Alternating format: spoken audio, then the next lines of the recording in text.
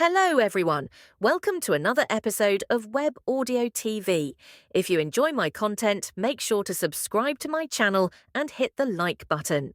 To think that someone with such an elegant and refined appearance could harbor such foul thoughts internally. Am I reading too much into it? Not at all. I've played that character numerous times. At least 100 times, for sure. A unique character whose inner thoughts are indicated in parentheses along with their dialogue. It might be slightly different, but not by much. Now, let's take some time to interpret Eurydia's words. I can't tell you how much I've looked forward to this meeting. You haven't been hurt, have you? If so, please let me know. I happen to have a potion with me. Haha, I thought my neck would snap from waiting for you. If you're hurt, tell me. Oh, you know how expensive potions are, right? You'll have to pay the price with your body. Oh ho ho ho, I'm recruiting skilled individuals to ensure a happy academy life with your friends. I'll bring the academy to its knees and enjoy a blissful life there. You think you're tough? If you obediently join me, there won't be a bloodbath. I hear you're quite skilled. How about joining us? I, Eurydia, am the top first-year student at Anwood Academy. You, become my ally? Straight to the point? Quick and decisive. While it was partially because I was not easy to meet, it was more because Terran was targeting me. It was a bit of a tricky situation. Eurydia, a protagonist party member who needs to progress the story with Rodlin. Getting closer to her might twist my plans. If I refuse, Eurydia's followers will swarm me and beat me up. It's unlikely for Eurydia, given her nature, but her followers were the problem. Interpretations of rejection can vary. I should find a way to back off for now. Just as there was a way to win over Rodlin, there was also a way to win over Eurydia. Breaking the mask Eurydia was wearing. That was the key to winning her over. Keek, it seems you're in need of talent. That's right. I desperately need talent like Zero. Running a faction. Leadership is important, but it's tough without others' help. You must have a hard time. Eurydia's ears perked up. That meant she was interested. Eurydia let out a deep sigh. Phew. Exactly. It's one thing to lack ability, but it's another when people won't listen. You must have wanted to smack them. Right. But as a noble, I couldn't do that. Keek, your patience is remarkable. I couldn't have endured it. No, you, Zero, could have managed it too. Eurydia clenched her fists tightly, trembling. Then she sighed deeply again. I didn't want this. Not only did a noble create a faction and incite conflict, but they also dragged in unrelated children. That's right, you gathered people to counter Terran's influence. You knew. Keek, of course. Though it seems most don't know. Eurydia ground her teeth. He came to me the day after the entrance ceremony. He said to rule the academy together and enter politics after graduation. How despicable can a noble be? Terran's proposal to enter politics right after graduation wasn't a pipe dream. Anwood Academy is the Empire's top academy. It's hard enough to get in, but even harder to graduate. Graduates are often offered employment by families of at least the rank of Count. To be the student council president there? Entering politics would be a breeze. The president of Anwood Academy's student council. Only one student per year can hold that position. Terran dreamt of it. Due to the academy's characteristics, once power is gained, it's not easy to lose. That's why Terran was serious about building his power from the first year. It seems the second year is under the control of Rodlin alone. But in my first year, there are Terran and Eurydia. One of these two will become the student council president. That is, if the world were to proceed normally. In the game, Terran makes a contract with a demon, and after being defeated by the protagonist's party, he dies. And that's not all. With the outbreak of the Great War against the demons, Eurydia's position as student council president also vanishes into thin air. But Terran and Eurydia, unaware of these facts, had no choice but to fight each other. Well, it's none of my concern. The forces that stir up strife must be uprooted from the beginning. And that applies to Terran as well, right? Yes. I just want to split that annoying Terran's head in two right now. His head. Yes, his head. With these hands, I want to, at $%. Eurydia, who was spewing curses, suddenly stopped. She must have realized that she hadn't muttered these thoughts under her breath, but had actually spoken them out loud. Dear me, to swear so harshly like that. If this were a novel, it would be impossible to even write it. The profanity was so severe it would have been censored with special characters. Zero, what did I just say? Keek, I didn't hear anything except for one part, so don't worry. What did you hear? At $%. You heard the most important part. Eurydia shrieked. I don't know why she's upset with me. She was the one who enjoyed swearing. Oh okay, I'll back off for today. But next time, I won't back down like this. Eurydia, running off into the distance. Suddenly, she spun around, and came back towards me.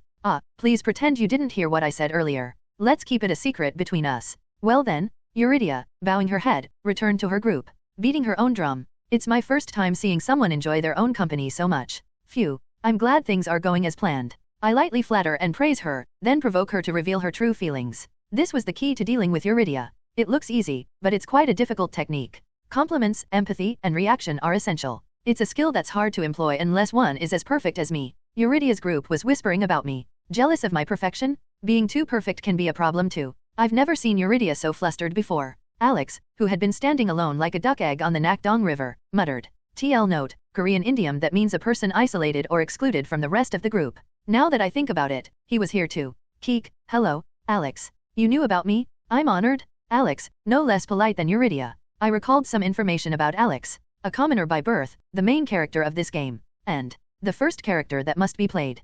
Perhaps because he's the protagonist set by the game. Alex couldn't be expelled from the party. I'm glad to meet him, but I shouldn't get too close. Alex, Raymond, Eurydia, and Rodlin. These four are the main members of the first party, a luxurious core boasting incredible specs. Excluding these four in the final boss raid was unthinkable. I must be careful. Just looking at Raymond, who's throwing himself at me, shows the problem. Who would have thought that forming a party with him during the Demon's Shard event would still have an impact? Like Eurydia, it seemed best to just exchange greetings with Alex. Keek, speak comfortably. Aren't we classmates? Is that okay? Yes, I would appreciate it. Don't mind my way of speaking. Yes. I mean, okay, I'll do that. A brief silence followed.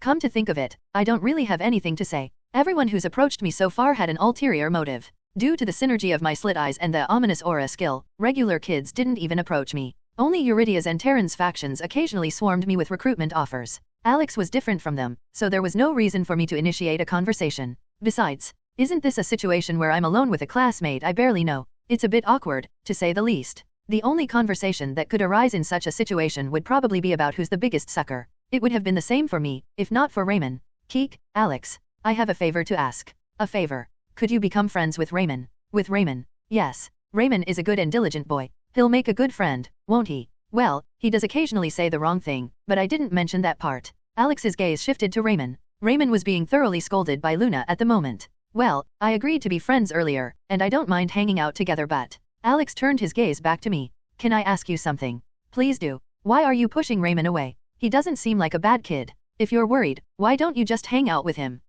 He's got a point. I don't really have an excuse. In situations like this. Keek, that's a secret. Don't worry. It's not that I don't want to be friends with Raymond. It's just that my situation isn't good. Is it because of your unique appearance? Are you worried that Raymond might get caught in the crossfire just by being around you? There's that reason too, but it's not just because of that. Alex was silent for a moment. Just as he was about to say something, Luna suddenly ran over and wedged herself between us. He's mine? Don't even think about getting close. Typical Luna, saying something that could be easily misunderstood without a care. Luna clung to me and shouted, "Get lost before I bite you to death."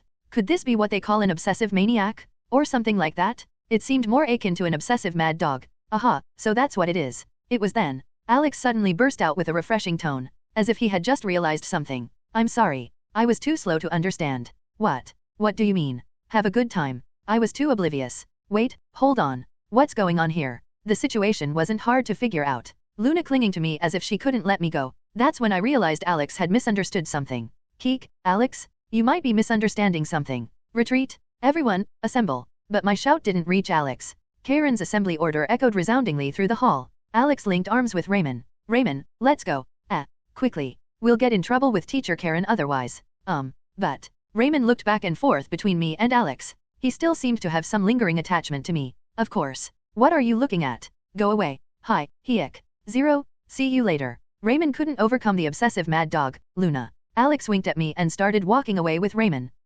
Now it's clear. Alex is under a ridiculous misunderstanding. That Luna and I are in a sort of relationship. That I wanted to spend time alone with Luna, so I couldn't hang out with Raymond. That must be what he thought. It's a shame, but it's a misunderstanding. As strong-willed as Luna is, I have no interest in such a kid. Hold on. I think you're misunderstanding something. My type is more voluptuous. But my voice didn't reach him. Luna had covered my mouth. 0. Yes. Did you really want to get punched that badly? You should have said so earlier. Luna's eyes shone coldly. I would have enjoyed beating you up.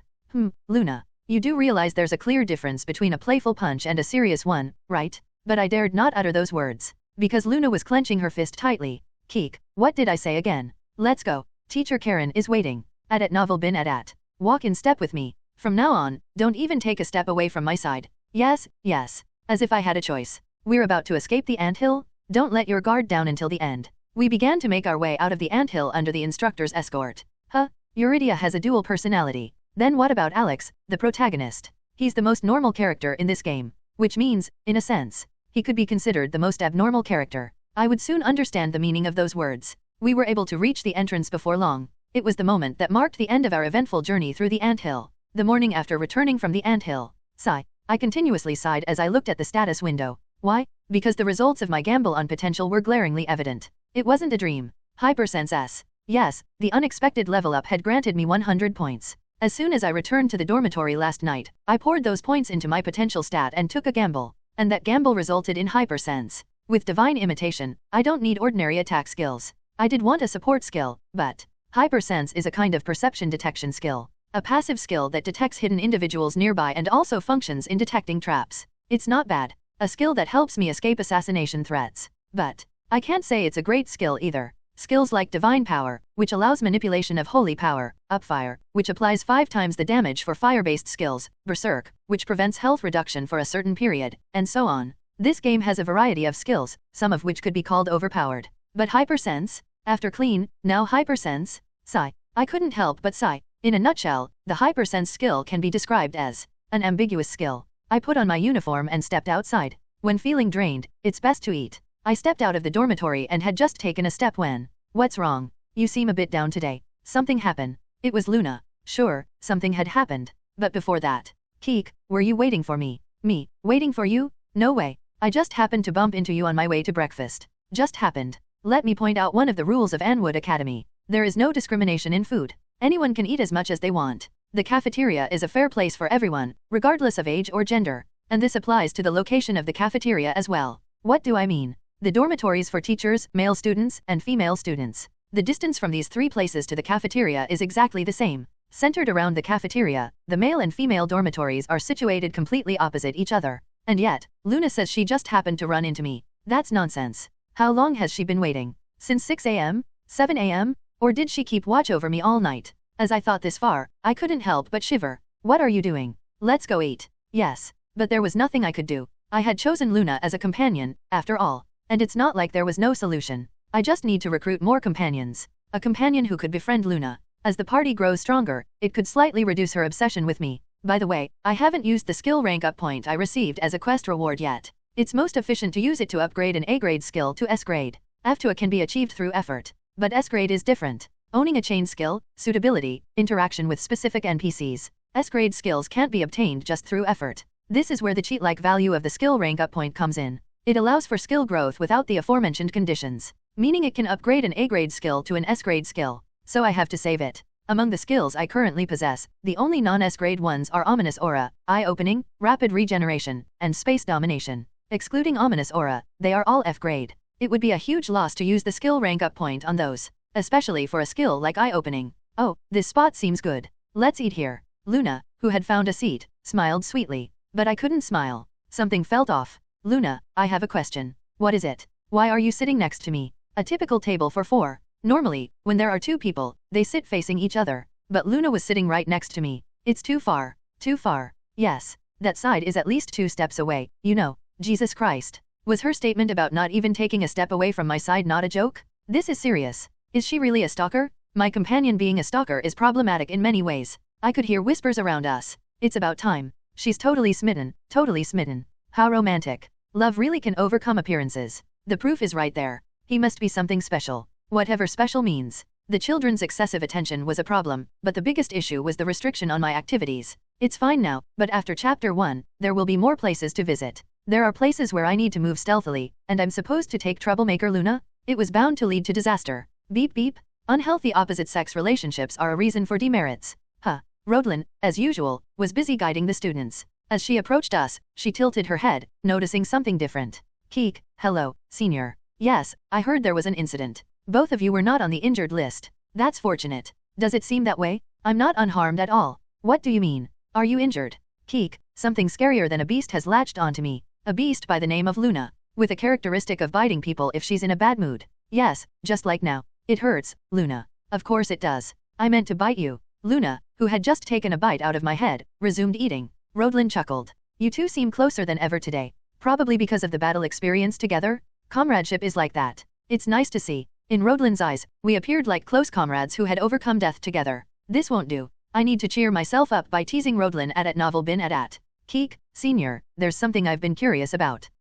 What is it? You say unhealthy opposite-sex relationships are a reason for demerits. What about healthy relationships? Of course that's fine. Studying together, comforting each other, moving forward. If they get married and have children, that's contributing to the empire's development. A fine example of an imperial citizen thinking about the empire's future. A typical Rodlin answer. Now, let's ask what I'm really curious about. Keek, then what's the boundary between healthy and unhealthy?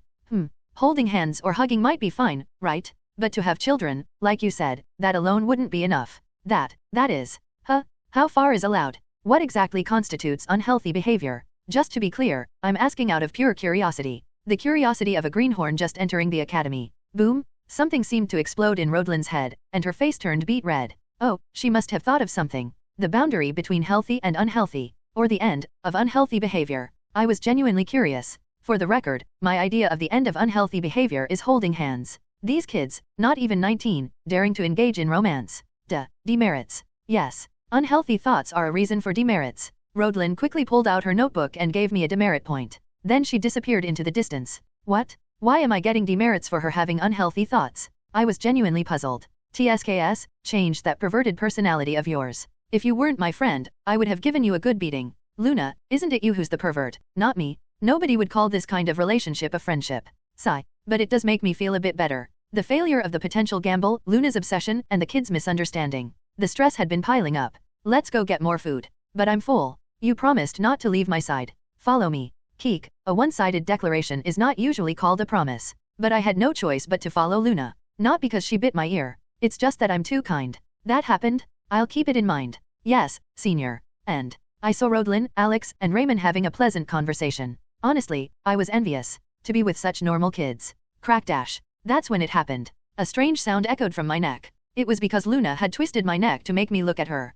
Don't look at him. Look at me. Taken out of context, the line could be terribly romantic. But knowing the reality, it was not. She must have mistaken me looking at Raymond. Luna, with her friend-obsessed personality. Raymond, with his title of best friend, must be an eyesore to her. Oh my, did you just hear that? It's so hot. Even amidst war, love prevails. Why are there so many couples since yesterday? Sigh. A morning where the snowball of misunderstanding kept growing. Asterisk asterisk asterisk. Don't even look that way. Just before the morning class. That's what Luna, sitting on my right, said. By the way, Raymond was on that side she referred to. As if I can look at anyone else but you. Ever since Luna twisted my neck, something went wrong with it. My neck was now stuck, twisted 90 degrees to the right. I tried asking for Luna's help, but she seemed quite pleased with my state of always facing her. Since I couldn't find a solution, I had no choice but to enter the class like this. I wonder how the evaluation will go. Terran will obviously get full marks and extra points. Didn't you see Eurydia's magic? She slaughtered 5 creatures at once. They should have seen that.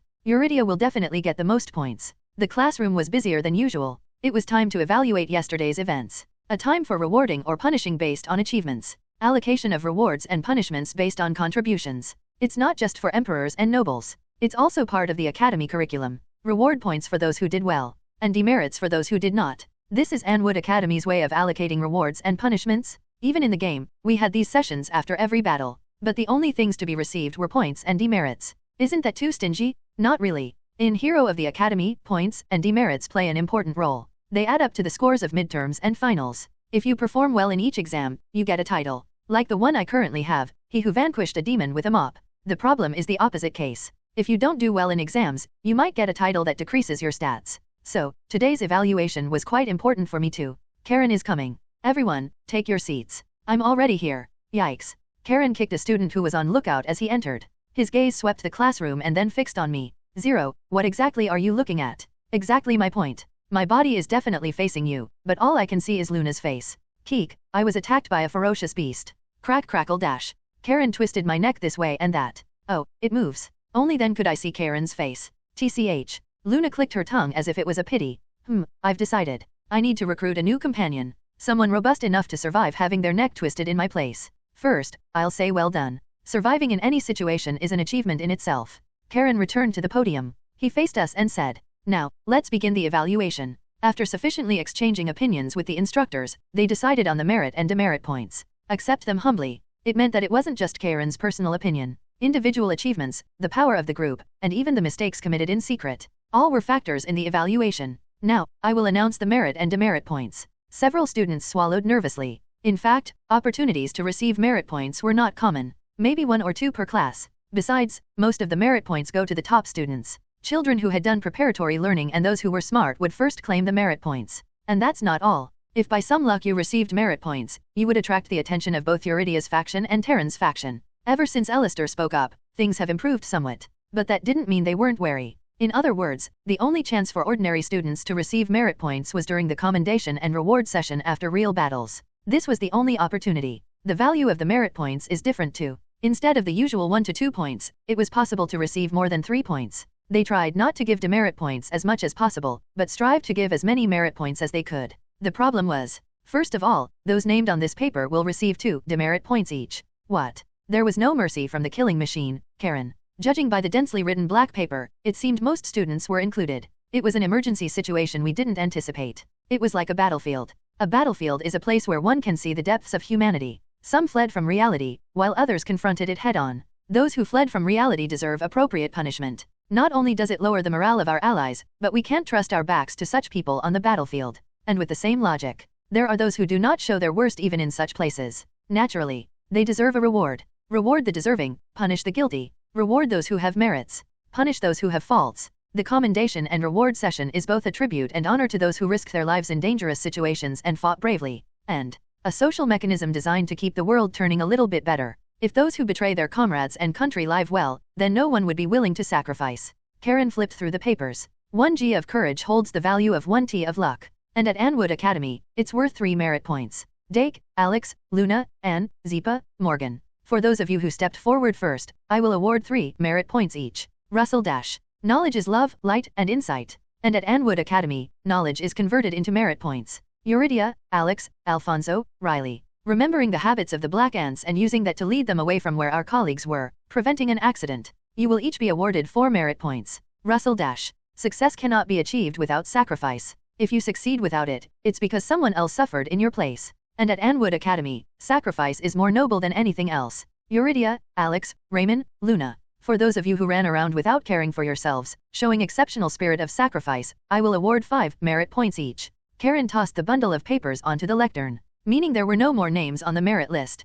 Wow, clap clap clap. The students' faces were a mix of emotions. Those who received merit points smiled brightly, while those who didn't expressed disappointment. Lady Eurydia, receiving 9 merit points is truly impressive. Thank you. Everyone worked hard. I'm glad that more people received them than expected. Eurydia's faction looked pleased. Not only because many from Eurydia's faction received merit points, but also because Eurydia herself received as many as 9 points. Considering the merit points she already had, she could well aim for the top spot in the midterms. Murmur dash. Suddenly, the classroom became noisy. Was it because the protagonist Alex received 12 merit points? No, Terran, your name, it's not on the list. Murmurs from Terran's faction. Soon everyone realized the anomaly. Dake, Zipa, Morgan, among others. Some of his subordinates received merit points, but Terran, the most crucial, did not receive any. Not even a single point. But the shock didn't end there. And Terran, you will be given 5 demerit points. The classroom was engulfed in silence. 5 points? And demerit points at that, which they usually tried not to give during the commendation and reward session.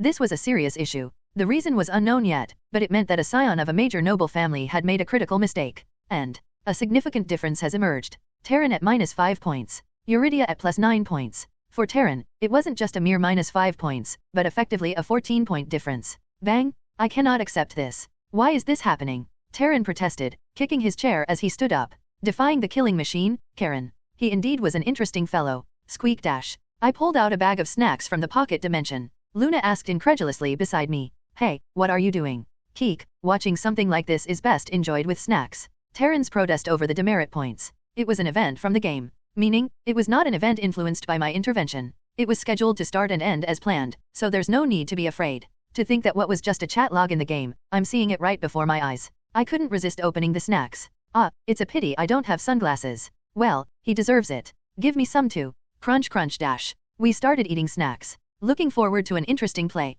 Do you really not know? If so, you surely have a problem in your head. I recommend leaving the academy. With such a mind, you can do nothing here. A harsh criticism. Terran bit his lip. Is it because I did not step forward? Ah, so you're not brainless after all. That's somewhat reassuring. In reality, Terran hadn't killed even a single ant in the anthill. Meaning, he never fought even amidst ants swarming from all sides. Partly because Dake was protecting him. There's another reason, but let's skip that for now. It's not important at the moment. I was unwell. There could have been an accident. Of course. I did give orders to facilitate the battle. Even in pain, I did my best. But demerit points, I cannot accept this. Bang! Karen swung his fist at the blackboard. The blow was so heavy that it left a mark on the blackboard. Terran flinched slightly, realizing who he was facing. Unwell, you say? Fine, let's assume that's true. Didn't you say the injured? Didn't you hear the cries of your friends rolling on the ground, asking for help? That's. You should have stepped forward. Even if it meant breaking your body, you should have. Aren't you much stronger than the others? Terran was speechless. Karen's logic was too flawless. Tisk, smiling even as you left the anthill, and now you're sick. At novel bin at. If there had been casualties, I would have done the same to you. I'm sorry. Next time, be more careful. Whether it's your conduct or excuses, make them more sincere. Terran's face turned red. Not from embarrassment, but from the shame of being insulted. And Eurydia, you too will receive 2 demerit points. What? Why? Do you think it's right to save others without even taking care of your own team members? In such a situation, the correct decision is to gather your team and secure a safe zone before helping others. But the people in urgent need. Tisk, that's what they call meddling in others' affairs. Can someone who can't even take care of their own things properly take care of others? Silence. There were sighs of despair from Eurydia's faction and sighs of relief from Terran's faction. The difference of 14 points had been reduced to 12. The event is over. I shook the remaining crumbs from the snack bag into my mouth. It was a shame not to receive any merit points, but it couldn't be helped. I hadn't done anything, after all. I had to be satisfied with various rewards, including a 10 level up. Suddenly, Luna moved her chair 1 space to the side. What's this? She said she wouldn't move even a step. Why did she do that? Silence. That's when I realized the reason. The killing machine, Karen, was looking at me. Now that I think about it, you were there. I almost forgot. Keek, couldn't you have continued to forget about me? No, that won't do. You're also one of my important students. Is that so? So important that he tried to strangle me to death? How grateful I am. First, the 4 demerit points you got during the sparring lesson will be annulled. You proved your skills before entering the anthill, so as promised, I'll remove those points. The 4 demerit points I got for refusing to spar with Alex during the lesson. I had proven my skills in the duel with Godner before entering the anthill, so he was going to annul those points as promised. Oh, and I was supposed to give you merit points too. 1 point should be enough, right? Keek, you're giving me 1 point? I'm overwhelmed? At the same time, I'll give you 2 demerit points. This crazy guy? It's because you left the battlefield without reporting. 2 points is a light punishment. You think the same, right?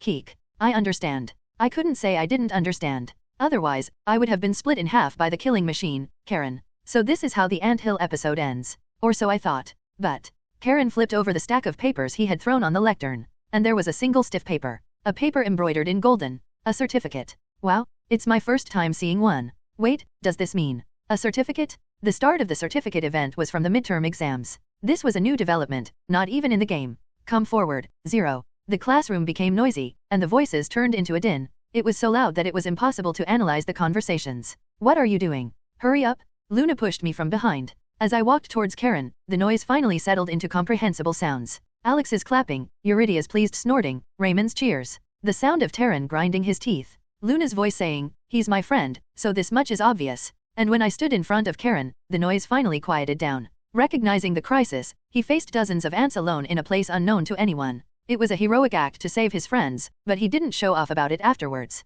Wow, really? So, we were safe because of him. The students' eyes changed. There were various reasons, but the 2 main ones. The boy they had ignored and looked down upon had saved them. And he was strong enough to fight and win against dozens of ants. Such voices quickly subsided. Because Karen continued speaking. A responsible person is the master of history, while the irresponsible is merely a guest. In Anwood Academy, those who realize and practice the importance of responsibility become heroes. 0. For showing the spirit of a hero by understanding and practicing responsibility, I award you 10 merit points. Additionally, a certificate and a scholarship will be awarded. Title: First Certificate Recipient is granted. First Certificate Recipient. You have been awarded the first certificate of this class. As a role model for others, your stats increase. All stats except potential +5. For the first time since being possessed by the game, I received a certificate. With hands covered in snack crumbs. Wait, I need a detailed explanation. These were the words Godner shouted as soon as I, the recipient of the certificate, sat down. It seems Terran instructed him. Well, it was a valid question. Fighting dozens of ants is something even Dake can't do at the moment. If I were stronger than Dake, it would mean the strategy needs to be revised. That's why he was asking Karen. If it was true that I alone dealt with dozens of ants. Come to think of it, it's strange. Why give me a certificate? He told me not to stand out, yet this is too conspicuous. It didn't seem like something Karen would think of. Rather, it would have made more sense if he had given me a significant amount of demerit points. And we should have coordinated our story beforehand. Fighting dozens of ants alone, what is he talking about? Well, it was actually possible for me. I have divine imitation. I could have cleared them out with a single one flash. but from the perspective of the other students, it's impossible. The monster Dake couldn't do it, but a suspicious guy did. It was the perfect scenario to be accused as a demon and burned at the stake. No matter how you think about it, it's not a plausible excuse Karen would come up with. Thinking this way and that, the excuse had too many flaws. Perhaps sensing my thoughts, Karen spoke up. There was an unaccounted path. Zero discovered it and single-handedly collapsed it to block the way. That happened. How about it? Is this a sufficient answer? Karen glanced at me briefly. It was a sign to respond in the same way if anyone asked. The path I supposedly collapsed must have been prepared by Karen. If evidence was presented, everyone would nod in agreement. Maybe he broke a normal wall and pretended there was a path there? What? Where did you go? You were struggling on your own, weren't you? Keek, but someone bit my head off without knowing that. Quite unreasonable, don't you think? Right. But wait, you're not talking about me, are you? I gave Luna a grin. Yes, that's right. It's you, Oompa Loompa Doopity-doo. Crack? Luna, who had been looking at me for a moment, bit my head. Go ahead, keep biting. It only hurts for a moment. Of course, even amidst all this, the students' complaints continued to erupt. Even so, 10 merit points is too much. There's a problem of fairness in the midterms. It's no use telling me. What do you mean? Karen hesitated for a moment before speaking. It's an order from the principal. The principal. Wait, is that the principal's seal? At the bottom right of the certificate, the seal of Principal Dwinner was stamped. Ah, so that's what it was. That's when the puzzle in my mind clicked into place. The lie about my exploits, and the excuse full of holes that didn't seem like Karen's style. It was the result of Principal Dwinner's influence. Then the students quieted down. If the highest authority of Anwood Academy issued the certificate, what could they do? They must be thinking in their heads. The kid got lucky. At novel bin at. No casualties and safely ended. From the perspective of someone who only receives reports, they'd want to give something. It was a situation where his own neck could have been on the line. Well, it was an emergency. I admit that. And other similar thoughts. As no one spoke up, Karen stepped back onto the podium. Now, finally, let me explain the purpose of the commendation and reward session. Does anyone know? To motivate by awarding merit based on achievements, isn't it? Karen shook his head. I'm not talking about the literal meaning. I'm talking about the meaning, the significance behind it. It was quiet. Even Eurydia, Taryn, and the top students. No one answered. Because no one had taught them this. In fact, where you'll go in the future is not much different from here. It's not much different from the academy. Being evaluated and judged. Human value is quantified into numbers and recorded. Evaluating people by converting them into numbers might be considered bad. But think about it. When you work with someone, on what basis will you evaluate them? Appearance? Conversation? Morality? Expertise? It takes a considerable amount of time to assess someone. Understanding a person is not an easy task.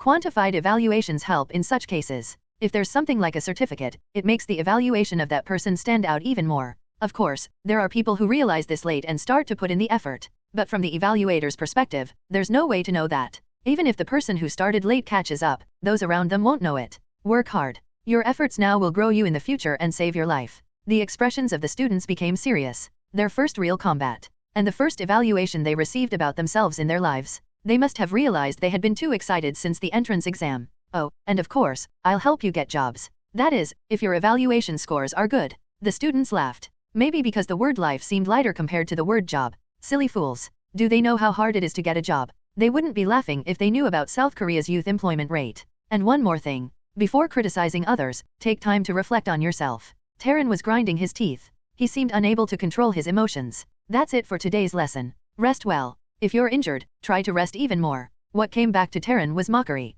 Karen left the classroom, but no one else did. They didn't leave because they didn't know what Taran might do if they upset him. It smells. Excuse me. Luna muttered about a smell. Her gaze followed Karen as he left. Could she have noticed? That Karen was looking out for her? That oblivious Luna. It was true she received too many merit points. A total of 8 points. Overshadowed by Alex, who received 12 points, and Eurydia, who received 9 points. The perfect score for securing a high rank in the midterms. Karen, you made it too obvious. The fact that Luna noticed said it all. I was preparing an excuse for Karen. Luna frowned. It was the same from the beginning, but now I'm sure. It's a smell I've recognized from somewhere. But when was it? However, what Luna said had nothing to do with the current situation. Of course, she wouldn't have noticed. Our Luna is a child who eats without noticing. Luna. Huh. There's no smell. Unless you're a dog. Right. Try getting bitten by a dog once. Excuse me. As I turned my head, what greeted me was Luna's wide-open mouth. Asterisk asterisk asterisk. In the principal's office of Anwood Academy, the 18th principal, Dwinner, was humming to himself.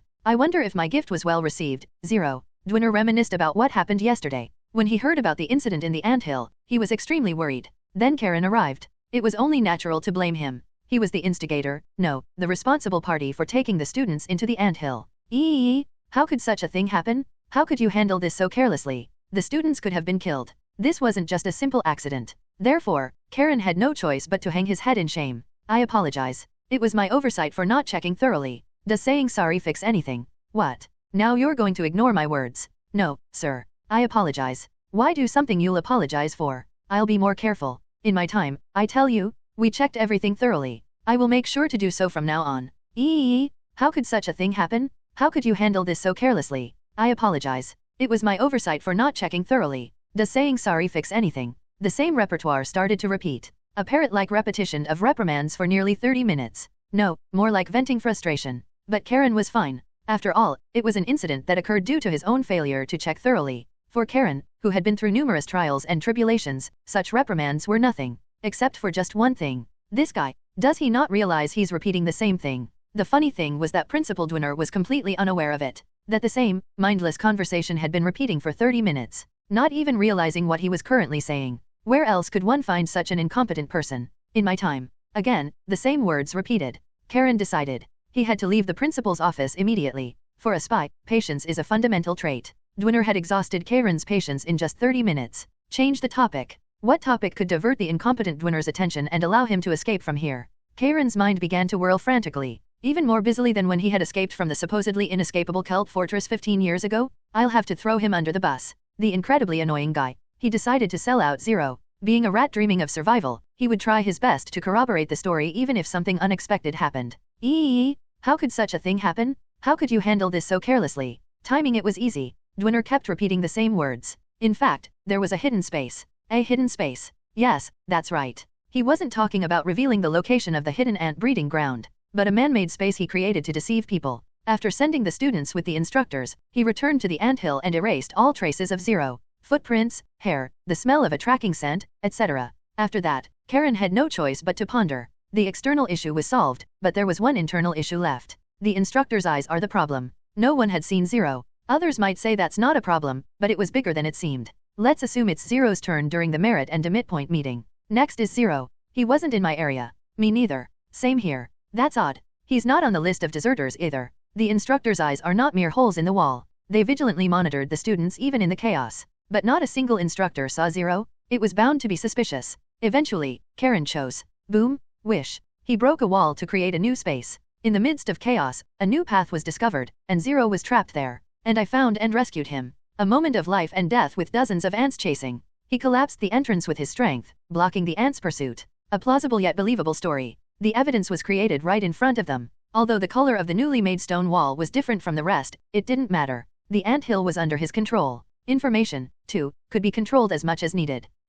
To think there was such an incident. It couldn't be helped then. To have a hidden space even in that chaotic situation. It's all because I failed to check properly. No, it was my overreaction. By the way, what was the name of the student who was trapped? His name is Zero. Zero, you say. Dwinner muttered Zero's name, but Karen didn't notice. He was too busy sighing in relief at the change in the topic of conversation. That's right. The child must have had a hard time. Yes, well, he might have struggled a bit. I see. Maybe I should give him a certificate of commendation. A certificate? There's no need for that. ZZZT-. Dwinner's eyes changed.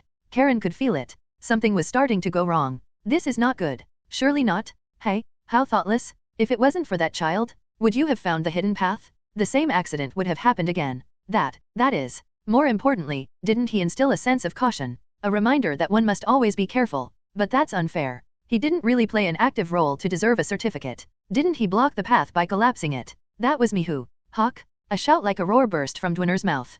Karen had no choice but to be flustered. It was the first time he had seen Dwinner like this. A teacher should take care of the students. Even if it's your own merit, if it helps the student, you should be humble enough to pass it on. It's not about my merit. It's that the evaluation is too high for what was done. So, you're saying you don't like it. It's not that I don't like it, it goes against the principle. Karen had no intention of backing down. The title of a teacher. He might not think it suitable for himself, but he approached his students with principles and beliefs. The students, putting their hearts and souls into it. They laugh and cry over a single point. Squeeze. He would never back down for the sake of the students. As he was firmly resolving this, fists clenched. Then there's no choice but to continue the discussion. Yes. If it wasn't for that child, would you have found the hidden path? The same accident would have happened again. It started again. The cycle of infinite repetition, disguised as a discussion. It was over an hour later that Karen finally escaped this hellish cycle, along with Zero's certificate, stamped with the principal's seal. That's no discussion, it's just one-sided insistence. Clutching his fist tightly, Karen resolved himself. Never again. To not have such a discussion with Dwinner again. Whether Dwinner knew of Karen's thoughts or not, he merely hummed a tune.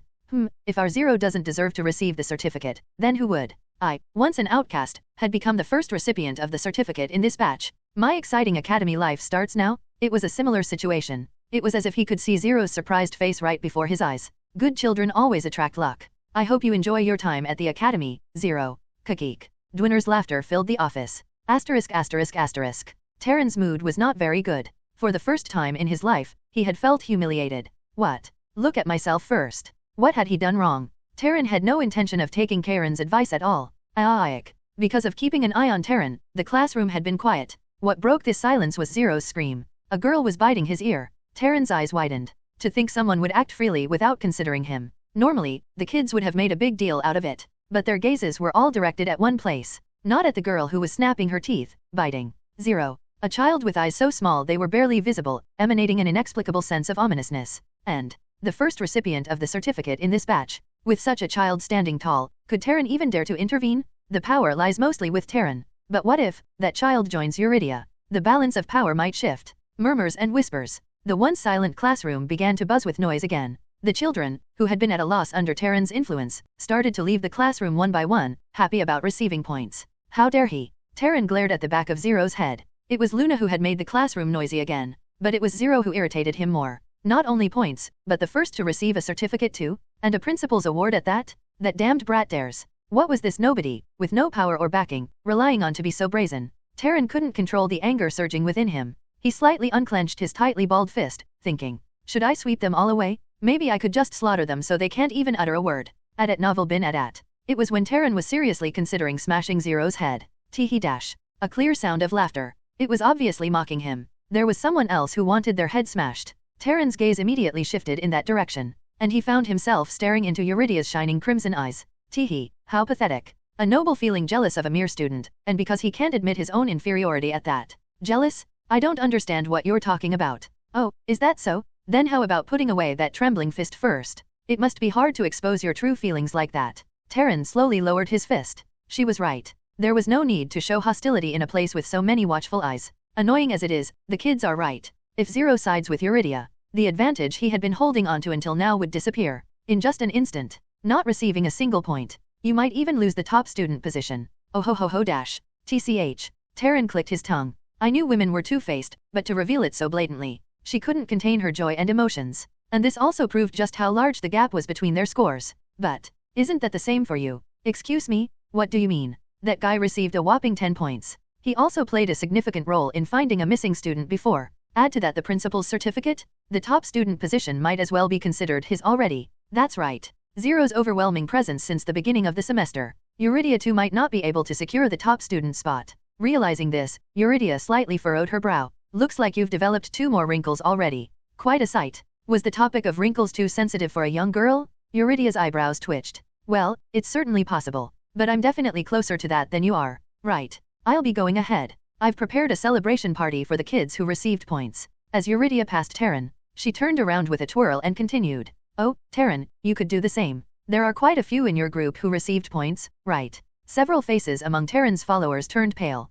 Eurydia was right. There were quite a few children in Terran's group who had received points. With many outstanding talents among them, it was impossible not to receive points. Oh ho ho ho dash. Eurydia and her followers, the Eurydia group. A group of children left the classroom together. Mockery was written all over their faces. Those bastards. Terran, sir, will you just let them be? Declare an all-out war. We are ready. The children expressed their anger, but Terran didn't respond. Was it because he had been humiliated twice? His mind was colder than ever. Zero. A strange guy whose thoughts were unreadable. But that was what he liked about him. I'm not sure what Zero is thinking, but the chances of him siding with Eurydia are low. He was not sure what's bothering him, but Zero seemed to prefer not to belong to any faction. Then the chances of him joining Eurydia's group were low. Even if he wanted to join, it would be logical to join the dominant Terran's group. Not just in terms of ability, but also because they had more to offer Zero. Terran, sir, what should we do? At this rate, our midterm rankings. Don't worry. We have a secret weapon. A secret weapon. There's no need to worry about points. It's rather us who might be at an advantage. The use of the secret weapon. It might be sooner than expected, but that also had its benefits. It could check the growing power of Eurydia's group. I'll show you the difference between us, Eurydia, and Zero. He too would end up depending on him. Terran's lips curved into a sly smile. Asterisk asterisk asterisk. Kakeek. A laugh naturally escaped him, feeling good. There was a minor incident with a dog, nibbling on his ear, but his mood was better than ever. Scholarships are amazing, but a certificate too. Receiving a certificate before the midterms was something not even the old hands had achieved. And I had done it. I couldn't help but feel good. In the world of old hands, the title first was special. And that's not all. I even received a title. A title before even defeating the first boss? 2 titles. He who vanquished a demon with a mop, and first certificate recipient. It would have been a major event if it were posted in the old hand community. Of course, if I posted it now, there'd be no one to see it. Oh, is this the certificate? Let me see. A dog, no. Luna examined the certificate back and forth. Remarkable. The kid who used to be nothing but trouble receiving a certificate. Excuse me. Hehe, well done? It's only natural for someone who I call friend to receive a certificate with the principal's seal. Luna smiled brightly. Pure joy, with not a hint of jealousy. She laughed as if she had received it herself. She's such a nice and good child at times like this. I looked at the seal on the certificate. It was stamped with Principal Dwinner's seal. Dwinner, to give such a gift for just one favor. I shivered slightly. Was it a great emotional moment? You think? That guy's a total sucker. An even bigger sucker than he was in the game. And suckers are meant to be exploited. I'll have to milk him even more in the future. Look forward to it. Kakeek. It's not me who's strange. It's this game that made me strange. In other words, I could be considered a pitiful person. Hey, stop thinking weird things and let's go. Keek, I wasn't thinking anything weird. But did we have somewhere to go? I don't remember making such a promise with my stalker. Of course, it's the celebration party. A celebration party. Yeah. We both received a lot of points, right? And you even got a certificate. A celebration party. I readily agreed. I had nothing else to do. Anyway, there's a lack of content. A lack of content. Well, isn't that typical for a failed game? Once the first chapter ends, locked areas will open up, so it might get a bit better. And so, I had a modest celebration party with Luna. Ha. A sigh of relief escaped my lips as I reached my room. Luna's words about not taking a single step away were no joke. She really hadn't moved an inch. Who would have thought that the dormitory would be the only place out of Luna's sight? I need to seriously consider recruiting a new companion. It won't be easy because of my Slit-Eyed trait, but it's something I have to accomplish. If I don't get Luna a new toy, I wouldn't be surprised if I'm destroyed tomorrow. Click dash. I opened the door and stepped into the room. It was late at night, but the room wasn't too dark. Blue moonlight streamed in through the window. Apart from the corners, the room was relatively bright. I looked around, but nothing had changed since I left. Of course, there was no one there, but I could feel it instinctively. In my room. Is there something? Why a question? Because I couldn't see the form of that something. But I was certain there was something in my room. Hypersense kept sending me signals. In the game, places with something would be marked with a red box. But this is reality. I glanced around, but there were no red boxes in sight. Instead, I could feel it instinctively, sensually. Judging by mental defense and divine imitation, skills in this world exert absolute power at novel bin at. Moreover, Hypersense is an S-grade skill obtained through a potential gamble. It's on par with the 2 skills I mentioned before. It wasn't something I could dismiss as a mere delusion. Hypersense is merely a skill that informs me of something nearby. In the game, you would go near a place marked with a red box or use a trap disarming skill to interact. This is my room. It's unlikely a trap was set in less than a day. So, it must be. A person is the most likely. When I concentrated, it became clear. In front of the wardrobe, a corner of the room steeped in darkness. There was something there. At least it's not an enemy. If it were an enemy, it would have attacked me immediately. A surprise attack is supposed to be executed before the target realizes. There's no need to drag it out like this. Could it be Luna? If so, she's a real crazy stalker. To follow me right after parting, even entering my room before me and hiding? I felt a chill run down my back. No, that can't be it. Normally, Luna would be the most likely suspect. But physically, it was impossible. Even getting here before me, let alone hiding, was beyond Luna's capabilities. Then, it must be someone sent by Terran or Eurydia. 10 merits. And the first commendation stamped with the principal's seal. They would use threats to bring me into their faction. That must be why this person was sent. What a scare. It was nothing. While the hiding skills are impressive, it's just an academy student after all. One strike of one flash and it's over. They probably intended to threaten me with a weapon from behind. But to me, who has dealt with the psychological warfare of Karen, this is nothing. The killing machine Karen, who truly strangles his victims. I, who have briefly experienced what death is at his hands, am not intimidated by a mere weapon threat. It's neither Terran nor Eurydia. I have no intention of joining either. I didn't want to interfere and change the future. Using one flash would be an easy way out, but I might accidentally kill this innocent student. So, I'll bluff to make them back off. A show of force. But what the strong exhibit is not a show of force. It's composure. Russell dash. I pulled out a chair and sat down. The wardrobe is on the opposite side, meaning, I am currently turning my back to an unknown enemy. At times like this, it's important to act nonchalant, as if nothing's wrong. The ease of knowing someone is hiding but being confident I can subdue them anytime. Making them think I'm unaware, only to reveal I knew all along. Keek. I have to admit, it's pretty cool. Now, let's put that thought into action. Keek, what brings you here? It's quite late for a visit, isn't it? No response came, but there was no need to worry. They must be panicking, not knowing what to do. Next, I'll say Keek, show yourself. There's no need for us to fight. Then, after a good talk, I'll send them out of my room. To surprise me, they should have brought someone like Karen, right? That's when I thought this. A voice came from the darkness. Impudent brat. The voice seemed to come from nowhere. Thanks to the power of mental defense, I didn't show it, but I involuntarily tensed up. It was a voice I knew too well. After the ant nest incident, it was a voice I could never forget. Swoosh dash. The darkness in front of the wardrobe transformed into a form. The form of a person standing on 2 feet. You're quite good at bluffing. The bad ending maker, Karen. He revealed himself before me. Karen was silent. He must be surprised. Karen's stealth level is masterclass. Not something a 15-year-old student can notice. Ironically, I was just as surprised. Why are you here? If I had known earlier, I would have welcomed him. Then, this awkward situation wouldn't have happened. We could have laughed and ended it on a good note. Why did it have to become so complicated? Impudent brat. There was anger in Karen's voice. Rightfully so. Keek, what brings you here? It's quite late for a visit, isn't it? If I were Karen, I would have blown a hole in my head. Well, looks like I've already messed up. Then, it's time for my 18th trick, the ultimate shameless strategy. Keek, teacher Karen, what brings you here? I came to see you. My heart raced. Don't misunderstand. That's not a confession of love. It's a confession of murder. Keek, I enjoyed today's show. Shut up.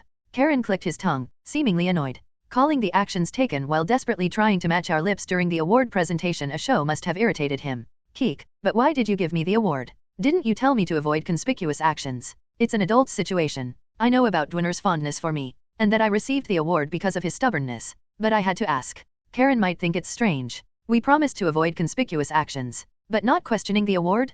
Karen would immediately suspect whether I manipulated the situation, or if I'm connected with Dwinner, or both. So, it's right to ask such questions. Why give me an award when you told me to keep a low profile? It's a necessary question to avoid suspicion. And one more thing. I have to hide my relationship with Dwinner. Reluctantly, I admit, Karen is far superior in manipulating people's psychology. If he knows Dwinner is weak for me, he's likely to use me for his advantage. But that's not all. As far as I know, Dwinner is a puppet set up by the Harazus family to keep Alistair in check. And Karen is the Emperor's shadow. If Karen finds out Dwinner is just a puppet, Alistair might leave the academy. That would significantly change the future I know. So, I must hide that Dwinner is a pushover. A slight headache came over me. For just one move, how many thoughts I had to go through. This unexpected encounter with Karen was troublesome in many ways. TCH, giving an award to someone like you. I almost had my hand rot. TL note, a Korean saying to describe a situation where you narrowly avoided getting involved in something troublesome. Keek, the rotten part should be cut out. Didn't I say it was almost? Impudent brat. What kind of response would not be seen as arrogant? Keek, that's a bit harsh for a junior. Didn't I tell you not to use that word? You forbade senior, didn't you? This is my first time using junior.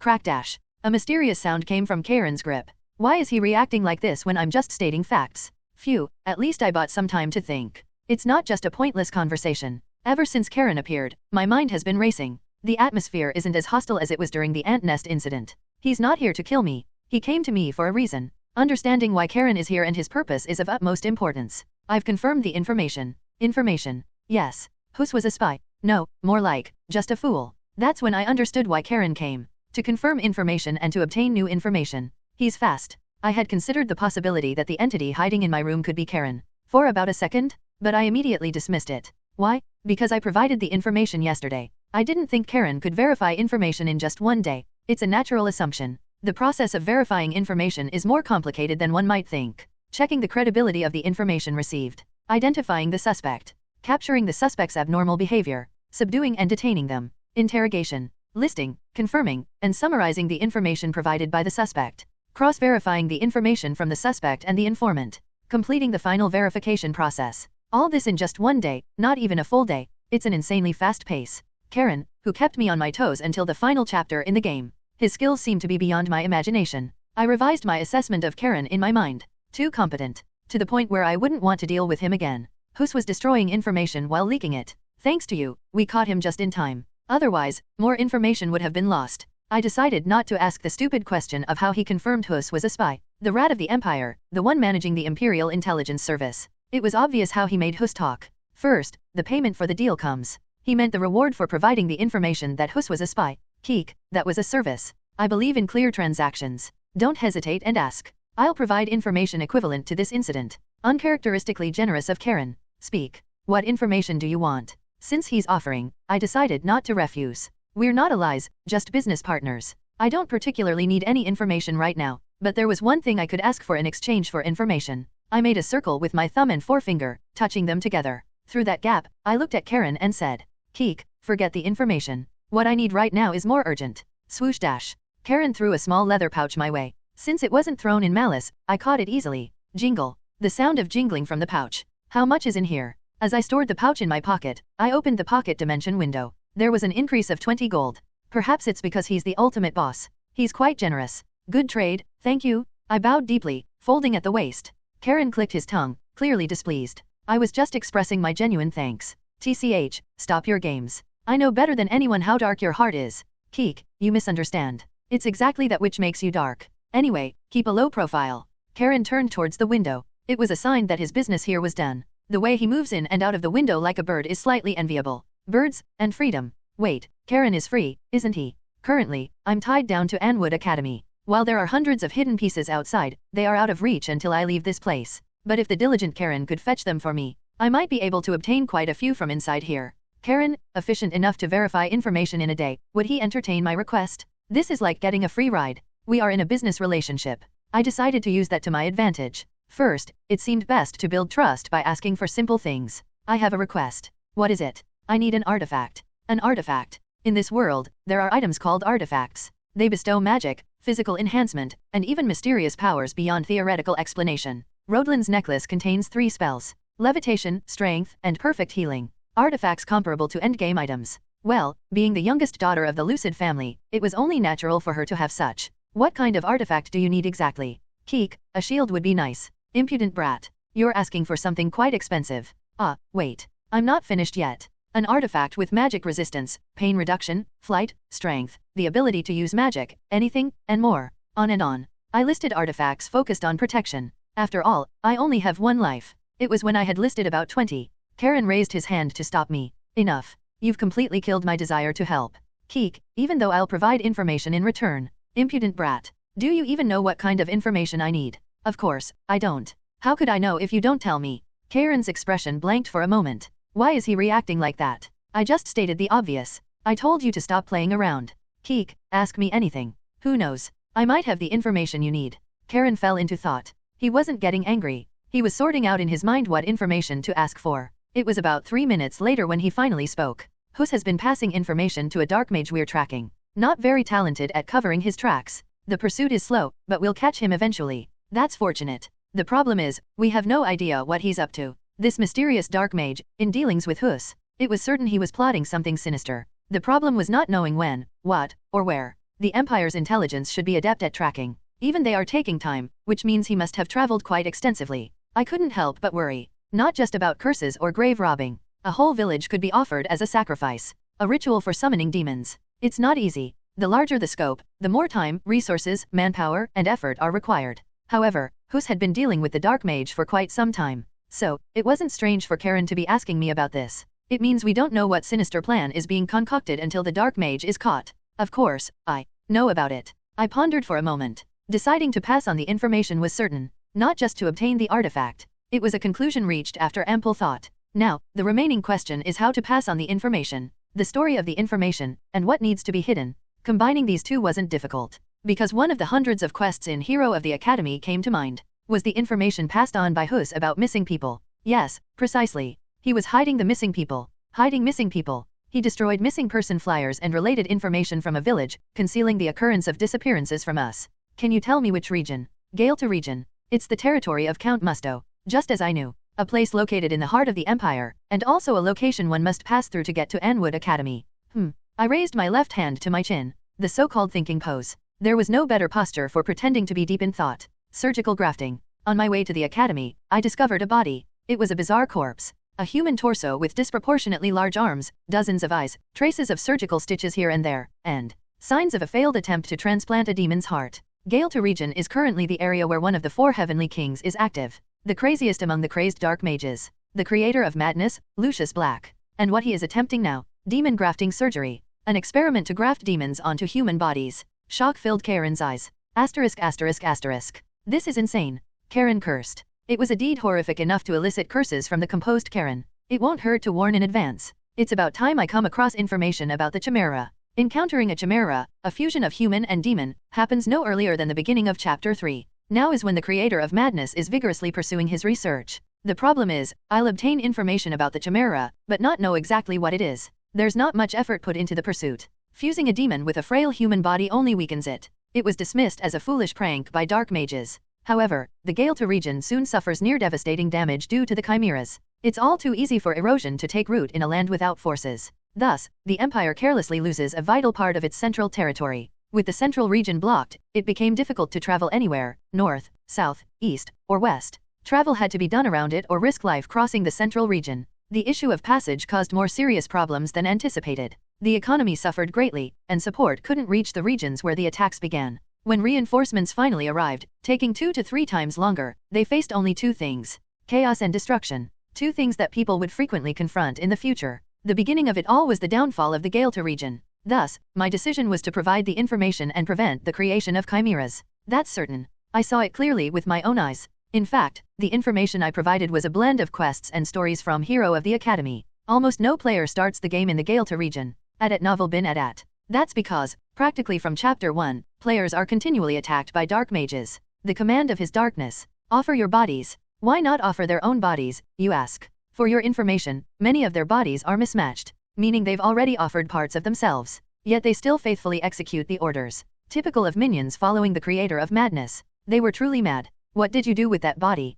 I burned it. I thought it would be bad if someone found it. Starting as an extra character, wandering around the Gaelta region, players eventually encounter something bizarre. A failed attempt to combine a demon with a human. And if you choose investigate, soon a young boy appears. Adventurer, please avenge my father. A request to avenge his father. The reward is 5 copper. Not gold, not even silver, but copper. A trivial amount for us, but a significant sum for the boy. Kind-hearted players accept the quest here. And then they face true despair. If you continue investigating, you'll die at the hands of a dark mage or chimera, and your body will be stolen. If you ask for help from nearby villagers, people come, beat you up, and hang you. How dare you help the family of a demon? Are you out of your mind? They choose to eliminate the source of their fear. Next to me hangs the boy's body, and the font game over appears. Yes, this world was such a world. A world where hurting others to save oneself was thoughtlessly commonplace. Of course, there's not just one way out. The only way to escape the Gaelta region. Burning the chimera's body to erase its traces. With no body of his father, the boy who gives the quest continues a normal life in the village,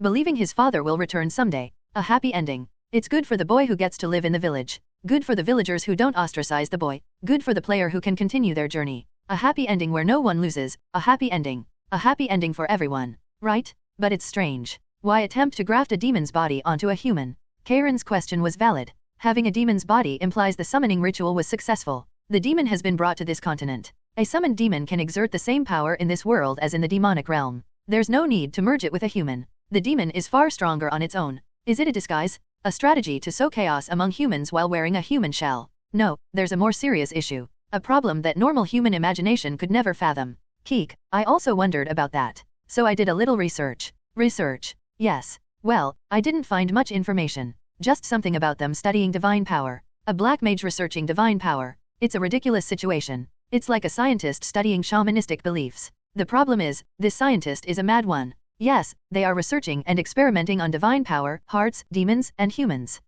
Hearts. It's not a big deal. Divine power, demons, and humans. These 3 are closely related. Hearts are a bit unusual, but it wasn't a significant problem. That would be the case under normal circumstances. But after putting the puzzle together, I have a hunch. Hus did a bigger job than he thought. Don't beat around the bush. What hunch? What's the weakness of a demon? Divine power. Does that work on humans? No, it actually heals them. Wait, don't tell me. Fear flickered in Karen's eyes. His face showed disbelief. But what he's thinking now is correct. Yes. What if divine power doesn't work on a demon fused with a human? That's the worst. He nodded in agreement. Demons are never weak, and those that have descended are even less so. It's tough to fight them even with weapons surrounded by divine power, but what if divine power doesn't work? Or worse, what if it heals them? It would be a descent into hell. Just as Karen said. The Galta region suffers near annihilation because of those chimeras. A chimera is immune to divine power. That's exactly the research and madness of the creator of madness.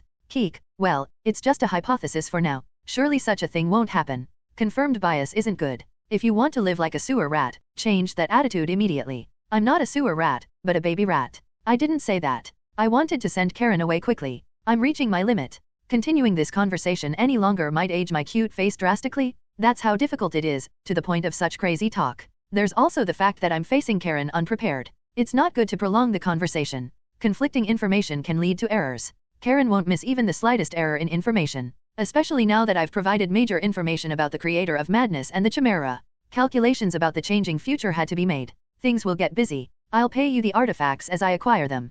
Keek, I look forward to it. If you remember anything else, contact me. There are cuckoos everywhere. This month's contact code is Scorched Earth. Remember it well. Mixing the word Scorched Earth in a conversation would alert nearby sewer rats to inform Karen, and Karen would make contact. Scorched Earth, what's that? How do I mix that into a conversation? Keek, Miss Luna, shall I scorch the earth for you? If I said that, it wouldn't be strange if my own body got scorched. Keek, what an attractive code. Impudent. Change that roundabout way of speaking. It's not a good habit. I'll try. Tisk. With a click of his tongue, Karen disappeared out the window. And this is the 3rd floor. I peered out the window, but there was no sign of Karen's hair or anything similar. The hypersense that had been ringing incessantly also quieted down. It meant I was alone in the room. Phew. One problem solved. I leaned against the wall and my body slid down. From dealing with the principal to playing with Luna and the trade with Karen.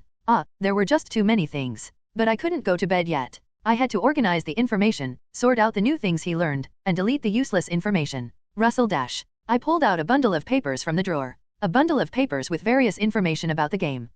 That reminds me. This must have been seen by Karen. Karen is a master of espionage. He wouldn't have missed the opportunity while I was away. He must have checked everything in my room one by one. This is serious. The information about the game has completely fallen into Karen's hands. But, Keek, you've wasted your time on something useless. There was no problem at all. Asterisk asterisk asterisk. Russell dash. Karen, having left Zero's room. In his hand, he held a bundle of papers. Different in material, but inscribed with the same characters as those in Zero's room. Copying is easy. He meticulously replicated the papers, cutting them to the exact size, the arrangement, and even the size of the letters and small dots. All sorts of information about this world, characters, hidden pieces, and upcoming events written by Zero. All of it now in Karen's possession. But, what's this? Papers that could change the fate of the world. But Karen couldn't read them, because all the information was written in Korean. It's too long and chaotic to be a letter meant for someone. It's ambiguous to consider it as a cipher for sharing information. If it were, it should be shorter and more concise, and could have easily fit on a smaller piece of paper. So, the conclusion is 1. Has he encrypted the information he knows? The mysterious characters, round yet angular. At a glance, they look like pictures, cute enough to feel so. I don't understand any of it. Karen, who lived as an Empire's rat and encountered various characters. Even he had never seen such characters. Did he create these characters himself? Impressive. Pure admiration for Zero. Not just for creating his own characters. He noticed my presence. If Karen wished, he could deceive even an 8-star knight. Yet he was relaxed enough to show his back. He must have a special way to detect stealth. Wait, then he knew about my presence back then too. The queen of the ant nest. If he knew about his presence back then too, he deliberately showed me one flash. To talk to me. He induced that situation to tie a knot with him and make a deal. Throwing the bait of the Lester family so he would have to approach first. Though it wasn't true, Karen couldn't help but be mistaken. It's impossible for the puzzle pieces to fit together so perfectly otherwise. Arrogant brat. A slip of the tongue would have led to immediate death. Yet he dared to do that. He must have been confident. Daring to engage in psychological warfare with himself, an Empire's rat, and confident he would win. Such an impudent brat. But, smirk dash. That arrogant kid. Next time, I'll teach him a lesson. Contrary to his gruff words, Karen's lips were smiling. To think at that age, he has such a mind. It's not just about being smart. It means his experience backs it up. He seems to have had a rough life. He wanted to take him, nurture him carefully, and give him various teachings before handing over the position of the next rat. Isn't that just a fancy way of saying kidnapping, imprisonment, indoctrination? It's a misconception. If it weren't for Luna, I would have kidnapped. Taken him right away. An enigmatic character, but at least he seems better than the others. For the time being, it seemed fine to trust and leave matters to him. Well, that's not what's important right now. Karen's eyes changed. A chimera immune to divine power. It's still a speculation, but it's a plausible one. And finding information to support this speculation is exactly what we do best. Swoosh dash. Dozens of shadows cast behind Karen. Pass the message. To the Galta region. Deploy all sewer rats. Asterisk asterisk asterisk. So, even if the same swordsmanship is used, the muscles developed differ according to the family's swordsmanship, hence the difference. Yawn dash. During the morning class, I yawned involuntarily. It was because I had stayed up all night organizing information. Revisiting the conversation I had with Karen was important, but more than that, I've done something that changes the future for the first time since entering this game. Aren't all the actions I've taken so far similar? Not at all. Welcoming Luna as a companion, restoring Luterus's honor, receiving the award. These were merely trivial matters. This game is vast. The world is not so frail as to be influenced by my actions so far. But the information I provided to Karen yesterday is different. The future will change significantly. Knowing what will happen in this world, that's my greatest strength and weapon. Meaning, if I change the impending future, it's like losing my advantage. But if I can weaken the enemy's power, it's not a bad deal. The destruction of the Gaelta region. The first reason the Empire starts walking the path of ruin. A strategic point where all the roads of the Empire converge. If Gaelta had remained intact, half of the future events could have been prevented. Chimeras are also an annoying existence. Divine power inflicts at least double damage on evil-aligned enemies. But the chimeras created by the creator of madness are not harmed by divine power. They even recover from it. In the game, I had to carry a weapon without divine power. When attacking chimeras, use a regular weapon, and when facing others, use a weapon filled with divine power. Switching weapons consumes a turn, which is a significant loss at novel bin at. But what if I prevent the creation of chimeras? I could gain an advantage in future battles. The 4 heavenly kings and the 6 legion commanders. 4 black mages who, despite being human, spread disaster. And the great demon who commands demons, the 6th ranked legion commander. The final mastermind of this game, and our enemy to defeat. I have to deal with as much as possible before reaching the final boss. But it's impossible for me, trapped in the academy. That's why I tipped off Karen. There's a saying that goes like this: to kill barbarians you must control barbarians. TL note, this is a Chinese idiom. Like using a killing machine to defeat a mad black mage. Keek, as expected of me. I'm not sure about Karen's strength, but I know he's capable enough to confront the 4 heavenly kings. What if Karen dies in the process? That's not my problem. The brat who strangled my neck and made bad endings. What do I care if he lives or dies? Well, in truth, it's unlikely they'll even meet. The creator of madness is very cautious by nature. He'll send subordinates, not come out personally. After all, Karen is tied to the academy. 0. Hey, I'm calling you? Luna poked my ribs. I was so focused I didn't hear anyone calling me. The one who called me was the teacher in charge of basics of swordsmanship class, Larang de Fleur. It seems my class was boring for you. I'll give you 1 demerit point. Teacher? A demerit point? That's too harsh for just dozing off for a moment. Luna, do you also want to receive a demerit point? Yes, give it to me. Not him. Teacher Larang slightly pushed up his glasses with his finger. They were Cesnio-style glasses, characterized by small lenses, perched on the bridge of his nose. The glasses suited his slender physique well. How touching. Therefore, I will also give you a demerit point. What? Why? Because you disturbed the class of other students. It's an action that shows concern only for your friend, not for others. It's only right to receive a demerit. But, that's... I discreetly grabbed Luna's hand under the desk, and mouthed to her to stay quiet. Stay tall? What nonsense are you talking about all of a sudden? Luna, how could you distort it so much? Only the first part is the same? Ha ha ha. Ah, they're hilarious. The class erupted in laughter at the unexpected comedy. And Eurydia, you will also receive a demerit point. Me, to enjoy seeing your friends getting scolded. As a noble, I can't just stand by. For finding happiness in your friend's misfortune, I give you a demerit point. But, that's unreasonable? I wasn't the only one laughing. Larang raised his glasses again. You laughed the loudest. Does that answer your question? That makes no sense. Eurydia immediately retorted. A logical list of reasons why it was unfair for her to receive a demerit point. But the demerit points already given could not be revoked. Because he's been bought by Terran. Terran's faction gets the merit points, and the other students get demerit points. It was inevitable that they would have an advantage in the midterms, involving a teacher in children's squabbles. It's fitting for a villain, if you can call it that. I was just concerned about you. There must be many who want to pull you down, who has a guaranteed future. But to give a demerit point for that reason, was my concern too much? Then, I'll cancel the demerit point. Eurydia flinched. She was being coerced. To say one more word would be to point out the teacher's fault. That would be crossing a line. Eurydia clenched her small fist and slightly bowed her head. And she smiled. No, it's fine. I'll take your words to heart. That's excellent. You will make a fine noble. Well, time's up. That's all for today's lesson. Larang lifted his glasses once more before leaving the classroom. The classroom was in an uproar, because the gap between Eurydia and Terran had narrowed. Kakiki knew it. Showing off and then getting scolded.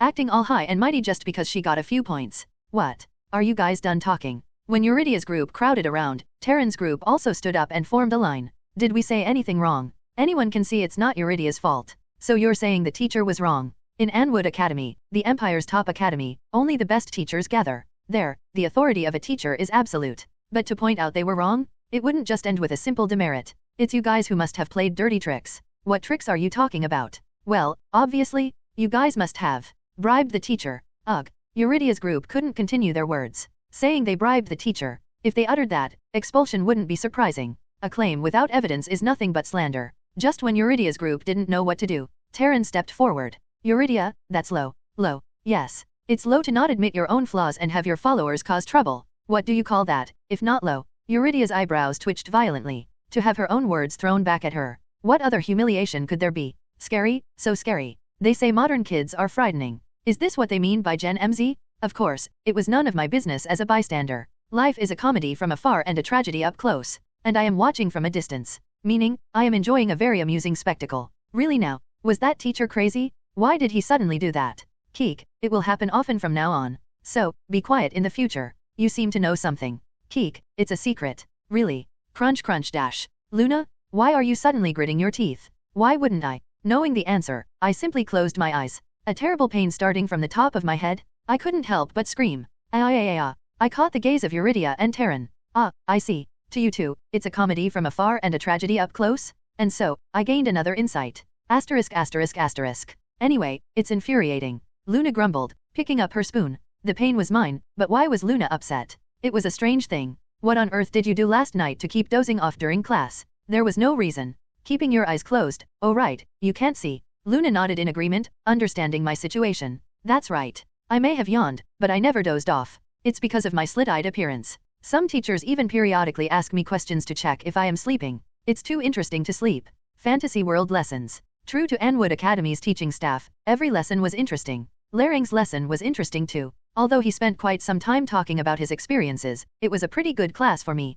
Lacking experience myself, each of his stories was nourishment. Even if it was just verbal explanations. Then why were you spacing out? You usually focus well. Keek, a lot has happened. You want to be beaten again, huh? Fine, just wait. Let me finish this first. When exactly did I ever say I wanted to be beaten? I was genuinely curious, but decided to let it slide. Well, I did stay up all night. Not only revisiting the conversation with Karen, but also organizing information to sell, kept me up all night. That's because I realized after my first deal with Karen, information is money. I am a veteran of this game. In terms of information, I'm not inferior to Karen. Maybe I can make business out of it. Not just selling to Karen, but to others as well. Immediately coming to mind were the Emperor, Alistair, Duke Luke, Rodlin, and more. There were plenty of potential customers. The Information Guild could be useful too. Selling information while keeping my identity hidden. There was no better place for that. I decided. The next time I go out, I'll visit the Information Guild first. Why am I so obsessed with money? Because I have the shop window skill. Betting on potential is the only hope for clearing this game. And through the shop window, I can buy stat points. I got 20 gold from Karen this time. I had information worth more than 1,000 gold. It's not expensive. Information has its value. But what about you? Keek, what do you mean? I mean, about Larang. You seem to really dislike him. Larang must be doing his job well. Even Luna, who is usually clueless, noticed. Larang. Well, he indeed was a headache. If left alone, he would bombard us with demerits until graduation. But I don't need to worry much about it. He will be dealt with before the midterms. Exposed and ousted by Eurydia's faction for evidence? No, he will literally be dealt with. Meeting a gruesome death. And by the hands of the protagonist's party. That's right, Larang de Fleur. He is the first boss and the one who concludes Chapter 1. But as I said before, life is a comedy from afar and a tragedy up close. And the boss of Chapter 1 is very close to me. What do I mean? Ding dash dot at novel bin at. Main quest number 4. Defeat the boss of Chapter 1, Larang de Fleur. Defeat Larang de Fleur, a teacher controlled by a cursed sword. Not just an ordinary boss, but a hidden boss must be defeated for clearance. Defeat Larang de Fleur after making him repent for additional rewards. Larang de Fleur, 0/1. Reward, 200 EXP, 10 gold. Additional reward, eye-opening, F, eye-opening, E. Penalty, all stats decrease by 5. This quest cannot be refused. That's right. This teacher named Larang. He is someone I must kill with my own hands. *****. Oh, ice cream. You're going to have some, right? Keek, yes. Great, my treat. Today, this sister will pay. Luna hurried towards the stall. Phew. I let out a slight sigh and checked the quest window again. The main quest window that popped up just a moment ago. The rewards aren't bad. Upgrading the eye-opening skill by 1 level is also good. The phrase repent is a bit troubling, but since it's a condition for additional rewards, it's not something I need to stake my life on. The phrase about the quest being non-refusable? I never had any intention of refusing it, so that's not a problem. The real issue is, That I have to commit a murder.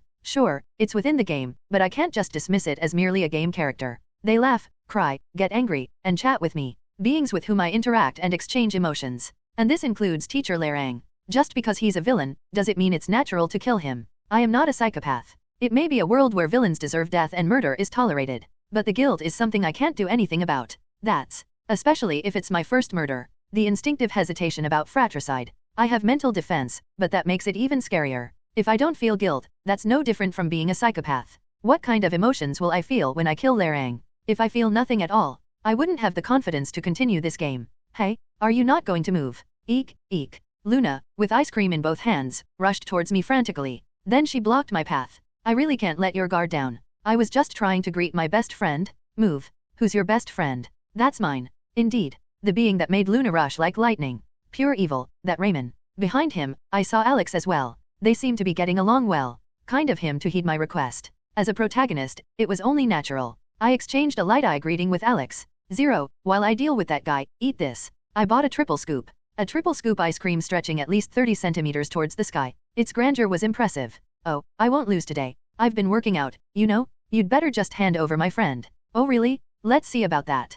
Crack crack dash. Luna twisted and stretched her body, warming up. It seemed familiar. Then I realized. It was the same warm-up I had seen from Karen. The moment for killing Machine Luna to reveal herself to the world had arrived. Shall we start now? Eek, eek, die. The fight began as Luna slammed Raymond into the ground. Who do you think will win today? Keek, obviously Luna. I think so too. Unfortunately, it's not something we can bet on. While a fierce battle, no, a one-sided assault unfolded in front of us. Alex and I casually continued our conversation. The sight of them fighting over me had become a part of daily life. Alex glanced over. His gaze was directed at the ice cream in my hand. Triple scoop ice cream, impressive. Keek, Luna bought it for me. I've never seen one in real life. It's quite expensive and too much for one person to eat. That made me think. It was unlike Luna to indulge in such luxury. Is there a hidden meaning? Maybe she's planning to stab me with it.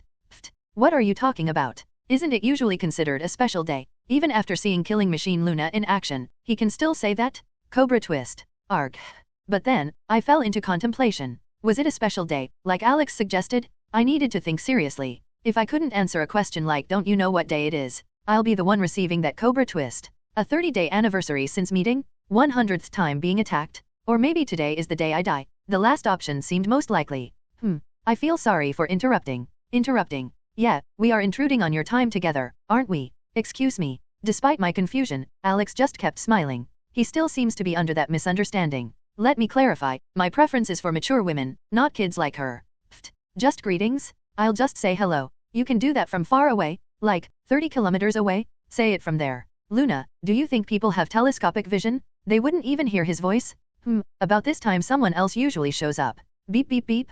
Unhealthy opposite-sex relationships are not just a reason for demerits, they're forbidden. Oh, the script has changed. From demerits to outright prohibition. It seems like the prank I played last time had an effect. Rodlin strode towards us. Stop fighting immediately. What are you doing as friends? Senior, I swear I never encouraged her to be like this. Me neither. But they had no choice but to stop fighting. Because Rodlin flashed a smile that suggested if they continued, they'd have to deal with her as well. It seems like Zero is the problem again. Keek, I was just standing here. That might be the problem. How about making it clear? Shall I hang out with someone today, to end the fight? Well, my answer was already decided. Keek, I would like to spend today with Luna. Yay. That's impossible? My Zero would never be best friends with Luna. Luna cheered, while Raymond was in despair. Oh dear, the struggles of a popular guy. My very existence is a sin. How sad. Chin dash. Luna casually slung her arm over my shoulder. Then, raising her chin, she said, this guy is already mine. He can't be satisfied without me now you hear that.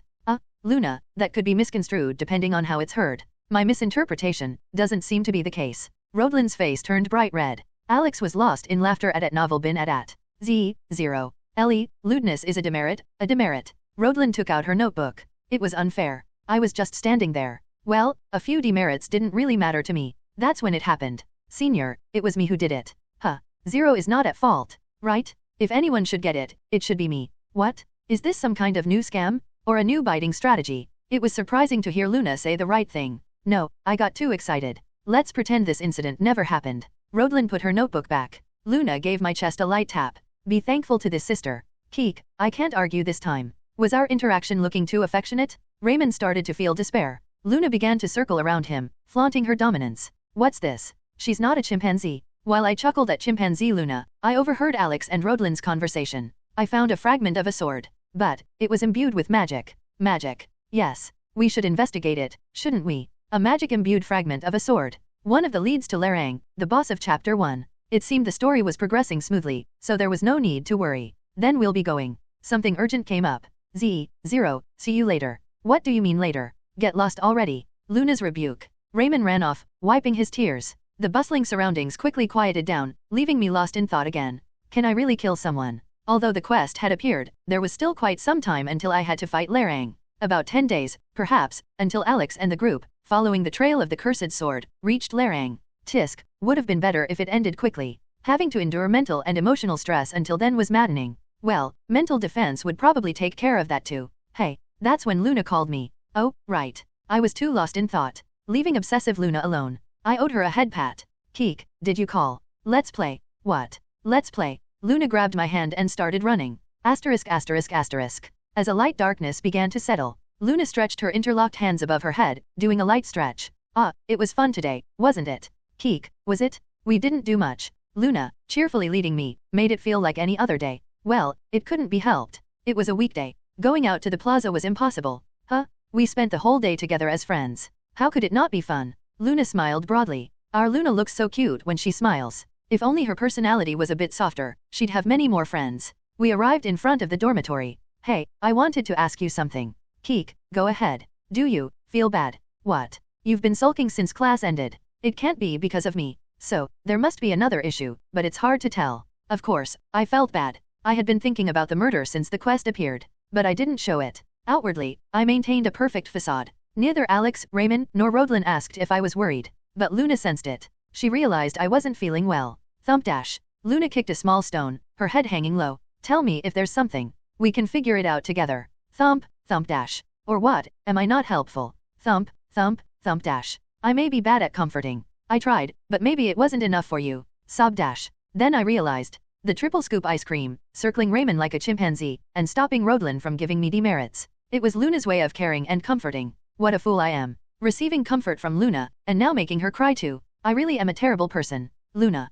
Seriously, it's not because of you that I'm crying, okay? I'm crying because I'm disappointed in myself, because I've disappointed you. Luna wiped her tears, her back turned to me, incapable of consoling a friend. The fact that her only friend can't rely on her must be quite hurtful for her. Alright, let's talk. What kind of advice can a kid give anyway? But they say sharing a problem halves it. I approached Luna and gently wiped her tears away. Get away, dummy. Are you sure about that? You might regret it. Regret what? I was about to ask for advice. From my closest friend, someone I can rely on. Luna's body jerked slightly. After wiping her eyes fiercely with her sleeve, she crossed her arms and exclaimed. Can't help it. Listening to concerns is also a friend's duty. Thank you. Just so you know, I am the god of counseling. You can look forward to it. Luna declared confidently. If only her voice didn't sound so nasal. But well, it doesn't matter. Asterisk. On a bench in front of the dormitory, Luna greeted me as I brought back drinks. Welcome. Luna's counseling office is now officially open. But contrary to her words, Luna looked quite nervous. Is this her first time counseling someone? My problems might double by the time I leave here. Bang. As soon as I sat down, Luna leaned in close. What's this? Luna's shaman ritual? So, what's your problem? Grades? Complexes? Money? Or is it love? That's my specialty, after all. Love is her specialty? The credibility of Luna's counseling office plummeted at that moment. Well, I think I should be going. What? Why? As soon as I sat down, my problem was solved. Truly, you are the god of counseling. You could come in as you please, but leaving isn't the same. It's solved. Sit down.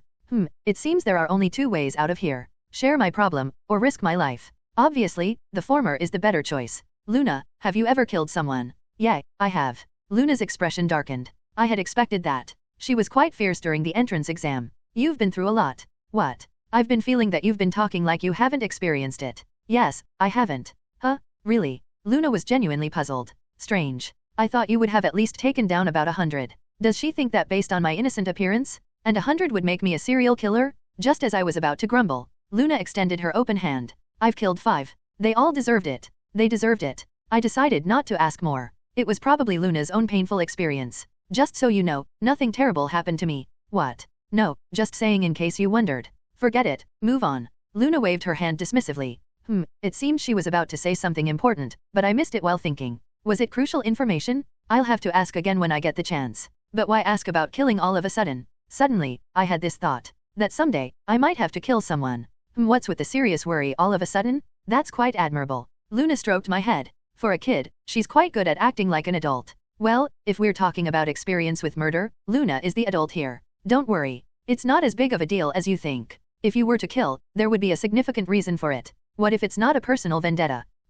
That's a bit tricky. It goes against my principles. But have you come to want to kill someone? Well, it's not that I want to kill someone, it's more like I have to. From Luna's perspective, it's all the same. Keek, are you disappointed? Huh? What? There really is no reason? I don't want to be friends with a murderer without a cause. It's not that extreme. But it seems like the situation might lead to that. What are you even talking about? Luna grumbled. But I had no choice. I have to kill because I accepted the quest. That's not something I can just say. Well, he is contracted with a demon. What? Then it's natural to kill. Why are you only telling me this important part now? Luna smacked me on the head. Ouch, I just remembered it myself. And then, from Luna's point of view, it's natural, but from mine, it's not. In this world, demons are quite restricted. It's easier to understand if you imagine them being bound by numerous chains when crossing over from the demon world. A demon bound in chains upon arrival would be easy prey for humans, so no demon would cross over forcefully. However, there are 3 exceptions. First, a contract. A demon offers a demon's contract, and both parties write their conditions and agree to it. The demon must fulfill the human's request, and the human must fulfill the demon's request. If any party fails to comply with the contract, they face a corresponding penalty. Mostly, it ends in death. But this is the method humans choose the most. Second, possession. A human lends their body to a demon. Depending on the abilities of the possessed human, the demon can use up to 50% of their power. The mind is basically humans, but not many can overcome the demon's spirit. It's a gradual consumption by the demon. That's why almost no one chooses possession. Third, descent. An offering of a living being is made to summon a demon fully. They can exert the same power as when they were in the demon world, making it a ritual humans must stop at all costs. Of course, it's not easy. To summon a mid-level demon or higher, you need at least a large village as a sacrifice, which humans won't just let happen. A large magic circle, various materials, and a human sacrifice. It's a complex process, so even black magicians rarely use it. Why am I explaining this all of a sudden? Because contracts and possessions are impossible without the sorcerer's consent. One must sign the contract, and possession requires a mutual agreement process. In other words, anyone who has contracted or been possessed by a demon can be executed immediately without issues. That's why Luna reacted like it was natural. Killing someone linked with a demon is a matter of course in this world. The problem is, for me, who came from Earth, it's not so obvious. Lerang de Fleur made a contract with a demon. Fooled by the demon's trickery, he's gradually being consumed by it. But Lerang, both body and mind, is still human. It wasn't an easy task for me, who had never killed before. Luna sighed in relief and said, "The most important thing when you face such a situation is not to hesitate." Hesitation. Yes, a single moment of hesitation, and someone precious to you could die. Luna's eyes hardened with resolve. If we ever find ourselves in a situation where we must kill each other, don't hesitate. Do it. That's how you keep the people beside you alive. I see. So, it's not about killing for my survival, but to protect my comrades? Thinking this way, I felt a bit better. Keek, thank you, Luna. That was helpful. Didn't I tell you? I'm a god when it comes to counseling. Though, I'd prefer it next time if it's about love and not such a gloomy worry. Luna laughed heartily. Not only did she provide a sense of reliance and trust as a friend, but she was also helpful. From her perspective, she couldn't help but feel good. And remember, I'm always by your side. I'll do it for you? Excuse me. I'll kill for you. Just tell me. Who is it? The one who made a contract with the demon, offering to kill for me. Is she in her right mind? When she showed her palm, claiming to have killed 5 people, I saw it. Luna's face, as if she was about to cry. That's why I had to ask. Why would you go that far? Because I know the secrets of the Lester family? Because of what I said about having similar targets for revenge? Or just out of pity for me? Surprisingly, Luna's answer was much simpler. Because we're friends. If a friend is struggling, it's natural to help, right? You'd do the same, wouldn't you? No, it's not natural at all. Killing someone for a friend, taking on their burdens and struggles. That was not a natural thing at all. So, I shrugged my shoulders as a response. Well, I'll think about it. What? You're supposed to say, Keek, of course here to look cool. Luna laughed brightly. Seeing her, I made a resolution. I won't pass this on to Luna. I'll do it myself and overcome it on my own. These situations might happen frequently in the future. Because we're friends. I won't pass the burden on to Luna, my friend. How could I treat such a kind person like a beast? Maybe the beast was me all along. Realizing another truth of life. Then, I heard Luna's murmur in my ear. So that's what it was. Excuse me. You were pacing outside last night, right? Were you pondering over this? Well, it's worth a long thought. There were 2 inaccuracies in Luna's words. First, I wasn't pondering over murder, I was revisiting my conversation with Karen. Second, it wasn't night but dawn. Keek, that's right. A walk is the best way to refresh the mind. Wait, something was off. But how did you know about that, Luna? Huh? Of course, I know. We're friends, after all. Luna smiled widely, as if it was nothing. That made goosebumps spread across my body. No, even friends shouldn't know that. Are you some alien life form? Connected by emotional sharing tentacles? 0. Yes, yes. It's natural because we're friends, right? Ha, ha ha. Yes, of course. But despite my words, why were my feet involuntarily stepping backward? Luna slowly approached me, seeing this. Oh dear, looks like you're lost in thought again. I'll pray for you to have a good night's sleep.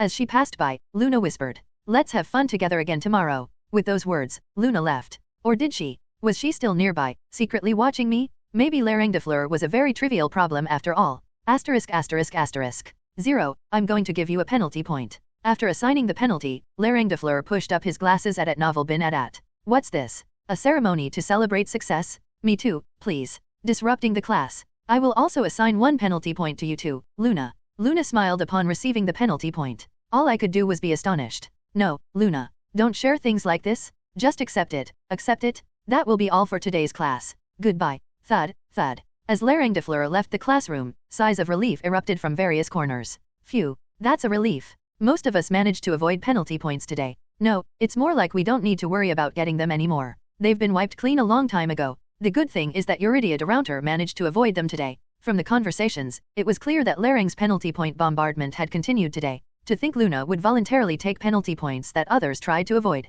What shall we do for fun today? Definitely a stalker. What's with that look? Is it because you got penalty points? I got them too, so what? Keek, please don't do that next time. Why? Wouldn't sharing penalty points feel somewhat better? No, it wouldn't. That's just accumulating 2 penalty points. Luna, you don't understand addition? But why does that teacher always give you penalty points? You still don't know why. Ah, I got it. Oh, has she finally caught on? That it's because the Terran faction bribed him? It's racial discrimination? Right. No, and racial discrimination? I am human, human? How can you be so perceptive about my feelings but so oblivious here? Are you only looking at me? Is that it? This won't do. At this rate, I'll become one with Luna. Today, I must stay away from her. I slightly bend over, clutching my stomach. Luna, suddenly, my stomach hurts. Do you need to go to the bathroom? Let's hurry. Why does let's hurry come up here? Don't people usually say to hurry back? Cough? I feel like I'm dying? It must be the bread I ate this morning. What? Get on my back? Let's hurry to the nurse's office.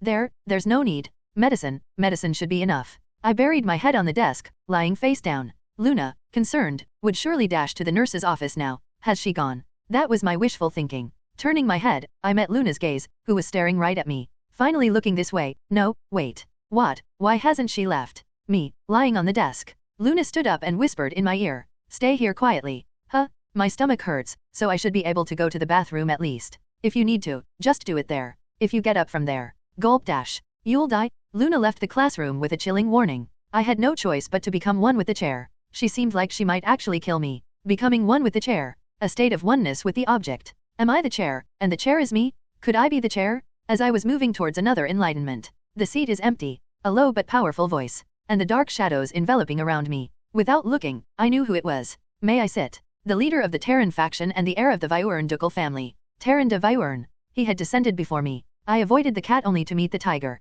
But that wasn't the only surprising thing. For a noble, and a serious one like Terran de Viurn at that, to come to me personally. This was truly unexpected. In the game, no matter how hard I tried, he never approached me first. Lost in thought? Is this seat taken? Keek, please sit. It's not like the empty seat has an owner. Thank you. Click, click, click dash. Terran's subordinates stood in line behind him. A pyramid formation with Terran at the apex. The sense of pressure was immense. His reason for coming was obvious. He wanted to recruit me. I appreciate the effort, but sorry. If I, unofficially ranked 3rd in the entrance exam, were to join Terran's faction, he would start a war right away. In this game, Terran is the villain. What if he overthrows Eurydia's faction? The future would change drastically. I might consider Eurydia's faction, but Terran's is definitely a no-go. However, I couldn't just reject him outright. I decided to deal with him diplomatically. Just don't show any positive response. He'll give up and leave soon. The pride of a noble. To protect it, Terran would soon stand up and leave. You've been through a lot. Keek, you too, Terran.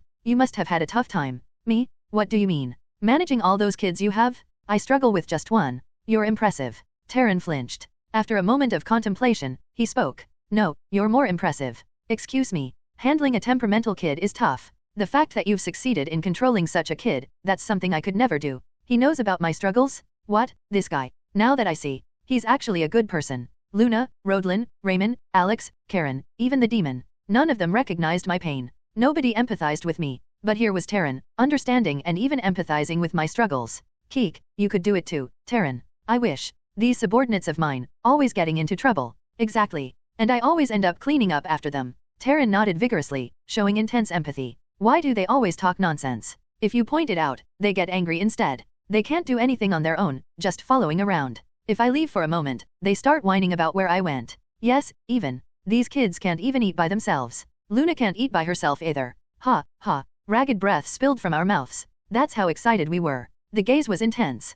I finally realized. I had stood up from the chair and exclaimed. And Taryn had done the same. You too? Yay, me too. I feel like giving a high five. No one had ever empathized with me like this. I almost felt tears coming. I got a bit excited there. My apologies. Keek, no, I'm sorry. In a short time, we shared an excessive amount of rapport.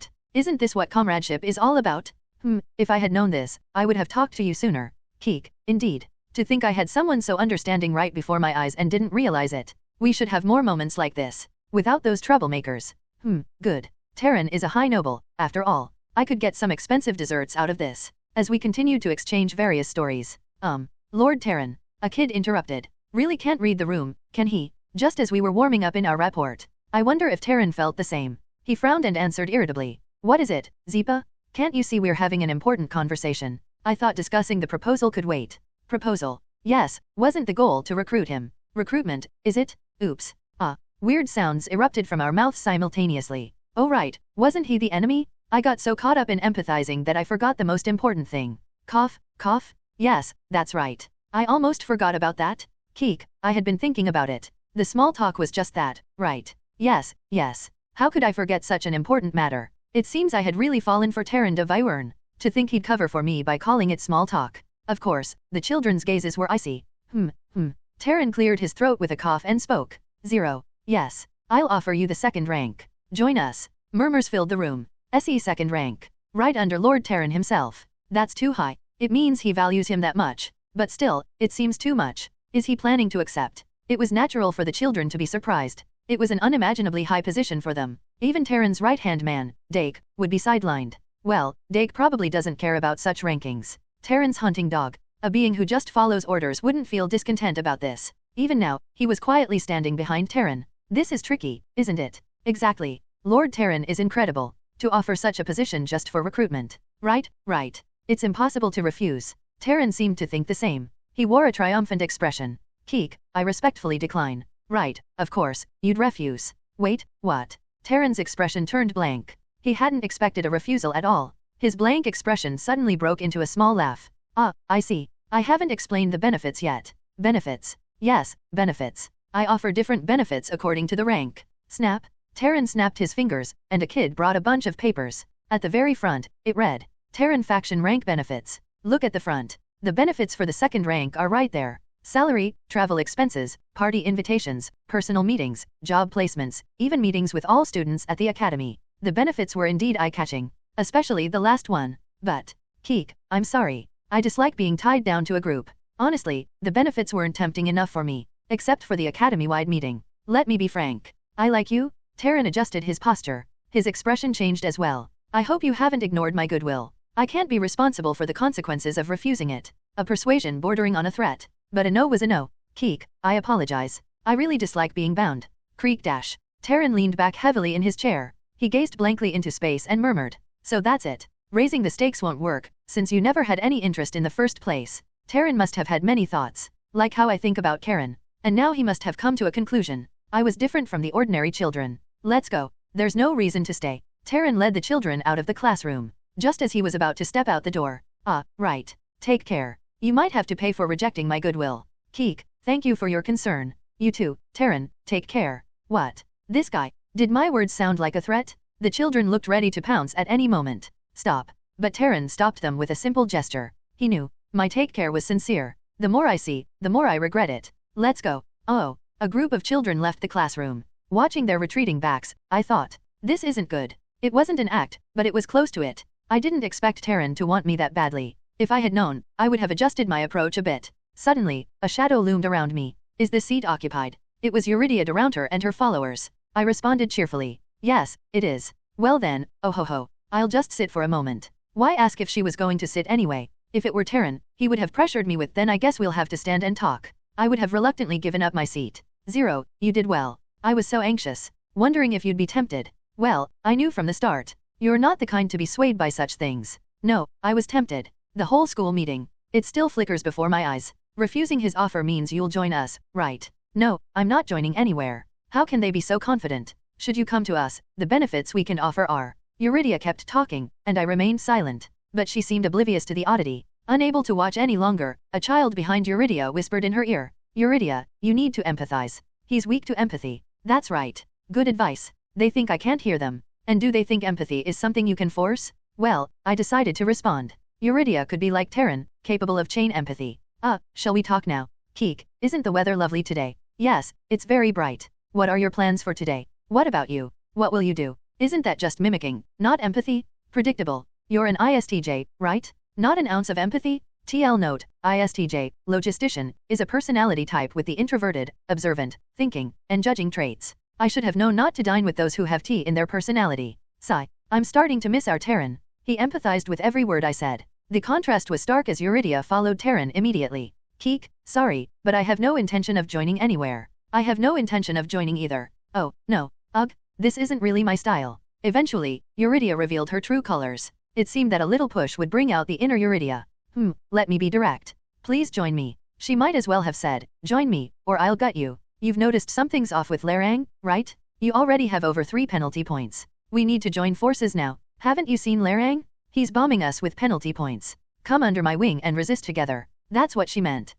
It seems I can't side with someone lacking empathy. I'm a very sensitive guy, and I should also take care of Ms. Luna. Excuse me, Luna is also a lady. Ladies have their own struggles, understood better by other ladies. At novel bin at. Do you even know what a lady is? Pfft, that's what she meant. I glanced at Eurydia's faction. Indeed, there were more females than in Terran's faction. I'm not sure what ladies' troubles are, but Luna does need a friend. Luna, already evolved into a stalker, might be reformed. Keek, maybe a simple exchange might be fine. Really? You've made a wise decision. Eurydia eagerly grasped my hand. And then, Zero, you're not dead yet, right? I'm here. Wow, what timing. How could she arrive at such a cinematic moment? It's as if fate itself is trying to kill me. Did Luna see us holding hands? Her pupils constricted rapidly. At the same time, Luna twisted her neck 90 degrees. Crack dash. What are you doing now? Luna carried various emergency medicines with her. It was as if she had raided a medical room. The pile reached up to her chin, indicating just how much she had brought. A mountain of emergency medicines. Luna strode over and poured them onto the desk. Open up.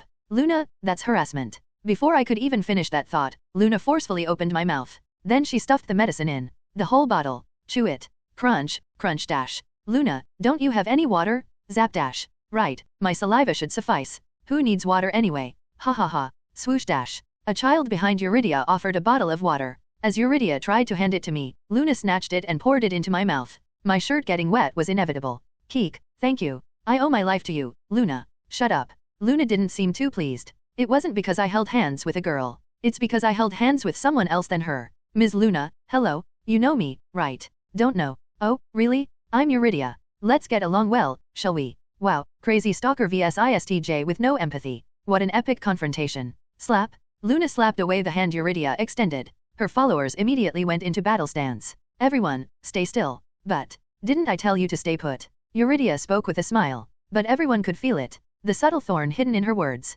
Ms. Luna, what are you trying to do? What about you? Why are you approaching? Well, for interaction. We're classmates, aren't we? Bullshit. The curse spat right in her face was hard to endure. Eurydia flinched. My, such a fierce lady despite the cute looks. Ms. Luna, you might get into real trouble. I can be scarier than you think. Oh yeah? I'm scarier than you. Ms. Lunar, you should know when to stop showing off. You've been lucky so far. Why don't we have a showdown? Crack dash. Luna cracked her neck again. Is this really necessary? We can solve this through conversation. We're not animals. Eurydia stepped back, signaling she wanted to calm things down. She conceded her noble pride for Luna's sake. But the problem was, stop talking and come at me. The winner takes him. That should be the rule, right? Our Luna was almost no different from an animal. Huh? You're really a beast. I'm deeply disappointed, Ms. Luna. Beast or not, don't try to take Zero away. He's mine. Are you saying you own him? That shows no consideration for. You have many. He's all I have. The classroom fell into a solemn silence, just as Luna said.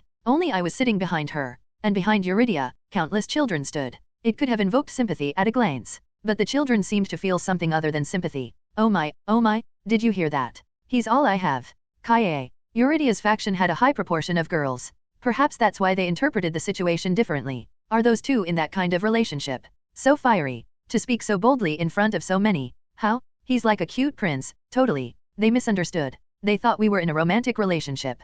The problem is, Eurydia is also a 15-year-old girl, caught in the throes of romance. No way, she's the leader of a faction. She should be able to make a rational judgment. Oh my, how romantic. She's not making any at all? Eurydia's expression was fierce, but now, it had melted into a soft, gooey look. What? You're not going to fight? Luna raised her fist. However, Eurydia only looked at Luna with affection. Ahem, I see. I understand. No, what do you understand? I'll back off for today. Next time, it won't be about recruitment but... No, don't go. Just stay here. I'll come to propose an alliance. I can't break the bond between the two of you. No, there's no bond to break in the first place. Oh ho ho, then I'll take my leave. Ms. Luna, always be happy. Swoosh dash. The Eurydia faction vanished like the wind, as if encouraging us to spend time alone. The children who had been watching the situation with excitement also left the classroom. Their faces wore inexplicable smiles. What? That was anticlimactic. As always, those with no skills are all talk. Keek, we were lucky. Eurydia is quite strong. Yeah, I would have won. She sighed slightly. The consecutive assaults by Terran and Eurydia. It was all too much to take in. Well, other than being marked by Terran, there doesn't seem to be any problem. At novel bin at. A minor issue, just a minor one. Lunch was more important than that. Keek, shall we go now? If we don't hurry, we might have to wait in line. Grab dash. Luna grabbed the collar of my shirt, then pulled me towards her. Where are you going? We need to finish this. Finish what? You seemed to enjoy talking with the others. You were smiling. I always smile. Luna tightened her grip on my collar even more. Too close. Close enough to see her eyelashes. Really? Then why did your aching stomach suddenly get better? Well, it just got better somehow. Oh my, were you faking it? Now that I think about it, the medicine you brought must have worked. That was a cold medicine. What? I gave you cold medicine. By mistake. A mistake. I see. Was it an interrogation trap? Our Luna has grown so much. Setting traps like this. Let's cut it. What? Cut it. It's dirty, isn't it? Luna was looking at my hand. The hand that Eurydia had held. So, when she said let's cut it, if something dirty touches mine, it's only natural to cut it off, isn't it?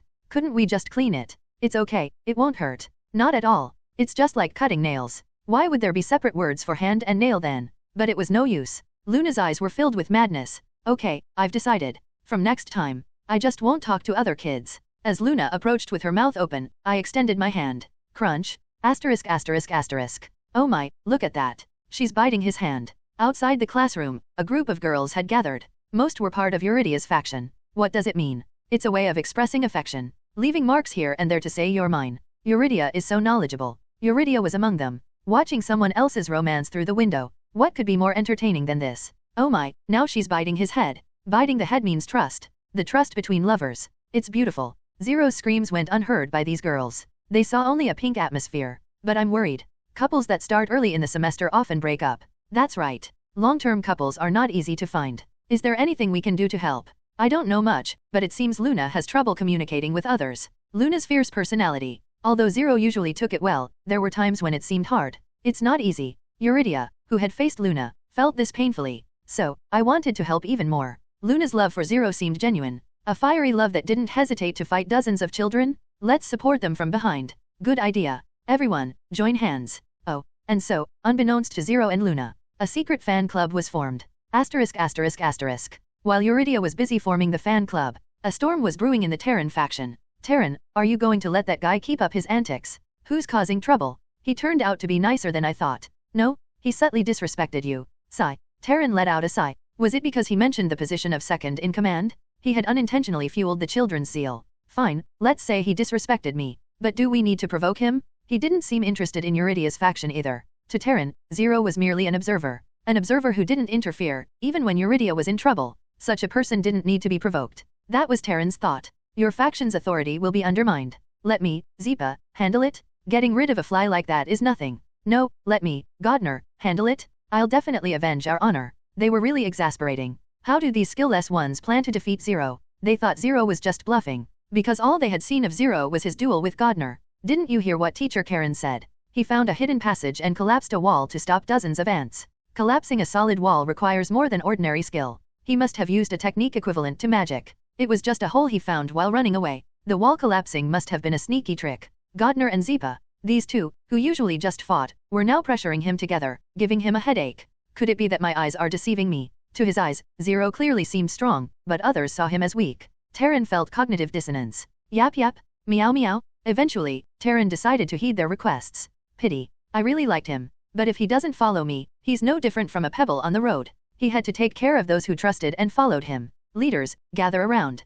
We'll start the meeting. The meeting was long. This time, Terran planned to demonstrate the power of his faction properly. For that, a meticulous strategy was essential. First, target Luna. We'll observe Zero's reaction afterward. If he feels the power of the Terran faction, he might join on his own. That's why Luna was chosen as the sacrifice. The bait. There's a good candidate. A noble from the south, not affiliated with any group. He has no friends, so backlash shouldn't be a worry. A perfect example to set. The Academy, a microcosm of the political world. But not all noble children were involved in the political struggles. Some, claiming it wasn't their affair and insisting on maintaining noble decorum, formed their own small groups. Setting an example will make them realize. They'll feel fear and join on their own. Those who rebel will join Eurydia's side, but such fools were not desired here. They were idiots who couldn't even compare strengths. I'll entrust this task to Godner.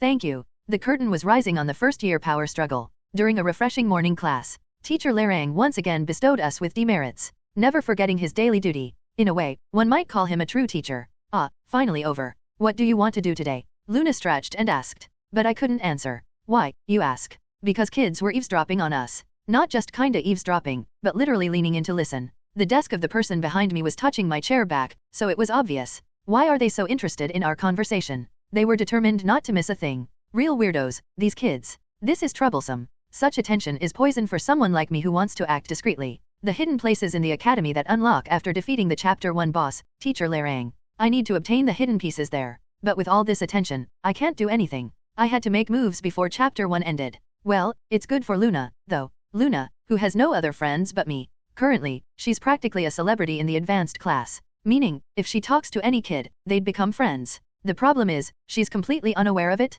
What are you looking at? Just boring. Why? Am I too pretty? What? Go ahead, look all you want. I'll let you, just because it's you. Rustle rustle dash. Thud thud thud thud. The classroom buzzed. Our conversation was immediately passed on from the person behind us to the next, and so on. Soon, all the kids knew about our exchange, and the classroom echoed with their reactions. It's worse than usual. The conversation was too provocative for the kids. Is it an earthquake? Luna looked around, oblivious. At this point, it's not just being clueless, it's a problem. Alex told me. Many kids are curious if we're dating or just in a fling. Since it's neither, I made it clear. We're not in that kind of relationship. Raymond rushed to spread this news, but no one believed him. Our relationship seemed too special. Click clickety clack dash. Ugh, my Zero. Raymond glared at Luna with fiery eyes. That guy's really got it bad. He spends more time with Alex now, but why is he still obsessed with me? Anyway, now that it's come to this, I need to be clear. We're not in any kind of relationship. Keek, Luna. Maybe we should take it easy today. Rest together in the room? Tired? Huh? Sure. Thump thump thump thump. Crack? Crunch? Really fueling the rumors, aren't you? At this rate, it seems almost intentional. No, I mean, let's spend time separately. Sure, we can rest separately in the room. How about resting in our own rooms? Yep, you rest in your room. I'll rest in your room too. What's with this dormitory? Not catching Luna sneaking in? Look. How can they not be dating? My, they're definitely a couple. Let's get them married. I heard they're planning the wedding this year. That's not true, kids. Misunderstandings breed more misunderstandings, and rumors lead to bigger rumors. I had to stop it before it got any bigger. Luna. What? Wanna hang out? Where to? We should take a break for a while. Huh? What does that mean? Let's spend some time apart. Thud. A heavy silence fell over the classroom. Not a sound of a pen clicking, not a whisper of paper rustling. Even the dust seemed to hang motionless in the air. That's how heavy the silence was. Luna turned her head sharply towards me. Are you sick? Not at all. Then why suggest we spend time apart? You only hang out with me. The academy is vast. Why not make other friends? Luna rolled her eyes back and forth. I only need you. That's because it's you. I need other people, too. I'll ask Eurydia to help. She can introduce you to some good friends. Hey, why are you acting like this all of a sudden? Did I do something wrong? It's not that. Is it because I hit you yesterday? Sorry. Did it hurt a lot? It's not about that. I must have done something wrong. So please, don't talk like that. Luna clung tightly to my sleeve. Her voice was full of emotion. Don't leave me. I'll do better. No, why are you talking like we're a couple breaking up? This makes it difficult for me? Sneakily dash. When I glanced around, I saw kids cursing at me. Yep, I might end up being beaten to death by these angry kids. But it's time to start distancing ourselves. Luna can't rely on me forever. There will be times in our adventure when we must be apart, and this dependence is problematic. Although the situation turned out differently than expected, using this opportunity to encourage Luna's independence seemed like a good idea. Kind of like a first step. Calm down. It's just for a short, very short time. No, that's nonsense. Why suddenly separate? It's because of this. What? What will you do when I'm not around? We just have to not be separated. That's impossible. Dew formed in Luna's eyes. Ugh, this is hard to withstand. I hurriedly got up from my chair and headed towards the door. Don't go. If you leave, I won't ever see you again. You know how stubborn I am. I clearly said, if you leave, it's over. Luna, I'm sorry. But this is all to help you grow. Clomp. The well-polished hallway echoed with my resolute footsteps. Hey, don't go. Luna ran out to the hallway, her voice brimming with emotion. I wanted to run back to her right then. But I couldn't. If I turn back now, things will go back to how they were. Luna deserves to make more friends. She's a kind child. Considerate. A good person. I have no doubt she will make more friends while I'm not around. Go for it, our Luna. Asterisk asterisk asterisk. 2 days passed. Today, my door was covered with numerous papers. Never hurt Luna? Protect Princess Luna? You're not even a man? Arrest him immediately for hurting Luna? But that wasn't all. Kids whispered as I walked by. Did he really dump her? That's too harsh. How could he hurt cute Luna? Did he just play with her and leave? Looks really are deceiving. Faces are science, you know. I heard all sorts of comments as I left the dorm. Hey, why are you so late? I expected Luna to come running to me, but she didn't show up today either. I'm the one who wanted space, and now I feel upset? Am I crazy? After eating breakfast alone, I went to my morning class. Luna, upon seeing me, quickly turned away. Her eyes were swollen again today. Luna didn't make any new friends. She refused anyone who approached her, burying her head in her desk, clearly protesting. It should be done in moderation. She might permanently lose the chance to make friends this way. Well, that's all for today's class. Luna immediately buried her head in her desk. A signal for me to wake her for lunch. The surrounding kids were watching us, somewhat expectantly. But, clomp dash. I simply walked past Luna and out of the classroom. The sound of Luna sobbing followed me from behind. Always the fool. I was ready to say congratulations. No more worries? Let's go back to how things were, the moment she made a new friend. But is she stubbornly continuing her protest? Clutching my fist tightly, I headed to the cafeteria. Today's lunch was no exception. It was tasteless. Asterisk asterisk asterisk. As the sun began to set, Luna spent another day alone. Ping dash. A stone sadly skimmed past the jar. The game of throwing stones into a jar, often played with Zero. Che, this is boring. It was really fun when she did it with Zero. Why such a difference now? It was a strange thing. Maybe I should just go to Zero tomorrow and bang my head against him. She didn't quite understand why Zero was pushing her away, but she was sure the problem was on her end. My personality sucks, after all. Zero was generous to have put up with her until now. Yes, she decided. Tomorrow, she would go and either bang her head or cling to his legs. Somehow, she'd restore their previous relationship. Excuse me. A voice came from somewhere. It was so faint, it could barely be called a whisper. The owner of the voice was right beside her. A girl with long bangs covering her face like a curtain. Can she even see with that hair? Judging by the uniform color, she seemed to be of the same age. A new face, but not surprising at novel bin at. She still knew more strangers than acquaintances. What? Why? Hi, I'm Rez. And could you, help me just once? I'm running an errand, but it's too heavy to carry alone. Rez, as she introduced herself, bowed her head deeply, as if she might bury it in the ground. Sure, I've got nothing else to do anyway. Thank you. What do we need to move? Over here, please. Following Rez, Luna thought. Wait, can I use this? First, help her and become friends, then take her to Zero, and brag about it. About having a friend. That she can live well without him. And then, I'll apologize. Saying she won't see him again was a mistake. Thanking him for playing with her all this time. Asking for one more chance. She'd keep talking until Zero accepted. Just wait a little longer, Zero. When Luna had followed Rez for about 10 minutes. This is it. Huh? Here. The dueling arena. Used for practical lessons. Normally it was locked up tight. Maybe they opened it for the errand? Ah, you're here. On the square-shaped arena stood a boy. Luna knew who he was. From Terran's faction. Godner. You remember my name? Well, with my skills, it'd be strange if you didn't. No, it's because you got thrashed by Zero. That's why I remember. Impudent. Luna stepped onto the arena. Rez followed her. Good, you brought her. Can I go now? Wait here. Unless you want to die. Eek. Rez crouched, trembling. Clearly terrified. Luna stood in front of the shaking Rez. So, you called me here. Yes. Why? What else in a dueling arena? It's obvious. Draw your sword. Godner's command to draw a sword. Luna slightly furrowed her brow. He's trying to put the blame on me. At Anwood Academy, duels between students are fundamentally prohibited. Exceptions are made if a teacher or student council member witnesses and certifies the duel, and if each participant swears to duel for their honor. Of course, even in these cases, an administrator at the teacher level must be present. Right now, there's no one like that here. But what if I draw my sword first? If an investigation were to start at the academy, it would likely be unfavorable to me. Drawing one's sword first can be interpreted as a threat. Of course, I'm not afraid of that. Luna was confident. Confident in subduing him without causing harm, and in facing the investigation. But then, Luna, don't get involved with the Terran faction. Suddenly, Zero's words came to mind. The warning to stay away from the Terran faction. Well, we're not friends anymore, so what does it matter if I don't follow it, right? It's okay to do things my way now, isn't it? For the past 10 years, I've always been alone. Draw your sword. The provocation to draw the sword. But the words that came out of Luna's mouth were completely different. I don't want to. Luna chose to keep her promise with Zero. I can handle being called a coward by this guy. Given Luna's fiery temperament, this was a significant change. Really? Then I have another way. Godner rolled up his sleeves and pulled out a rather thick club. And then, thud, kaye. He started to beat Rez, who was crouched and trembling. I did everything you asked. Why? It's my decision. Thump, thump.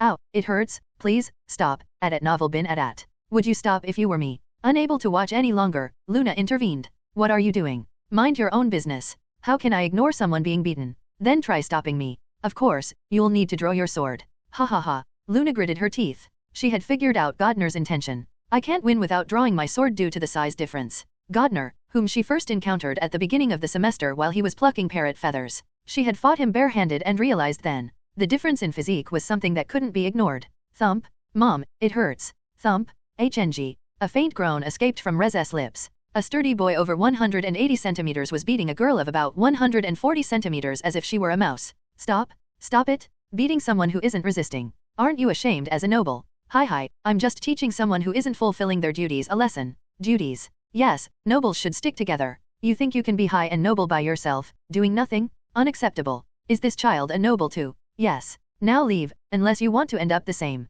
Godner raised the club again. But, swish, thud. He couldn't swing it. The upper part of the club, excluding the handle, had been cleanly severed. Godner sneered. Drawing and swinging a sword? You're out of your mind. Yes, Luna had swung her sword. Passing by the weak is not something a noble should do, Luna. Her mother's teachings, passed down from her ancestors. And this was the pride of our Lester family. Something she couldn't tarnish, even if it meant breaking a promise with a friend. I'm sorry, Zero. But I had no choice. Rez, crying on the ground. She must have been dragged into this to draw Luna out. Luna was furious to her core. Prepare yourself. Hi, I'm looking forward to it. As Godner drew his sword. Clang, the duel between Luna and Godner began. Asterisk. As the sun set and the glowstones began to light up in the early evening, I was aimlessly wandering around the academy. Wonder if I'll run into Luna, somewhere. If I see her, I am willing to at least give a nod of acknowledgement. It was then that someone called out to me. Zero. Over here. It was Raymond. He waved his arms wildly, welcoming me. I had hoped to run into Luna, but instead, it's Raymond who pops up. Tisk. Did you just click your tongue at me? Keek, Raymond, you're mistaken. That would never happen. Right, of course. Hehe. Raymond stuck to me and began various conversations. About what he did today, how it's good that Luna isn't here, what he plans to do tomorrow, and then, I'm tracking a suspicious demon sword. A demon sword. Yes, whoever wields it gains immense power. That's when I realized what Raymond was doing here. He was investigating. Racing towards the end of chapter 1. Just holding the sword makes you stronger? Why don't you try it too, Zero? It would suit you. Does he even know what a demon sword is? A demon sword brings destruction. And the one they are after is a sword possessed by a demon. And he's suggesting that I pursue it. Typical Raymond. Raymond, did you find something? I found something better than a demon sword. Something better? I see. Two figures emerged from the darkness. It was Rodlin and Alex. Zero, it's a pleasant surprise to see you here. Keek, Senior. You're working hard even in the evening. We got a suspicious tip. Raymond, any peculiar findings? I found a black rift, but it seems insignificant. Normally, that would be considered a significant finding. Raymond scratched his head as if to say, is it? Rodlin was having a hard time, no less than I was. Of course, my troubles were more severe. So, about this place. They began sharing information. I listened in, catching bits of their conversation. I see. They've made it that far? Quite a lot has been done. There are 3 black rifts. They seem to be concentrated in one area. Yes, we should investigate that area. The most likely place is right here, the epicenter of the rifts. Rodlin marked lines on the map. Lines drawn through the 3 rifts intersected at one point. That was where the demon sword was hidden. Wait. Then, it's about time for that event. The incident where Luna loses an arm to Dake. The main characters hear about this event through conversations with friends. Because they were busy chasing the demon's sword, they couldn't participate. The event called the execution. A flicker of unease crossed my chest at that moment. Damn it! Of all times to leave Luna alone. A mistake. Having too much information turned out to be a curse. The information about the game I knew before, and the new information I'm gathering here. The flood of information made me forget about Luna's duel with Dake. I need to find Luna first thing tomorrow. The chances of the execution happening today are slim. It's only been 2 days since Luna and I parted ways. And now, the execution event during such a time? What an unfunny joke.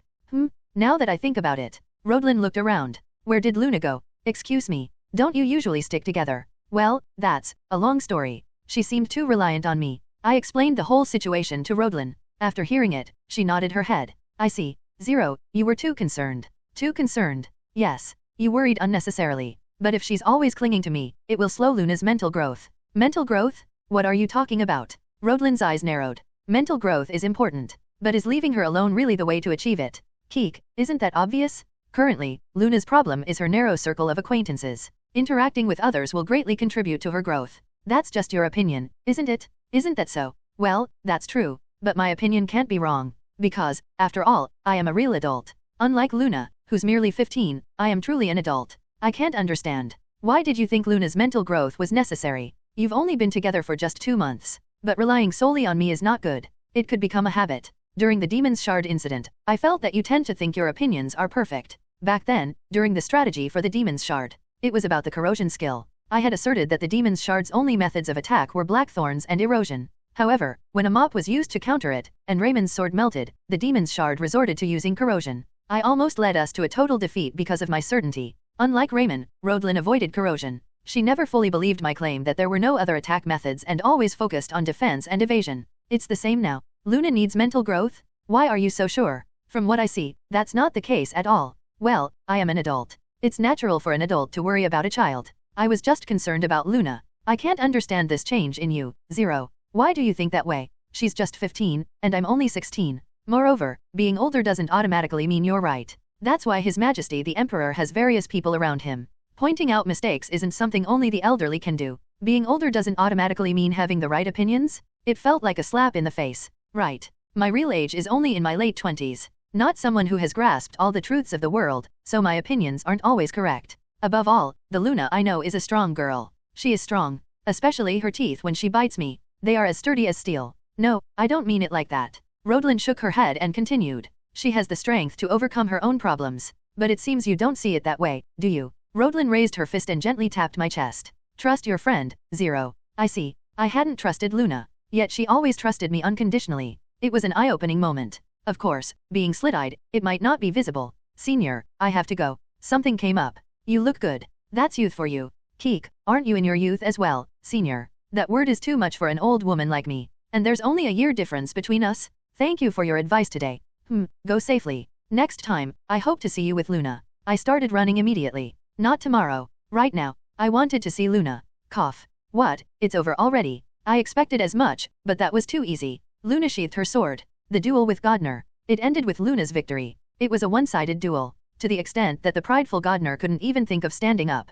Damn it! What kind of monster is she? It was only because Luna switched to using the back of her sword midway through the fight. If it had been a real duel, it wouldn't have been strange if he had died. But in the end, I'll be the one standing, you stupid girl. Both in the event of winning and losing. He had it all calculated. Sneer dash. Godner, kneeling on one knee and bowing his head. Luna saw it. The faint smile on his face. Smiling. It was when Luna sensed something odd. The entrance of the duel arena became noisy. Huh? What's going on? Is someone there? People are in the duel arena. A swarm of children poured in. It was the Terran and Eurydia factions. And they too saw it. Luna and Godner standing in the duel arena. Was there a duel going on? What? Did Godner lose? No, wait. Just the two of them? Where's the witness? What? Did they duel without a witness? The children started chattering noisily. But the situation wasn't hard to grasp. Eurydia clicked her tongue. TCH, I should have known when he insisted on me accompanying him. Late at night. Terran's suggestion for a discussion to advance the first-year students. They talked at a slight distance, and following Terran led them to this place, the duel arena. He must be showing what happens to those who oppose him. It was no different from a public execution. Luna also realized the situation. They were trying to drive her out of this academy. Terran, I did not lose. That girl used underhanded tactics. Hey, When did I ever do that? She drew her sword first and swung it at me. I am the victim. You're the one who beat up an innocent kid first. Godner squealed. His squealing was no different from a pig being slaughtered. But Godner wasn't concerned about that. Right now, his claim of being a victim was what mattered most. Hi, you're done for. Luna, who broke the rules, would be expelled from the academy. His honor as the victim would be restored, and he would secure his position in the Terran faction as a hero of this incident. Just when he thought everything was going perfectly, Terran spoke. It's difficult when both parties have such conflicting opinions. Terran, shall we continue the duel? Until one side. Terran's eyes gleamed ominously. Admits their wrongdoing. Terran? What do you mean by that? Yes. Terran wasn't aiming to simply expel Luna from the academy. He wanted something worse. Terran intended to execute Luna. Socially and physically. End her completely. Terran, what are you talking about? Continue the duel. It may sound a bit harsh, but these fools fought without a witness. Everyone knows that Godner is a friend who works with me. It's natural he would take Godner's side. But I can't just blindly cover for him. It has to be fair. Isn't that one of Anwood Academy's principles? At first glance, Terran might seem like a fair person. Despite his subordinate being involved, he's willing to handle it fairly. But Eurydia knew the real meaning hidden inside. So, you're saying the duel should continue until someone admits their fault? Yes. Wouldn't that be more fair? Fair? What's fair about that? It's a system where the stronger person takes all. What if the winner is lying? Terran laughed heartily. Winner takes all. Isn't that the nature of this world? You should be thankful for such an opportunity. Eurydia quickly calculated her options. An illegal duel between students. The claim to handle it fairly. The justification seemed to be on Terran's side. But what about the benefits? If Godner wins, Luna would be expelled from the academy as the guilty party. If Godner loses, he would be the one expelled. Either way, Terran wouldn't be directly harmed. Rather, by executing the punishment, he instills fear in the other students. No matter the outcome, Terran benefits. That's why Eurydia couldn't accept it. But there's no witness. We, who are not part of the student council, don't have the authority to certify. This means the duel cannot continue. Then if there is someone with certification, it would be alright. What? What do you mean? Terran pulled something out of his pocket. A wooden tablet. A tablet engraved with the word certification. I received this certification tablet from teacher Larang. Currently, I have the authority to act as a certifying agent. Eurydia's face drained of color. This bastard Terran. How long has he been planning this, and to what extent? Eurydia turned around. She refused to be a pawn in someone else's game. I will bring a teacher. A certifying agent. You will have to take responsibility for that. Terran grabbed Eurydia's wrist abruptly. Let's not make a big deal out of this, Eurydia. Today's duel will be as if it never happened once it's over.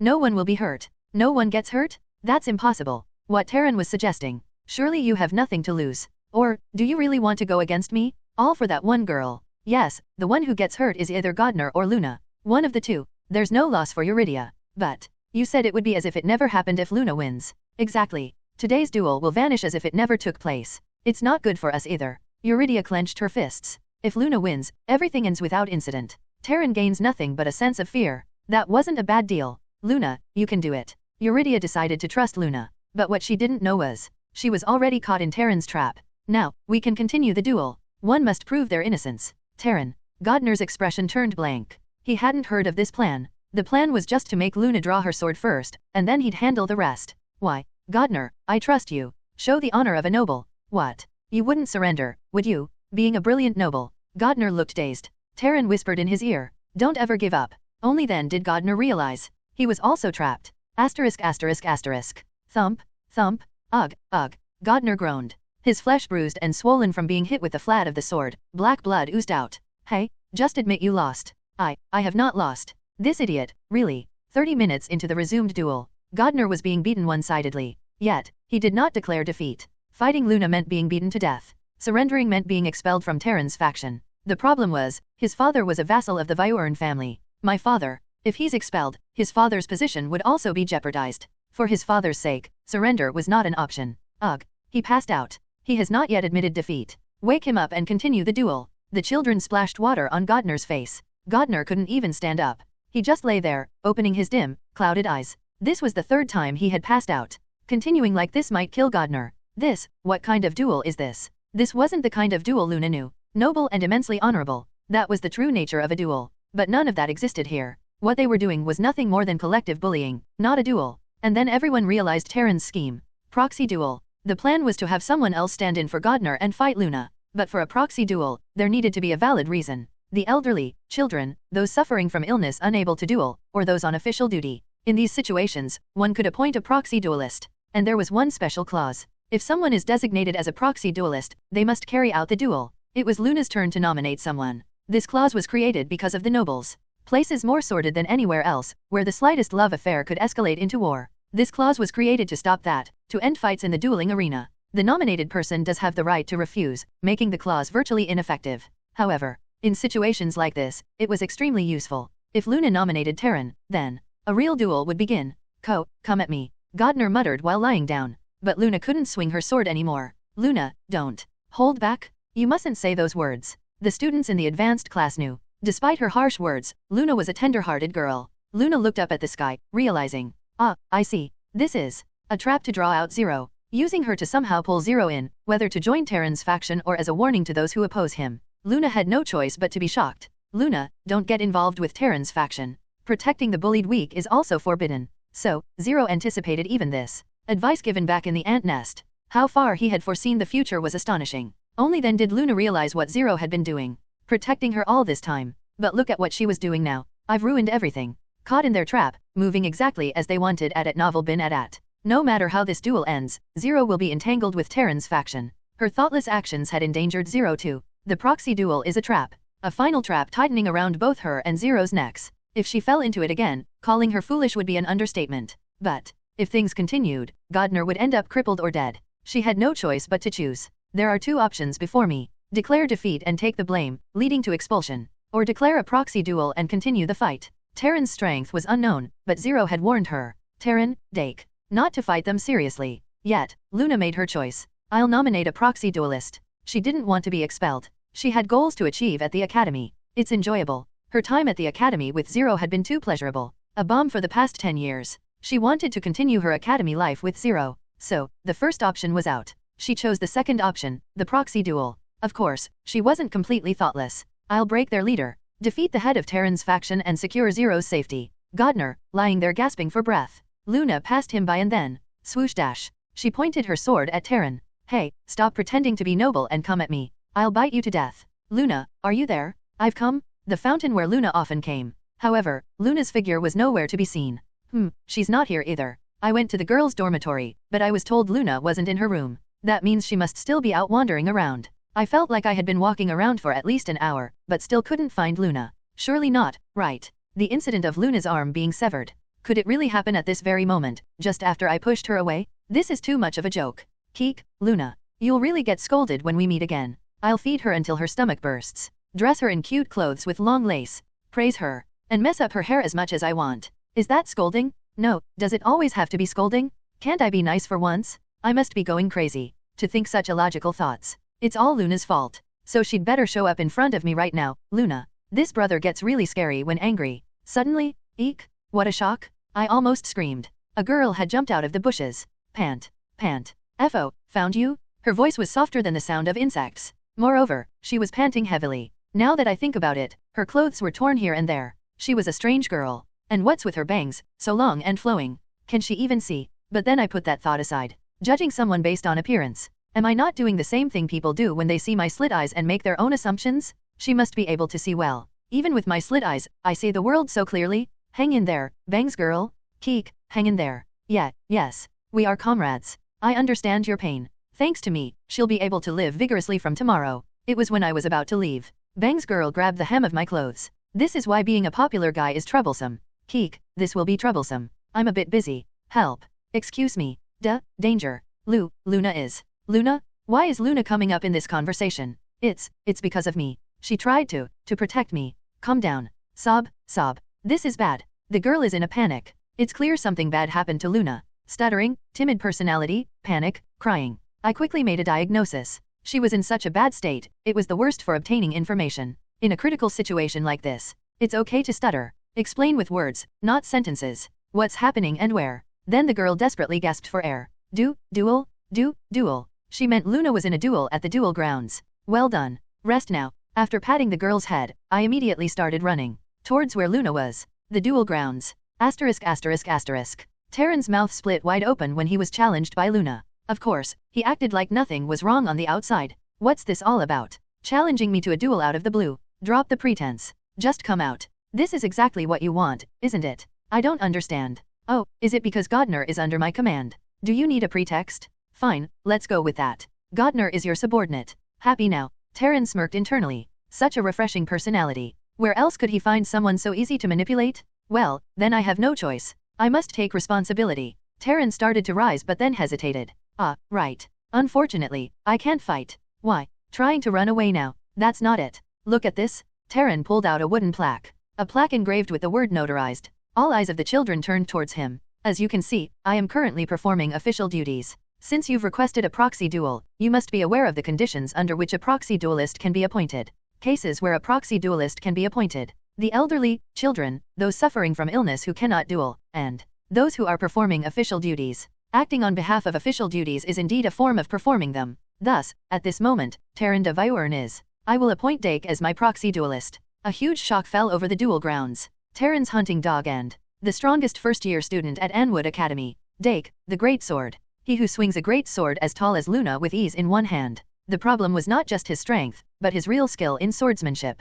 Only someone at Rodlin's level might stand a chance. That was the word of a teacher who instructs in practical swordsmanship. To appoint such a skilled fighter as a proxy duelist. That crazy bastard. Eurydia's true feelings burst out. It was that serious a situation. That son of a bitch? How could he set such a meticulously laid trap? Eurydia had an intuition. Something big was about to happen. Such a tightly woven trap. It couldn't possibly end with just a simple proxy duel. Eurydia headed towards where Luna was. Luna, declare your defeat. What are you talking about? Please? I'll handle the rest. I'll do whatever it takes to prevent your expulsion. Luna laughed lightly at Eurydia's desperate persuasion. She knew it too. The end of this proxy duel. It wouldn't be pretty. If I avoid expulsion, I can return to the academy with Zero. But, no, why not?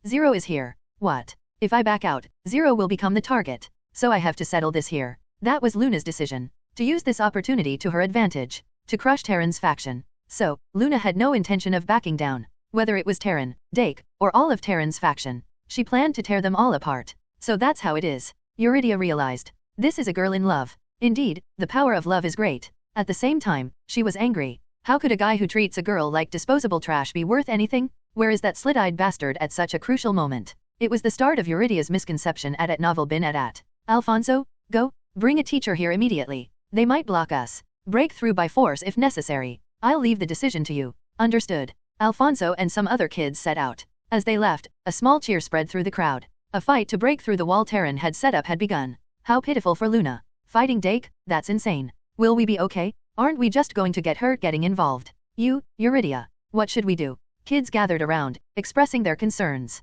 Some were worried about Luna, but most were concerned about the fight with Terran's faction. Terran's strategy is starting to work. His strategy of fear was taking effect. Declare protection for Luna here? Eurydia's faction might get torn apart. It's a collapse from fear. But I will prioritize protecting Luna. Eurydia, but we gathered to ensure everyone can enjoy life at the academy, didn't we?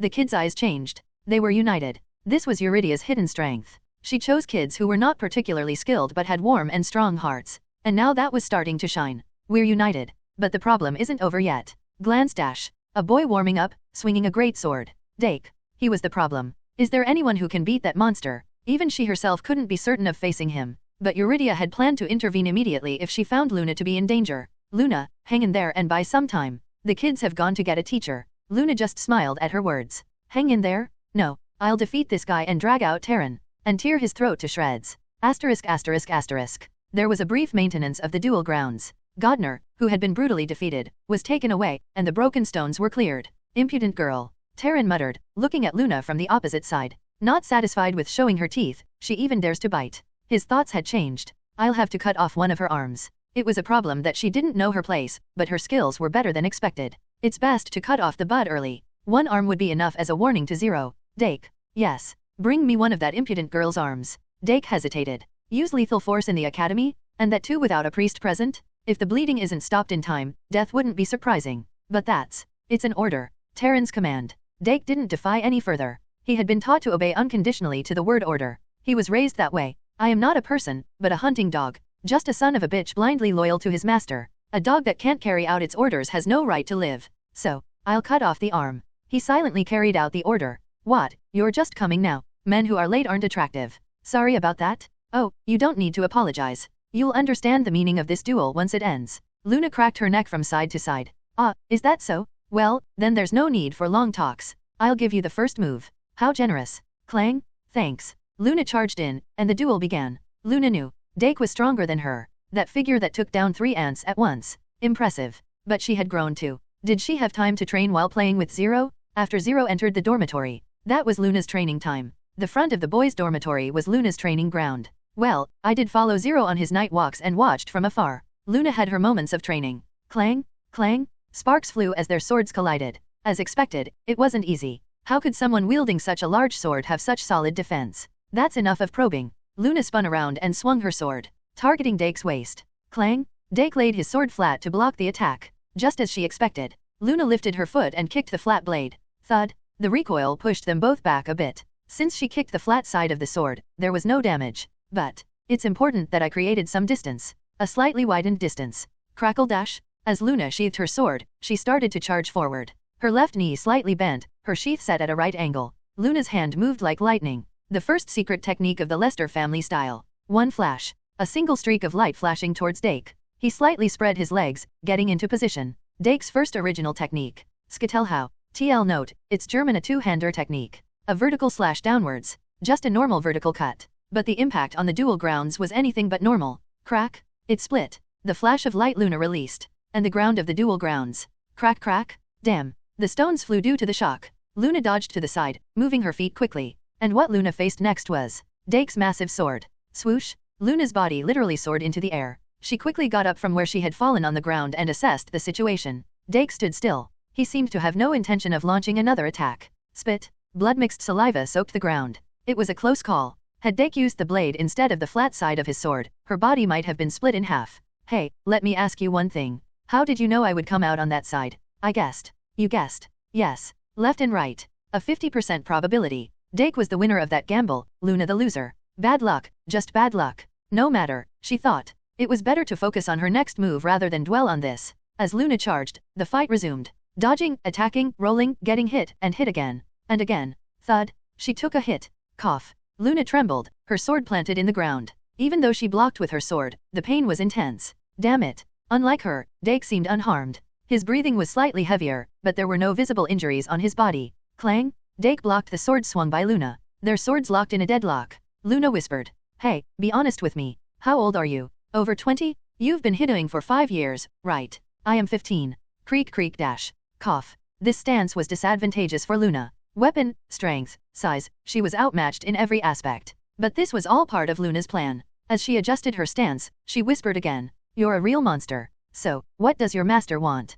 What do you mean? I heard you two talking earlier. Didn't you receive orders? Like, cripple me, or cut off my head. Considering you've only been hitting with the flat side, I guess killing isn't the order. What, are you supposed to bring back a leg or an arm? Clang? Dake forcefully pushed away Luna's sword. They were close enough to hear each other's words, though their swords didn't touch. Dake spoke. It's your arm. Haha, I see. Just as I expected. Luna planted her sword into the ground. She realized she couldn't win against this monster. It was like throwing eggs at a rock. But even if she admitted defeat, Terran wouldn't be satisfied. So, rip tear dash. Luna tore the sleeve off her shirt and tightly wrapped it around her left forearm. Fine, take it. This arm, I can give it away anytime. But I add only one condition, do not touch Zero. After clashing swords with Dake, she understood. Even Zero wouldn't be able to defeat this child. He was a true monster. So, she gave it all up. Her pride, her anger, and now, one of her arms. Compared to Zero's life, it's a cheap bargain. Terran was close enough to hear their conversation. His eyebrows twitched noticeably. Not to touch him. Yes, take it as an honor. Taking my arm will be the greatest achievement of your life. Chuckle chuckle dash. Ha ha ha ha. Suddenly, Terran burst into loud laughter. A laughter that was almost hysterical. But none of the children laughed. It was too contrasting to his usual composed demeanor. Scary. All the children could do was maintain silence. Ha ha ha. For a presumptuous brat, you've got some spirit. The laughter continued. Then, abruptly, it stopped. Terran's expression turned serious. Presumptuous brat. Do you even realize who's showing mercy to whom here? In your position, even if you knelt and begged for your life, it would have been insufficient. And yet, what? Claiming that losing an arm would be his greatest achievement? This is why I detest the clueless. Dake. Yes. Kill her. But killing a student will require cleanup. I'll handle that. But it's an order. Dake's expression changed. He slowly started moving, his sword raised. Eurydia knew. Dake was really going to kill Luna. Terran, have you gone mad? As the proxy for the duel's certification, I declare that those who interfere with this sacred duel shall bear the consequences. Nonsense. You don't have that authority. Everyone, take them down. The factions of Terran and Eurydia started to mix and clash. Eurydia cried out desperately. Luna? Come down? Come this way. Luna had no intention of dying either. The duel was over. She was about to descend from the dueling ground. Dake swung his sword. Eurydia immediately cast a spell. Shield. Crash dash. The shield shattered to pieces. All from a single attack. Block the casting. Terran's faction charged in. Their force pushed Eurydia's faction back. Damn it! If only I could use offensive magic. Using offensive magic would cause casualties. Could she hurt others to protect Luna? That made no sense. No, Luna. Thump. Luna was lifted into the air. It was because Dake had swung his sword. Cough. Even though she blocked with her sword, the impact was tremendous. Blood streamed from her forearm. That bastard, he swung the blade, didn't he? Until now, Dake had only used the flat of his sword to inflict physical blows. But now, with just one order, he had completely changed. Luna knew. Dake was serious. He intended to kill her. Hey, isn't this too much? To kill someone just because of an order. He no longer even spoke. Different. Completely different from before. He seems like a different being. Terran sneered at Luna. Don't be lonely. After you, I'll slice him up too. Something surged within her. Her death was acceptable. But the thought of Zero being endangered because of her, that was not. Why am I so stupid? If Zero died because of her, how could she ever atone? That couldn't happen. Not Zero, not Zero. The first secret technique of the Lester family style. One flash. Boom. She launched an attack with all her might. But even this time, she couldn't reach Dake. Terran mocked her. What kind of technique is that? Baseless and pathetic, just like you? Keek, baseless? What a harsh thing to say. The voice came from right beside them. Terran shouted in surprise. Who are you? Terran knew as soon as he heard the voice. The relaxed tone, the irritatingly polite manner, even the slurring that seemed to stick to him like glue. This voice was undoubtedly. Keek, Terran. Your proxy duel. As Terran turned his head, he was confronted. With those ominously shining red eyes. It was so boring I wanted to die. At that moment, Zero revealed himself. Asterisk asterisk asterisk. It's Zero? Zero has appeared. Someone's shout. It was enough to quell the chaos. The battlefield, which had been a scene of confusion, instantly quietened. Phew, seems like using eye-opening was the right move. The mess he encountered as soon as he arrived at the dueling ground. Luna rolling on the ground, kids fighting each other, pulling hair, and my voice not getting through. It was inevitable to be flustered. Well, thanks to them being busy with each other, I got here easily. They were so busy fighting among themselves that no one paid attention to him. That's why he used eye-opening right next to where Terran was. Desperately wanting some attention. Zero. The third rank is here. Was it because of the lull? The children returned to their respective places. Terran gritted his teeth. Zero, you bastard. What do you mean by that? My proxy duel is boring. Keek, yes. Tormenting the weak, it's too boring. Is that so? Terran smirked. Then what? You'll take over the duel. Maybe I will. Perhaps it was the too cool response. Terran's eyes widened.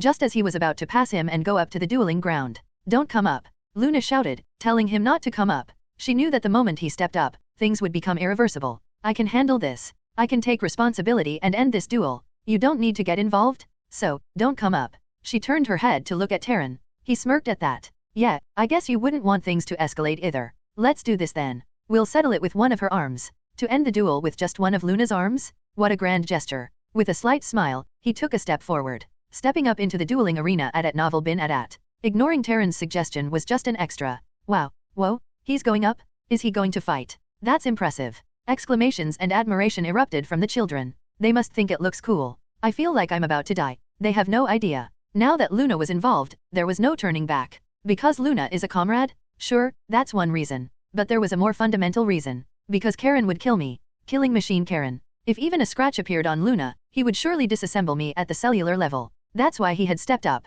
Luna, are you okay? You idiot? Why did you come up here? Keek, I asked if you were okay. Why do you call me an idiot? Are you an idiot who can't even understand a question? Why you idiot? You're really an idiot. Luna began to shed tears. Come to think of it, it's been 2 days since he had a proper conversation with Luna. He took out a handkerchief from his pocket dimension and wiped Luna's tears. I'm sorry for what happened. It was my fault. Sob.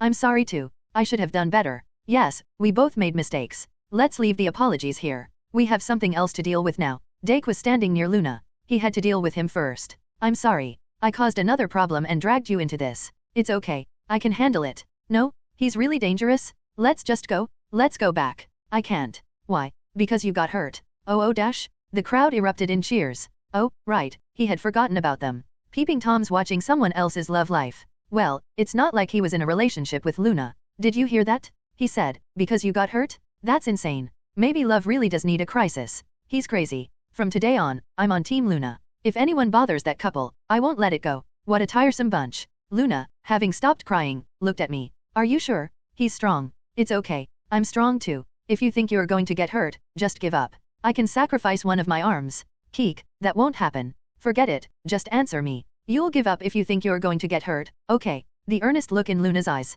He could tell from the time they spent together. She was serious. She would give up an arm for me. That's not a normal way of thinking. But, it wasn't a bad feeling. He gently stroked Luna's head and said, if Dake's attack even grazes me once, I will surrender. It could sound like he was planning to back down immediately, but Luna seemed to understand what he meant. You're planning to win overwhelmingly. I get it. Luna staggered to her feet. Then she shouted, I nominate Zero as my proxy for the duel. Oh dash! Cheers erupted from the mouths of the children. It was when Luna had descended into the arena. Terran shouted loudly, I cannot accept a proxy duel for Zero. Keek, why not? It doesn't fall under the terms of a proxy duel? Isn't she neither elderly, nor a child, nor sick, nor anything of the sort? Ah, the proxy duel terms? I knew them well. Those old-timers in the game create content when there's a lack of it. What do I mean? I'm pretty much familiar with the Noble's Code of Law. There were often events where they would quiz us on this code. Let's see. The proxy duel clause that can be applied in this case is dash. The code of law unfolded in my mind. Proxy duel. Applicable for the elderly, children, those suffering from illness, or those occupied with official duties. In such cases, a proxy duelist can be appointed. Special clause. If the opponent nominates a proxy duelist, the proxy duel can proceed. I quickly scanned all the terms of the proxy duel. Then, none. There was no clause that I could intervene with. Luna was neither elderly, nor a child, nor suffering from illness, nor occupied with official duties. What about the special clause? That means I can only participate in a proxy duel if Dake nominates me. I don't even understand why such a clause exists. Let's think about it logically. Who in their right mind would choose a stronger opponent for a proxy duel? Unless they're completely insane. Zero, I'm sorry, I nominated Terran as my proxy, but it somehow turned into Dake. Right. The crazy one was right beside me? Our Luna really knows how to cause trouble artistically. Ha ha ha, that's right. There's no room for you to interfere. Please step down. This was problematic. If this ends here, Luna's arm would be in danger. But it's not like there was no way out. I'll just do it. What? I said, I'll just do the duel. Brazenness. This was exactly the way to make the duel happen. As a duel notary, I cannot accept this. State the clause? A clause I can accept. Ah, now that you mention it, there is one. What is it? Terran prepared for battle. He was ready to refute whatever clause I brought up. Luna is cute, that's why. What? One must protect a cute being, even if it means fighting a proxy duel. Terran's mouth hung open. He was at a loss for words due to my brazenness. Kayaak dash? Kayaak? The girls were in an uproar. It felt like the size of my fan club was increasing. Ah, now I'm really at a loss. Let it be what it will be. Click. Fine, go ahead as you like. I accept Zero's proxy duel and will resume the fight. With that, the duel was established. The problem was that the situation was a bit difficult. Dake is strong. I couldn't win with mere skill. Well, I might stand a chance if I used a few tricks. I raised my hand and said, Terran, what now? Can you please send everyone out except those involved in the duel? Terran, who had a grim expression, suddenly relaxed. Ha ha ha, why? Don't want to be embarrassed in front of everyone. Terran's followers laughed with him. Terran raised his hand to quiet them down. Of course, he couldn't hide the smile on his face. Fine, I can do that much. It's better to be embarrassed in front of fewer people. The children laughed again. Watching them, I spoke softly. It's on my side. Haha, what do you mean? You seem to be under some misunderstanding. The one who should be showing consideration isn't him. Rather, it's on my side. Asterisk asterisk asterisk. 30 seconds. That's how long the silence lasted. During that time, no one spoke. Because they were afraid to face Terran's anger. Leave. Excuse me. Everyone not involved in the duel, leave this place. Terran? But. Get out, I said. Bang. Only then did the children scurry out. Terran sighed. They only listen when he gets angry. I didn't expect him to resort to this tactic. Terran looked at Zero. The suggestion to clear out the people. At first, he dismissed it as a ridiculous provocation. But upon further thought, it wasn't. He's quite clever. This is surprising. Just if. Let's assume Dake loses in the proxy duel. Dake, thought to be the strongest first year, defeated. Then Terran would be no different from a tiger without its teeth. Because a real tiger would have appeared, surpassing Dake. But what if he loses without any witnesses? It would be possible to silence them through internal dealings. The most typical deal being let's just call it a draw. Since the other side suggested clearing the people, the deal wouldn't be hard. As he thought, the surroundings of the duel arena emptied. Now, only he, Dake, Zero, Luna, and Eurydia remained. Eurydia, this doesn't concern you, does it? Someone must be prepared for any eventuality. What about that girl? Luna is injured, isn't she? And don't worry. I'll keep silent about what happens here. How can I trust that? I'll stake my family's honor on it. Are we good now? Terran turned his head away. With this, He had prevented the mishaps that could occur if he lost. All the assumptions so far were about losing. But what if he wins? Zero, I'll make a rag out of you and display it. You'll pay dearly for provoking me. At novel bin at. Suddenly, the audacious conversation of the youngsters reached his ears. Hey, you're not thinking of kneeling and begging, are you? Oh, that's an idea. Will you join, Luna? Do you really want to die? If you lose, I'll kill you. Sigh. Terran was exasperated. Who on earth was he fighting against? Having a sacred duel with such kids. Dake. Yes. It's an order. Don't lose. If you do, I'll kill you myself. Understood. Dake stepped into the center of the arena. The time had finally come for the duel. Luna approached Zero. Keek, are you worried? Isn't it obvious? Like I said before, if you want to surrender, do it. I don't mind. For some reason, Zero ended up stroking his own head. Luna felt strange. Has Zero grown this much? Maybe it's because he's standing in the arena. Luna, the Lester family's swordsmanship is not to be underestimated. What? Are you saying that because of what he said to me earlier? It's fine. I don't care about that. But contrary to her words, Luna was quite hurt. Her family had been disgraced because of her. Of course, Terran had said it without knowing she was a noble. Keek, watch carefully. It's the level you need to reach. What? What does that mean? Come on. Let's resume the duel. Zero left. To the center of the arena. The level I need to reach? What does he mean? Luna's question didn't linger for long. Begin. With Terran's command, Zero opened his eyes. Red eyes filled with ominous light. At the same time, Zero assumed a certain posture. Slightly bent left knee, matching it, a sword sheath standing at a right angle. His waist bent even more. Explosive instantaneous acceleration. It was slightly different, but certain. That was the first secret technique of the Lester family style. One flash. Flash. A giant streak of light, engulfing the surrounding light, soared through. The vertical flash of light split the dual arena and the ceiling. Boom, thud, rumble. Above the hole in the ceiling was a large moon. At a glance, it seemed as if Zero's sword had sliced the moon. Moonlight poured through the hole in the ceiling. Below, Zero stood looking up at her with a smile. Keek, Luna. Didn't I tell you? The swordsmanship of the Lester family. It can even slice through the moon. Asterisk asterisk asterisk. Whoa-a-a-a. Kai-a-a-a. What's going on? What's happening inside there? Screams from the children outside the firmly locked doors of the duel arena flowed in.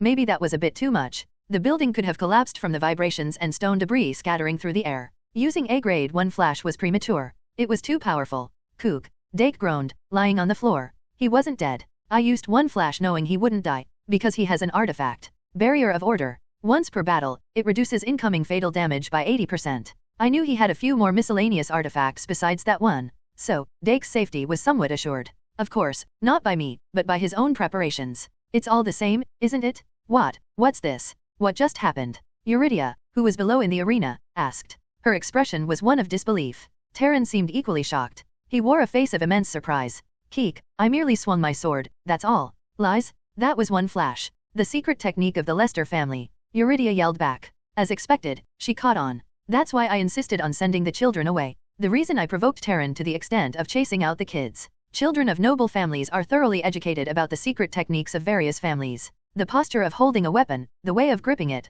the trained body parts, the appearance of the technique. They were taught the distinctive features of each family's secret technique. The reason for such education. To adjust behavior based on the opponent's family. Whether the opponent is worth engaging with, worth spending time on, or even someone you absolutely must not make a mistake against. But that's not all. At parties, battlefields, mountains, fields, seas, tourist spots, anywhere. You can meet a noble's child. What if a conflict arises and the other person is a child of a prestigious noble family? Compensations, political standings, trade, territorial disputes. The losses could be substantial. That's why they're thoroughly educated about the secret techniques of various families. To minimize damage. I thought the chances were low since the Lester family was disbanded and excluded from the curriculum. Both Eurydia and Terran seemed to recognize one flash. Well, for now, it's time to play dumb. Keek, I don't understand what you're saying. How could a commoner like me use a noble family's swordsmanship?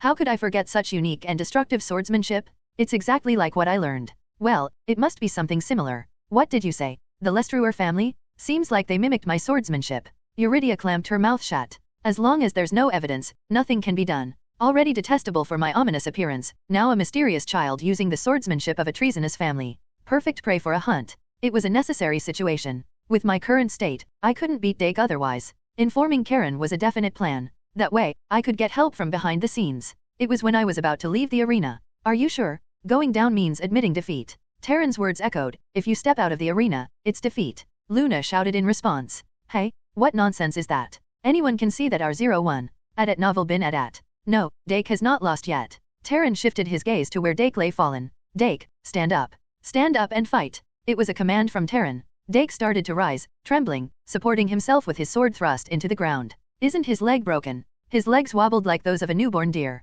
His face was pale, and blood oozing through his uniform pants proved it. Yet, Dake tried to stand. And soon, he managed to stand on his broken leg. These crazy bastards. Luna muttered under her breath. Indeed, both were insane. Terran giving orders, and Dake trying to fight. Terran and Dake. They won't be easy to deal with, will they? They were the enemies I had to fight in Chapter 2. I had felt it in the game, but seeing their grandeur in person was something else. Dake. He had lived his life following orders since he was 5. A loyal servant of the Vyurn family. A faithful and diligent hunting dog. It's an order. Fight. Screech drag dash. Dake dragged his leg, approaching me. Dake fell over after a short distance. He started to struggle to get up again. Don't you remember my order? I ordered you to fight in my place. And glance dash. I do not accept defeat. Terran kept glancing over at me. I instantly grasped his intention. I'm going to play it that way, are we? I had felt it during our previous conversation, but I really click with Terran. Logical, reasonable, yet emotionally compatible. He doesn't want his loss through a proxy battle to be known to others, and he can't afford to lose Dake. So, Terran was effectively proposing a draw. Well, it wasn't a bad offer for me either. If word got out that I won, various kids would come running to me with requests. Arg? Pain in the frontal lobe of the brain. 0? What's wrong? Ugh? Looking at Luna's face makes me feel even closer to death. Do you really want to die? Though I thought my acting was perfect, the kids' reactions were bland. Should I have rolled on the ground too? Well, they all seem to know it's an act, so I'll just go along with it. It seems neither of us can fight anymore. That seems likely. You look in pain. Especially your head. Stop being so sarcastic, Luna. I'm doing this for you. How about this? Let's call it a draw. A draw. Terran responded quickly. As always, conversations with him are refreshingly fast. Yes, that's right. I'm completely drained. A true noble should have the magnanimity and tolerance to listen to the words of the common people. I see. So you're out of strength. Then there's no helping it. Attacking an opponent who's out of stamina is dishonorable. Exactly, exactly. And besides, wasn't it a good fight? Yes, indeed. It was a fight worth talking about. Then I'll declare it. This duel ends in a draw, but I need to gain something too. Wait, I have a proposal. What is it? How about we exchange one item each, as a token of friendship? Friendship. Terran suddenly looked as if he was hearing nonsense. No need to worry. I'll make him understand soon. It's a pity to part ways after such a good fight. So let's exchange items we own. I see. Well, that should be fine. Keek, since the fight was with Dake, is it alright to exchange with Dake's item? Sure, go ahead. The kids outside the dueling arena were getting noisy. They might forcibly open the door. Terran had no choice but to be hasty. I headed towards Dake, who was leaning on his sword, seated. I want the barrier of order. Wait a minute. That's too extravagant for a gift. Terran exclaimed urgently. Too extravagant? Does he really think so?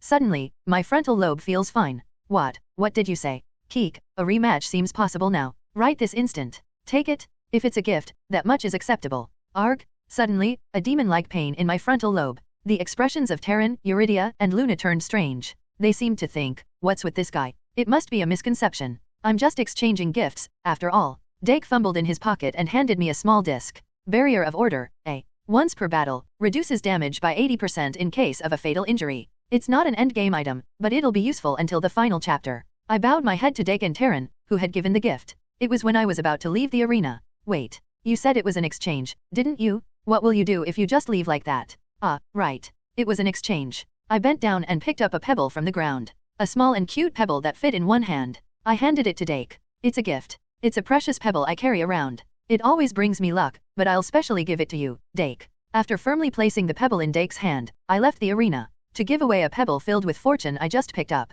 That's a loss for me, isn't it? You really are a demon. Keek, have you ever seen such a handsome demon? Ha, this shameless guy. My face is burning up. Terran sighed deeply. Then I will declare now. The duel ends in a draw. Ah, just one more thing. Terran gritted his teeth. That's bad for dental health. I should tell him next time. What is it? Swear on your family name that you won't discuss today's events outside of here. Terran, Dake, Eurydia. They knew one flash was a technique of the Lester family. It would be troublesome if they spread the word that I used one flash. And if I refuse? It was Eurydia's question. The Lester family was a family of traitors. Eurydia had a duty to report it. Eurydia. Yes, tell me. Should I demonstrate my technique similar to one flash again? Then you might know whether it's a secret technique of that family or not. Of course, Eurydia was the intended target. She suddenly raised her left hand. I, Eurydia de Rounter, swear on my family's name to forever remain silent about today's duel. She didn't want to die by one flash, it seems. And Terran was the same. I, Terran de Viorn, swear on my family's name to forever remain silent about today's duel. Now, only Dake was left. He didn't have a family to swear a vow of honor, but there was another way. Dake, keep silent forever about what happened today. Keek, you could at least attach the word order to it. It's an order. Understood, Lord Terran. Phew, now everything is really over. The duel and execution ceremony that happened unexpectedly at night. Completely resolved, finished, concluded. Well, I did hide a little trap in that vow, but there's no need to mention it. Terran glanced at me sneakily. Now I can really declare the end, right? Keek, I never interfered. Please, feel free. The duel ends in a draw. Dake, use a potion. He ends it like lightning, so ruthlessly. Eurydia approached us. You did well today. It's embarrassing to have caused such a ruckus and achieved nothing. Keek, so what you're saying is, with all those kids, you did nothing better than me? Really? Stretch dash. Luna stretched and pulled my ear. Luna, you're going to tear it off. No, I'm thankful. I'll definitely repay this debt. You go ahead and rest. I'll take care of the kids. I dusted off the blood and dirt on my clothes and body. I had to pretend like I'd been in a fierce battle. Luna, got it. I'll carry you. Luna easily hoisted me onto her back. How does such strength come from her small frame? It reminds me of the entrance exam. Luna let out a quiet laugh. The first test. The labyrinth we had to get through, with Luna carrying me. Keek, can you run as well as you did then? Underestimating me? I can run much better than that now. Let's see it then. Hold on tight, or you'll fly off. And so, I left the arena on Luna's back. Asterisk asterisk asterisk. Clunk dash. Make way. An injured person needs to pass. Clear the path. As soon as the door opened, the imperious calls of Eurydia and Terran rang out. The kids quickly made way. While they were still bewildered, Luna, carrying me, dashed out. What? What's going on? Did he lose? The duel between Dake, the strongest of the first years, and Zero, third place in the entrance exam. Unable to contain their curiosity, the kids ran to their respective masters, chattering away. Lady Eurydia? What happened? The duel ended in a draw. A draw? But it wasn't an inside job. It was a real draw. Both were very strong and the fight was intense. Lady Eurydia, then. Yes, we must recruit him. Only Zero can check Terran's faction. Wow, the kids erupted in cheers. A being like Dake, an absolute figure, and someone with equal skills. Their morale couldn't help but soar. Eurydia felt the same, except for one thing. That was definitely a secret technique of the Lester family. Ever since the Lester family was annihilated, the Lester family's techniques were excluded from the curriculum. But the unique and destructive swordsmanship of the Lester family was too memorable to forget. Can it be someone to match Dake? Yes. Another monster. Terran's faction had wrapped up their discussion similarly. A fighter on par with Dake. Not exactly good news, but not bad either. If they could recruit him, Terran, whom they followed, would dominate the first years. Godner and Zeepa, start over from scratch. No changes in ranking until the final exams. The two bowed their heads in shame. Godner was expected, but why Zeepa? Because he insisted Zero was just bluffing when planning this. Claiming he was just lucky, with no real skill. Because of them, I was suffering from cognitive dissonance. But as expected, he was right. Zero was strong. I can't even stand to look at you. Go clean up. Yes. The kids began cleaning the arena. They hadn't received permission to use it. Eurydia also instructed the kids to clean. There had been some destruction due to the brawl with Terran's faction. Watching this, Terran sorted his thoughts. He knew Zero was strong, but never thought he'd even match Dake. Terran approached Dake, who was sitting down. Dake's treatment had already been completed. The injury was severe, so a high-grade potion was needed, but it didn't make a hole in Terran's pocket.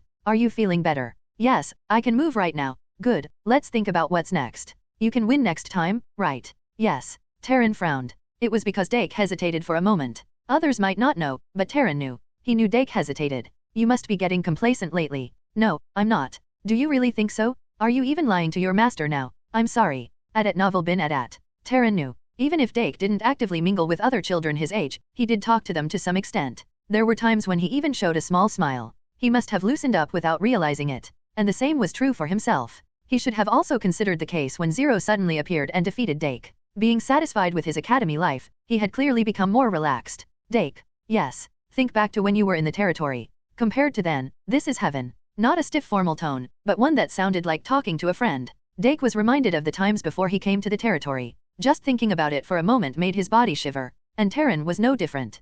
Probably by tomorrow, a report will go to the family. The rats planted by the family. Even if the report goes up as a draw, his father will notice that both he and Dake lost. Terran moved a little away from Dake and adjusted his posture. They had returned to their original relationship. The relationship of a hunting dog and its master. We'll have to change our strategy. Please, instruct me. Zero won't join any faction in the end. So, there's no need to rush. Building up favor and approaching slowly. Maintaining a close relationship. Not close enough to join forces with Eurydia, but just right. Just that kind of relationship is perfect. Keep expanding his influence and crush Eurydia. From time to time, give Zero what he wants to keep him from being wary. Don't touch him. Not until you're certain you can win. Understood. Attack Zero only after you're certain. Got it. Yes, I understand. Terran knew Dake better than anyone. His innate talent, his grueling efforts, even the dreams he harbored. He might be behind now, but the moment Zero lets his guard down, he could strike. The midterms are the problem now. The upcoming midterms. A battlefield and a chance for redemption at the same time. We'll take the top spot once again.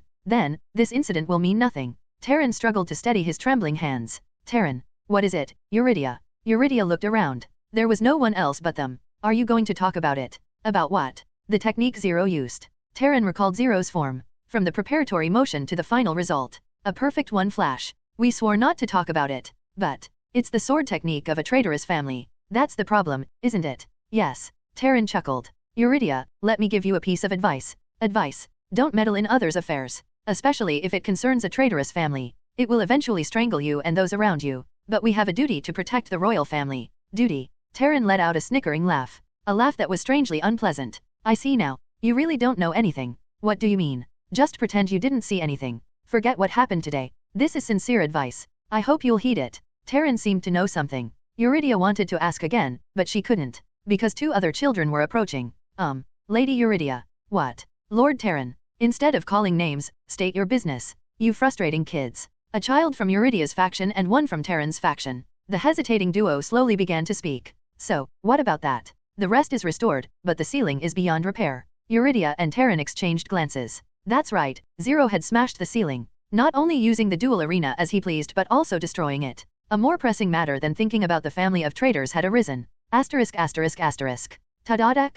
The saying that Luna runs well was no joke. She really runs well. The scenery flew by ceaselessly. No one is following. I gently tapped on Luna's back. Luna. Huh? What? Let's get you treated first. After getting off Luna's back, I reached into my spatial pocket. Healing potion, D. A healing potion made with artificial ingredients. It seemed capable of healing even torn wounds. It was purchased from the general store at the academy. I bought the D grade since the price doubles from C grade. It was enough to treat Luna's wounds. As I applied it to various parts of Luna's body, the torn wounds healed instantly. Thank you, Keek. I'll collect my dues later. Do as you please. Now that the treatment is done, let's go. Luna knelt down and offered her back. It was a sign to get back on. Keek, there's no need for this. Get on. I just want you to. If you insist, I won't refuse. I got onto Luna's back again. This time, she didn't run. She walked slowly, talking about this and that. The night sky was filled with stars. Keek, like you, they're small, Luna. Wanna die? Probably as small as your eyes. It was during such conversations that I asked.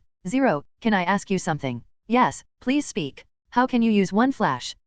This could be a problematic question. Well, I prepared 3 versions of the story just in case a situation like this arose. I saved Luna's arm. So, that means she had escaped the imminent danger of death that I knew. This game can go on until it ends. More than anything, it seemed Luna wouldn't betray me. A comrade who will stay with me from now on. Then, it's better to tell the truth. It would be a shock if I suddenly used something like Rodlin's Sky Splitter. So, I decided to tell her about divine imitation. Of course, since it's a skill, I'll have to mix in a bit of a lie. It's a secret technique of my family. A secret technique. Yes, a secret technique that can imitate the secret techniques of other families. What? My waist was jerked backward. Luna, startled, nearly dropped me to the ground. Ugh, a man's life is in his waist. This excuse should be sufficient. A descendant of a family wiped out for possessing a secret technique too powerful, feared by other families. Dreaming of revenge, I entered the academy. It turns out, those very people who wiped out Luna's family are the same ones. This storyline should keep Luna and me together, right? A perfect excuse. But then, Luna started crying all of a sudden. Asterisk asterisk asterisk. Having heard Zero's words, Luna was inevitably shocked. A secret technique that can imitate other families' secret techniques. She had never heard of a family with such a technique, but seeing it right before her eyes, she had to believe. It makes sense why they were wiped out. Perhaps they were even hunted down. Such a threatening existence. Suddenly, Zero's words during the entrance exam came to mind. My power is too flashy and draws attention. At the same time, all of Zero's strange actions up to now made sense. The reason he had been hiding his abilities. Because it was dangerous. Entities from other families capable of mimicking secret techniques are rare. If someone who knows the secret discovers Zero, they'll immediately start hunting him. He was being so careful, and now because of me. He used a secret technique in front of the children. He took the risk to protect me. But that's not all. Currently, the Lester family's swordsmanship is the swordsmanship of a traitorous family. To use that in front of everyone. Even those who annihilated the Lester family are now targeting Zero. It's incredible how one wrong decision can escalate things this much. How could I not shed tears? Don't cry because of me, I'm okay. Sob. I'm not crying. I see. It seems like it's raining from the sky. As we talked, we eventually arrived in front of the dormitory. Of course, it was the boys' dormitory. Luna scratched her head and asked. It feels a bit disappointing. Don't you want to talk a bit more? No, I should go in now. That's so? You must be really tired, right? Sorry, I was inconsiderate. It's not that. It's better to part ways quickly. And Zero gently stroked his own head. We'll meet again tomorrow, won't we? Right. Luna bowed her head deeply. Zero is such a good person. Too good for someone like me. I couldn't just let it go. Luna bent over greatly. I'm sorry. Yes. Zero told me we would meet again tomorrow. A major incident that kept us apart for 2 days. He was suggesting we forget about it and go back to normal. He was willing to overlook all the wrongs I had done. I can't let it be like this. During the 2 days we were apart, I did a lot of thinking. I did more than 1 or 2 wrongs to Zero. I can't just brush it off. I'm sorry. I didn't know how to treat a friend. It was my first time having a friend. I won't bite you anymore. I didn't know how to show interest in a friend. I won't follow you around anymore. I didn't know what to do without a friend. And also, stop. Zero cut off my words. There was still so much to apologize for. This is serious. Was he still angry? Luna, look at me. I slowly lifted my head to look at Zero. He was smiling. Well, he always did. If that's your way of treating a friend, Luna, then you can continue. Just gradually reduce it until it's within a normal range. Until then, it's okay to continue as you are. Tears streamed down from Luna's eyes. Zero was saying he would accept me as I am. I tried not to cry. I was determined not to cry until Zero accepted my apology. Huaya, my first friend. Surely, the best friend in the world. TL notes. The morning after the duel, Rodelin, arriving at the student council room, was inevitably shocked. The duel arena, it's been destroyed. No matter how much she rubbed her eyes, the words written on the document didn't change. Duel arena ceiling collapsed. Quite a lot. It had only been 2 months since it was declared safe. Could it have aged so much in that time? Nah, probably just a few bricks fell off. First things first, I need to check it out. But the reality was harsh. The ceiling, it's gone. It wasn't just quite a lot. The entire ceiling had disappeared. There must have been some kind of accident. Rodelin searched through the documents to find the name of the reporter. Reporter, Terran, 1, Euridia, 1, 0, 1. Reason, experimenting with new magic led to an explosion. The roof flew off on its own. Maybe it was the power of youth that they couldn't control. First-year students caused a massive accident. What kind of experiment could blow off an entire ceiling? Flew off on its own? As if they blew it up themselves. It was a relief that no one was injured, or else they wouldn't have been let off easily. A time for education and admonition, and a bombardment of demerit points? But before that, it's time for a meeting. I'm sorry. I got curious about magic and it just happened. I'm sorry too. I pushed it too far because I like magic too much. Oh ho ho ho. Keek, to me, magic is like murder. I saw it clearly with my own eyes yesterday. All 3 testimonies matched, and 2 seemed to be deeply reflecting. The pursuit of knowledge isn't a crime, after all. The punishment Rodelin decided for them was right a reflection, and for Zero, I'll also add 1 demerit point. In fact, Zero only blew off a very small part of the ceiling. The cleanly sliced ceiling. The moonlight streaming through was so pretty that it could have become an attraction if left as is. However, Terran insisted it be demolished. Because it was a trace of 1 flash. Though it took some effort to enlist Euridia's help, it was well handled. Terran thought a reflection was a small price to pay. He didn't forget to align his story with Zero's either. An enthusiastic, vice president of the student council, Rodelin, was also well deceived. Busy. Either way, Rodelin was just busy. Identified the cause, reprimanded the students, arranged for an alternate duel arena, and completed the request for repairs. Next was the bill. Rodelin lifted the bill high into the air. She bowed her head. The bill was her responsibility, after all. Of course, it wasn't her own money that was being spent. The problem was, I have to get the principal's approval stamp. And that principal was Dwinner. All talk and no help, fussy about money being spent. Convincing Dwinner to release the funds. That was Rodelin's mission and her trial. Bite the bullet while it's hot. Rodelin strode purposefully towards the principal's office. Her arms were full of documents. Reasons for the necessary repairs, reflection papers, the bill, and more. She was prepared for an unnecessary lecture, but it was worth it. One of the students' recreational facilities could be lost. Terran, Euridia, 0. These 3 freshmen destroyed the duel arena's ceiling. Repairs are necessary for the safety of the students. Dwinner didn't say a word. Rodelin, who had expected an outburst, was ready to defend the juniors. Surely he'll start grumbling about the waste of money. I'll assert myself from the get-go. Just then, Principal Dwinner seemed about to speak. So it is. Process it as an expense. No, it's not like that. This repair is absolutely necessary. What? Rodelin's face was one of dumbfounded surprise. Had she been too busy running around to repair it as an expense? She must have heard wrong. You mean, process it as an expense? That's right. We can't have students paying for it, now can we? An explosion? Huh. Well, that's possible. Kids are naturally curious. But an experiment that destroys a building. Somehow, it ended up with Rodlin opposing and Dwiner supporting. The immediate instruction to treat it as an expense was that shocking. Kiki, Rodlin, you still don't understand, do you? Experiments sometimes lead to buildings collapsing, land sinking, and even towns flying away. I've done it all when I was young. Rodlin wondered if her understanding was flawed. Dwiner, reading the documents she brought, suddenly burst into laughter. This Zero kid will surely become a great magician. Yes. Look at this. To me, magic is like murder. Isn't that quite the spirit? Kiki, Dwiner's laughter echoed through the principal's office. Yes. I mean, that seems likely. Then, I'll take my leave. Rodlin quickly left the principal's office. She had to leave before he changed his mind. But Dwiner continued to laugh even after she left. Kiki, we can't impose too much responsibility on a nice kid like Zero. Dwiner's small pond, where he goes when he's troubled. There, even today, a drink was placed, along with a note saying, sorry for the trouble, saving Zero from a crisis. He really was too competent. Dwiner, smiling contentedly, got up and headed outside at Novel Bin at. It was time for a break. 10 minutes of work, 50 minutes of rest. A perfect work-life balance for someone as capable as him.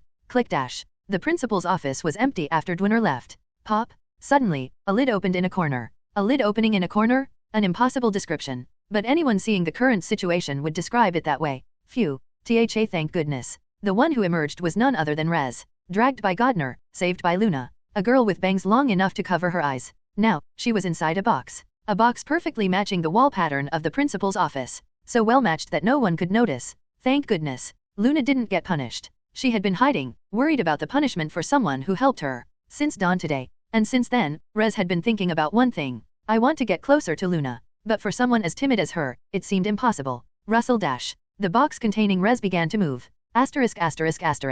Where's Teacher Karen? He's on leave again today. What? Another free period. The morning class ended as soon as it began. Because Karen was absent from the academy. Where did he go at such a crucial time? It had been a week since Karen disappeared. If he had been around, he could have easily resolved the recent incident. Hey, look at this. Click dash. A camera in Luna's hand flashed. A camera powered by monostones. But snapping a photo without giving time to pose. Oh, it came out well. Keek, but my eyes are closed. Your eyes are always closed, you fool. Ah, right. I have slit eyes. I should use eye opening next time. Photos with closed eyes just don't look good. Oh my, looks like they made up. Marital spats are like cutting water with a knife. I knew it would happen. I'm so glad Luna is safe. I thought there was a huge problem yesterday. The kids looked at us with pleasant expressions. What? Was I married? When did that happen? Will there be a baby soon too? I don't even know anymore. Let it be. Click, keek, Luna. Taking unauthorized photos is a crime. What? Between us. Luna, behind the camera, puffed her cheeks.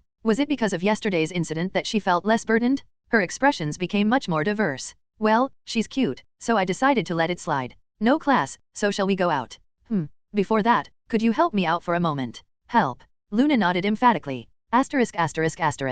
A little later, the place Luna took me to was the training ground. A specialized training ground with shock-absorbing magic. She seemed to have reserved it. I have a rough idea of what kind of help she'll ask for. It was likely a request to help with training. Before Chapter 1 ended. Since I had nothing else to do, I was more than willing to join in the training. After all, I had something in mind. But before that, I spoke to Luna, who was warming up. Luna, I couldn't say this yesterday because you were crying, but there's something I need to tell you. I wasn't crying. It was just water in my eyes. Luna, we have a social consensus to call that crying. Soon they will react. I laid a trap yesterday. A trap? We agreed to keep quiet about what happened at the duel arena, didn't we? But Terran, Dake, and Eurydia are aware of it. What do you mean? Terran's Viuran family, and Eurydia's Rounter family. If any of those families were involved in annihilating the Lester family or collaborated, there will be a reaction. They swore to keep it a secret on the honor of their families. How can you? Would those who frame other families and destroy them really value the honor of their family? Ah, I see. I mean, they're the kind of people who don't hesitate to kill, so keeping a promise is unlikely. Luna nodded vigorously. Suddenly, her face turned pale. Wait, then you're in danger. It was natural for Luna to worry. It was me who used one flash in front of them. Keek, it's intentional. What? I'll be the bait. The bait to draw them out. That's too dangerous, you fool. Luna grumbled and tapped her foot on the ground. Whether it was dissatisfaction with me acting without consulting her, or because I was in danger, I couldn't tell which. Luna, you promised. What? That you would protect me. I'm just trusting that promise. Tears welled up in Luna's eyes. Fool? You're really a fool. Keek, and Luna is a crybaby. I'm not crying. It's just water in my eyes. Luna thumped my body. Ah, yes. This is it. The beating, from Luna that I hadn't felt for 2 days. It seems I've become a body that can't live without it now. Of course, I'm not a masochist. It's just that Luna's beating massage is exceptional. That seems like a reasonable explanation. Anyway, be careful of anyone approaching you. I understand. If anyone does, I'll tell you right away. Well, since no one really talks to me, it must be the culprit, right? Indeed, as Luna said, there were hardly any people who talked to her. Luna's bodyguards are a bit of a concern, though. They prefer to cheer from a distance, respecting our alone time, or so they say. In my opinion, those kids were the real weirdos. By the way, what is it that you need help with?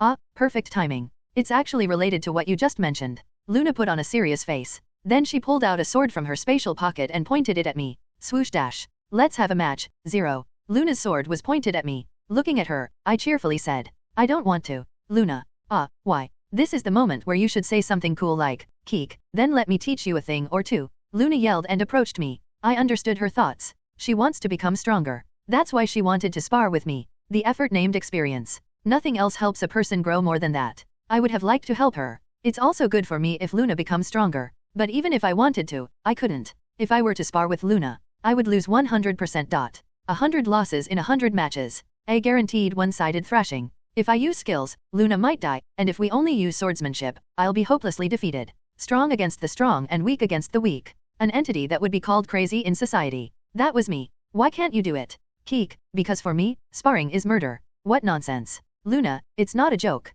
For me, sparring is murder. Even if I die, it would still lead to murder, right? So, sparring is murder for me. I flicked my finger towards the agitated Luna. But I can give you an assessment. An assessment? Yes. Could you show me your skills? Fine. Luna displayed her swordsmanship. From ordinary sword dances to the secret techniques of the Lester family. How is it? Luna, panting, asked. The situation is more serious than I thought. I can't understand anything. My condition was serious. It seems gaining levels doesn't grant insight into swordsmanship. But I wasn't without something to say to Luna. Because I thought of a method. A method that might greatly help Luna grow. Excellent. If you use effort as your driving force, you can become stronger. However, it's a pity you haven't learned properly. Especially the secret sword techniques. It was obvious. Her family disappeared before she could receive proper training. It was amazing that she had come this far on her own. Can't help it. There's no one left who knows our family's sword techniques. Then why not learn? Didn't you hear me? There's no one left who knows our families. Luna, speaking petulantly, suddenly paused.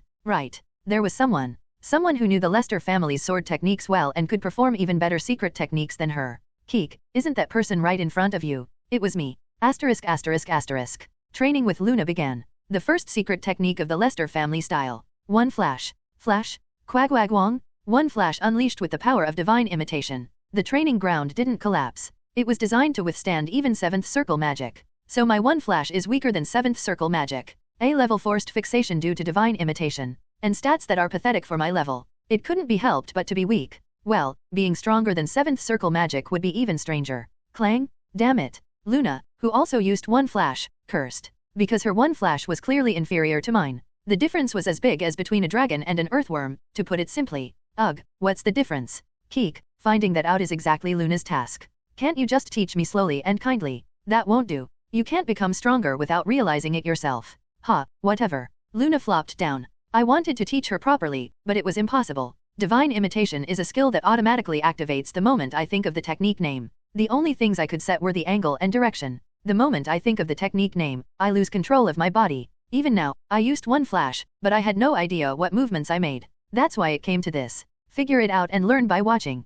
Can I ask you one thing I'm curious about? Keek, feel free to ask. How can you imitate a technique after seeing it just once? Because it's the skill called divine imitation? I couldn't answer that. Well, how should I put it? I can see it. See what? The preparatory stance before using the technique, the progression, the finishing pose, every part of the body is clearly visible to me. You can see all that with your eyes so small?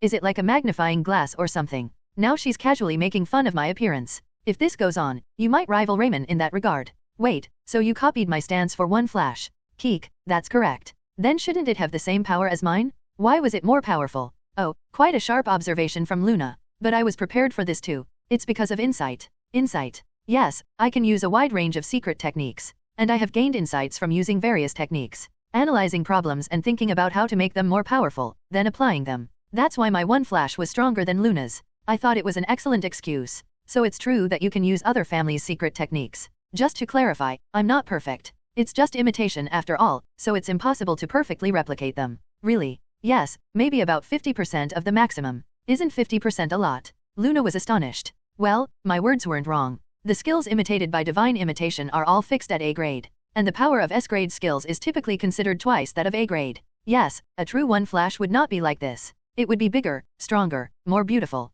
Like me. And this is why I don't just give Luna the answers. You need to develop insight and discover it yourself. To reach the true one flash. Well, the biggest reason was that I couldn't teach her as I mentioned earlier.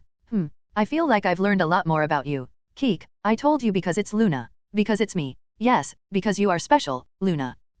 Luna suddenly leaned in close to my face. Then just teach me. I can't. Didn't you hear me? You need to develop insight to reach the true one flash. Then just raise me to your level first, and then I can develop insight or whatever later. What's insight or whatever? You didn't understand a thing I said, did you? Tell me, just spill everything you know. Luna began to roll around on the floor. I should just let her out like this. While pushing the rolling Luna with my hands, we reached the entrance of the training ground. Don't be like that. We're friends, right?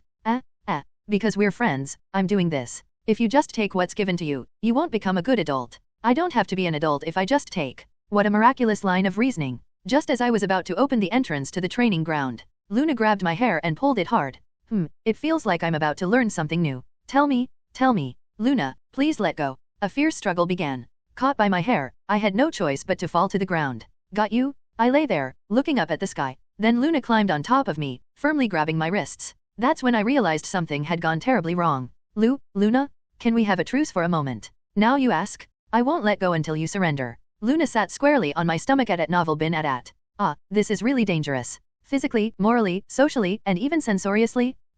I'm not letting go. Surrender quickly. Luna leaned down. As I started to resist strongly, it was an action to exert force. As we got closer, Luna's features became clearly visible to me. Cat-like eyes. A round and cute face that didn't quite match them. Hair tousled from rolling on the ground. Her body covered in sweat from swinging the sword for 2 hours. Even the school uniform was disheveled from the intense training. Yeah, if this goes any further, it's the end. I instinctively felt it. Of course, I meant socially catastrophic. I lifted my hips to try and escape. Oh, getting a bit cheeky, aren't we? Luna, who was sitting on my stomach, slid down a bit to maintain balance. This is really driving me crazy.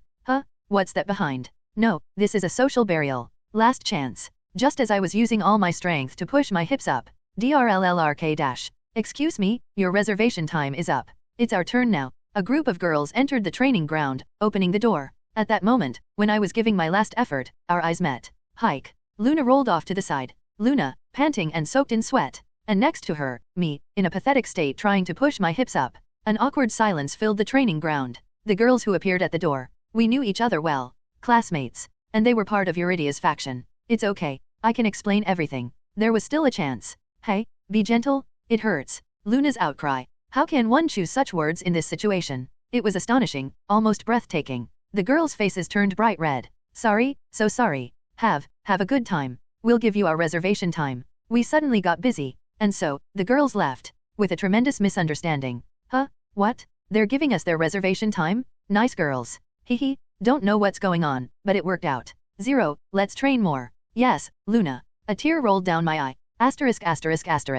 In the Galta region. In the darkness, a shadow dropped down and transformed into a human figure. He's dead. A corpse, eyes wide open in death. Karen gently closed the man's eyelids. One of the rats he had spread in the Galta region. One of Karen's subordinates. Al-Jazin, I hope you don't have to eat garbage in the next life. There was nothing he could do. He could only hope that in the next life, this rat wouldn't have to scavenge through trash. 0, the information he gave was accurate. I can't believe it. The rats spread efficiently throughout the Galta region. 13 rats disappeared. Not just so far. On the first day he arrived. 13 rats disappeared just on that first day. It meant something unknown was living in this region. 2 rats disappeared on the second day. The number of missing rats dropped drastically. Not because they were cautious. The unknown entity realized it was being hunted. As soon as it knew we were on its tail, it must have tried to hide. But the rats were persistent. Not sparing their lives, they kept searching for garbage. And finally, they found the garbage they were looking for. A body, parts disassembled and reassembled, something between human and demon. It seems to be a laboratory.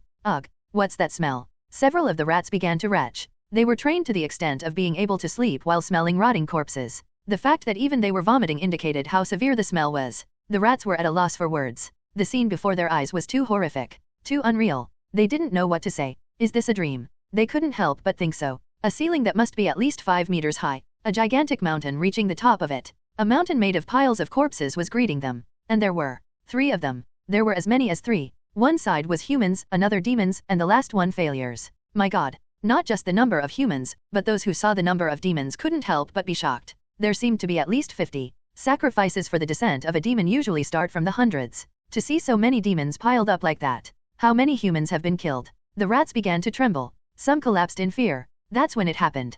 Please, save me. A faint voice came from the pile of failures. A survivor. Everyone rushed there and soon saw it. A small child, attached to a demon's body, breathing laboriously. The child looked to be no more than 5 years old. The child looked at Karen. Perhaps sensing something, the child closed its eyes and whispered, "Please, kill me. I'm sorry. No thank you." Schlick. Was it a coincidence? A single teardrop clung to Karen's dagger. It was a tear shed by the child. Where are the black mages? The black mage isn't the only creator of madness. In the midst of chasing him, they had caught several of his subordinates. All of them had parts of their bodies damaged and were so insane that interrogation was difficult. We've caught 5 more. They're detained and scheduled for interrogation. I'll interrogate them myself. Master Karen personally. Yes. Difficult to interrogate because they're insane? I'll show them who the real madman is. Lucius, was it? You'd better be prepared. I will definitely tear you apart with my own hands. *****. Therefore, simply building muscle does not work. You have to develop muscles suited to your weapon and swordsmanship. This is the essence of swordsmanship and the way to develop sword skills. Teacher Lerang was passionately teaching today as well. The basics of swordsmanship. A class that's perfect for me, who knows nothing about swordsmanship. 0. What should you tailor your muscle development to? Keek, to the weapon and swordsmanship that suits you best. That's correct. I'll award you a merit point. Not a demerit, but a merit. Even though it wasn't a difficult question. The children's eyes sparkled. They felt it was different from usual. Terran has changed his strategy. From confrontation to enticement. Or maybe he prefers to maintain a good relationship rather than a bad one. That could be his strategy. Terran knows that I don't want to belong anywhere. I also prefer this level of relationship. Terran really has exceptional empathetic skills. The problem is 0. Hello. Would you like to have lunch together today? We've invited a special chef. Oh, of course, Luna too. Eurydia, the typical ISTJ with no empathy. She was the problem. Well, who would fall for such an obvious trap as a special chef? 0. What are you doing? She said there's a special chef. Let's hurry. Right, there's our Luna. Whether it's a trap or not, she just dives in. Keek, let's go to the cafeteria. Why? Eating such fancy food will cause trouble. The student cafeteria suits us best. Are you stupid? Just eat, and if it causes trouble, so be it. Right, that's a method? It's not going to work. I lifted Luna and put her on my side. Then, Luna's rear faced Eurydia. Sorry, Eurydia. I prefer to have a private meal with 0. I raised my tone to mimic Luna's voice. I didn't forget the detail of slightly shaking Luna's body. From Eurydia's perspective, it must have seemed like Luna's rear was talking. Well, what does it matter? What? When did I say that? I don't want this. Let me go. Our Luna sure knows how to talk with her rear. I held on to Luna's wriggling waist tightly. Keek, no, haha. Then, we'll be going. No, my special meal. I left the classroom with Luna still propped against my side, amidst her cries. *****. Shoot, I wanted to eat the special meal. What is this? Luna poked at her omelette rice. Puff. Her cheeks were all puffed up, full of dissatisfaction. She was clearly signaling for me to appease her anger quickly. She's cute. But I couldn't focus on Luna. Something had been bothering me since earlier. What is it? Why is Hypersense triggered? Hypersense had activated. But no matter how much I looked around, I couldn't find anything unusual. It's near the trash can. But why do I feel something there? After some thought, I realized. Rats. Yes. It was likely rats nearby. Karen must have ordered them to keep an eye on me, and this was it. Usually, they monitor from afar, so I couldn't feel it. In the game, the range of Hypersense is about 10 tiles. They must have come within that range. Well, I do have something to discuss with Karen. I had to tell him about using one flash in the dueling arena and setting a trap. And there was something I had to receive. This month's contact code was annihilation. Just include the word annihilation in the conversation. Of course, once won't do. It's a word that could be used enough in regular conversation. At least 3 times. Then the rats nearby will report to Karen that the kid 0 knows the code. Karen, who gave me the code, will come to me right away. Luna. What? Just so you know, I'm still mad. Keek, do you know the meaning of annihilation? A quiz all of a sudden. Keek, yes. And of course, there's a prize for the quiz. Luna's eyes sparkled, with a smile that lifted one corner of her mouth. I see. I've understood it all now. Yes. You've booked a fancy restaurant for the weekend, right? That's why you prevented me from eating the special meal. You were worried I wouldn't enjoy it as much. Why did restaurants come into play when I just asked about annihilation? How did she come to that conclusion? Well, it might not be as good as a special meal, but I'll be generous. Be satisfied with that? Luna. Oh, sorry. It was a surprise, right? I should have pretended not to notice, I'm so clueless. Don't worry. I'll pretend I don't know from now on. Is that what pretending not to know is? And I never booked a restaurant? Why did annihilation turn into a restaurant? Wait. First, I have to guess the quiz. Annihilation means to completely destroy something, right? To turn something into uninhabitable land. Keek, correct. You know exactly what annihilation means. Now I've said it twice. Just one more time, and I'll be able to contact Karen. But it seems the problem now isn't that. And, yes, you have to tell me what the prize is. Luna's eyes were twinkling brightly. She was clearly hinting for me to reveal the prize. Think. You're a man who even won a psychological battle with Karen? You can definitely overcome a situation like this? I organized my thoughts. Luna missed the chance to eat a special meal. The word annihilation, which I have to say one more time. A restaurant. And then, there's Luna's omelette rice in front of me. Different puzzle pieces named information started to fit together one by one. Soon, all the puzzle pieces found their places, and one puzzle was completed. Yes, the best way to get out of this situation is. Swoosh, clatter. I rummaged through Luna's omelette rice. I turned it inside out, tearing the beautifully prepared egg garnish. I also scattered ketchup here and there. Keek, the quiz prize. Annihilated omelette rice. Crack dash. Luna cracked her neck. Seeing her do that, I quietly closed my eyes. Right, as expected. It didn't work, did it? And so, I ended up being annihilated by Luna. Asterisk asterisk asterisk. Luna, I was wrong, okay. Don't follow me? I'm really mad. An hour had passed since the outbreak of the annihilated omelette rice incident, but Luna's anger showed no signs of subsiding. I've dealt with Luna enough to know that this level of anger is something time can resolve. It means to leave her alone for now and meet up with her later. But, what? Why aren't you following? I was on my way. Don't follow me? I'm really mad. This crazy fickleness is the problem. She gets angry if I'm out of sight for not following. And if I get close, she gets angry for following. She needs to express her anger, but doesn't know how to reconcile. Is that the situation? I didn't really mind. That's just how Luna is, and watching her keep glancing back at me thinking I was following her was just too cute. Wait, isn't it wrong to be not upset when I actually did something wrong? Is it? How should I handle this? I was following Luna when suddenly she turned her head sharply. Her face was full of anger, but I knew. That look meant she had come up with a good idea. The only way to soothe my anger is 1. Make a restaurant reservation right now. I have to eat there this weekend. The restaurant in the square in front of the academy. A mediocre restaurant with a rating of 3.5 stars, but always bustling due to the many academy students. You heard them say the reservations were full, didn't you, Luna? I don't care. Find a way to get a reservation. Luna started rolling on the ground. I knew from spending time with her. There's no stopping Luna when she throws a tantrum like this. I had no choice but to agree. Sigh, okay. I'll try to find a way. Really? Yes. So please calm down. You'll ruin your pretty face. Then, I guess. Luna dusted herself off and got up. Can I help you? At novel bin at. Well, sure. Luna with a sulky expression. I was removing some grass from her hair when. Click dash. Luna took out a camera and snapped a photo. That made me wonder. Why did she suddenly start taking pictures? I have to capture all these memories. Memories. Yeah, it's natural to take pictures with friends. Like with the parrot. I should have taken more back then. Come to think of it, there was such an incident. Most importantly, it's Luna, who almost fought and drifted away from me. Carrying a camera around might be a natural thing for her. Well, I do need to moderate it a bit. The photo, quickly developed with the power of a monostone. Luna, smiling faintly, stored the photo carefully. But Luna, don't take pictures from below my face. I look like a flat pancake. Click, click dash. I watched Luna continuously taking pictures and thought to myself. Memories, huh. After all, photos are what remain. I snatched the camera from Luna's hand. Stand in front of those flowers. I'll take a beautiful picture of you. Can you even take good photos? Well, the subject is so pretty, cute, and beautiful that it can't turn out bad. Can I take good photos? That's a funny question. I am a Korean with persistence and will. Taking pretty photos is no big deal. I have taken 1,000 photos just to get one perfect shot. Of course, it was forced by someone else, but still. Anyway, taking pretty photos was too easy for me. Luna entered the flower garden, and her image came into the lens. Hey, is it coming out well? You can't tell which are flowers and which is me, right? Whether Luna is the flower or the flowers are Luna. They're so distinctly different that there's no need to worry. Click, click dash. Standing upright, kneeling on one knee, lying down, aerial shots, taking photos while lifting one leg. I was passionately taking photos in various poses when, hypersense triggered again. There was something around Luna. What is it? Has Karen already arrived? Or it could be a rat spying on me. I'm not sure why it's near Luna. Hey, what are you doing? Did you finish?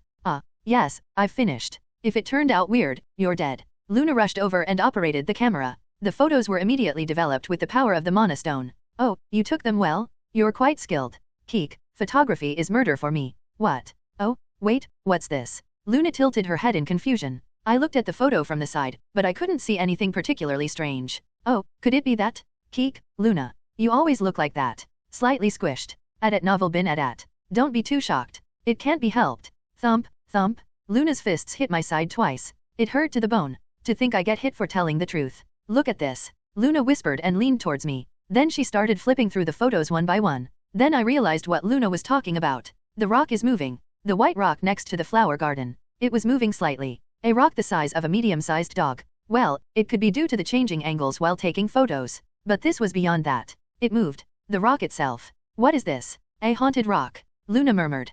Considering it came from Luna's mind, it was a fairly logical deduction. But there was another possibility. Rats. They might be nearby, waiting for a chance to make contact after I mentioned the contact code. It's possible. But now, Karen is away from the academy. So a rat must have come to me instead. But would a rat make such an amateur mistake? Especially a rat under Karen's command? It was impossible. Then, I must be being followed. Terran? Eurydia? Or a third party? I'm not sure who, but it was easy to find out. I whispered to Luna. We're being followed. What? Keek, just act normal. What should we do? We need to draw them out. First, confirmation was necessary. I moved around while taking more photos. And surprisingly, it really is a tail. The rock appeared in every photo. Specifically, in every photo where Luna was captured. Was Luna the target of the tail? Now that it was clear we were being followed, it was time to catch the culprit. As soon as we turned the corner of the building, I pressed myself against the wall to hide. Then, bubble, bubble, bubble dash. The unidentified rock appeared, bubbling along. And the moment it spotted us, it stopped.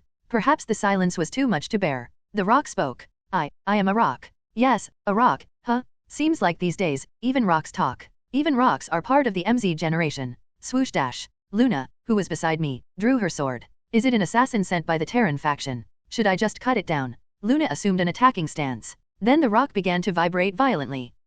Just a moment? Eek. Plop. The rock fell forward, and a girl popped out from inside it. A girl with long bangs covering her face like a curtain. What? This isn't a rock, it's a box. Luna was right. The girl who popped out of the rock. It was a box disguised as a rock. That's why it could move. It was light. Wait, you are. Do you know this person, Luna? What? You too. I could easily recall who this girl was. Keek, the girl with the bangs. What's with that nondescript title? She's not the girl with the bangs, she's not the girl with long bangs. Luna turned her head to the side. Seems like she forgot the name. Well, that's not the important part right now. I glanced at the girl with the bangs. The girl who informed us about Luna being in the dueling arena. If it wasn't for this girl, I might not have been able to protect Luna. Godner used her as bait to lure me. So that's what it was. Then the wounds scattered here and there at that time were because of Godner? Now I understood the situation. Hello. My name is Rez.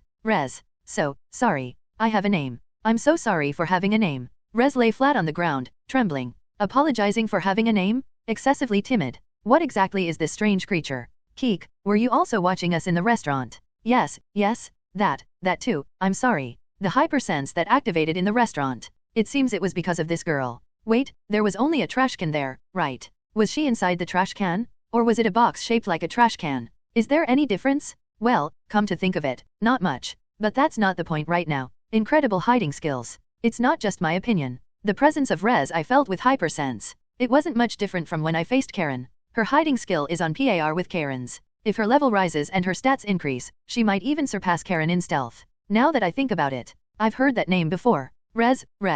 Characters in Hero of the Academy can be divided into 3 major categories. Main characters, supporting characters, and extra characters created by the players. Extra characters are one-time use. No matter how diligently you play, they disappear from the world the moment the game is over. So, if she's in my memory, she's either a main or supporting character. But I know not just the main characters, but also most of the supporting ones. Then, she must be a supporting character among supporting characters. That must be Rez. Not a very useful character, then. But it seemed worth checking. I looked at Rez and activated a skill. Information window. Rez Delaria. LV, 14. Strength, 3. Agility, 34. Intelligence, 13. Stamina, 15. Magic power, 30. Potential, 13. Own skills, box making S, focus S, stealth S, sure shot S, crisis detection A, passive life A, timid struggle B, Laria family style F. Own traits, survivalist. I just want to survive somehow. In a crisis, agility and intelligence double. Own title, coward. If targeted in combat, flees the battlefield.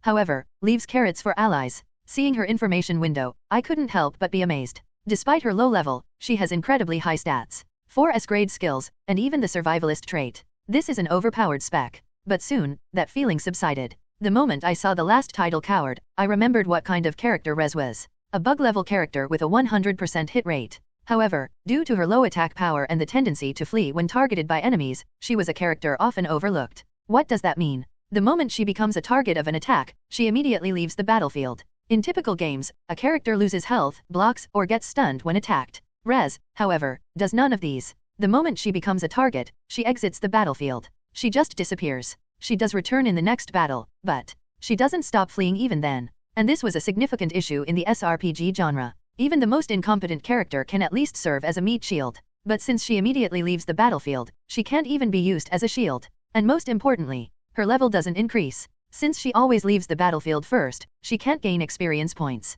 As time goes on, the level gap with other characters widens, making it impossible to keep her in the team. Of course, the expert players aren't called experts for no reason. The spear build, commonly known as Rez with a spear, thinking that if she has a 100% hit rate and can knock out enemies in one hit, it would work out somehow. They successfully developed a build focused on increasing her attack power. However, who knew she would also flee from area attacks? As a feature of the game, it's natural for area attacks to increase as the game progresses. From the mid-game onwards, full area attacks also appear. What if, at the start of the battle, the enemy uses a full area attack? Only a carrot remains where Rez was. She fled the battlefield. To survive. That's why she was ultimately abandoned. It's no wonder I couldn't remember her. Even the expert players who liked Rez for being like a rabbit gave up on her. So what? Why are you following us? That is. Rez's gaze shifted between Luna's legs and feet. She seemed to lack even the courage to look at her face. Well, I understand. Our Luna's face looks almost like a final boss? What were you thinking just now? Nothing. Really? Well, enjoy this nothing punch.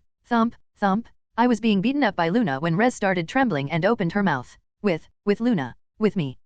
Taking photos was so enjoyable that. So, sorry. Rez, lying prostrate, now completely glued herself to the ground. I looked through the photos I had taken. Luna and the nearby rock. No, the rock-shaped box containing Rez. It was indeed present in all of Luna's photos. But do people usually describe that as taking photos together? Such a peculiar and bizarre child. Even Luna has to try harder. She still lacks in weirdness. Taking photos with me was enjoyable. Yes.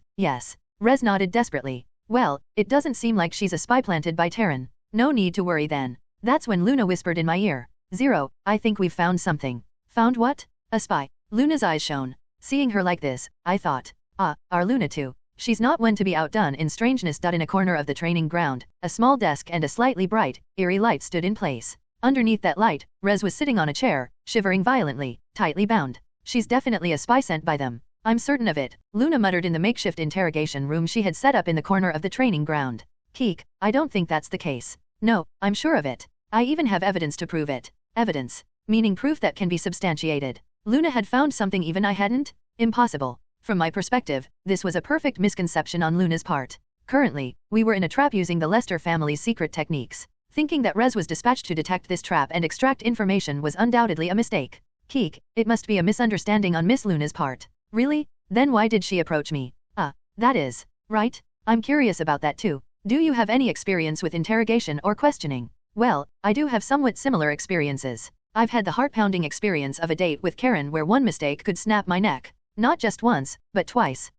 Leave it to me. I'm practically a professional. I see. I wish you'd say that in front of Karen. Well, it seems fun, so why not let it be? It might turn out that Luna has been a master of interrogation after all. If so, she could be of great help in a fight with Karen. Shall we go then? Watch closely from behind me and learn. Luna gathered papers from here and there, creating a fairly thick stack of documents. Then, she dropped it with a thud in front of Rez. See this? This is all evidence. Evidence. Yes. Evidence that you're a spy. Keek? I'm not a spy. I don't know how to do such scary things. Denying it even in the face of evidence. Luna swung her fist onto the table. Bang. Keek. You better answer my questions correctly from now on. Or else what? You will be buried where no one can find you. Luna laughed with an ominous smile. Seeing this, I realized. What? A master of interrogation? I was foolish to expect that. You're of noble birth, right? What's your full name? Rez Delaria. Where are you from? The South. A harsh and hot land. A land of people befitting warriors. Luna scribbled with a pen. Let's see. Despite the fragile appearance, you have the spirit of a warrior inside. A point to note. That's not true. I'm weak. Your denial itself proves there's a hidden warrior within you. You are a warrior. Noted. Rez's strength stat was a mere 3. Barely able to wield a club properly. There couldn't be a less intimidating warrior. What do you like? Carrots. An unusual taste, preferring something tasteless. Shows a rebellious spirit against society. Noted. What? What do you dislike? SC, scary people. I'm exactly that scary person. Bang, Keek. Speak clearly? Why did you approach us? That is. You can't say, can you? Because Terran sent you. No, I came here of my own will. At novel bin at. Luna jumped up onto the table, then leaned in close to Rez's face. To go to such lengths and still not admit it. Truly a well-trained spy. But, you made a fatal mistake. A mistake. You said it was fun to take a photo with me, didn't you? I did. Wishing to take a photo with me is strange in itself. No one wants to take a photo with me. Luna's relentless self-deprecation, but logical. I'd applaud it if I could. Tell me, what was your reason for approaching us? It's so unfair. I'm really not. This won't do. We'll have to resort to torture to get her to talk. Torture. Rez's complexion turned pale. Moving behind her, Luna started to untie her hands, and then began to tickle her. How about that? Tickle much? Can't stand it, can you? You want to confess the truth right now, don't you? Kaya ha ha. Stop it. Kaya ha. She raised her hands to cover her face. This is truly hard to watch. Wait, I'm supposed to be closing my eyes, aren't I? Tell the truth right now, then I'll let you off easy. Kaya ha. Stop it. No more. Speak. I wanted to be friends. Rez's voice echoed throughout the training ground. As soon as Luna heard Rez's words, she stopped, as if she had malfunctioned. Friends. I wanted to be friends with Miss Luna, so I followed you. Rez's confession timidly emerged from her small mouth. Only then were we able to be sure. 0. Yes. You're thinking the same, aren't you? That's correct. This child named Rez is definitely a spy. Definitely a spy. She wants to be friends with our Luna. She's out of her mind. In other words, she was definitely a spy. Using the eye-opening skill, I looked at Rez. She must have felt an immense pressure. What are you talking about? How does wanting to be friends make me a spy? Miss Luna bites people. And you want to be friends with her? There's no way such a pervert exists in this world. Burn her at the stake. There's no need to hear more. Kaya. Thump dash. Perhaps she was too shocked. Rez, still tied to the chair, suddenly fell over. She even struggled to breathe. What's happening? Why is she like this all of a sudden? Miss Luna, you've killed her. She's not dead yet. Don't kill a perfectly fine girl. You take responsibility. As they were avoiding blame and circling around the desk. I did. What? I spoke too much. I've exceeded my word limit for the day. Need to rest. What is she talking about now? Exceeded her word limit for the day? I couldn't understand what she meant. Suddenly, Rez's gaze changed. She looked at us with half-open, drowsy eyes. Slither dash. What's this? Luna and I couldn't help but be shocked. Rez fiddled with her hands tied behind her, and then untied the ropes that were securely tied. Wrists, legs, then the torso. She easily unraveled the ropes like a snake slipping through grass. What's that? That's scary. The survivalist trait had activated. A cheat-like trait that temporarily doubles agility and intelligence in a crisis situation. She had freed herself with the overwhelming power of her stats. Rustle dash. Thump dash. Rez rummaged through a pocket dimension bag and pulled out a box. The box was painted with the pattern of the training ground wall. I need to rest. The rest.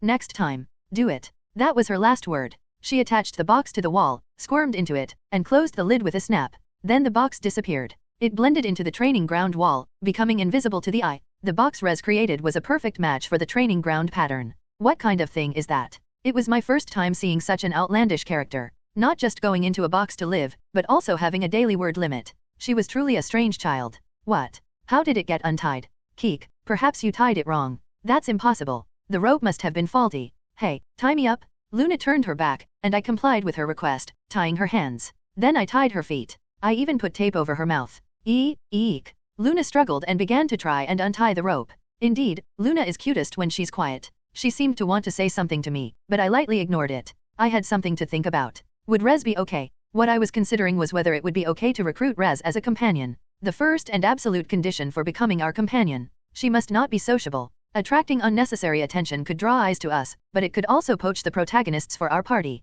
Insiders are smoother than you'd think. Someone like Raymond could be easily brought over. But Rez is clearly a loner. From our conversation, it seemed she had not a single friend. Her timid personality, gloomy appearance, daily word limit, and being a box enthusiast, of sorts. With such traits, it would be impossible for her to make friends. Meaning, she was an excellent candidate for companionship.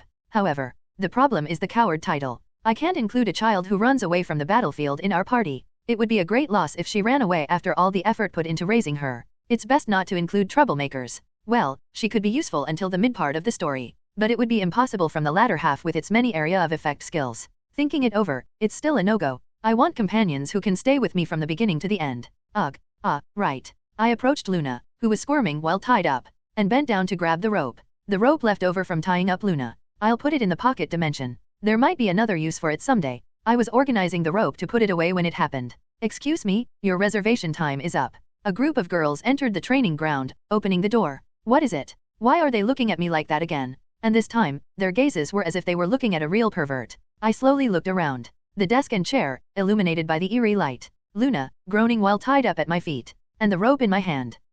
This is... Sorry, have a good day. Hey, isn't this something we need to report? This is totally perverted. No, I've heard there's such a play. Thud dash. The kids closed the door and left. The next day, I heard that I was being called as the greatest pervert of Anwood Academy. Asterisk.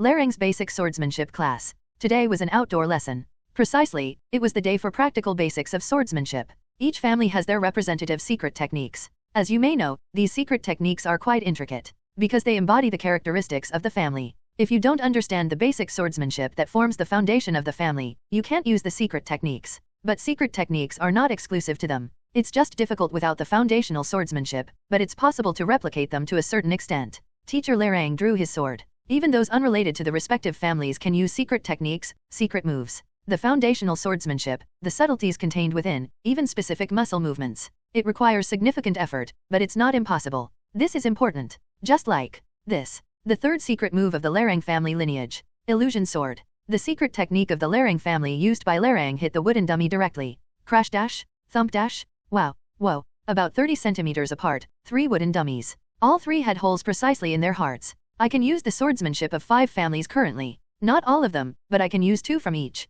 Meaning, he can use 10 secret sword techniques. Isn't that amazing? Swordsmanship from different families. That was so cool. So, this is Larang the imitator. It's fitting. Should I try learning it too? Honestly, our family's swordsmanship isn't that cool. The children's mouths moved non-stop. It was when they unanimously praised Teacher Larang's greatness. Eurydia raised her hand. Teacher, I have a question. What is it? By any chance, the one flash of the Lester family. Can you use that? A rather heavy silence hovered over the outdoor training ground. The Lester family. That's the traitor family. Well, one flash is a famous secret technique, but murmurs spread among the children, thrown into confusion by Eurydia's mention of the traitor family. Although not one of the major nobles, the family she belonged to, the Count of Rounter, was currently making a name for itself. There was no need to bring up something unfavorable and become the subject of gossip. Yet, she brought up a topic ripe for criticism. It's because of me. The old Eurydia would not have asked such a question. A foolish question. So bad that it was acceptable to criticize it as such. Even Eurydia, of all people, couldn't resist her curiosity. The one flash I had demonstrated in the duel arena. She must have been curious about it, given its overwhelming power to defeat Dake in a single blow. What was strange was Terran's silence. With such a juicy topic up for grabs, his silence was unusual. Suddenly, the voices of the children around him reached my ears. Lord Terran? Should I step in? No, I'll handle it. How dare they speak of a family that insulted the Empire? Luna started to tremble with rage, on the verge of exploding. I lightly grabbed her hand to calm her down. Shut up and stay still. Why make a fuss over nothing? Terran's sharp voice. The children belonging to Terran's faction fell silent. Looking to see if he was trying to incur a debt from me, he didn't even glance my way. What's this? Just consideration. I was thinking that Terran might actually be a decent person when Teacher Larang adjusted his glasses and mused aloud. The Lester family, yes, there was such a family. I have stayed with them to receive teachings. I've crossed swords with the head of the family. Then, but it's impossible. Though I learned, I couldn't use it. Why not? Teacher Larang approached the wooden dummy. I mentioned before, didn't I? Each family's swordsmanship trains different parts of the body. He poked the dummy with his sword. Feet, calves, thighs, abdomen, chest, arms, wrists. There were too many muscles to train. Then training should solve that, right? Correct. Training is the key. Eurydia, how much do you know about one flash? Well, it's based on the art of drawing and sheathing the sword. A flash that swallows light as it flies. Other than that, I don't know much. Have you seen one flash, Eurydia? Yes? Yes, I happened to see it. When I was young. Eurydia's clumsy lie, but it seemed sufficient to deceive Larang, who was unaware of the specifics. He nodded. You were lucky. Yes, the Lester family's swordsmanship is all based on the drawing art. Teacher Larang immediately asked another question. What do you think is the principle of the drawing art? Using the strength of the arms to swing. Teacher Larang let out a small laugh. Many people are mistaken about that. Well, if it were a common drawing art, that might be the case. But the Lester family's drawing art is special. Special. Yes. Shall we see what it's actually like? Teacher Larang assumed a stance. A stance for drawing art, bending slightly more at the waist. It's the preparatory stance for one flash. Luna. Yeah, I'm watching. You shouldn't watch. It causes problems in developing insight. Shut up. I immediately fell silent. I'm a good kid who listens well. Just as planned. Refusing direct teaching under the pretext of developing insight. Pretending to dissuade at least once prevents issues with the alibi later. Let's start from the feet. And so it began. Larynx's one-on-one tutorial on one flash. One foot is firmly planted on the ground, while the bent posture slightly lifts the other foot. Then, twisting the foot while kicking off the ground. The force travels up from the calf, to the thigh, then to the waist, abdomen, chest, and finally to the arm. And then, once more, the ankle and the wrist. Arg. The first secret technique of the Lester family lineage. One flash. Crack. 3 wooden dummies' waists snapped, sending them airborne. They were cut. Even though the sword didn't physically touch them. Wow, what's that? Is that one flash? It's my first time seeing it. Crazy? I'm going to practice that starting today. Teacher Larang picked up his glasses that had fallen to the ground and blew on them. No, everyone. This is not one flash. What? If this were one flash, the Lester family wouldn't have become famous. Right, Eurydia?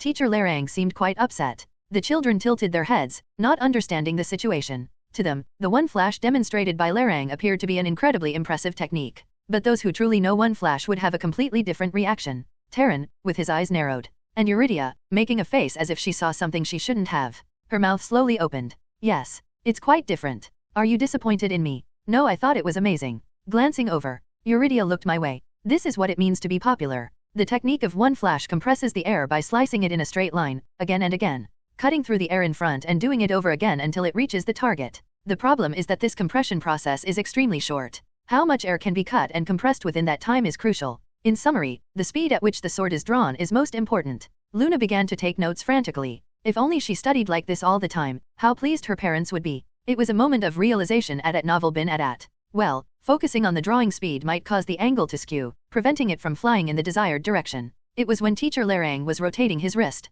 Eurydia raised her hand again. Why did you give up? You're poking at a sore spot quite nonchalantly today, Eurydia. Larang's glasses shone. After glaring at her for a moment, Larang pushed up his glasses. To learn one flash, I would have to give up all other family swordsmanship. Why? Because the muscles you can develop are limited. Only muscles required for explosive power were needed to be trained. There are many other attractive sword techniques besides the Lester families. So, he gave it up. That's what Teacher Larang was saying. If there is someone who can use the real one flash, an incredible hard worker, a maverick, and a genius surpassing me. Ding dash. The bell rang, signaling the end of the morning classes. Larang began to tidy up, glaring at Eurydia. It's time. I will assign a demerit point to Eurydia for bringing up the Lester family and instilling fear in the other students. Yes. Then, everyone, I'll see you next time. Larang left the classroom. The chatter about one flash and the Lester family continued among the students. Normally, Luna would have stormed out of the classroom. But now, she was burying her head in her notes, muttering to herself, undoubtedly memorizing and visualizing the movements in her mind. Keek. I laughed, covering my mouth with my hand. Who would have thought I'd find an opportunity to help Luna grow here? Today seems like it's going to be a good day. Asterisk asterisk asterisk. Phew. Have you arrived? Yes. Were you looking for me? The rat bowed slightly and spoke. Yes. A student named Zero mentioned the password. I knew you were busy, but since you said to categorize it as urgent. Well done. I'll take care of the rest. Yes. The rat melted into the darkness. Karen surveyed his surroundings. The academy, which he returned to after 10 days, was unchanged. No, I absolutely have to go out this weekend. I love you. Teachers, liberate the students from homework. A friend suggesting to go out. Lovers whispering their love. Students campaigning for homework liberation. It was peaceful, unlike the place he had been moments ago. Please, save me. I only followed because I was scared. No, it's not true. That guy was in charge of kidnappings. He blended in with the villagers and then handed them over to us. He. I can see them. I can see my intestines. A place where blood and flesh were rampant, and where a sorcerer's intestines were displayed. It was so different from there. Ignoring the occasional ringing in his ears, he moved towards where that guy was. Zero, such an arrogant brat. Not just his tone, but Karen hadn't expected him to have superior information than a rat. It would have been a coincidence if it was just a few times. But this time, he had been a great help. That was an undeniable fact. Tisk, I guess I'll have to give a reward. It was rare for Karen to give out rewards. Not just because of his nature, but often the information brought as valuable was already known to him. Ha ha ha, ho ho ho. The academy was filled with the laughter of children. It was utterly peaceful. Phew, demons should avoid this place. Huh? It was when he was heading towards the male dormitory. Voices of children chatting on a bench on the walking path reached him. So, Luna said. Luna? Karen thought it was strange. Luna was practically an outcast at the academy. Yet her name was being mentioned? It's probably something bad. Swoosh dash. He hid in the shadow of a tree to eavesdrop on their conversation. Karen knew who they were. They belonged to Eurydia's faction. So, that happened at the training ground the day before yesterday. She climbed on top? Oh my, that's hot. Oh my, they say a woman in love is hopeless. Looks like that's true. Karen thought he had heard wrong. He knew Luna only climbed on people when beating them up. But no matter how much he thought about it, it was the same. It was clear that someone had started a romance with Luna. Humph. Karen couldn't help but smile without realizing it. Living as if only seeking revenge, and now she starts dating? It was good news. It meant she wanted to live like a person. Maybe she'll let go of her revenge. The enemy realizes they're up against a powerful force beyond their control and decides to be with someone they love. It wasn't a bad ending. It was when Karen was about to leave. Hi, you haven't heard about what happened yesterday, have you? Yesterday? What happened yesterday? This is such premium information I didn't want to say, but can't help it. Gather around for a moment. It's a bit of a sensitive topic. 3 girls huddled together. Karen also sneakily joined in. Then he could hear them. Guess what? There was an interrogation at the training ground. Interrogation? What did Luna do? No, I mean, you know, that kind of play. That? So, you mean? Yes. They say Luna was all tied up in ropes. Oh my, how scandalous. Giggles dash. Despite their words, the 3 girls burst into laughter. Karen frowned. Dating was fine, but it seemed she had met some scoundrel, which was concerning. How could they do such things in just a few days? Kids these days. Listening further would be prying into personal matters. It was when Karen was about to leave. So why does she like Zero? Really, though, is that kind of face her type? Click clack dash. Strange sounds echoed from Karen's body, as if harboring a demon within. Late in the evening, upon entering the room, hypersense activated. Without even needing to think, I could tell. Keek, have you arrived? Words spoken to the empty air. Karen soon revealed himself. His face wasn't visible because the room was dark. Today has been a rather lucky day. Not only did Luna's growth get accelerated thanks to teacher Larang's tutorial, but now Karen has come to offer a reward for the information I provided. What kind of artifact did he bring? The corners of my mouth lifted in anticipation. Where have you been all this time? Without me, Luna would have been in big trouble. It's crucial to flaunt one's contributions for a successful negotiation. It was when I was appealing how hard I worked to protect Luna. Rather, it seems like it would have been a bigger problem because you were there. Excuse me. Only then did I realize. Karen's voice was filled with anger. Why is he angry? Don't tell me. The ridiculous rumor that Luna and I were in a romantic relationship. He must have heard information implying we were in that kind of relationship. It's a misunderstanding. A mistake. The kind we often make, right? Really? I'm quite curious how such a misunderstanding could happen. Keek, anyway, we're not dating, so you don't have to worry. You're not dating, huh?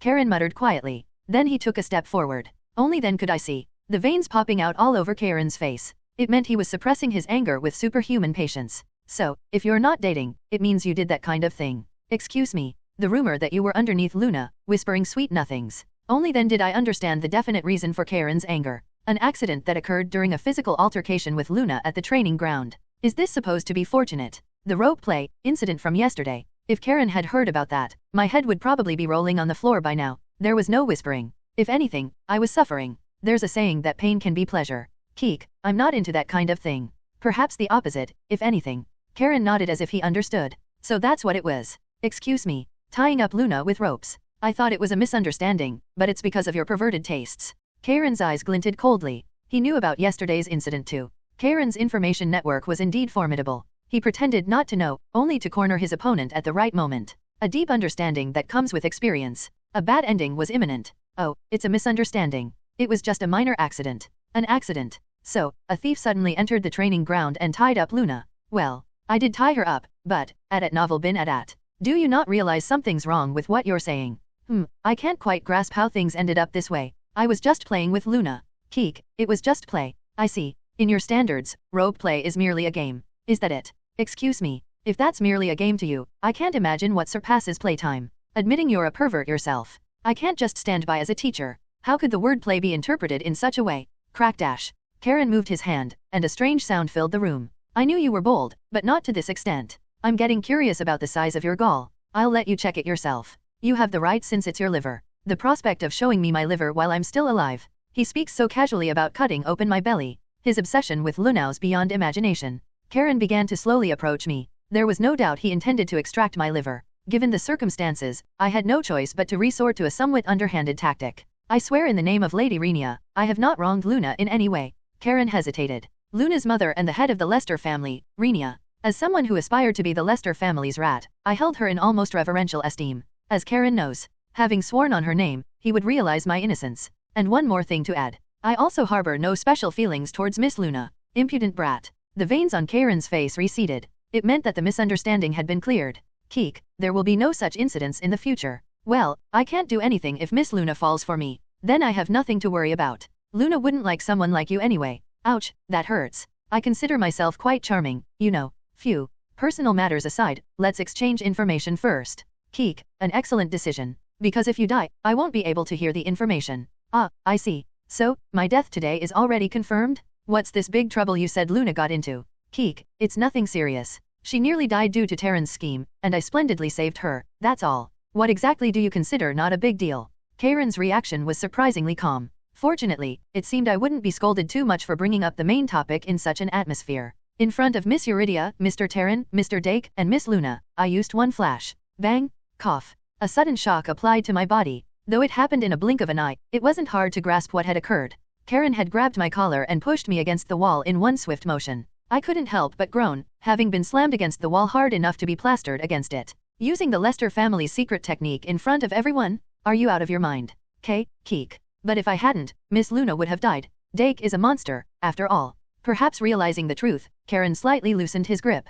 And it wasn't in front of everyone, just 4 people including Miss Luna. That's manageable. Without me, Miss Luna might have already either lost an arm or died. Either scenario would have certainly led to Luna's bad ending. Only then did Karen let go. He knew Dake's abilities better than I did. You can't win against that guy without using a big technique. Instead of playing with Luna, work on improving your skills. Keek, thank you for the advice. Though, I did kind of provoke that situation on purpose. You used one flash deliberately. I nodded. Now, with the Noble Society openly speculating whether the Lester family was framed, one of the game's storylines is that they begin to erase evidence of the Lester family's existence. With Karen's information network, he would likely know that someone was erasing traces of the Lester family. If they realize I exist, they'll come after me. Just being alive is troublesome enough, but showing them I can use one flash. Well, in reality, it happened while trying to save Luna, but there was no need to divulge the truth. A strategy to approach the mastermind, huh? Risking your life over such a trivial thing. You really are audacious. Trivial? Hardly. Approaching him is anything but trivial. Well, it's not important right now, best to move on. The important thing is that the attention that might have been directed at Miss Luna is now focused on me. Isn't that right? Impudent brat. But contrary to his words, Karen seemed quite pleased. I must be expendable to him. What matters to Karen is Luna. He would probably prefer that I die embracing the Lester family's secrets. What exactly is Karen's relationship with the Lester family? As before, every action Karen takes continually piques the interest of someone seasoned like me. If it weren't Karen, I might have forced the issue. But with Karen, it's a problem. Karen, the maker of bad endings. Speaking carelessly could result in being sent flying face first. For now, I decided to bear it and gather more information. That's all. If I had to mention anything else noteworthy, it would be that Miss Luna has accumulated a lot of demerit points. Obviously, that would be your fault. Be more careful next time. Unfair. What am I supposed to do about a crazy stalker who raises her hand to share demerit points with me every time I get them? It was when I was about to ask if there was a solution to the stalker issue. You were right. In the Galta region, we found traces of a fusion entity and a research facility. A fusion entity. Yes, he calls it a chimera. Could it be? Do you know the one called the Creator of Madness? Karen's eyes gleamed menacingly. The Creator of Madness. One of the 4 heavenly kings and the craziest bastard on this continent. What? He actually met him. I had provided the information, but I didn't expect he had actually met him. The Creator of Madness is known for being extremely cautious. At most, I thought he might have disrupted the experiment to delay the chimera's appearance or just confirmed its existence. He didn't actually fight with the Creator of Madness, did he? Did you let him escape? It's not that I let him, he escaped. Keek, that's the same thing, isn't it? Not at all. You impudent brat. Karen gritted his teeth. Ah, I see. So there was a proper fight? Thinking of fighting that madman after seeing him. That's not something a sane person does. Seeing your reaction, it seems you know. If you have any information about him, spill it. Did something happen? Nothing happened. That's not the reaction of nothing happened. I was lost in thought for a moment. I shouldn't release too much information. If this opportunity could be used to eliminate one of the 4 heavenly kings, it would be worth it. It would change the main storyline significantly, but it's a risk worth taking.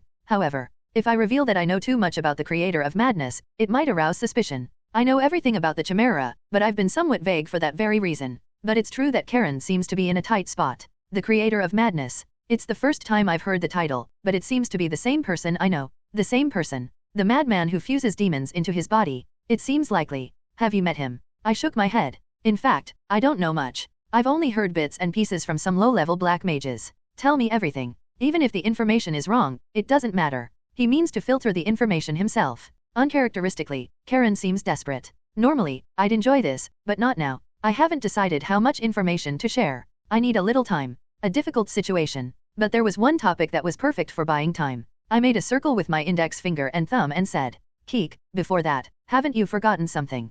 Karen frowned. Information fee for the Gaelta region and the Chimera. Now that my words have been proven true, he has no choice but to pay the information fee. Karen rummaged in his pocket and pulled something out. Take it. This is the artifact you asked for. Whoosh dash. I respectfully caught the artifact thrown by Karen with both hands. My eyes widened. It was an incredible item, enough to make my eyes pop open. Spirit's Breath, S. Once per battle, it prevents an attack that would lead to death. Isn't this an endgame item? An artifact you'd only get in the final chapter. And here it was popping out, not even at the end of the first chapter? Karen, you bastard. Turns out you're a good guy after all. It was when I was swiftly stashing it away. Give it to Luna. Only then did I realize. Karen, you bastard. You're a Lilicon, aren't you? My gaze towards Karen turned sour. To give Luna an S-grade endgame item. It was impossible to explain except for him being a Lilicon. I need to be cautious. That's an incurable disease. Russell dash. I distanced myself from Karen. Who knows? He might have a thing for boys too. Being a questionable, pretty boy, it was only right for me to be cautious. It was when I was desperately trying to put distance between us in the cramped room. I get what you're thinking, but it's totally not like that, so don't worry. Keek. Well, that's good to hear. Don't worry, I won't disclose this information to anyone. Karen let out a deep sigh. Rubbing his forehead as if exhausted, he finally spoke. I told you, didn't I? I had a deal with Renia. Keek, what a convenient excuse. Isn't that the same for you? Me. Karen's gaze was filled with annoyance. Well, I did swear on Renia's name to escape my predicament. But isn't it a different case? I used it to escape being labeled a pervert, but Karen used it to escape being labeled a criminal. Pervert versus criminal. Anyone would say the latter is more problematic, right? Anyway, that should be enough for the price of the information. Now hand over what you know about the creator of madness. I'll pay well, so don't worry. An S-grade artifact that can overcome death once in battle. Indeed, it was more than a fair price. Except for the part where it was supposed to be given to Luna, not me. Puff dash. I puffed up my cheeks in dissatisfaction. Then, what's that? You want to die? Of course not. I immediately deflated my cheeks. Imitating Luna didn't quite have the desired effect. Had I been a girl, surely, as a super cute girl, it would have worked. Sigh, finally got that sorted. I might have unintentionally angered Karen, but it wasn't without results. Information I could share and information I couldn't. I was able to sort it out in my mind. With a seemingly serious expression, I spoke. I've had dealings with some low-level black mages. Weird guys with one part of their body or another ruined. A common trait among black mages who follow the creator of madness. One or two parts of their body missing or fused with a demon's body. And this trait becomes more pronounced as their rank increases. They said their leader was even more extraordinary. Carrying demons within his body. I thought it was impossible, but no, it's true. I've seen it myself, so it's confirmed. Carrying demons and still being fine. Recalling the creator of madness, Karen slightly furrowed his brows. Well, I understand. The one and only illustration of the creator of madness. But no one could forget that illustration, even if they saw it just once. It became famous on internet communities as a disturbing image and still occasionally makes appearances. It was such a grotesque illustration that one could easily imagine what he might look like in reality. I hope Karen kills him before I have to see him. I'm a fragile and innocent child. Seeing something so horrifying might cause me to faint. Whether he should be called human is questionable, but his mind seemed human. I see. So the one they follow is indeed the creator of madness. I raised my left hand to my chin, adopting the pose of someone deep in thought. Quietly muttering to myself in this posture. I thought it was impossible, but if what they say is true, could that mean this is also real? While pondering, I inadvertently murmured to myself.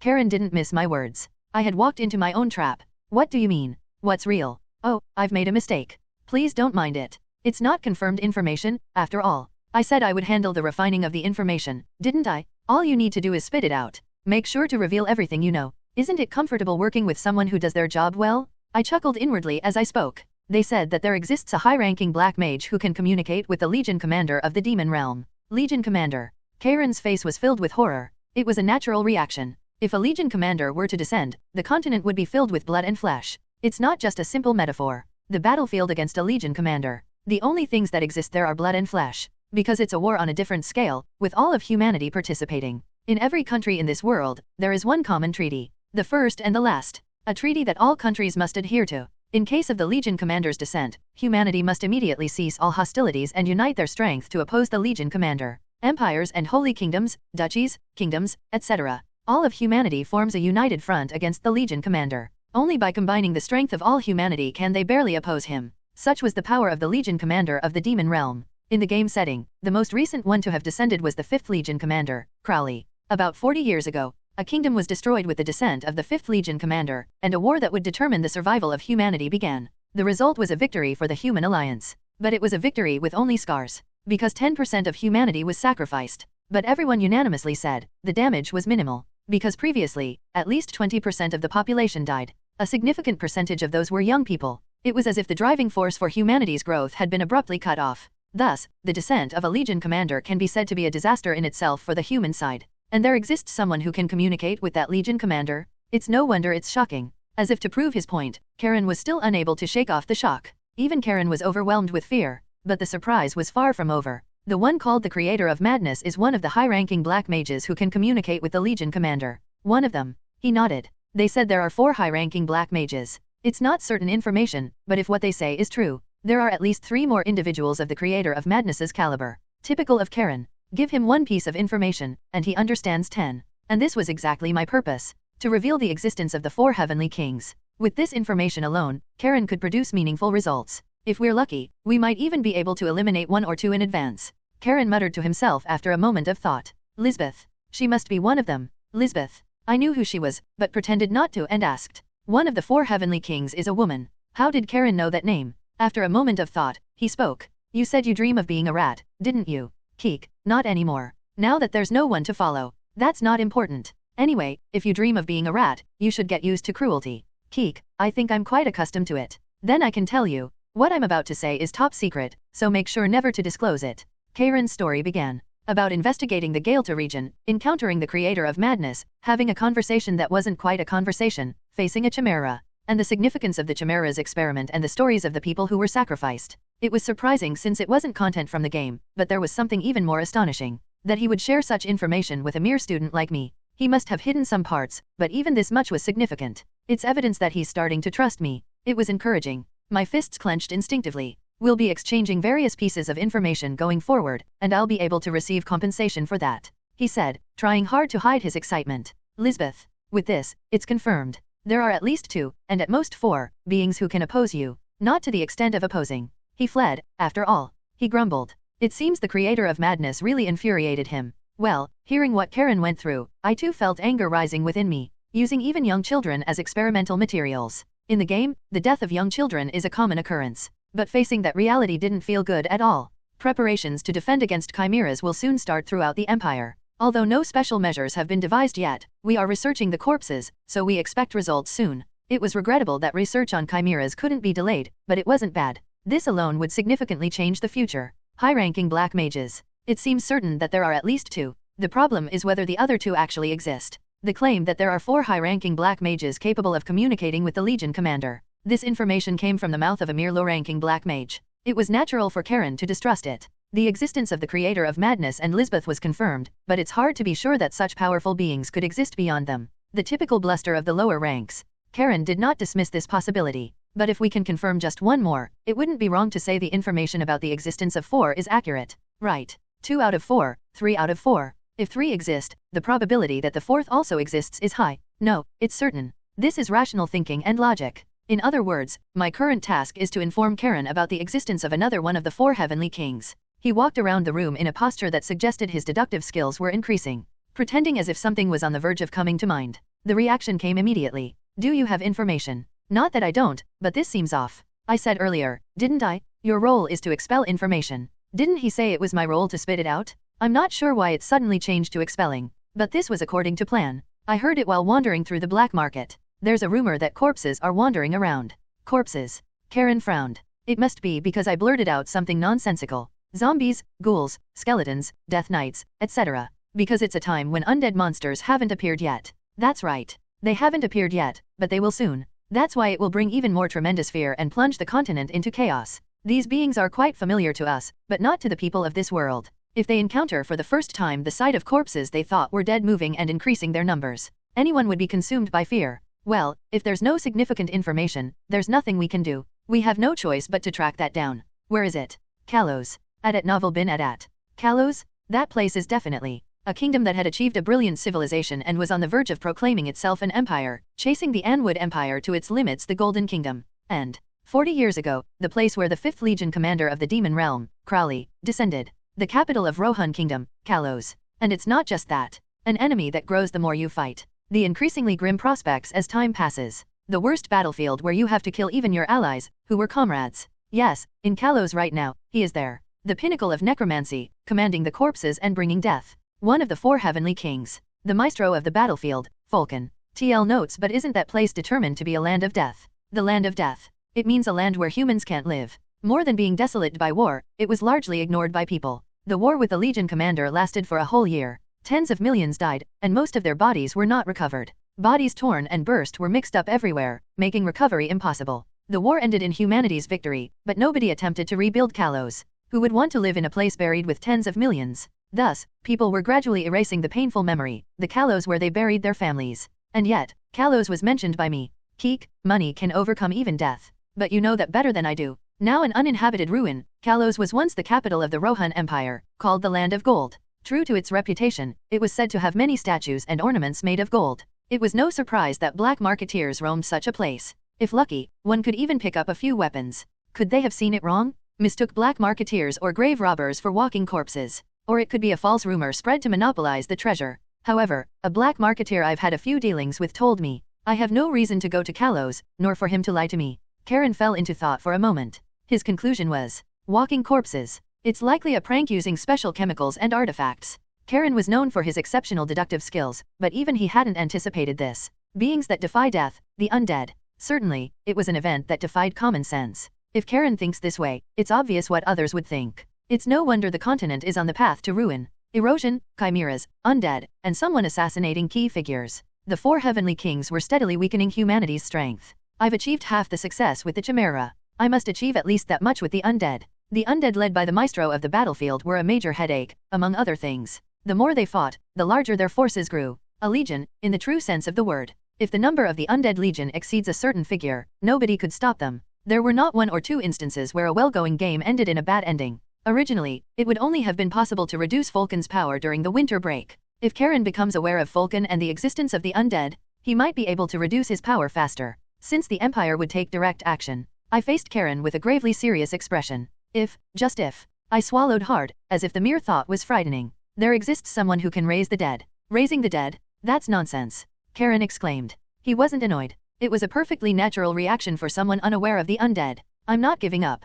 Convincing Karen, and alerting the continent to the existence of a necromancer. Achieving just that would be considered half the success. Then do chimeras make sense to you? That's a completely different matter. Humans and demons exist. It's entirely possible to conceive the mad idea of mixing the two. But walking corpses? That's impossible. Keek, black magicians could very well do such a thing, don't you think? Wasn't it the case this time? Karen pressed his forehead with his hand. The human and demon tower discovered in the creator of madness's laboratory. Those who commit such acts without any remorse. Raising corpses as a prank? It's not entirely out of the question. He must be thinking along those lines. Sigh. All right, let's say you're right. But at best, they're just skeletons. There's no reason to be afraid. What power could those without muscles possibly have? 40 years have passed since the war with the Legion commander. The flesh attached to the corpses would have returned to nature by now, leaving only skeletons behind, as Karen speculated correctly. However, they move by magic, so muscles are irrelevant. Moreover, when a person who has trained in mana for a long time is turned into an undead, they become a much more powerful being than ordinary undead. Death Knights are one example of this. No matter how much you raise them, they're just one-hit wonders. What they're aiming for is the fear that comes from seeing skeletons move. At most, that's all it would be. No, the most terrifying aspect of the undead isn't that corpses come back to life. They do not feel pain. Someone who was an ally just moments ago turns their blade on their comrades. Kill 1, and 2 stand up, then you find yourself as the 3rd one rushing at your allies. The more you fight, the more desperate the battlefield becomes. That's what's terrifying. Yes, the most terrifying thing about the undead is the numerical onslaught from hell. Human wave tactics, no, undead wave tactics. That was exactly what made the undead legion and necromancers so fearsome. Keek, wouldn't it be alright to investigate? I don't have any other information anyway. Karen fell deep into thought. It wouldn't matter if he said no. I'd keep nagging and annoying him. About a minute passed. Karen spoke softly. It's too far to go personally. I'll dispatch a rat. I was slightly surprised. I knew it would work, but I didn't expect it to work right away. I was prepared to nag at least 5 or 6 more times. My trustworthiness must be higher than I anticipated. That was good news. It meant we could continue to have a good relationship. Well, it'll probably just be a waste of time. I don't need to bring the next payment. With such poor information. I need to revise what I said earlier. Not a good relationship, but a good transaction to continue at novel bin at. A business relationship is perfect with someone who grumbles even when helped. What can I do? The nice and cool me has to tolerate it. Contrary to me, Karen is bad and incompetent. I decided to give him a small gift for that. Keek, also tell them not to go too deep. What do you mean? What if the creation condition for walking corpses is based on corpses or bones? Karen's brow twitched slightly. He seemed not to understand what I meant at all. What happened in Kalos about 40 years ago? The war between the 5th Legion commander of the Demon Realm, Crowley, and the Human Alliance. Back then, 10% of humanity buried their bones there. What if the walking corpses are based on bones as a medium? Wait, you don't mean? Unfortunately, that's exactly what I mean. Imagine if all of them are being turned into walking corpses. Karen's face turned to horror, even more so than when he guessed the reason for the Chimera research. Keek, even if only 1% of them wander around, no one would be able to escape. Even if they are rats trained by Mr. Karen himself. There's no answer to overwhelming numbers. That's why they must retreat immediately upon confirming the existence of the undead. You'd do well not to underestimate my rats. Some of them are even worse than me. His words were brusque, but I understood. Search as cautiously as possible. Retreat immediately upon confirming the target's existence. He would give such instructions. Keek, is that so? Then I won't worry. Tisk. Insolent brat. How can one not be insolent? Having too much talent is also a problem. My head throbs dash. I should probably stop soon. It could have been a comfortable conversation to end. But I ended up thinking too hard because of Karen's anger at the rumors. At this rate, my honey-like skin might get damaged. Having achieved the goal of revealing the existence of the 4 heavenly kings, it was time to withdraw. Are you still going to keep the deal you made with Renia a secret? Karen suddenly changed the topic. Well, it's not strange. The descent of a legion commander is no easy matter. It requires the lives of at least 1 million people or a sacrifice of equivalent value. Even if there are beings capable of communicating with a legion commander, it wouldn't be an easy task.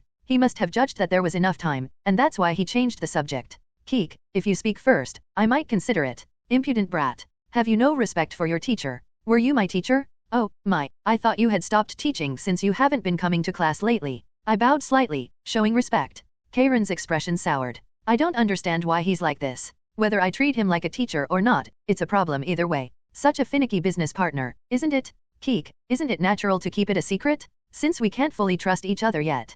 Keeping you alive itself shows trust. You should know that, right? Is that so? I thought it was because you liked me. Crackle crackle dash. Veins popped out on Karen's face again. It's kind of scary. So, what can you do about it? What can you do to me, who has Renia and Luna as shields? As I stared blankly at Karen, he let out a deep sigh. Insolent brat. Just make sure you deliver the artifact properly. He's talking about the Spirit's Breath. An endgame artifact that prevents death once per battle. The thought of giving it to Luna. No matter how I think about it, it feels like a waste. Keek, I'll also convey that it's a gift from Mr. Karen. You're not that foolish. Stop being spiteful for no reason. It's not spite, but a legitimate complaint. The reward for the information goes to Miss Luna, not me. Do you think that's fair? Information about one of the 4 heavenly kings, the creator of madness, and the existence of chimeras. It's top-tier information that could change the future of the continent. And the reward for this information is going to Luna, who's probably scratching her belly in the dorm. I couldn't help but feel dissatisfied. I don't know what deal you made with Renia, but it seems clear you need to take care of it.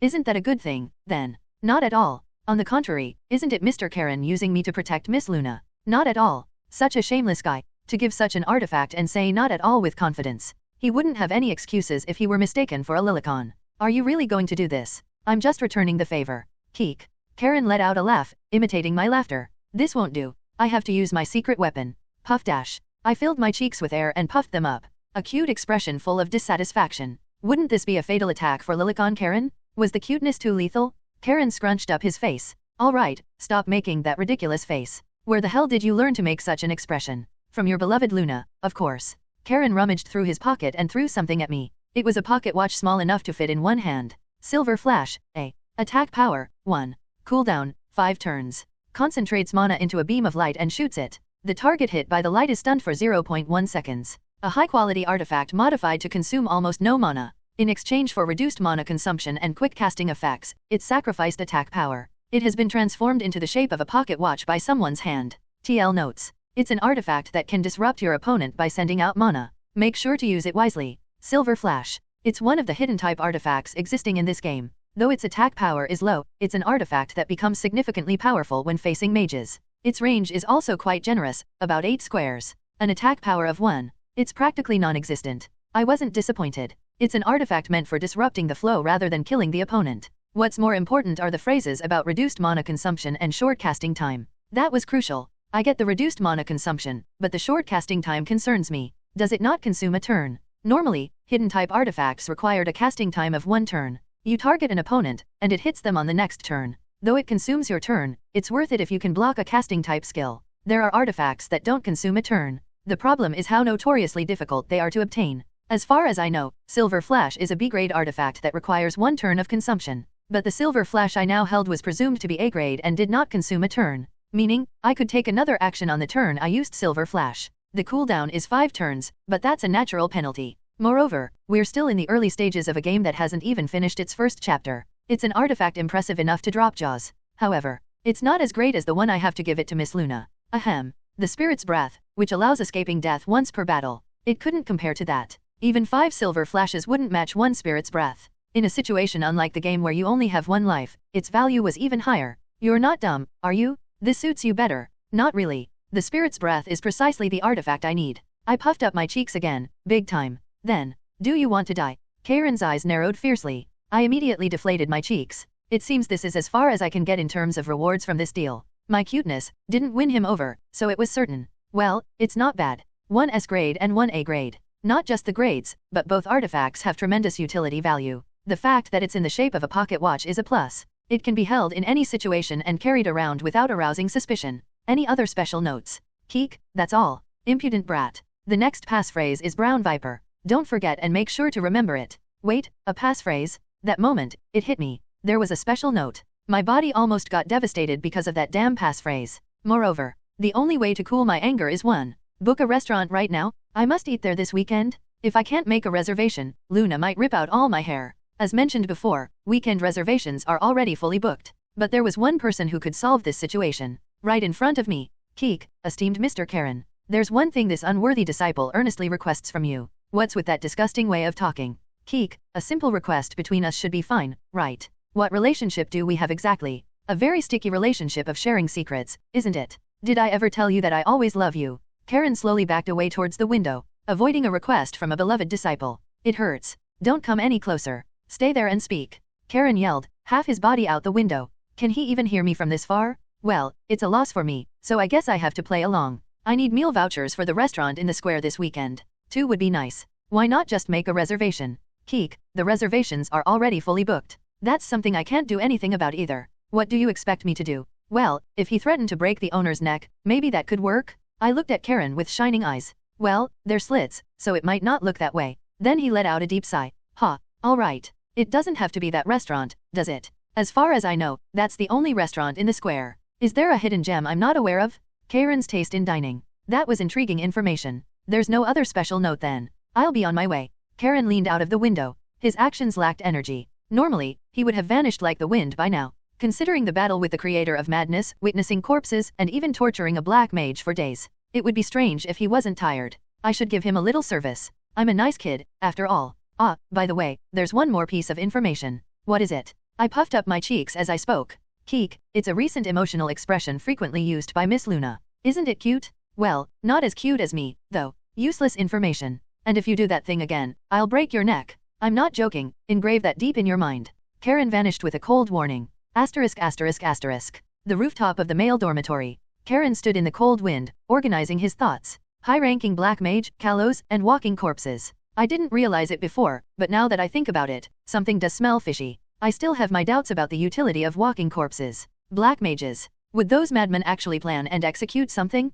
If they were capable of proper thought, they wouldn't have become black mages in the first place. Impudent brat. Karen recalled the recent events with Zero, the incidents in the Galta region. He shared information truthfully, except for a few details. It was also a process to extract more information that Zero might be hiding. Building a trust relationship. It was to increase Zero's trust in him. Why? He's a tempting target. Zero was surprised by his stories, but not as much as one would expect. As if he had anticipated all of this. Inference based on information, rich imagination, and logical predictions. These are the 3 powers that form the basis of insight. It might seem easy at first glance. If it were easy, there would be no need for intelligence agencies in every country. In Karen's view, Zero's insight was frightening. If Luna's safety is secured, it wouldn't be bad to make him a servant to His Majesty. Zero is talented, but only 15. Still just a first-year student at the academy. There's plenty of time. Time to ensure Luna's safety and educate the rat for his role. Gradually indoctrinate him and take him away right after graduation. Impudent though he may be, his talent is overflowing. It's as if he was born to be a rat. Well, with that level of brazenness, he could handle just about anything. Even demanding restaurant vouchers was proof of that. Restaurant, huh? Stealing a fully booked reservation is not difficult. Just need to have a light conversation with the owner. However, he intends to go with Luna, doesn't he? It's not likely for a date. Zero's intentions, probably. Impudent brat. Using Luna as a threat. Zero was asking for restaurant vouchers to save his own life, but Karen, unaware of this fact, interpreted it differently. From his perspective. Keek, to give such a reward. It seems I need to remind you once again. I hold Miss Luna's life in my hands. Flaunting that Luna was in his grasp. That was the only way to say the situation. A trade for mutual benefit. If a satisfactory benefit wasn't provided in this process, he threatened to reveal Luna's connection to the Lester family. That was the reminder he gave at the end.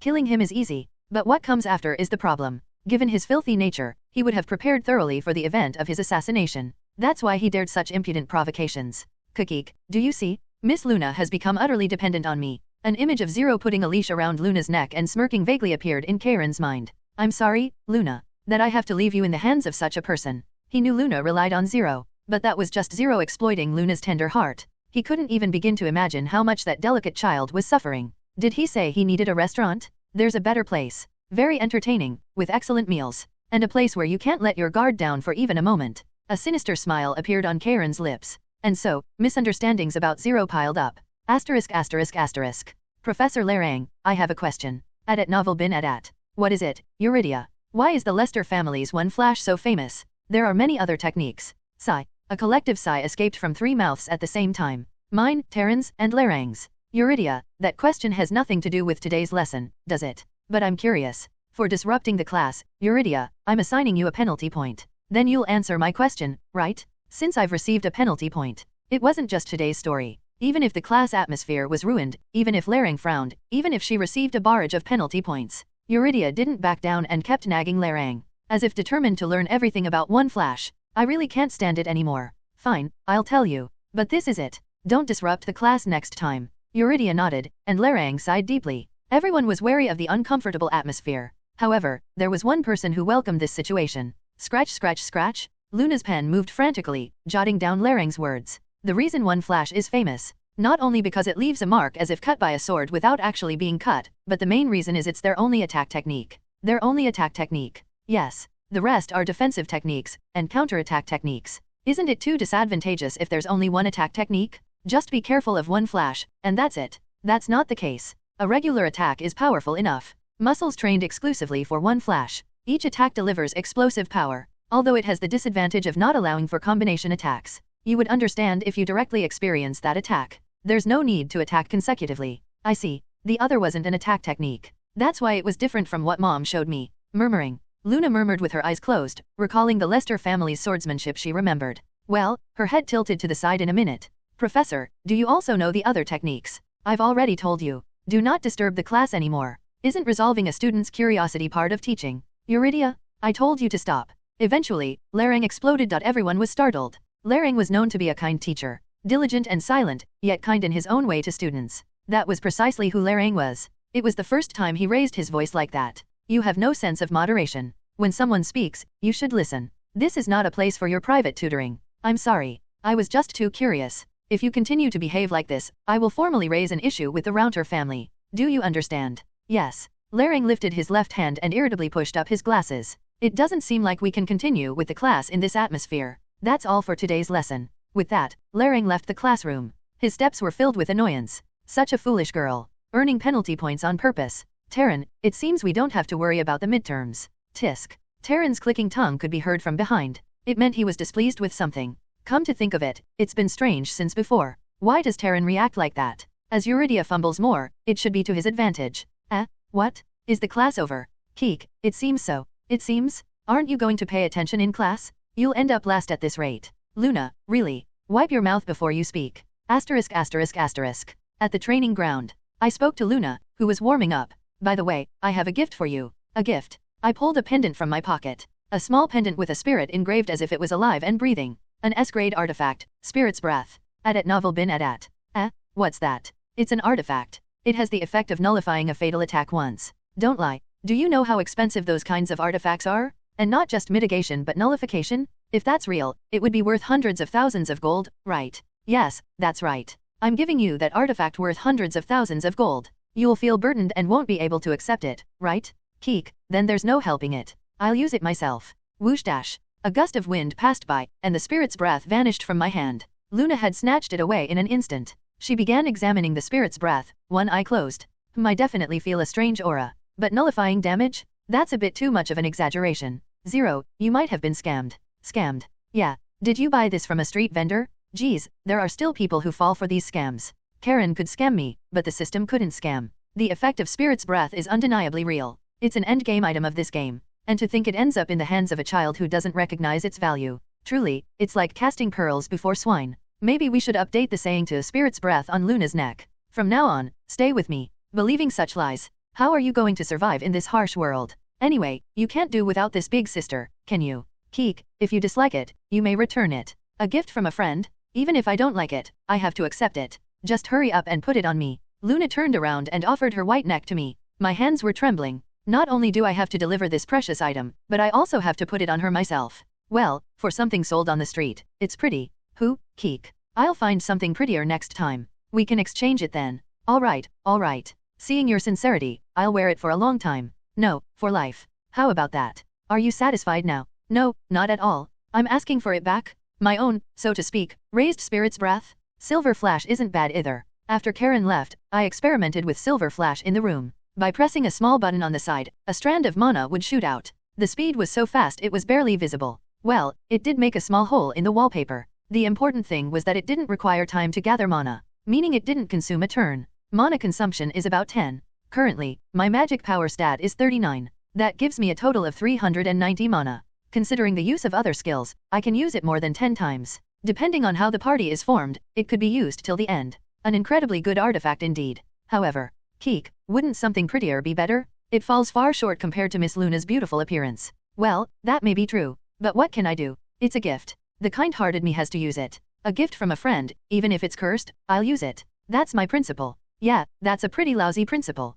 And typically, people don't call that a principle, but stupidity, you know? It was when I slightly sighed. Wait, something's strange here. Luna's eyes sparkled. Oh, did she notice it was from Karen? If so, that's trouble. The only excuse I have is because Mr. Karen is a Lilicon, that's why. I wanted to protect Karen's honor but I can't say Renia and Karen have an unknowable relationship, can I? That would only anger Luna more. No matter how you slice it, because he's a Lilicon seems to be the answer Karen himself would prefer. Karen, just trust me. I'm a man who keeps secrets. I shall never succumb to Luna's physical strength. Firmly resolving, Luna slowly opened her mouth. Adding to the restaurant reservation, now a gift. Do you perhaps like me? I had forgotten. Our Luna is someone who lacks any sort of intuition. Above all, the idea that I like her. It's absurd. Keek, haven't I told you before? I prefer skinny types. How should I interpret that? Does it mean you like me because I'm skinny? Or? Luna approached closer, her eyes shining. Obviously, it's the latter. But I couldn't say that. Luna was twisting her mouth, meaning if she doesn't get the answer she wants, she's ready to bite. Who? Keek. Of course, Miss Luna is skinny, right? But don't fall for me too hard, okay? Being too attractive is also a problem, you know? At this rate, I might lose all my friends. Luna, what are you talking about? You only have me as a friend. Shouldn't you make some friends first before worrying about losing them? Then watch my training well. If you see something strange, tell me. Luna headed to the center of the training ground. It was quite a lengthy conversation, but the conclusion was one. Retrieving the spirit's breath is impossible. Luna, who would do anything I want. But showing such a reaction. The hidden piece between Karen and Luna. It might just be that. It's getting more interesting. Karen, what secrets are you hiding? Karen and the Lester family found a few more pieces of the puzzle. The overall picture is complete, but the most important piece, the why, is missing. The reason Karen, known as the killing machine for his lack of emotion, is protecting Luna. If I could just find that out, I might be able to exploit Karen even more. Karen, who picks up S-grade, A-grade artifacts right from chapter 1. If I could grasp his weakness, more might be possible. But a wrong move, and my neck could be snapped. I have to approach carefully. Well, that's not the main concern right now. The most important thing right now, that is, main quest number 4. Defeat the first chapter's boss, Larang de Fleur. Defeat the teacher controlled by the magic sword, Larang de Fleur. Clear the mission by defeating not a regular boss but a hidden boss. If Larang de Fleur is repented before being defeated, an additional reward is given. Larang de Fleur, 0/1. Reward, 200 EXP, 10 gold. Additional reward, eye-opening, F, eye-opening, E. Penalty, all stats decrease by 5. This quest cannot be refused. This was the problem, not the issue of murder. Although I've taken Luna's advice into account, in this game, murder is inevitable. I need to use this opportunity to adapt. That way, I can play without hesitation. Whether it's dark mages, bands of thieves, or anyone else. If you hesitate to kill, you don't know what consequences that might bring. If you find yourself in a situation where you must kill each other, don't hesitate. Kill. That's how the person next to you survives. Advice not for my sake, but for my companions. To kill for them. Pretty decent advice coming from Luna. And I intended to follow that advice. The burden of killing Lerang is something I must bear. So, the remaining issue is, if Lerang de Fleur is repented before being defeated, an additional reward is given. That phrase was the problem. How exactly am I supposed to make him repent? Should I read the Bible to him? I know why Lerang touched the cursed sword. When you start playing at the academy, the boss of chapter 1 is 100% Lerang. So, it was natural to know stories related to him. Lerang de Fleur. But now, he is simply referred to as Lerang. He declared he would not continue his family lineage amidst its downfall. This was common in the aristocratic society. Third-rate nobility. Literally, people who are ashamed of maintaining a title in name only. Instead, many nobles choose not to continue their family lineage to avoid various obligations such as taxes, labor, and duties that come with nobility. They volunteer for the downfall of their nobility. Still, being of noble blood, many places treated them as equals to nobility, so it was natural for fallen nobility to become common. Lerang is a bit different, though. One day, Lerang left his family of his own accord and made a name for himself in the empire as a wandering knight. Not only because he won many honorable duels, but there was another reason he became truly famous. Please teach me your swordsmanship. Regardless of the outcome of the duel, he would bow and ask his opponent for teachings. There were times when he lived with families famous for their swordsmanship as a member of their household. Normally, such behavior would be seen as shameful. However, Lerang boldly requested and left after learning the techniques. Duels, learning, wandering. That lifestyle repeated for nearly 10 years. Suddenly, he returned to his family and fought a duel with the head of the Fleur family. And he won. Overwhelmingly so. After winning the duel, instead of asking for teachings, Lerang is said to have spoken thus. If I hadn't learned such garbage swordsmanship from the start, I could have become a greater person. Perhaps even a hero. No one present at the time disputed Lerang's words. Because he defeated the head of the Fleur family using only the swordsmanship of other families. Since then, he gained a nickname. The Mimic Lerang. Yes, Lerang was the one who brought his own family to ruin with his hands. A traitor to his family. A traitor to his family. That was the label attached to Lerang. For years, until the death of the Fleur family head and the disappearance of the Fleur family into the annals of history, this label persistently followed Lerang. But after Lerang became famous, the label of the family's traitor disappeared. Instead, the number of people praising him and seeking his teachings increased. After all, beings capable of using various swordsmanship techniques, especially secret ones, were rare. But Lerang eventually fell for the temptation of a demon. Adat Novel bin Adat. Was it because he wanted to uphold his nickname the Mimic Lerang, or was it greed for more secret techniques? The demon's temptation promised him access to all the secret techniques he desired. Lerang signed a contract with the demon and obtained a cursed sword that allowed him to mimic his opponent's secret techniques. However, the clause that the more he used the sword's power, the more it would consume him, was hidden, and Lerang only discovered this much later. Time passed, and the sword's corruption had taken over most of his right arm. Deeming it too dangerous to continue, he distanced himself from the cursed sword and accepted a formal position as a teacher at Anwood Academy. But that turned out to be a poison instead.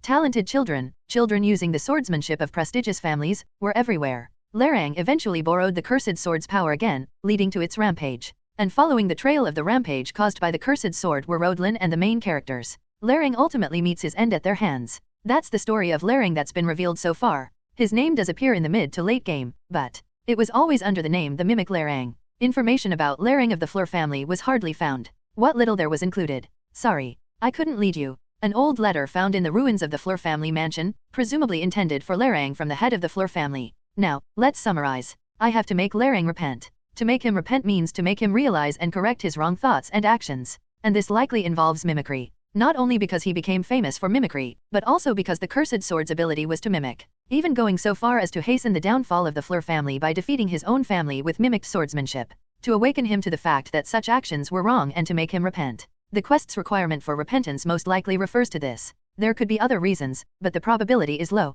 This is the only publicly known story about Lerang. And the decisive reason I think this way is 1. The word mimic. Sounds familiar, doesn't it? Yes, one of my skills. Divine imitation. I've never seen a quest asking to make Lerang repent before. A quest not even the veterans have encountered, truly a first. Yes, this is a hidden piece. For some reason, a hidden piece related to Lerang was triggered, affecting the main quest. At the end of Chapter 1. Among the few significant changes in my usual gameplay, the slaying of the demon shard, acquisition of divine imitation, the deal with Karen, the proxy duel with Dake. Only these 4. So, which among these is related to Larang? Divine imitation, that's the only one. Both Larang and I are beings that mimic. That's why the hidden piece was triggered. The problem is how to make him repent. That was the issue. Not that it matters if I don't make him repent and just kill him. Defeating Larang is the main quest's clear condition. To kill him after making him repent is just a condition for a hidden reward. And the hidden reward is nothing but a rank upgrade for eye-opening. Giving up wouldn't be a problem. However, something feels off. It's the fourth main quest and the one that concludes Chapter 1.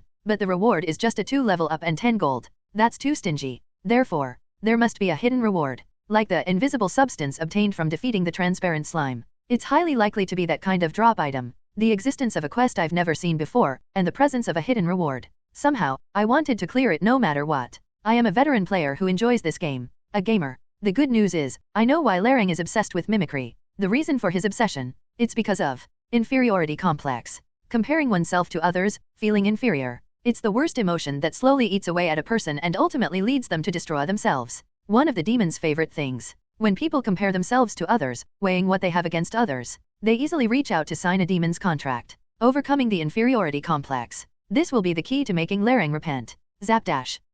While I was thinking, my hypersense suddenly activated. Scratching my head slightly, I flailed my arms and headed to a corner of the training ground. Flailing. What are you doing all of a sudden? Are you crazy? Keek, not at all. It should be around here. Thud dash. My arm hit something. Thin air, supposedly. I lightly swung my fist. Then, crack dash. The sound of paper crumbling echoed, and the air warped. Something revealed itself. A box camouflaged as the training ground wall. Once its perfect camouflage was disturbed, the illusion effect disappeared. And the owner of this box was Pop, Eek. A girl with bangs too long to see her eyes, Rez, emerged. What? Why is she coming out from there? Right? Finally, we're on the same page, Luna. Keek, Miss Rez. What are you doing here? You just hanging out. Bulletin, but more importantly, how did you find me? Well, that's a secret. Is that so? Then, I'll be going now. Rez fiddled with the box, attempting to retreat back inside. Trying to enter a box while people are talking. This kind of communication won't make friends. No choice then. An admirable child who revealed Luna's location. I have to change this terrible communication skill. I am a kind kid, after all. Crunch dash. I tore open the box and stumped it into pieces. In an instant, the box transformed into scrap paper. My whom dash. Rez trembled as she lay in front of the scrap paper. Was that supposed to be her home? What about the dormitory? Luna asked, perhaps wondering the same thing. What? Weren't you living in the dormitory? Yes. Then how is this your home? What do you mean? I sleep in a bow box in my room. Luna turned to me, asking if I understood what she meant. But I was just as confused by Rez's words as she was.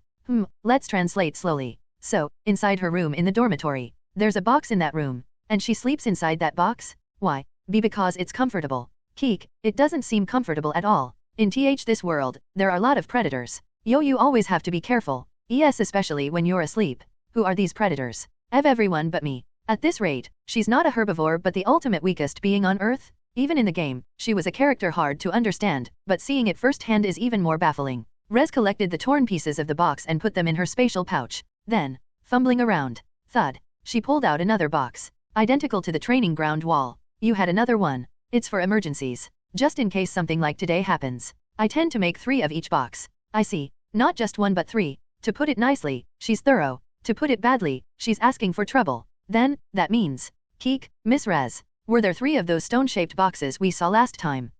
Yes. Including the original, there are 4. How many boxes do you actually have? Well, I haven't counted them. Maybe, around 100. To have 100 boxes that can blend into any environment. That's terrifying. Well, I'll be going now. It was when Rez tried to enter the box and close the lid. Luna reached out and grabbed Rez's hair, the antennae-like tuft sticking out on top of her head. Where do you think you're going? Do you think I'm a fool? What? You might be able to deceive this fool, but not me. You spy. Luna dragged Rez out of the box. Rez fell flat, and Luna climbed on top of her, grabbing her legs and lifting them up. Luna's signature move. The Cobra Twist. I might have let you go last time, but not this time. Who sent you? Who's behind you spying on us? Eek? I've never done such a thing. Lies? Then why were you watching us? I was watching, but it's a misunderstanding. I was already here in the training ground. You all came to where I was. Now that I think about it, that's true. Since we arrived, the training ground's door hasn't opened once. Even though Rez is a master of stealth, it's impossible to enter without opening the door. Spy? What? If you're a spy, you must have some way. That's ridiculous. It's a forced accusation. Quiet. Eat this. Cobra twist. Ayayok. Luna began to twist Rez's waist. Well, it's a sight I often see, but it's artistic. If there were professional wrestling in this world, she could have been a great wrestler. Beep beep beep. Bullying is a reason for penalty points. Outside the training ground window, it was Rodlin, peeking out and shouting. If there's a problem, it's that it's a second-floor window. Exactly how one appears there is beyond a regular person's understanding. Sa. What's wrong with her again? Lion? We have to run. Luna fell backward. It was because Rez moved with explosive speed. Survivalist. A trait that doubles the stats had activated. But calling Rodlin a lion. The Lucid family's emblem is a lion. But that doesn't make her a lion. So, it's strange for Rez to run away. I'll be going now. I had fun today. Rez entered the box and closed the lid. The box blended with the wall instantly. At the same time, Rez's presence faded away and disappeared completely. She moved out of Hypersense's range. What? Where did she disappear to? Keek, she must be inside. But it'll be hard to find. Luna scratched her head. She's really a peculiar one. Haven't seen anything as peculiar as your face until now. I can't believe my face is on the same level as that weird kid. I felt a little sad. Rodlin opened the door to the training ground and entered. Her ponytail was neatly rolled up, down to her leadership armband. As always, she was impeccably composed. Good day, senior. I hope you've been well. I've been fine, aside from having to repair the ceiling of the dueling hall that you and Zero damaged. Her polite greeting seemed to fall on deaf ears. In such cases, changing the subject is always best. Why were you at the second-floor window? The voice of the weak can be heard from anywhere. In my haste, I found myself there. Well, it's something anyone could do. No, that's something I, nor anyone else, could do. What on earth is Rodlin's standard for anyone? Rodlin looked around curiously. What's this? It seemed there was a student being bullied. Luna flinched, then ran to the center of the training ground, swinging her sword. She had been diligently training this whole time. She hadn't bullied anyone. She was expressing that with her whole being. Well, thanks to that, I'm the one in a bind now. Keek, you must be mistaken. Luna would never do such a thing. Of course, Luna wouldn't. Zero, maybe you would, but not her. See, I clearly saw Luna bending Rez's waist. Did Rodlin notice my gaze? She let out a slight laugh. All right. Zero, you wouldn't either. But really, where did she go? There were 3 of you, after all. Keek, I'm curious about that too. Suddenly running away as if a lion was coming. A lion? I see. You were with Rez. Do you know Rez? This might take a bit longer. Rodlin began her short story. The incident of the demon's shard. While others saw the presence of a demon within the academy as a problem, Rodlin did not think so. There was a bigger problem than the demon. To think there was a student who attended the academy all alone, without a single friend. Ludorus and the parrot. If they had had a friend, perhaps the outcome would have been different. Perhaps no one would have had to die. Could there be such an existence in Anwood Academy now? Such thoughts continually troubled Rodlin. Thinking is just thinking, after all. Without action, it's meaningless. I immediately took action. The first thing Rodlin did was memorize the faces and names of all the students. Then, she went out to find each one. If a student is having trouble with academy life, I help them and solve their problems. That way, what happened to Ludorus won't happen again. She paid special attention to the first-year students, especially those without friends, actively helping them. Keek, but that doesn't mean they'll make friends. Sadly, you're right. Forced relationships easily fall apart. But you know what, Zero? Sincerity communicates. Sincerity. Rodlin's sincerity was conveyed to the children, and one by one, they succeeded in making friends by mustering the courage. Keek, thanks to you, senior. Not at all. It's because those kids had the courage. All I did was give them a little push. That's what's so remarkable. Not only memorizing the faces and names of all the students but also taking care to look after them. Well, it's a typical Rodlin-like response to be embarrassed by praise. I came to know Rez around that time. Like a few others, Rez had a hard time. Just finding her was difficult. I could only meet her through a summons disguised as a consultation. I see. And Rez avoiding me, might be because I was strict with her. Strict. I concluded that Rez's shy nature was the issue. So, I started her on mental discipline. Mental discipline? What exactly is that? It sounds like something an old person would think of. Did she notice my thoughts? Rodlin's cheeks turned a rosy pink. She scratched her cheek as she continued. I thought mental discipline was perfect for changing a shy personality. We spent a few days together, but it seems to have backfired. That's when I understood why Rez was avoiding Rodlin. Rodlin's mental discipline. It must have been several times harder than what others undergo. Perhaps akin to the guerrilla training done in the military? For Rez, who lacked physical strength and was timid, it must have been torturous. After that, Rez said, lions are indeed scary. Please don't eat me. Rodlin sighed deeply. I haven't seen her since then. You probably know, Zero, but she's really good at hiding. She's somewhere around here but I don't really want to stir things up. That was all Rodlin had to say. Hearing her out, it was natural for Rez to run away. She wouldn't want to be dragged into mental discipline again. Glancing over, Rodlin's eyes shifted, then she glanced at me. I can feel it. The annoyance of dumping this on me. Keek, no thank you. I haven't said anything yet. Isn't it obvious? You're asking me to take care of Rez. No, I was asking if you could occasionally spend time with her. Isn't that the same thing? Seems like her shamelessness has increased. Then, I might as well be shameless too. Keek, I'm fine with it, but Luna wouldn't like it. As you saw earlier, it's not easy. Indeed. Rez might not be able to handle it. Muttering, Rodlin suddenly looked up, surprised. An oops expression. A rare sight on Rodlin. The urge to tease her was natural. Not because I'm a pervert. Keek, you acknowledge Luna's fierceness. No, not that. Luna is, right. Isn't she cute?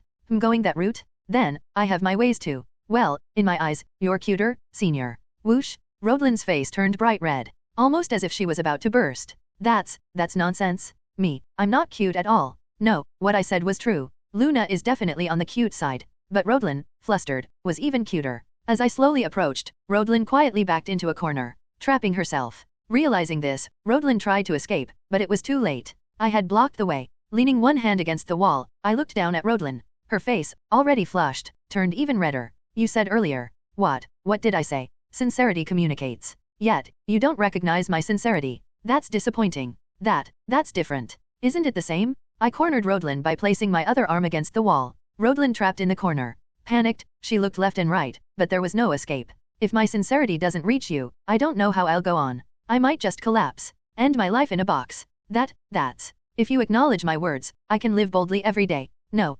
Surely, you wouldn't ignore a junior's sincerity. Ugh. Rodlin's eyes spun around. Good. Almost there. Hurry up and admit you're cute, Rodlin. Say it with that pretty and cute mouth of yours. I am, see you, cute. Rodlin was trembling as she squeezed out her words. Zap. Suddenly, hypersense activated. I felt something approaching me at an incredibly fast speed. Huh? What's that? Is Rez running towards us? When I turned my head to look behind, that's when it happened. I told you not to bully the senior. Thump. Boom. Luna's kick hit me in the back, and I automatically ended up embracing Rodlin, who was in the corner. Then, unhealthy relationship eradication punch. Rodlin's fist struck my body, and I fell to the ground. Luna then climbed on top of me. Cobra twist. Arg. I quickly tapped out, but it was futile. Luna's focus was elsewhere. Senior, are you okay? What did this pervert do this time? No answer came. Instead, hee. A small laugh escaped Rodlin's lips. Laughing at someone getting beaten up. What's this? A sadist? Asterisk. Ouch. I rubbed my back where I had been punched. The Cobra twist. A terrifying technique. If I fall victim to it again, I might lose my manhood. Luna, you know, for men, the waist is their life. Next time, just bite instead. Huh? Why is the waist a man's life? Confusion appeared on Luna's face. She genuinely seemed not to understand the meaning. Rodlin's face turned slightly red on the other side. This calls for an explanation for our Luna. Definitely not because I want to see Rodlin embarrassed. Cough. It seems you've made up successfully. No need to worry then. Oh, Rodlin beat me to it. Regrettably, it seemed I would have to postpone filling Luna in with knowledge. I forgave you. Crying and saying you couldn't live without me. What are you talking about? The one who was crying, not to mention running nose, was you. Ow. Luna pinched my forearm. Unfair. I was just correcting a false fact. Hee. I see. Keep taking good care of Zero. Yes, don't worry. We'll never be apart again. Rodlin looked at us fondly. It seems Luna's declaration of stalking was only heard by my ears. Keek, but weren't you busy? Yes. There's something I wanted to ask you too. At novel bin at. What is it? Rodlin nodded her head. Have you noticed anything strange about Teacher Lerang recently? Teacher Lerang. Yes, even the smallest thing would be helpful. Rodlin's eyes sparkled. That's when I realized. The day to confront Lerang wasn't far off. Luna scratched her head and said. I don't know. If anything's strange, maybe he's been more irritable lately. Teacher Lerang being irritable. That's rare. Rodlin took out a notebook and scribbled down some notes. I didn't have much information to offer. On the contrary, there was information I needed to obtain. I need to find out the date. The day and time the first party, including Rodlin, would confront Lerang. I needed to know. After all, I have a hidden boss to tackle too. Keek, is there something going on? Well, there is something, but it's difficult to share. It's not yet confirmed. Rodlin scribbled with her pen, looking troubled. But I was just as troubled. In times like these, the direct approach is best. Have you found traces of a demon? There's a demon. Luna exclaimed, jumping up in surprise. The sound was so loud that one of my ears went numb. Keek, I never said that. I asked if she had found traces of a demon. That's the same thing. Is it, though? If they were the same, would there be a need for distinct terms? TL note, traces of a demon vs actual demon. I had a lot to say but kept my mouth shut. Finding out the date for attacking Lerang was more important.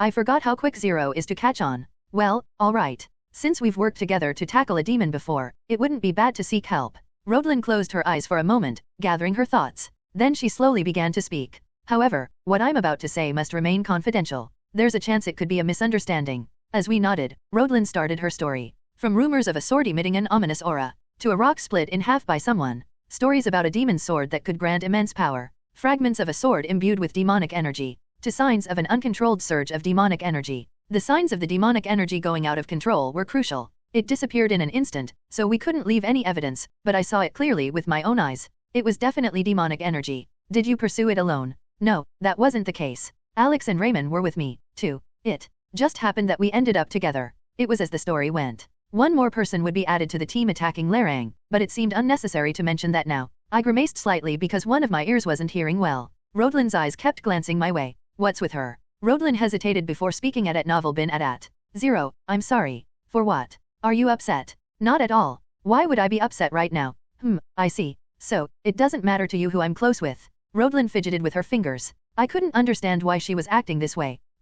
Anyway, I reported it, but the principal was furious, asking if that made any sense. How could a demon appear again within a month? Well, demons aren't common, so I understand his point. Rodlin held back her words. Even if the principal was lacking, she wouldn't talk behind his back. It was a typical Rodlin thing to do. Why do you think Teacher Larang is involved? Because only teachers could freely roam around that place at that time. Afterwards, we checked alibis one by one, eliminating suspects. So, only Teacher Larang was left. I see. As I said before, it's not certain. It could be the work of an external instructor. But he is indeed one of the suspects. Teacher Larang? No way. Luna muttered in disbelief. Recently, Larang had been practically a private tutor for Luna. Eurydia kept asking about the Lester family's swordsmanship, and Larang, though annoyed, did his best to teach. It all exploded today, though. I thought it was just Eurydia's obsession, but Rodlin had a part in it, too. The net was closing in. It was understandable why Larang lost his composure. A contract with a demon was a reason for immediate execution. Let me ask again. Haven't you noticed anything unusual recently?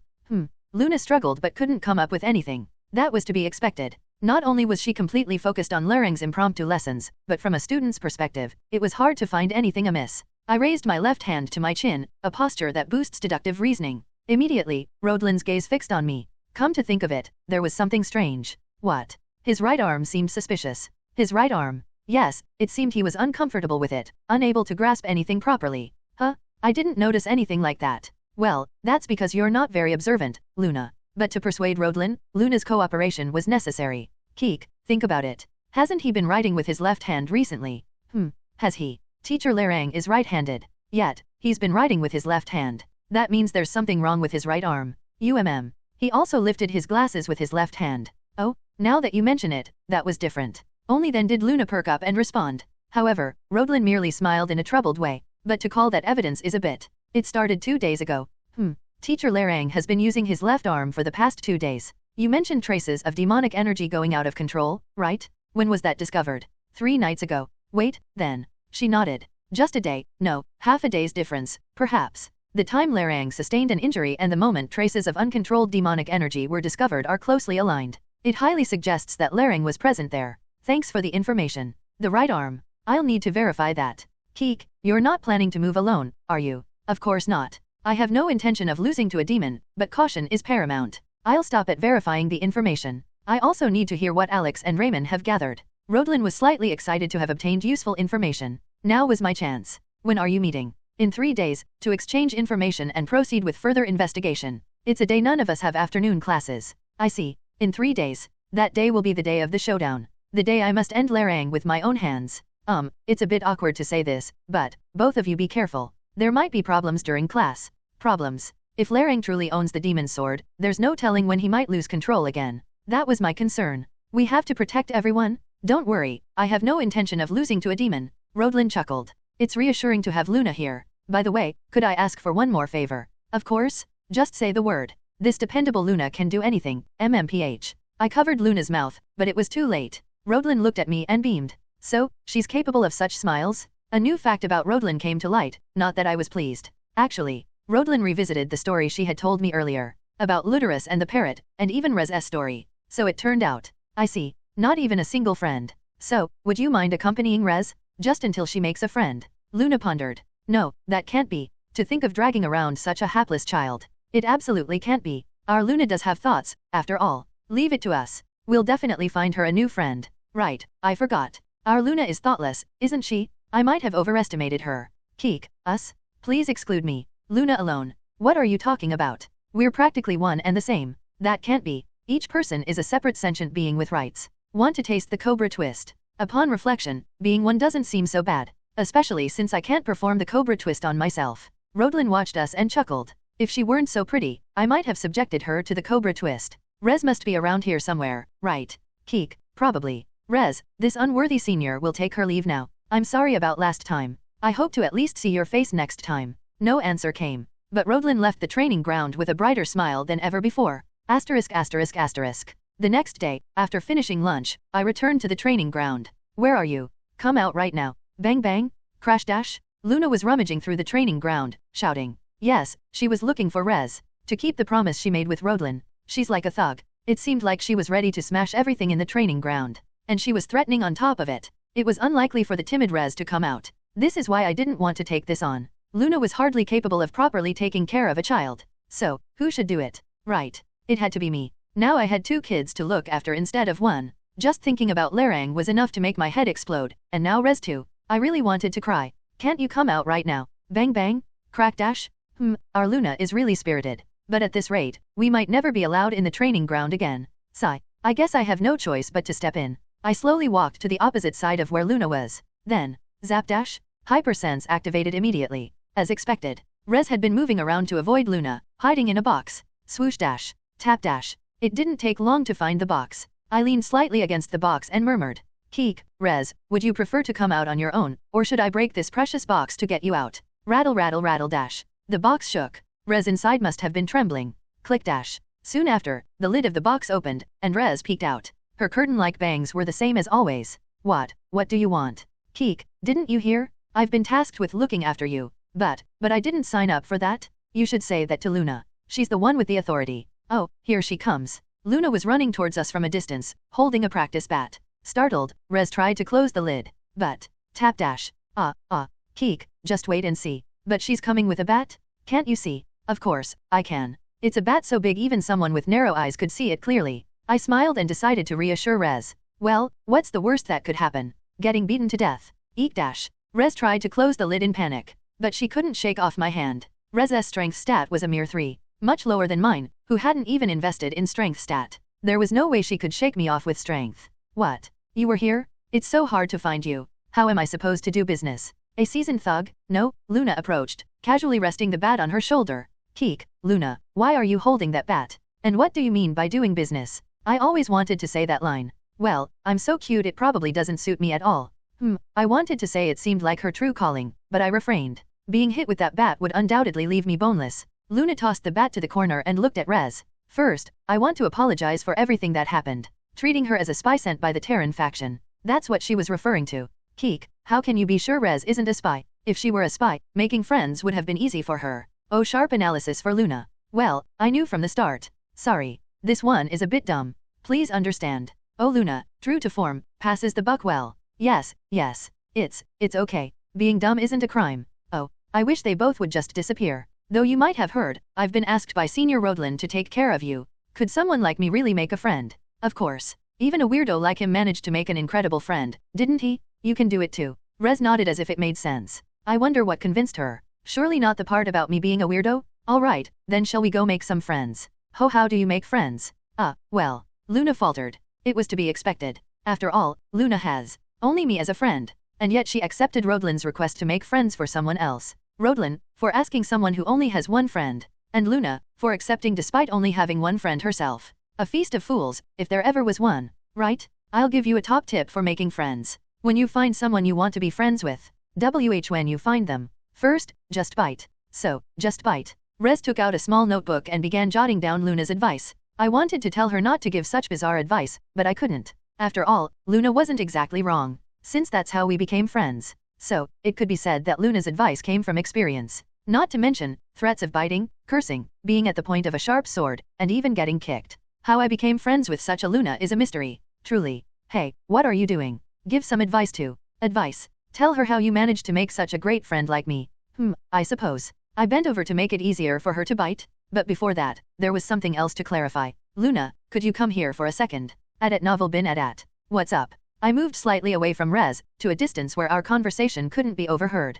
Are you really planning to hang out together? What choice do I have? Senior asked me to. Let's just stick together until she makes her first friend. That's not acceptable. We can't afford to spend our time on this for such a reason. Have you already forgotten why we enrolled in the academy? Luna was here to find those who had wronged her family. I was here to gain strength. Of course, as far as Luna knew, I was also here for revenge. But that's exactly why she had no choice but to agree with me. She must have realized that we don't have time to play friends with Rez. Of course, that's just the superficial reason. The real reason I wanted to keep Rez at a distance. It was because of Luna's kind nature. It wouldn't matter if Rez stayed with us temporarily. But what if she couldn't make other friends? If Luna became too close to Rez, she'd be forced into my party. I have no issue supporting her. The problem is Rez's coward title. A peculiar title that causes her to flee the battlefield when targeted by an enemy. A party member who runs away at crucial moments? I can't rely on someone like that, especially when facing the final boss. So, my decision to keep Rez at a distance was absolutely the right one. It's only for a little while. We need breaks too.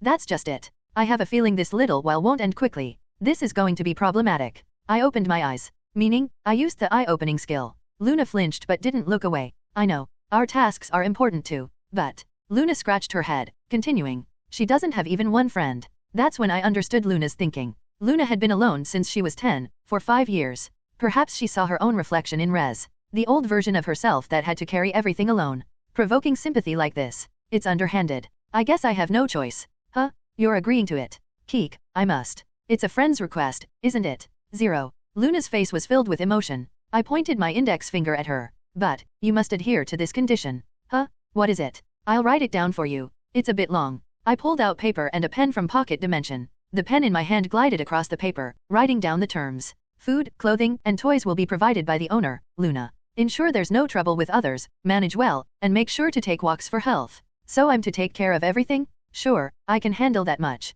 Keek, it might be harder than you think. Hard? Why would it be hard? But this phrase, it seems familiar. Where have I seen it? Luna tilted her head, looking at the paper I handed her. It should feel familiar. The things one must take care of when owning a pet. Since the phrases were taken from there. A pet that can't fight. That's Rez's current position. Treating her like a pet should suffice. Even better if she gets adopted, sooner. But really, to include such a powerless child in our party, isn't that thoughtless? Not at all. Because there was exactly one role Rez could fulfill. When the party faces insurmountable danger, she could be used as a shield. Of course, the shield would break in the process. Cruel? This game is designed to be that way. Even characters who were allies moments ago are fed to the jaws of demons. Using the time gained from such sacrifices to progress is a common strategy in the game Hero of the Academy. It's a game designed with sacrifice in mind. Well, after facing a few demons, she might just run away on her own. It's true that Luna mentioned needing a break. Especially since things will get busier after the first chapter. Okay, so it's settled. Keek, just make sure to follow what I wrote. And don't forget about the walks. Got it. Together with Luna, I approached Rez, who was still peeking out from the box. Sorry for making you wait. We had some things to take care of. So sorry for taking up your time with someone like me. Don't worry about it. 0. Give her some advice. Advice. Yeah, tips on making friends. I gave her one. Now it's your turn. The advice to bite someone you want to be friends with. Surely that's not the extent of her advice, right? Luna stared at me blankly. Ah, I see. That was indeed the beginning and end of her advice. Luna is truly an exceptional child. I guess I have no choice. At this rate, a monster that bites people might appear in the academy. I want to avoid being captured and interrogated by Rodlin, so I'll sincerely help. Firstly, this box is the problem. Hiding in it all the time makes it hard for people to approach you. They might not even find you. Bulletin but, it's scary. I won't ask you to leave the box. Just keep the lid open. That should be okay, right? Yes. I can do that much. First, with the lid open, then outside the box, and eventually without the box at all. We'll make progress slowly. It's going to take a considerable amount of time, though.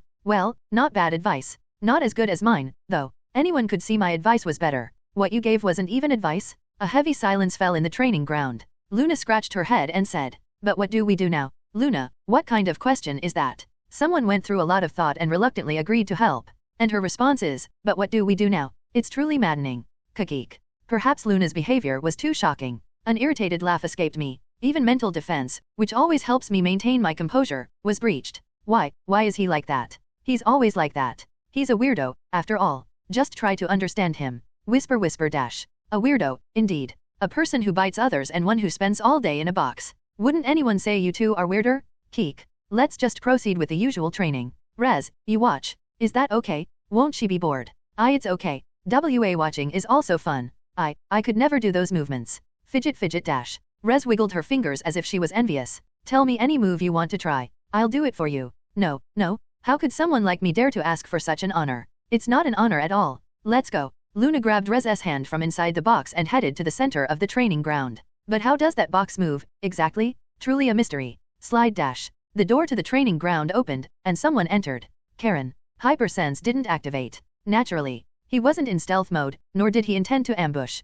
But why is he here? Keek, what brings you here? Impudent child. Shouldn't greetings come first? You lack respect for your teacher. My life's light, my soul's fire, my sin, my spirit. Have you graced us with your presence, teacher Karen? Impudent child. Greeted or not, I'm an impudent child. What do they want from me? But really, why is he here? Karen glanced at Luna and slightly frowned. What's that? He must have wondered if his eyes were deceiving him. That thing. Rez is a person, just because she's in a box. She's not as strange as she seems. What kind of nonsensical phrase is that? And she can't be stranger than you, anyway. Shocking. That I'm considered strange, and even stranger than Rez. I was about to puff my cheeks in displeasure when. Who's this new kid? What's her name? Rez. She's not from the advanced class. Rez.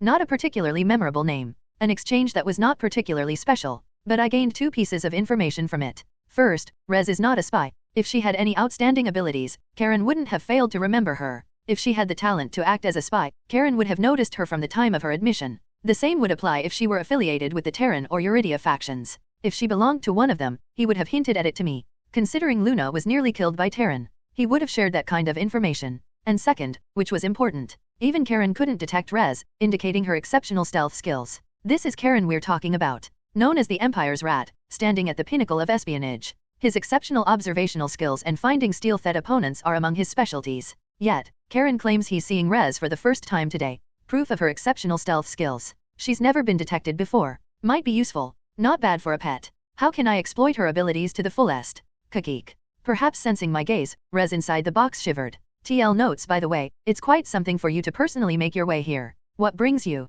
Is it so strange for a teacher to observe a student's training? Yes, it's strange. Very strange. Before anything else, you're Karen, the killing machine. There's no way you came here without a purpose. It couldn't be to check on the information about the maestro of the battlefield. What used to be the capital of the Rohan kingdom, Kalos, was close to the western edge of the continent. I had only given out the information 2 days ago. Although Karen's abilities are notable, verifying that information in just 2 days would be impossible. If he had verified the information, he would have contacted me late at night at the dormitory. There's no way he would make contact in a place as public as this. In other words, his visit now must be due to personal reasons. And that means, it's likely because of Luna. If not for that, what? To see my handsome face? The latter could be possible, but the probability of the former was just a tiny bit higher. Keek, did you come to give advice to Miss Luna? That's not it at all. Insolent brat. Well, it's Karen who dislikes the idea of Luna getting stronger. The stronger she gets, the more her desire for revenge would grow. Meaning, the visit wasn't for guidance. If he came to interfere, maybe, but it didn't seem like that was his intention either.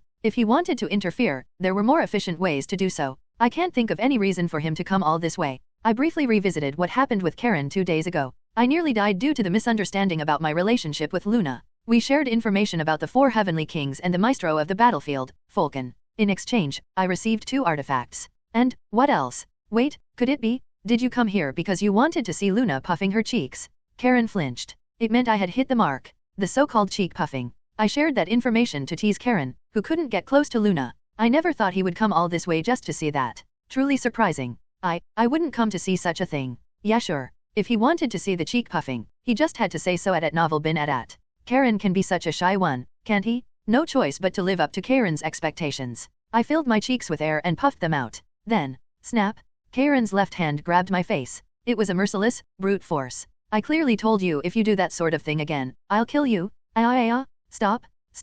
It's crushing. My handsome face is getting crushed. Beating on Karen's arm was useless. The more I resisted, the harder he squeezed. Boom. At that moment, the training ground shook. Startled, Karen slightly loosened his grip, and through the fingers that parted, I could see Luna with a dumbfounded expression and Rez with her hair standing on end from shock. I did it. I finally made progress. Progress? Only after using the information window did I understand what had happened. Lester family style D. From E to D, Luna's skill level had advanced by 1 grade. The vibration of the training ground was the result of Luna's 1 flash. 0. Did you see? You saw, right? Did you see what I just did? Luna ran towards me, shouting. She was so happy, she even started hopping around. Only then did Karen let me go. My face feels somewhat squished. Must be my imagination? Hehe, how about that? My skills. I didn't see anything because of Karen, but I couldn't tell her the truth. If I did, Luna's one flash might be directed at me next. Keek, it was very impressive. Ahem, this is nothing for me, right? But why does your face look like that? Excuse me, it seems squished. You were already not that handsome, and now you look like a flattened pancake. Luna, what are you saying? Calling someone's face a pancake. And for the record, I'm not ugly. Sigh, where did you roll around this time? You're making my life difficult. Luna raised her hands and began to fiddle with my face. Mold. This is a tricky situation. Not because Luna's face is close. Currently, Luna has her back to Karen, and I'm facing him directly. Meaning, I'm looking straight into Karen's eyes. And from that brief eye contact, I realized one thing. The killing machine can indeed kill with his gaze. Keek, Luna, I don't mind living with a pancake face. No, you can't. How are you going to survive in this cruel world? Especially with that unfortunate face of yours. Just stay still. I don't know anymore. I might as well close my eyes. After about 5 more minutes of Luna kneading my face, she finally stopped. Which also meant Karen had been treated like a folding screen for those 5 minutes. All done? Now you look somewhat human. How about it? Impressed by my skills? Well, I'm not sure, but it's clear that Luna's intuition could be lethal. I knew she wasn't the sharpest tool in the shed, but I didn't expect it to be this dire. Huh? What's that? Teacher Karen? When did you get here? Puff? Karen staggered slightly. He was pierced by the arrow of indifference. Seems like he took a heavy blow. This is the first time I've seen Karen like this. I've been here for a while. Really? I had no idea. Make some noise when you move around. You scared me. I'll make sure to do so next time. It's Luna who's at fault, but somehow he's the one getting scolded. It's an amusing situation, but we should probably stop the jokes here. Karen might seek revenge otherwise. Since he's come all this way, I might as well give him what he wants. I decided to indulge him just this once. I'm a nice guy, after all. Plus, I might be able to hold a small debt over him. I said to Luna. Keek, indeed, it was remarkable. Such an impressive skill, right? Even I was surprised. It's just an upgrade from a silkworm to a worm, though. Huh? What do you mean by that? It means you still have a long way to go. It's not the time to be happy yet. Puff. Luna puffed up her cheeks, full of dissatisfaction. Just watch. I'll catch up to you by today. Luna stumped off to the center. Did she see a ghost? Rez shivered and slipped back into the box. Showing Karen Luna's puffed cheeks was a successful operation. Well, I'll probably pay for making Luna angry later. Keek, you saw it, right? How about it? Isn't it cute? No response came. Instead, I could see it. The slight upturn of Karen's lips. He was trying hard to suppress it, but he couldn't fool my eyes. It was a smile full of contentment. Wait a minute. Happy about Luna? Then, could it be? Karen is Luna's dad. The proud K-drama that spreads far and wide from Korea. Perhaps the game's story writer was influenced by that unique dramatic storytelling. If that were the case, it would explain Karen's obsession with Luna all at once. I decided to test the waters. Keek, didn't I tell you? Luna's expressions have become more varied. Indeed. Are you satisfied with your daughter's growth, father? Karen glared at me. It was as if he was cursing me with his eyes. Not that then. My assumption was wrong. Tisk, making the most of that face, I see. Keek, thank you for the compliment. That means you're as filthy in your thoughts as your face is. Karen's face was filled with disdain. Well, if you're going to act like that, what do you expect? Anyway, it wouldn't have made genetic sense. Because Luna is cute. If even a bit of Karen's genes were involved, such cuteness would be impossible. Though, her temper might be somewhat similar to Karen's. So what's the reason? Because he's a real Lilicon? That's absolutely not it. Do you think I'm as crazy as you? Karen's disdain intensified further. Well, if not, then not. But how does he know what I'm thinking? Is he using some sort of mind-reading technique? TCH, your thoughts are transparent. Focus on looking after her instead of having pointless thoughts. Keek, I'll try my best. Then, I'll be leaving now. Karen turned around. Seeing Luna's puffed cheeks. Having achieved his goal, he intends to leave. So soon? Why not give Luna some guidance while you're here? I have no obligation to do so. I just stopped by. He only wants to take what he desires and leave? Such a miserly act fits the Empire's rat.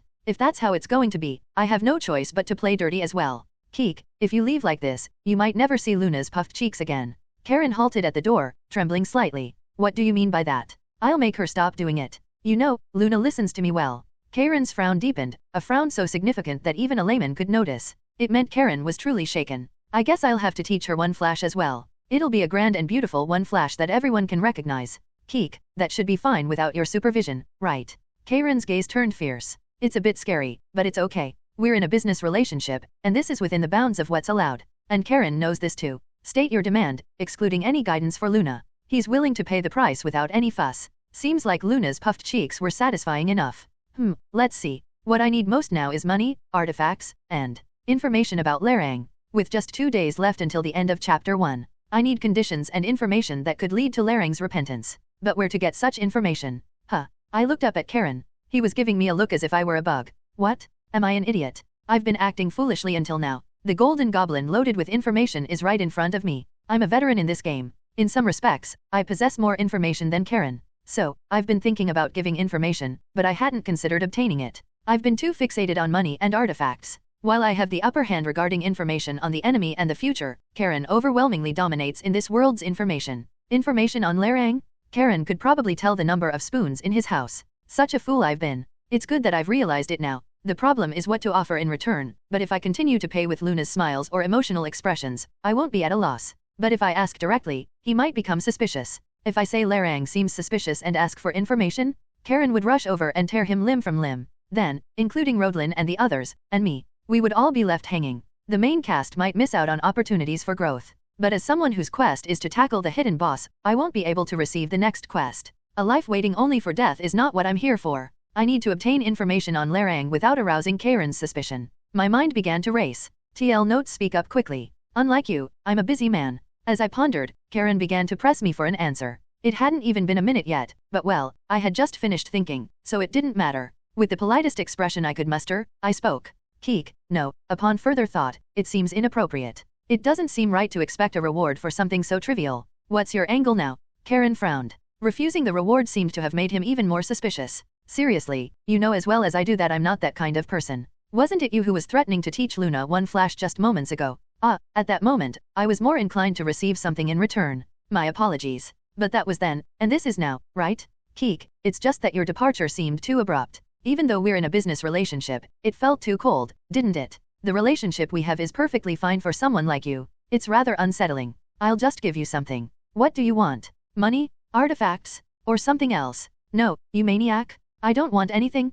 What's with this guy? Keek, then let's consider it a favor for the future. When I provide significant information next time, I'll receive it together with that. This is neither accepting nor rejecting the reward strategy. Karen clicked his tongue in response. He might not like it, but it seems he'll let it pass. Do as you wish. You have nothing else to say, right?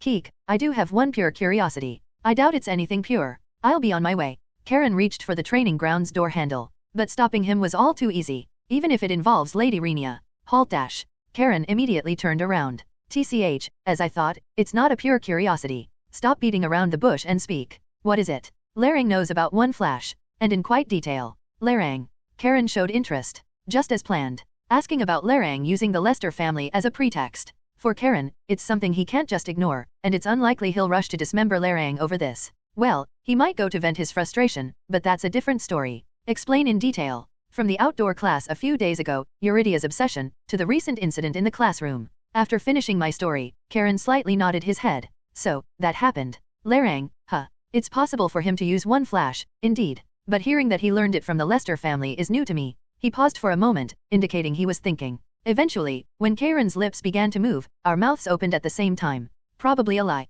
Likely a lie. We reached the same conclusion. Well, I've thought so for quite a while. The Lester family is very rigid. A conclusion drawn from the information I knew from playing the game and from what I've heard directly here. Not exactly secretive, but not open either. A family that could be described as old-fashioned. It's unlikely that such a family directly taught swordsmanship to an outsider like Larang. That was our conclusion. Did you ask knowing already? Keek, just in case. There might be another special case like me. True, the first one to properly use one flash besides someone from the Lester family is you. Keek, then I hope you'll look upon me kindly. Had I not seen one flash right before my eyes, I would have killed you on the spot. It's a pity. Karen truly seemed to regret not having done so. What's wrong with asking to be looked upon kindly? Even a psychopath wouldn't go that far. Wait, now that I think about it, there was one odd detail. I had thought Karen would be furious at Larang for lying about being directly taught, but that didn't seem to be the case. You're not angry. Why would I be angry? Your face annoys me every time I see it, but I can tolerate it enough. This guy? I wanted to summon Luna over to show him a lesson, but I desperately held back, thinking information about Larang might come up. Keek, didn't teacher Larang use the Lester family's techniques? He even lied about being taught directly. Aren't you angry about that? That's what you meant. You should have clarified earlier. I thought it was because of your ugly face. Crack, click. I must endure. If I lash out, I'll be the one to die. Karen was wearing a look of amusement, almost as if he was inviting me to attack. If I did, it would result in at least 12 weeks of recuperation. Serious injury. I decided to endure. I'm an adult, after all. So, you're not attacking. Keek, would I do such a thing? Especially to a respected teacher like yourself. Boring. Disappointed, Karen's eyes glinted as he spoke. Laring is quite a hard worker. That's why I don't dislike him. Well, I don't particularly like him either. A hard worker. Yes. Using another family's swordsmanship is not easy. He has a keen eye and a talent for analysis, but it's impossible without effort. The evaluation of Laring was quite high. If Karen praised him to this extent, it was clear what others thought. Well, I had felt it during class 2. Knowing from the start that Laring was the boss ending chapter 1. I was nervous during the first class, but as soon as it ended, the tension melted away like snow. Diligence, passion, doing one's best. He was the epitome of a great teacher. A hard worker. Could this be the keyword to redeem Laring? As I was organizing this information in my head, Karen continued. And the fact that he sparred with Renia could also be true. Really? Is that true? Renia isn't one to avoid a duel. Unless there's a special reason, she would have accepted. Of course, she wouldn't bother with those unworthy of her sword, but Laring isn't one of those people. Karen's gaze swiftly moved and then settled on me. Didn't you know this information? Dreaming of being the Lester family's rat. Though it was a casual remark, it posed a question I hadn't considered. I mustn't show my surprise. Act shamelessly. With a slight pout, I replied. I spent more time apart than together. I had to fulfill Lady Renia's request. Request? What request? I covered my mouth as if I had spoken out of turn. Keek, I mentioned it back in the anthill. It's your task to find out, Teacher Karen. Worry not. I'll find out for sure. Karen smirked. Oh, cool, isn't he? Influenced by Luna's puffed cheeks? As I was about to return the smile, Karen's expression hardened instantly. I'll find out, even if I have to dissect you. Terrifying. Not a joke, but genuinely frightening. He's talking about disassembling people. He's not in his right mind. Keek, you're joking, right? Find out if I'm serious or not. It'll be an interesting quiz for us to enjoy, thanks to you. No, it's not an interesting quiz at all. And you're serious about disassembling me, aren't you? Correct answer or wrong, disassembly either way. I'm not pleased at all. Anyway, Laring's classes are of decent quality, so don't miss out. He may have strayed, but, living here, he'll come to realize on his own. Strayed? What do you mean by that? Do you think the swordsmanship of a prestigious family is strong because it's from a prestigious family? Isn't that obvious? That's what makes them prestigious, isn't it? TCH, that's nonsense. Becoming strong just because you learned the swordsmanship of a prestigious family? That's absurd. Why is that? Because of different physical structures. Adat novel bin adat. Strength, muscles, height, weight, gender, etc. Everyone has different given conditions, so do you think standardized swordsmanship would suit everyone? If it did, that would be even stranger. Indeed. From the length of arms and legs to strength. Everyone has different physical structures. Even if they learn the same swordsmanship, there are differences.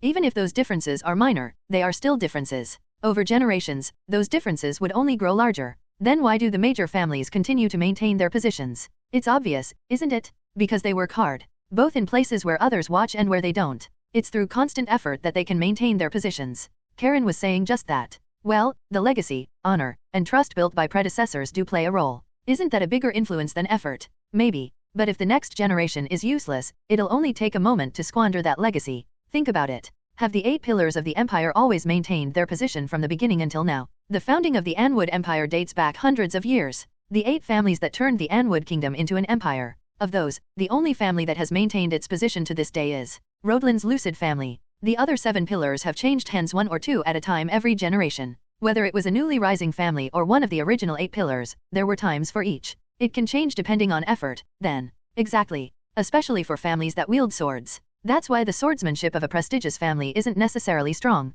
If it were, they would have to maintain their position from the beginning until now. A swordsmanship powerful enough to devour all other families. Learning the swordsmanship of a prestigious family doesn't guarantee strength, as Karen suggested. Of course, being taught refined swordsmanship is efficient. But in the end, you have to adapt it to fit yourself. Only then can you reach the pinnacle. The swordsmanship passed down in a family is merely a guide. Walking along that path and adapting and developing it to fit oneself. That's the task for the future generations. Swordsmanship, spear techniques, archery, martial arts, they all start and end the same. Only the middle is different. Any family's martial arts can reach the top. Only the middle is different, not the start and end. It's a good saying. At the same time, I knew what I had to say to Laring. Laring thought his family's swordsmanship was weak. That's why he learned other families' swordsmanship and gradually lost his way. But he became stronger, didn't he? Is that what you call losing your way? I hoped Karen would offer more insights, but he had been silent for a while. If I show any more curiosity about Laring, Karen might suspect something. The last thing we need is for Karen, noticing Laring's suspicious behavior, to kill him. That must be avoided at all costs. For now, the fact that Laring is a hard worker and the reason he lost his way, I'd have to be satisfied with gaining these 2 pieces of information. Perhaps, it's better to stop now. Excuse me. Karen's gaze was directed at Luna. Ugh, ugh. One more time. In the middle of the training ground. Exhausted, Luna was writhing on the ground like a worm. Ugh, I'm dying here. A worm? No, Luna approached while patting her shoulder. It was a natural consequence since she had been swinging her sword like a madman even as we talked. How about it? I've gotten stronger than before, haven't I? Keek, the sight of a worm wriggling about. I watched it very well. I wasn't asking you. I was asking Karen, you know. So, you're talking back to the teacher? Even to Karen, the killing machine? No matter how much Karen might favor you, that's crossing the line. Luna's face might turn into a pancake. You've improved a lot. If you keep working hard, you'll get even better. Ah, so it's like that. He's not even trying to hide that he's a guardian anymore? If I had wriggled around like a worm, he would have squashed me instantly. Did you hear that? Luna nudged me with her elbow, insisting that her skills had improved significantly, a fact. It seems Luna doesn't notice anything odd at all. It's amazing she can live being so oblivious. I wish Karen would protect someone as fragile as me, like he does with Luna. I wonder if Karen would take care of me if I also had twin tails like Luna. That thought crossed my mind when suddenly, sniff sniff, Luna started sniffing around. Her nose led her to thump. Karen's embrace. What's this? Just a moment. Stay still for a second. Luna began sniffing around Karen, then slightly frowned. This scent. I've definitely smelled it somewhere before, but I can't remember where. Karen stiffened up. It's understandable, given Luna had approached him out of nowhere. She's been doing this since before. I also tried smelling a few times after Luna mentioned it but couldn't detect any scent from Karen. It doesn't make sense for Karen to emit any scent. He needs to operate covertly. Stalking and tracking are part of his daily routine, and blending in is essential. For someone like him to have a scent? It's impossible. Luna's mistake was clear. Karen, have we met before? No, right, that would make sense. But why does this scent feel so familiar? Strange. You're stranger, Luna. Most people remember faces first, not scents. What are you, an animal? Enough for now. Head in when you're ready. Karen pushed Luna slightly aside and left the training ground. It felt somewhat like he was escaping, or was that just my imagination? There might be something to dig into here. While Luna continued to sniff around, I asked her. Keek, I don't smell anything, though.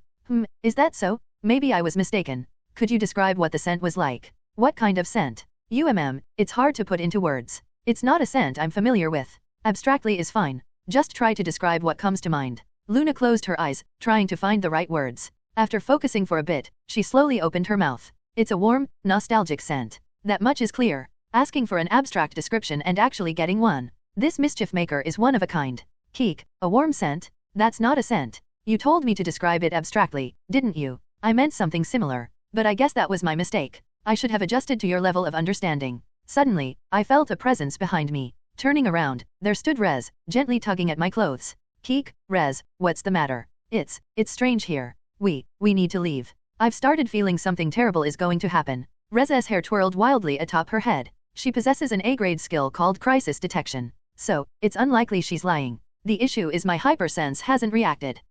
This is strange. Could there be a natural disaster approaching? As far as I know, there's no such storyline. While pondering whether Rez might be mistaken, Rez, looking at what's behind me, panicked and dove headfirst into the box, trembling. Heek, we're going to die. We need to hide. Suddenly a life-threatening situation arises? That's unlikely. Unless a demon decides to ambush us. Turning around, I realized the truth. A demon was standing there. A demon named Luna. Crackdash. Luna? Why suddenly like this? Could it be that your ignorance is your sin? Luna, transformed into a demon, started gnawing at my head. Die. Please, save me. At the point just before the last chapter, I have a sometimes demon-like cat and a trembling rabbit with its head buried in a box. This was the current strength of my party. *****. A day had passed. Time seemed to fly by even faster than when I first entered the game, especially lately. There's only one day left. Tomorrow is the day to confront Larang. I wasn't nervous. I knew it wouldn't be a life-threatening fight. Larang is just the boss of Chapter 1, after all. Let's compare the Demon's Shard and Larang for a moment. Though not a boss monster, the Demon's Shard is far more challenging in terms of simple difficulty. Facing an opponent in a state without any abilities, with a gimmick of cumulative death in 3 turns, makes it much tougher. Normally, you wouldn't be able to confront such a being until after Chapter 3. Compared to that, Larang is just the boss of Chapter 1. There are no special gimmicks to speak of. Depending on the secret techniques he uses, you might have to move left or right, or up or down. That's about it. Being the boss of Chapter 1, he's been thoroughly analyzed by veterans to the point of being disassembled. Knowing all the secret techniques Larang uses, I have nothing to worry about. I'm also much higher level than Larang. That's right. There's no problem in winning the fight. The current problem is the lack of information about repentance. To receive a special reward, he must be made to repent before his death, but with the information I currently have, that's impossible. I've obtained some information from Roblin and Karen, but the puzzle pieces are incomplete. I'm missing pieces of the character Lerang. Should I visit Alistair for advice? But attracting suspicion would be just as problematic. Wait a minute. Suddenly, a crazy idea popped into my head. Why not just ask Lerang directly? He won't draw his demonic sword in the presence of others. Even if he harbors ill feelings towards me, it won't matter. After all, we'll be aiming for each other's throats in tomorrow's battle. I'm so smart, aren't I? Humming to myself, I left the dormitory. *****. Morning classes flew by quickly, and after finishing lunch, it was time to visit Lerang as planned. However, I was facing an unexpected problem. Keek, Luna. Huh? What? What's going on right now? Clank dash. The sound of metal echoed from my wrist. The chains that bound our wrists together clicked as they interlocked. What's peculiar is that the sound came not just from me, but also from Luna and Rez. That's right. Currently, we were all chained together. Naturally, Luna was the culprit. I have to make friends for Rez, remember? So that's why. It might be a bit inconvenient, but please cooperate. Making friends for Rez, and chains binding our wrists together. How do these two even relate? To an ordinary person like me, it was an incomprehensible act. Showing them having fun might naturally attract others, right? That's why I tried tying us together. Why, is it not good? Yes, it's not good. Very much so. It feels like being restrained, doesn't it? Like a symbol that once you come here, you can never escape. Surely, Rez must think the same. Actually, it seems like a good idea. Being this close makes us seem friendly. I see. You're not normal either? This won't do. Not just for finding Lerang, but for the sake of my normal life, I need to escape from here. Immediately? Keek, I have something to do. This is problematic. At novel bin at. We can go together, can't we? Where do you need to go? Clank clank dash. With each step we took, the sound of metal echoed around us. If Lerang sees us like this, he might get scared and run away. No matter how I think about it, going together is impossible. Keek, did you forget the promise you made? You have to take Rez for a walk. Huh? I can do that later. Didn't you skip it yesterday because you were too tired from training? You have to make up for it. Are you going to be petty about this? Take a walk and slowly explore the academy. It could be an opportunity to find friends for Rez. Then you should come along too. I flicked my fingers as I spoke. Keek, if I'm there, any child willing to approach would surely keep their distance. Well, that might be true. I'd reject those who judge people by their looks anyway. I'm known as a symbol of misfortune, the Slit-Eyed character. The effect of my skill, ominous aura, cannot be ignored. Of course, seeing Luna and Rezikane together, any kids would run far away. Luna and Rez, restrained by chains, seemed set to compete against my various debuffs. Making friends for Rez is important, yes. But I don't want to abandon you because of that. Keek, you've come up with a good idea, haven't you? It would be a shame to waste this opportunity. And it's true I have something to do. After pondering for a moment, Luna spoke up. All right then. Can't be helped if you have something to do. Reluctantly, Luna unchained us. The old Luna would have clung to me without giving up. She's improved a bit since that incident. After insisting on some personal space for Luna by making friends, she seemed to have a moment of realization. Since then, she's occasionally given me some personal time. About 10 minutes a day? This is a significant improvement. In the past, she'd even follow me to the bathroom. She'll continue to improve. Luna will grow into a very fine person who can live without me. Doesn't that just make her a normal person, not a fine one? To think someone could say that after seeing Luna chain us together. Are you serious? Anyway, the chains that bound my wrists were gone. Zero is free. I wanted to shout, Zero is now free, but I restrained myself. If I did, those chains might end up around my neck. Even Luna wouldn't go that far, right? There are chains left. Should I put them around your neck too? Luna seriously contemplated the remaining chains in her hand. Luna, that would transform the walk into a completely different kind of walk, possibly even causing the world to collapse from censorship. Keek, I'll take the remaining chains. They're mine, after all. Okay. But don't lose them, alright? You'll need to wear them again when you come back. And so, I managed to save a world from the brink of censorship. Finding Lerang was not difficult. At the second training ground on a low hill, there, watching over the children's training and offering advice was part of his daily routine. Zero. As soon as I entered, Lerang welcomed me, even sending back the child he was coaching. Keek, good day. What brings you here? Normally, you use the third training ground. He was well aware of my movements. One might think of him as a stalker, but that was not the case. It's only natural he keeps an eye on me. After all, I am a person of interest. Third place in the entrance exam. Catching the eye of both the Eurydia faction and the Terran faction in one glance. The first in this batch to receive a commendation. Given directives to bombard me with demerits and recently to be given merits. From Lerang's perspective, it would be impossible not to remember. Well, my good looks must play a part too. Keek, the academy is abuzz with praise for teacher Lerang. I've come to seek your guidance, acknowledging my many shortcomings. You flatter me too much. If I don't look after you properly, there'll be talk. A bright smile appeared on Larang's lips. The start was successful. I need to gather as many puzzle pieces as possible. The puzzle concerning the character of Larang. Though many pieces were missing, the most important were two things. The reason for his family's downfall by his own hand, and the conditions for his repentance. After learning the secret techniques of other families as a wandering knight, Larang returned to his own family and defeated its head, suddenly challenging his brother to a duel and defeating him. It makes no sense, no matter how I think about it. Learning the swordsmanship of other families was an act that would diminish a noble's pride and self-esteem. But aside from that, there were no other issues. Several prestigious families even taught secret techniques for money. Meaning, Larang learning other families' swordsmanship and returning to his own to challenge them to a duel. These two actions have no direct correlation. There was no cause-and-effect relationship. To be precise, there was a void in the middle. The reason mimic Larang, famed for his reputation, suddenly returned to his family to challenge them. I had to find out. And that reason would be the key to repentance. Alright, Zero. What's the issue? Swordsmanship?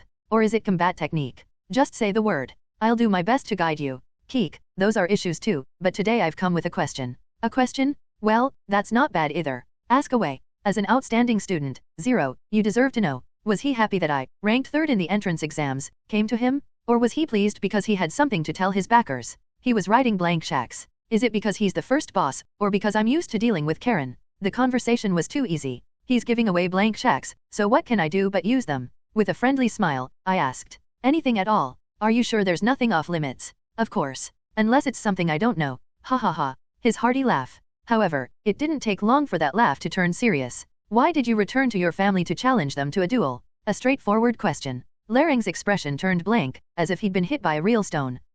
I'm sorry. I intended to ask something else. But since you said you'd answer anything. Keek, was that too rude? Scratching my head as if it were a child's mistake. Leaving his family to become a wandering knight, then after 10 years of training, returning to challenge the head of his family. What was the reason for defeating him so brutally? What caused the hatred that drove him to train for 10 years? What was the reason for bringing downfall to his family, bearing the disgrace of being a traitor? This question could unravel all three mysteries at once. The likelihood of him answering was low, but there was no harm in asking. It was because the swordsmanship of my family was atrocious. Really? He would divulge that so easily? I was slightly surprised, but I couldn't let this opportunity slip away. Keek, I hesitate to say this, but that hardly seems like a reason. Trampling over his brother because his swordsmanship was poor? The reason was too weak. It implied there was something more concealed. Larang let out a wry laugh. I had an older brother. He was also the head of my family. I'm aware. He ascended to the headship relatively early. That's right. But no one doubted him. Even I could see my brother's abilities were exceptional. Except for his swordsmanship, that is.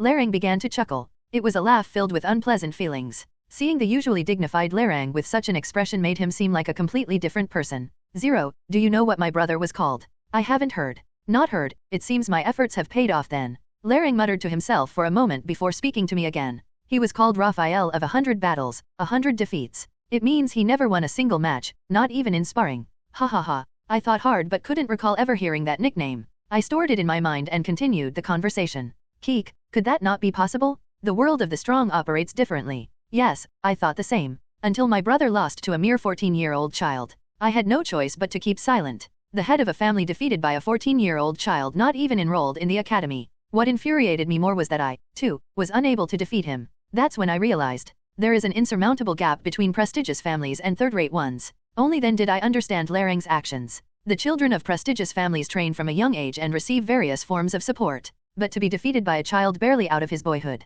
From then on, he became obsessed with the secret techniques of prestigious families. Because his brother, whom he believed in, was defeated so miserably. It must have been a shocking event for Larang at the time. Not just that. That brat had my brother kneeling and laughed mockingly, asking if that was supposed to be swordsmanship. Larang's fists trembled. He seemed to be recalling that moment. What made me even angrier was that my brother endured it. To endure such humiliation. That's when I understood the bitterness of being weak. The very next day, I left my family. I realized that everything I had built over 20 years amounted to nothing. What followed was as I knew. Challenging swordsmen, seeking their guidance, forsaking his pride to depend on prestigious families. After 10 years of training, he returned to his family and challenged his brother. I didn't intend to challenge him to a duel, but my brother was still stubborn. So I had no choice but to show my skills, and then, Larang's words stopped there. He suddenly turned his head and looked at me. Do you know why I'm telling you this, Zero? I had felt it before, but it was strange. He didn't get angry at a difficult question and even shared his disgrace with me. I'm not sure. I pity your bright talent going to waste.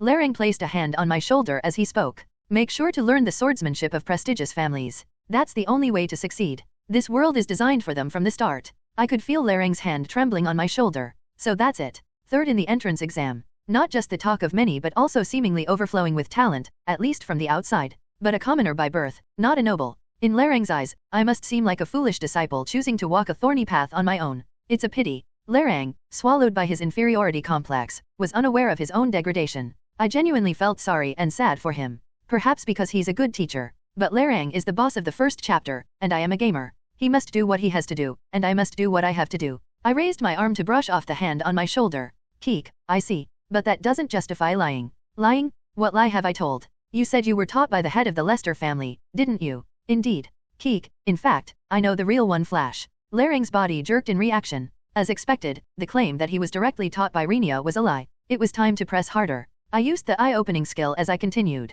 There's no way that could be the one. Flash. Meeting with Lady Renia. That itself is a lie, isn't it? It's not. A cry almost like a scream. Larang's voice echoed loudly across the training ground. The children looked over in surprise. Wooong dash. At the same time, something flowed from Larang's right hand. A black aura full of ominous energy. Demon magic. It leaked out visibly. Larang quickly hid his right hand behind him, turned his head away, and pretended not to see, lost in thought. There must be more hidden stories. But going further is dangerous. Today is not the day for Rodlin and the first party to tackle Larang. Digging deeper and causing an outburst here would twist the story into a mess. It's a bit disappointing. I wanted to know the full story, but I had to let go of my regrets. I didn't want to ruin the game by being stubborn. If I managed to clear this game and return to reality, then, I should try again to hear Larang's full story. I have one more reason to clear this game. I said to Larang. You said to succeed, one must learn the swordsmanship of prestigious families. Indeed. I don't think so. I believe that all swordsmanship starts and ends the same. The only difference is in between.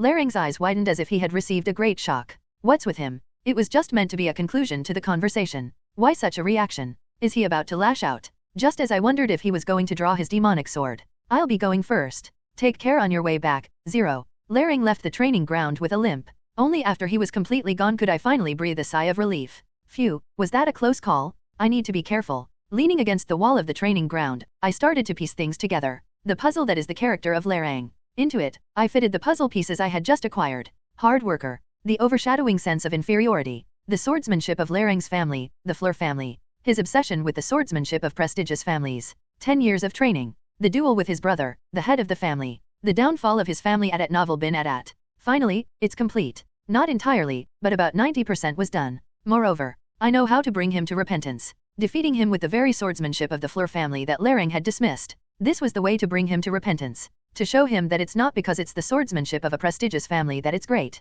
but to make him realize that the Fleur family's swordsmanship is also excellent. Then he would have no choice but to regret and repent for his past misconceptions. It was a perfect plan, in my opinion. Because it's me, right? Huh? Where will I learn the Fleur family's swordsmanship? Of course. Keek, I'll have to learn from Larang himself. With the power of my skill. As I figured out the method to defeat Larang, a humming tune naturally flowed from me. Where could our Luna be? I needed to explain tomorrow's plan. Although I would be fighting alone, unexpected events could still occur. I planned to have her wait at a distance, prepared for any emergencies. Zero, over here. From afar, Luna waved her hand, greeting me. Clank clank. Ah, I see. Even the chains are happy to see me, huh? Ha ha ha, you guys. The smile vanished from my face. She's still doing that. Not just Luna, but Rez was also still wrapped in chains around her wrists. Well, since they are a set, it was expected, but I thought she would realize the strange looks from people and quickly remove the chains. Ah, why are there so few people today? Did everyone go out? Excuse me. It's such a shame. If we had met someone, they could have become friends with Rez by striking up a conversation. Luna grumbled. No people? That can't be. I passed by dozens of people on my way here. Now that I think about it, it did seem like they were running away from something. Could it be? It would have been fun to walk around tied up together like this, right? Clank clank. The chains, illuminated by the sunset, showcased their beauty. It seems I was right. The dozens of kids who passed by me, they must have been running away from Luna and Rez. Hey, what are you doing? Excuse me. Hurry up and come here. We need to find someone willing to become friends with Rez. And until I returned to the dormitory that evening, we didn't encounter a single person. Asterisk asterisk asterisk. Late at night. Larang's office. Ugh. Larang clutched his head with both hands, tormented by a terrible headache. He reached for the medicine bottle. Unknowingly, his right hand moved forward. Having lived as a right-hander all his life, it was a natural reaction. Crack dash. The medicine bottle crumbled in his hand, an action contrary to his will. As if the hand had a mind of its own. Damn demon. He picked up the half-crushed medicine with his left hand and poured it into his mouth. The pain eased slightly. Just a bit.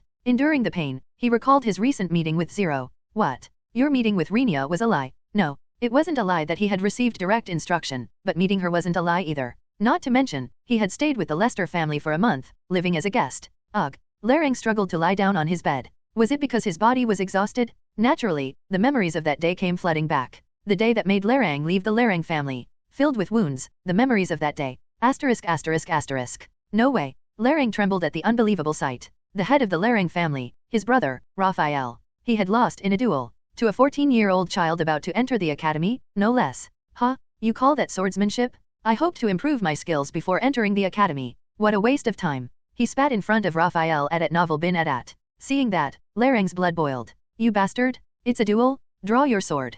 Thump. Huh. Suddenly, the ground rose, hitting him. A moment later, Larang realized something. It wasn't the ground that had risen, he had fallen to it. Still, you're somewhat skilled. But practicing such a sorry excuse for swordsmanship. What a waste of talent. Spit. Spit landed in front of Larang, just like it had in front of his brother, Raphael. Well then, I'll be going now. From now on, I should aim for houses with titles of count or higher. It's not even a warm-up here. And with that, the boy left. Filled with humiliation, Larang could do nothing. The other was the grandson of a renowned duke. And this side is known by far fewer people than those who don't know it. Because it's a third-rate noble family. Larang, are you okay? Brother. How much more painful and sad must his brother, Raphael, be feeling since he himself is in this state? Let's not get angry. Even though he's called Raphael of 100 battles, 100 defeats, let's not get angry. I promised I'd abandon our family's swordsmanship if I lost again. There are few families that sell secret sword techniques, but it's not impossible to find one. Right next door, the Turtle domain for instance. It wasn't a sword technique I particularly liked, but it was much better than our family's.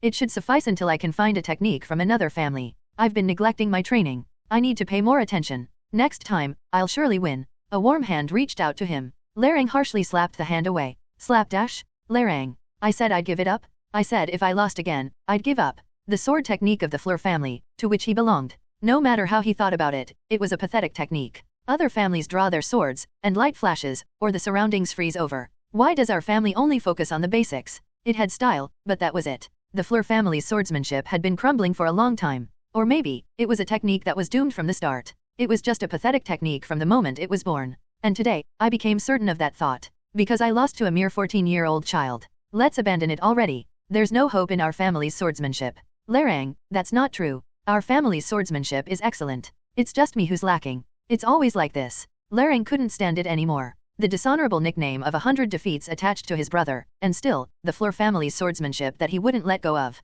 The sight of himself, defeated pathetically. He couldn't take it anymore. If things keep going like this, I have my own thoughts. Thoughts? Yes? I'm leaving this damn third-rate family obsessed with third-rate swordsmanship. Ha. Larang couldn't lift his head. No, he couldn't bear to. Because he knew his brother would be wearing a sad expression. He thought Raphael would hug him. And he thought he would say to abandon the family's swordsmanship. But, if that's what you think, then leave. Raphael coldly turned his back. Always so warm to him. Why, brother, abandon our family's swordsmanship? As long as I am here, that will never happen. I will protect this place, so go out there and pursue your dreams, Larang. That was the end of his brother's words. The next day, Larang kicked himself out of the mansion. They'll come after me once I leave the mansion. They'll come after me once I leave the village. They'll come after me once I leave the domain. But no one came after him. Not a hair of Raphael was seen. It was sincere. He valued the family's swordsmanship more than himself. More important than the only family. Is it the swordsmanship? Huh? After a loud laugh, Larang, now alone, thought to himself. He was different from his brother. Because he loved both his brother and the family, he thought to protect both. What if I could combine the secret techniques of other families with ours? Wouldn't the strongest swordsmanship be born? Thus began Larang's journey. He became a wandering knight. Please teach me your swordsmanship. He abandoned everything for his family. Pride, self-esteem, and even self-respect. As time passed, and about 5 years later, Larang's name started to circulate among people, along with the nickname Mimic Larang. While wandering as a knight, searching for swordsmanship that would suit the Fleur family well, he stopped by the Lester family. Well, they probably won't meet someone like me. It was when he had announced his visit and stayed in an inn for about half a day. A messenger from the Lester family came to him. The head of the family has invited you. Please, come inside the castle. The drink dribbled from his mouth. The Lester family. What kind of family was that again? A family that elevated the Anwood Empire from a kingdom to an empire, one of the current 8 pillars supporting the empire. That the head of such a family invited him was unbelievable.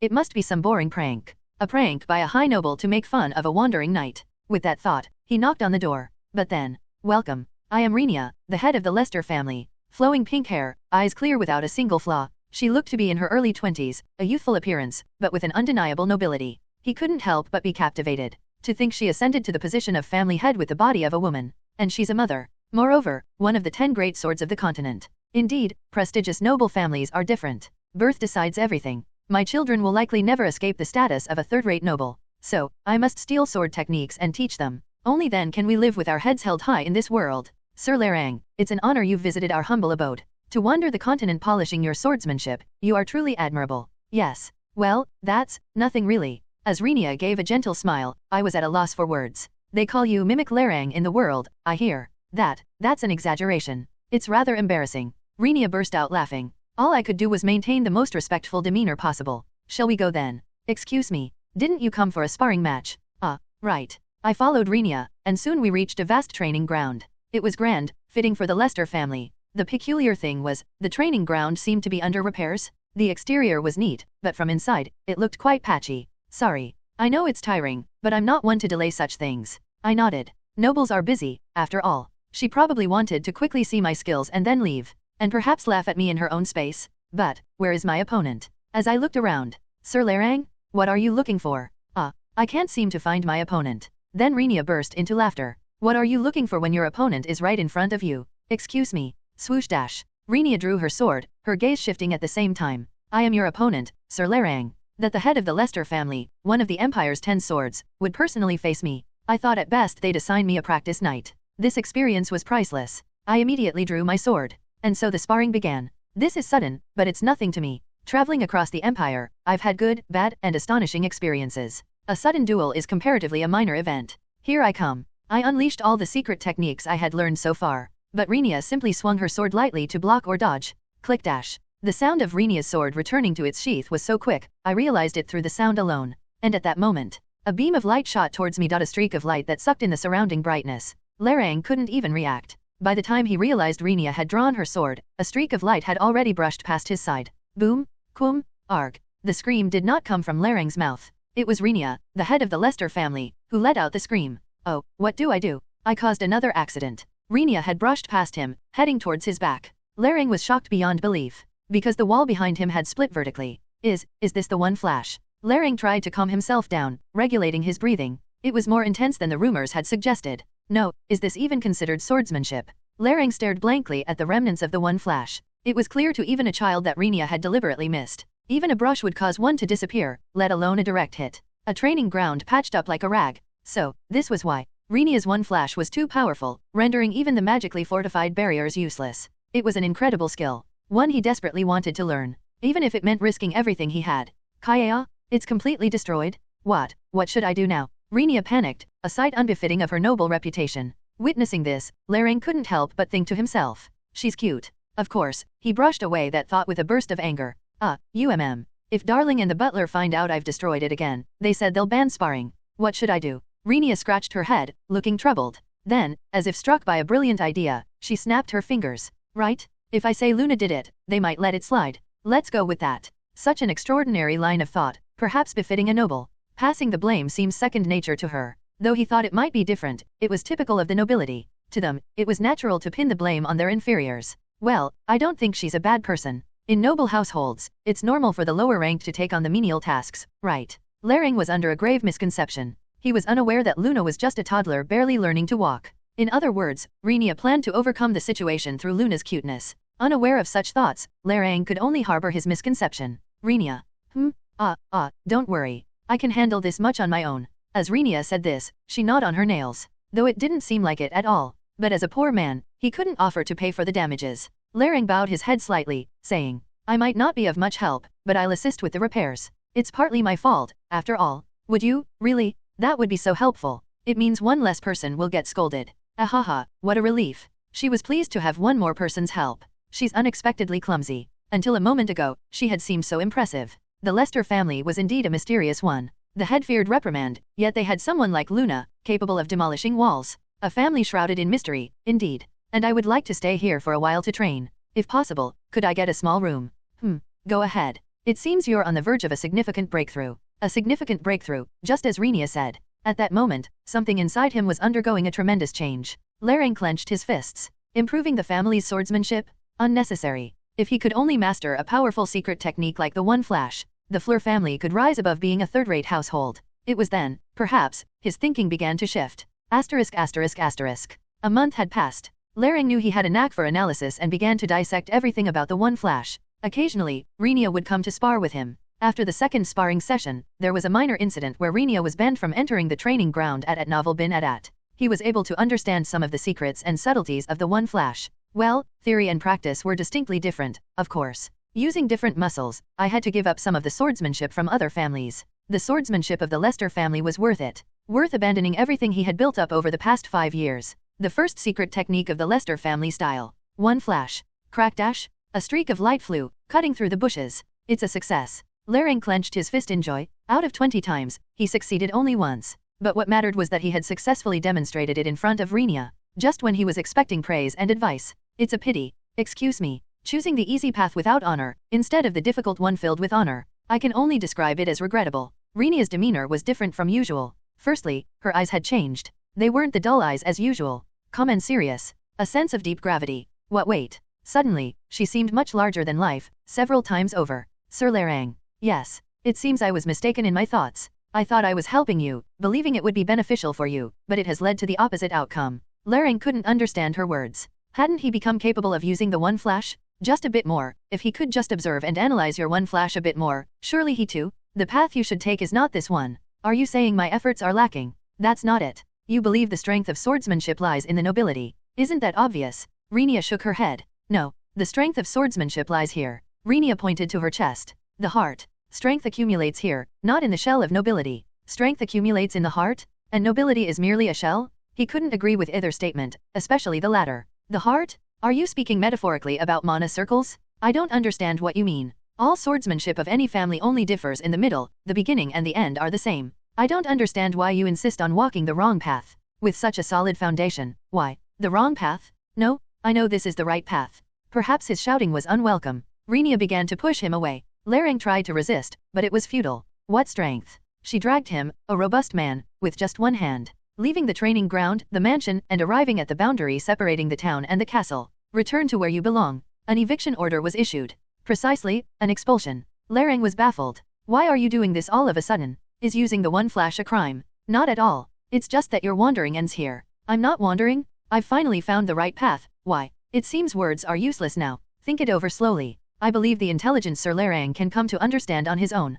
Boom dash. The castle gates closed firmly. He was expelled. Just for following the One Flash. She must be afraid of my talent. She must have thought he would steal the One Flash if he analyzed it further. But, Sir Larang, the strength of swordsmanship is not because it belongs to the nobility. It lies here, in the heart. Why did those words dig deep into his heart? Larang began to sob. He didn't know why. Tears just flowed. Please, don't drive me away. Please explain what I did wrong. Show me the way I must go. It was when Larang was sobbing. I'll tell you that. You foolish human. Suddenly, a demon appeared before Larang, thrusting a contract at him. Larang found himself holding a sword in his right hand. A demonic sword, swirling with dark magic. The dark magic began to crawl up his right arm, pressuring Larang. Arg. It was then Larang could wake from the long dream. Chirp, chirp dash. Larang, drenched in sweat, opened the window. Dawn was breaking. *****. Demons are classified into upper, middle, and lower tiers. But, is there anything higher than an upper demon? During Alistair's class, several students quickly raised their hands, and Eurydia was chosen. There exist supreme demons, referred to as legion commanders. It's common to refer to them as the 6th grade, but it doesn't matter if you call them bastards or whatever. That's correct. Well, it seems a bit of personal opinion is mixed in there, but not a bad nickname. Ha, ha, ha. Laughter filled the classroom. Alistair began to write something on the board. Exactly, a writing instrument was flying around, drawing something. Magic. I want to use it too. Of course, he could use it later. The number of hidden magic pieces is comparable to swordsmanship. The issue? It would only be available after the final exams, during the summer break. Until then, magic was as good as a pie in the sky for him. I could use it with divine imitation, but now that he had stored much better skills, wasting a slot of divine imitation for a personal whim was out of the question. It was when he was smacking his lips in regret. You all know what this magic circle is, right? A pattern with a star inverted within a circle. The symbol of an upper demon, the pentagram. Demons of the 5th grade and above, they have this inverted pentagram floating behind them. Not all, but what you need to remember isn't that. Alistair leaned on the lectern, the atmosphere growing heavy. It meant a very, very important story was about to be told. Run. If you see this symbol, you must run away. Upper demons are a different class of beings. If there's an inverted pentagram, it's safe to assume it's an upper demon of at least the 5th grade. Students couldn't stand a chance, so the advice was to run away at all costs. Remember this formula well. The writing instrument danced again, then listed numbers on the board. 1 2 3 4 5 6 7 8 9, star. 9 8 7 6 5 4 3 2 1, grade. A 1-star knight and wizard can confront a demon of the 9th grade. A 2-star can face an 8th grade demon. Then what about a 9-star knight? They can confront a 1st grade demon. That's correct. Of course, since demons use various hellish magics, it's not absolute. Even if you encounter a manageable demon, never let your guard down. A simple formula to judge a demon's strength. Why make it so complicated instead of simply matching the star number to them? Because demons inherently represent inversion. Beings that act contrary to human actions. That's what demons are. Perhaps that's why people in this world place significant meaning on inversion as a symbol of opposition. As a Korean striving for ultimate efficiency, it's hard to understand. Isn't it? A 1-star knight for a 1st grade demon, a 9-star knight for a 9th grade demon. If changed like this, there'd be no need to memorize formulas, allowing for instant comparison of strength. Upper demons. The pentagram drawn on the board captured my gaze. The first thing that came to mind were the demons one should never face. Next were the names and locations of the high-level demons that one would prefer not to encounter. The plan was to avoid demons with tricky patterns as much as possible. If we make even the slightest mistake, a companion could die. In the game, it was merely a regrettable event, but here, it was not. It would hurt. The mental scars. That companion. The sound of snoring. Even if it was Luna blatantly sleeping during class. Perhaps I would come to miss this sight. Excluding the drooling part, of course. Well, no need to worry about it right now. After Chapter 3 in the storyline. No matter how fast, the first encounter with a high-level demon would be then. There were times when avoiding the dangerous routes, one could first encounter them in chapters 4 or 5. Meaning, there's absolutely no need to worry at this moment. While I was lost in thought, the class ended. The midterms are coming up, aren't they? Yes. Hehe, if you don't give up and do your best until the end, you will see good results. Well then, as soon as Alistair left the classroom, the students started to grumble. It seems children in this world also dislike exams. 0, did you pay attention in class? It was Eurydia. She, sitting in the seat in front of me, started to chatter. Ah, here comes that noisy one again. Luna, did you pay attention in class? The weather is perfect for having tea with classmates, isn't it? Yeah, not at all. Luna made a ridiculous face while covering both ears, but Eurydia just laughed heartily. She must be under the mistaken belief that Luna and I are in a relationship. Perhaps the desire to protect is stronger. No matter how much Luna pushed away, she did not reveal her true colors. Are you not interested in magic? If you come to me, I could teach you a bit. Ho ho, a thrilling private magic lesson with a magic prodigy. Definitely an enticing offer. But, Keek, for me, magic is synonymous with murder. Ahaha, is that so? You're amazing. Taking my sincerity for a poor joke. This is why Eurydia won't do. Terran would have believed me. Anyway, as you can see, Eurydia has yet to give up on me, whereas Terran had cleanly given up on me. After the proxy duel incident, Terran's faction showed no particular movements. It seemed they firmly believed I would not join Eurydia's faction. Well, they're right. I could pretend to get closer to Eurydia to surprise Terran. But I didn't want to stir up a hornet's nest for no reason. Well, there are parts where Terran is a million times more appealing to me than Eurydia, who shows no empathy at novel bin at. He may be a villain, but he's a good guy. I knew the reason why Terran was obsessed with grades. Thus, I could understand every one of his actions. While ignoring Eurydia's words from one ear and letting them out the other, I accidentally made eye contact with Terran. He slightly nodded. A nod. It meant, are you at peace? I also slightly nodded back. A nod. Terran let out a faint smile. It meant, as you are, so am I. Let's go. Following Terran's lead, the kids around him rose up all at once. Terran passed by us without a word, not wanting to stir Eurydia into a defensive stance. We're avoiding a situation that would be bothersome for both of us. My thoughts exactly. Indeed, he's someone I can't hate even if I wanted to. Thus, with Terran. Love. Keek. Indeed. Our love is deepening. No, not love, but friendship. My words were interrupted by Luna chiming in. Your eyes are burning with passion when you look at him. Yeah, keep going. What's love? Keek, I've never thought that way. 0, let me give you one warning. Luna stood up from her chair and came close, pressing her face near mine. Close enough to hear each other's breathing, Luna whispered softly in my ear. It's not a problem if you fall for me and love me. After all, I won't accept it. So, I like you, huh? Imagining something that will never happen? But if you don't love me, that could be a problem in itself. It would mean I lack charm, wouldn't it? Luna, what are you talking about? It's a problem whether I love or don't love. Are you crazy? Hurry up and say it. Say what? Say, I love you. Luna articulated each word clearly. She couldn't possibly want a real confession from me. Luna doesn't see me as a male. This was merely Luna's strategy to boost her self-esteem as a woman. By making me say I love her, she could feel like an attractive woman. An act of a supreme pervert among perverts. It seems she has a complex about being petite. Even if I say a million times that she's flat, it won't make her flat. But since I can't handle Luna's anger, I occasionally played along. I also liked that kind of joke. Right. Normally, I would have played along with Luna's rhythm. But now was a difficult time. Why? Bang. The children were still in the classroom. Some were blatantly staring at us. And it was eerily quiet. They were carefully breathing so as to hear our conversation, a natural outcome. So, Luna was making a love confession in front of everyone. The problem was Luna's lack of awareness was desperate. She had no idea the children were watching us. From Luna's perspective, it was just innocent fun, but from mine, it was no different from social suicide. What are you doing? Hurry up and say it. I thought about it a bit, but it was impossible. Lying was too harsh for the innocent me. Keek, do we really need to say such things? You know well that I always have such feelings. Don't beat around the bush. I'm really going to get mad. Love. I don't, you crazy woman. Just kill me. When I firmly shut my mouth to show my refusal, Luna let out a deep sigh. I'll let it slide. Then hug me. Let's compromise on that. Yeah, right. You don't know the meaning of compromise, do you? It's problematic that you're even asking for this. I spoiled you like a spoiled daughter from the start, and this is what it has come to. Such a brat. A 15-year-old brat at that. The future looked bleak. I might have to carry her around forever. Wait, carry? A good idea came to mind. I abruptly stood up and slung Luna over my shoulder. Luna's voice came from behind my back. What are you doing now? Keek, don't you see? I'm holding you. Anyway, as long as I make it so she can't escape by merely touching her, it counts as holding. Everyone would nod, agreeing my approach was correct. This isn't holding. Hold me properly. Luna started pounding on my back. But this was bearable. After all the hits I've taken, if there were a stat for endurance, mine would have hit 9,999 by now. I quickly left the classroom with Luna slung over my shoulder. As we departed, cheers erupted from the classroom. Kaye dash. Look at that Carrie. That's a man. Then I'm a man. What else could I be? A woman? I need to come up with a plan. This could really end badly. I might end up being responsible for Luna forever. With that, I started running, carrying Luna, who was biting my back. Asterisk.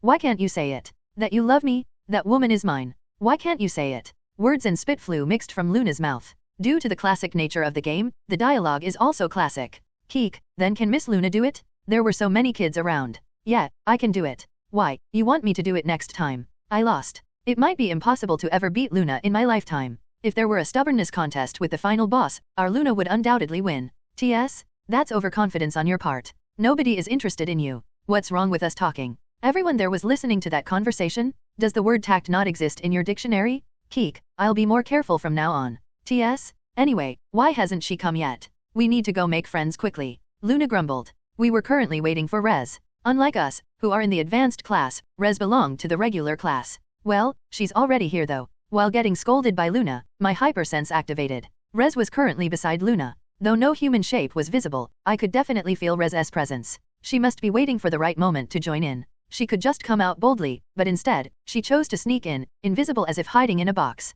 She really is a child destined for a hard life.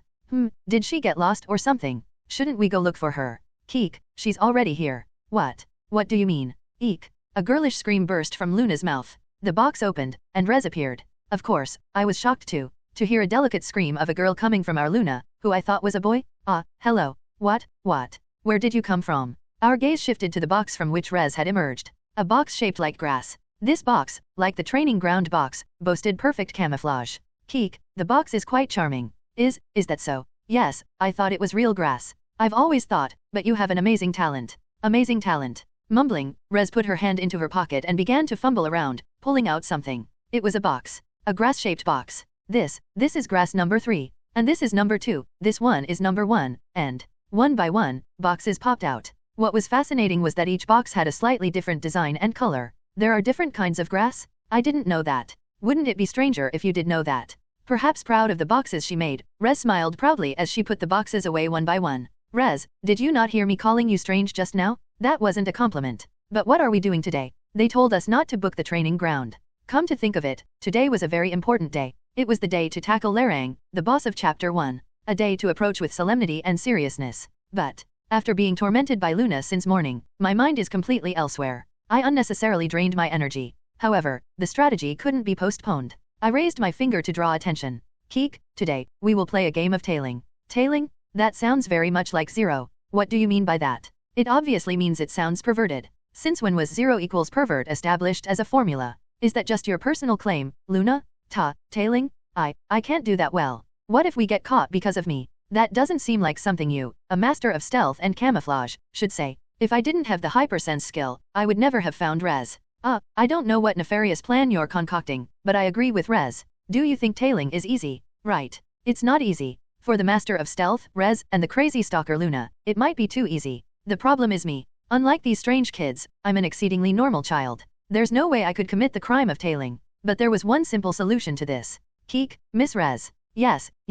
May I take a look inside your pocket? As if curtains were drawn, Rez's long bangs covered her face. Below that, Rez's face turned bright red. Upon suggesting we take a look inside the pocket, of course, I was referring to the subspace pocket that Rez held dear, filled with boxes capable of camouflage. Why is your face turning red? Could it be embarrassing to show the box? Just a moment ago, she had no problem sneakily taking out the box. She was indeed a strange child.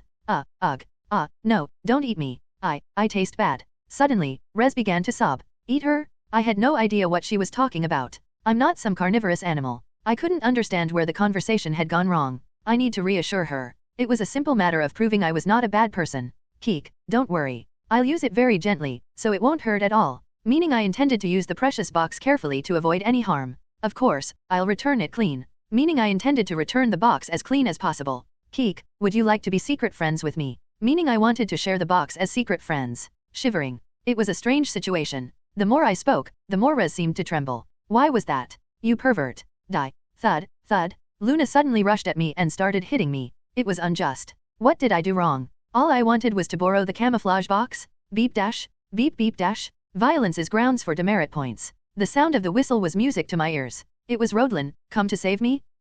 Rodlin arrived and looked back and forth between us. Then, she suddenly grabbed one of my arms and twisted it behind my back. 0, I'm arresting you on the spot. Ouch. Luna, Rez, help. My pleas for help were met only with contemptuous looks. What's wrong with saying I'll return it clean? And isn't it okay for friends to be secret friends? Ugh, senior, it's unfair.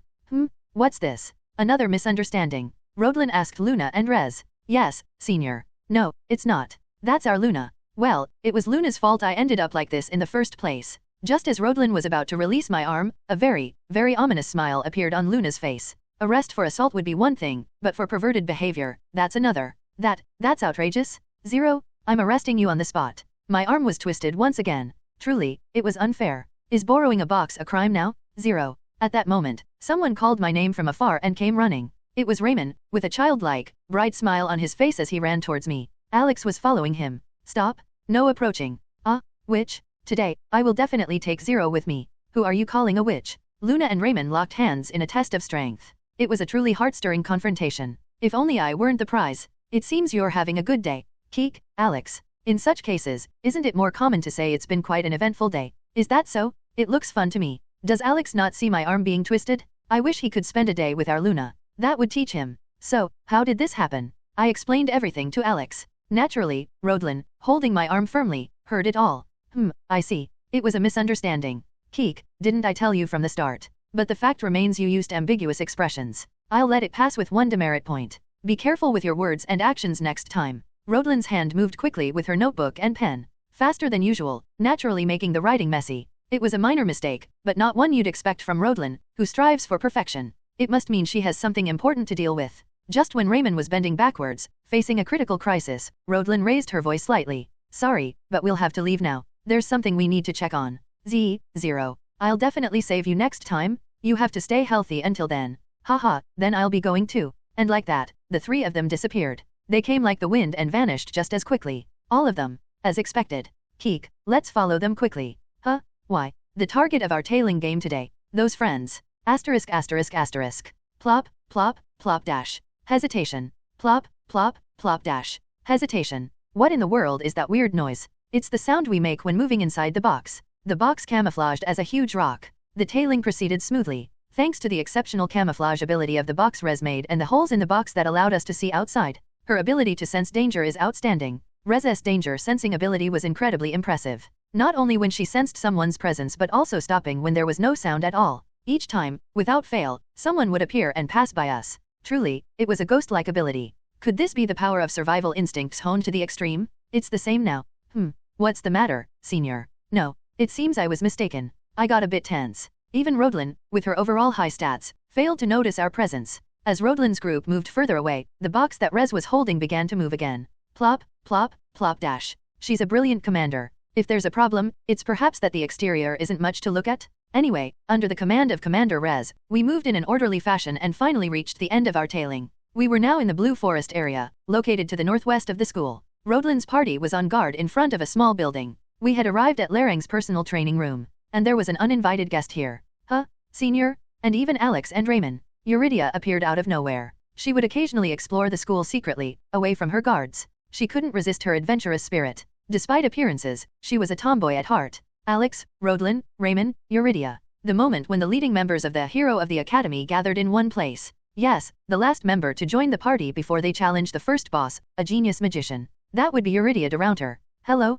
It's been a long time since we've had a conversation like this. Hihi, that's right, Raymond. You've been too busy, haven't you? No, not busy at all. That's so? Then you should have started a conversation earlier. I would have welcomed you warmly. I wanted to, but Eurydia was always surrounded by so many servants, I never found the opportunity. But I'm really happy for this chance. To include both a greeting and a provocation in one sentence. That's so, Raymond. Eurydia's eyebrows twitched. Hihi. Oh ho ho ho, they're not servants, they're friends. Friends. Are you jealous? Unlike some people, I have many friends. I'm both jealous and not. After all, they're all less than a single Alex. What did you say? Eurydia, always careful about her image, was visibly upset by Raymond's blunt comment. Raymond, a truly frightening child. Let's calm down. Eurydia, I'm sorry, but could you leave this place right now? Rodlin swiftly defused the chaotic situation. Why? Why should I? Because we might encounter a demon. It's best to leave before you get swept up in it. Eurydia's face turned pale with shock. Coming from Rodlin, the vice president of the student council, it was a serious warning. Rodlin is a person who approaches everything with seriousness and a level of cool-headedness that might seem too much at times. Such a person would never use the word demon in jest. It's not a bad joke, but the real deal. A demon, you say? Senior, what do you mean? There's no time to explain. Leave now. Leave this place to us. Then Eurydia's hand moved like lightning. Before anyone knew it, she was holding a small wand in her hand. I'll join you. Miss Eurydia, this is no joke. You could die. I am a noble too. I can't run away with a demon in front of me. Especially if there are good people trying to fight the demon and prevent harm, I can't run away even more. Rodlin, slightly swallowing her saliva, fell into thought. She was considering whether to accept Eurydia. In fact, the school had already been notified. It meant that instructors and teachers would soon swarm here to deal with Larang. They themselves didn't need to act. It would be enough to prevent Larang from escaping. Rodlin was probably thinking this. Remembering Rodlin's thoughts and lines is easy. Because I'm a veteran. Indeed, Rodlin's handling was excellent, beyond reproach by anyone. However, support won't come until the battle is over. Ewin de Herazuz, the president of the Anwood Academy Student Council and the final mastermind appearing in the graduation episode, had interfered from behind. Bang, boom dash, an unknown vibration occurred in Larang's personal training room. It meant something was happening inside. Senior. Speak, Miss Eurydia. What if someone is trying to summon a demon using the academy students as sacrifices? Shouldn't we stop it? Anwood Academy is the Empire's top academy. The campus is too large to be taken in at a glance. Thus, sacrificing all students as offerings is impossible. Not only would it require ingredients comparable to their number, but a magic circle would also have to be in place. But what if there's a magic circle drawn beneath the ground we're standing on? Rodlin's face hardened. Even though academy teachers have free time during vacations, some prepare for the next semester. What if Larang had spent the vacation drawing a magic circle and finishing preparations? They must stop him. They must thwart Larang's actions until reinforcements arrive at Novel bin Adat. But could they do it by themselves? In a situation where even a cat's hand would be needed, the decision was quick. I won't say thank you. It'll be enough to do so after the fight is over. Yes, senior. Leave the support to me. Popham, Eurydia de Rounter has joined the party? Would be the message if this were a game. Well, in reality, Larang is rampaging because he can't control his right arm. The plan to sacrifice academy students to summon a demon was just their misunderstanding. Well, it was inevitable for them to misunderstand in such a way. Then, we're entering. Dash. Rodlin's party disappeared inside the building. And at the same time, click, our commander, Rez, opened the box lid and came out. It meant there was no one around. Click, Luna and I also came out of the box. Looking at Larang's personal training ground, I thought, Keek. Everything was going according to plan. Zero, you heard too, right? Keek, for now, there's another demon appearing? Shouldn't we be following them? Of course, that's not the case. That place will be sufficient with just those people. What we need to focus on is something entirely different. What? What does that mean? Keek, it's a secret.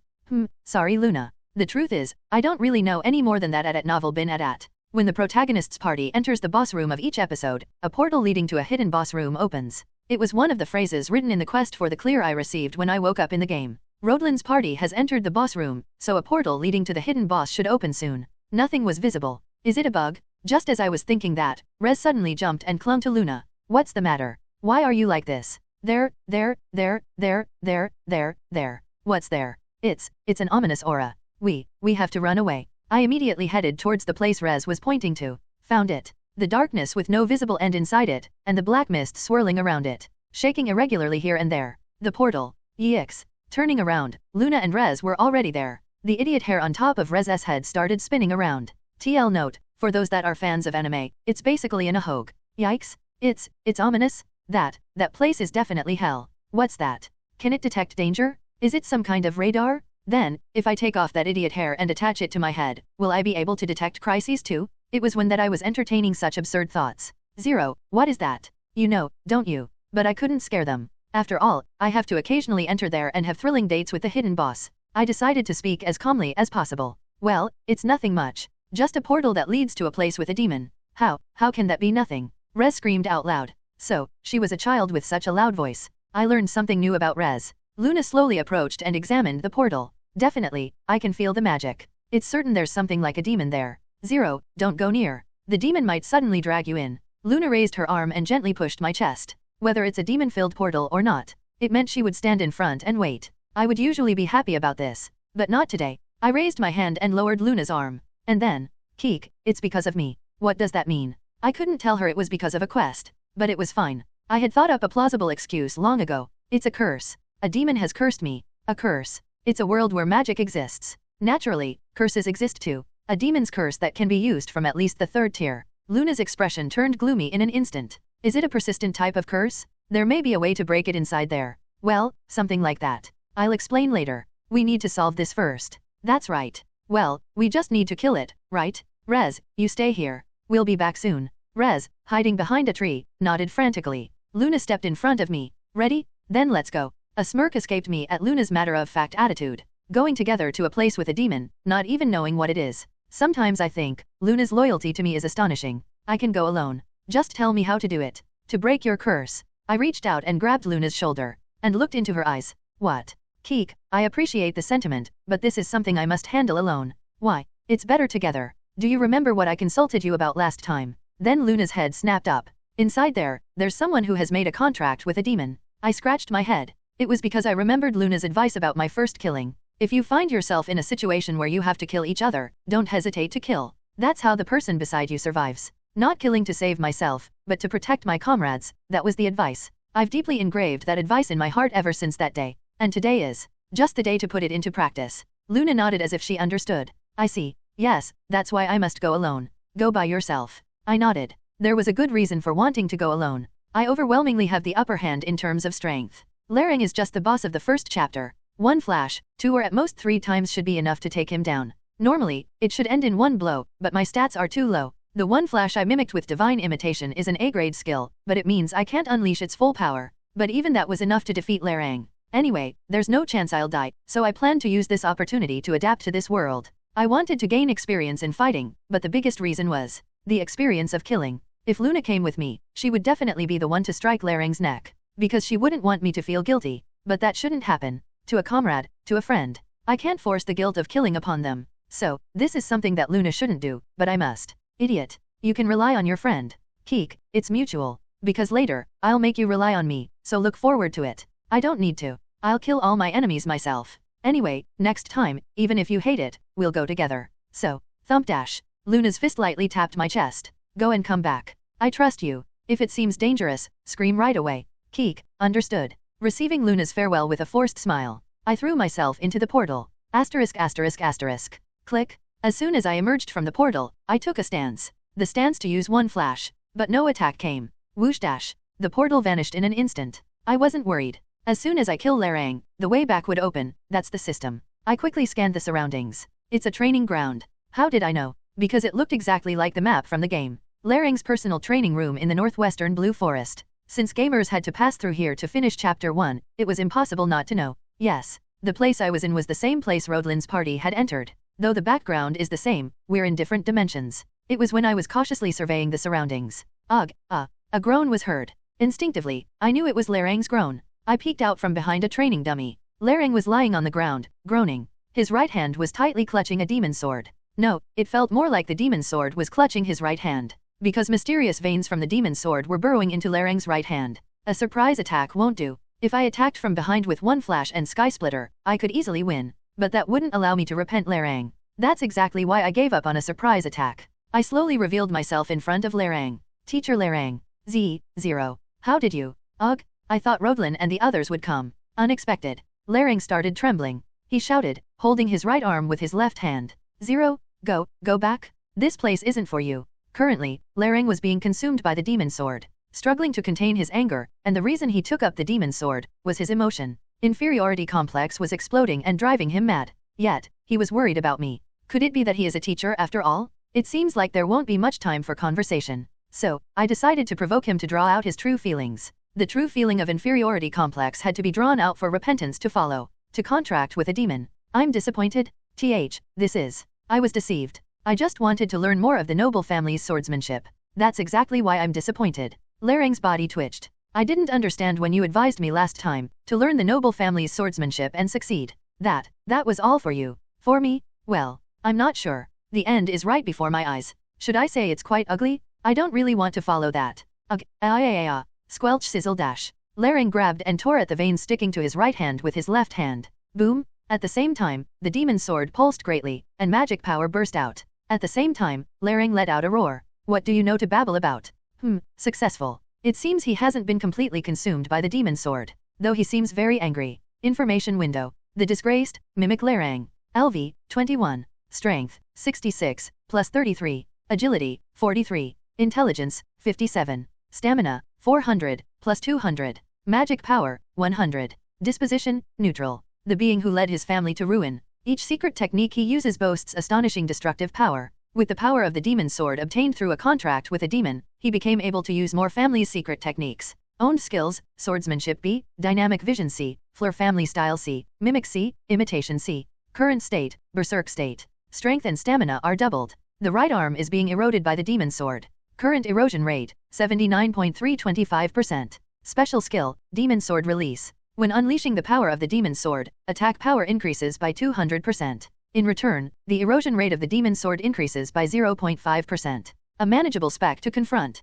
especially since I've gained 10 levels in the ant nest. Although I haven't used stat points, all stats have increased by plus 10 due to leveling up. With such a difference, it was worth a try. The special skill is a bit annoying. Demon sword release. Originally it's a 100% increase, but now it's increased to 200%. One mistake could lead to death. Of course, that won't happen. Lerang slowly approached, shouting, Zero, you have to believe me? Believe and follow the advice of your senior. Senior, huh? I used the eye-opening skill and took a stance. The left knee slightly bent, with the scabbard set at a right angle to match. This caused the waist to bend further. Stepping forward slightly, with explosive instantaneous acceleration. Lerang's eyes widened. The first secret technique of the Lester family style. One flash. Ha. As the dust settled, Lerang revealed himself. He was gasping for breath, his demon sword planted in the ground. Just as I expected. I had anticipated that he wouldn't die from a single one flash. As I mentioned before, due to the stats being weaker relative to the level, one flash was in a weakened state. Of course, it was still a skill rated A with divine imitation, exerting considerable power against an opponent of this level. The first objective has been achieved. To inflict significant damage with one flash and reduce Lerang's stat numbers. The goal isn't to kill, but to make him repent. I need to incapacitate his limbs to some extent. That way, there will be more time for dialogue. What about the second objective? How can? Lerang muttered in disbelief. How can you use one flash? It seems the second objective has also been achieved. To give him a mental shock. That was precisely the second objective. With this, the groundwork for repentance has been successfully laid. Now, the remaining goal is the third and final objective. Make Lerang use the swordsmanship of the de Fleur family, and defeat him using that swordsmanship. If I can achieve this goal, I will be able to successfully make Lerang repent. Answer me, hurry. Lerang yelled, not even bothering to tend to his own body. The physical damage from one flash was less significant than the fact I used one flash. Furthermore, that I used a more beautiful and grand version of one flash than Lerang himself. He was completely captivated by that fact instead. Keek, one flash isn't exclusive to you, Professor Lerang. Kookuk. Kahaha. Suddenly, Lerang began to laugh loudly. At some point, he stopped abruptly and became serious. What's wrong with learning the swordsmanship of a prestigious family? You're the same, aren't you? Relying on the swordsmanship of the Lester family, the most prestigious of them all. I am also merely an imitator. I'm not in a position to lecture others. That's what Larang was saying. However, it's different. Different, you say? Yes. You still believe that the swordsmanship of prestigious families is the best, Professor Larang. But I do not think so. The beginning and the end of swordsmanship are the same. Only the middle is different. Just now, you said to follow the words of my senior, right? The path of imitation. As someone who has walked that path first and seen its end, let me give you a piece of advice as your senior. You are wrong, Larang. At the end of imitation, there is nothing. Asterisk asterisk asterisk. With a pop dash. Rez carefully looked around after opening the box lid. About 15 minutes had passed since Zero disappeared. But nothing here had changed. Rodlin and the other kids still hadn't come out of the building. And the unidentified portal that had swallowed Zero had disappeared somewhere, not to reappear. And Luna was sitting still as if turned to stone. She continued to stare at the spot where Zero had disappeared. She might actually turn into stone at this rate. Luna. Here. Eat this. Rez offered her own snack. Carrot-flavored potato chips. Rez's favorite snack. Huh? Thank you. I'll enjoy it. Crunch. Crunch crunch. Suddenly, Luna frowned. What is this? It's carrot. Yes, delicious, isn't it? Well, it's not to my taste. Rez's head drooped. There were too many people in the world who disliked carrots. How can this be? It's so delicious. Rez was downcast again today. Luna.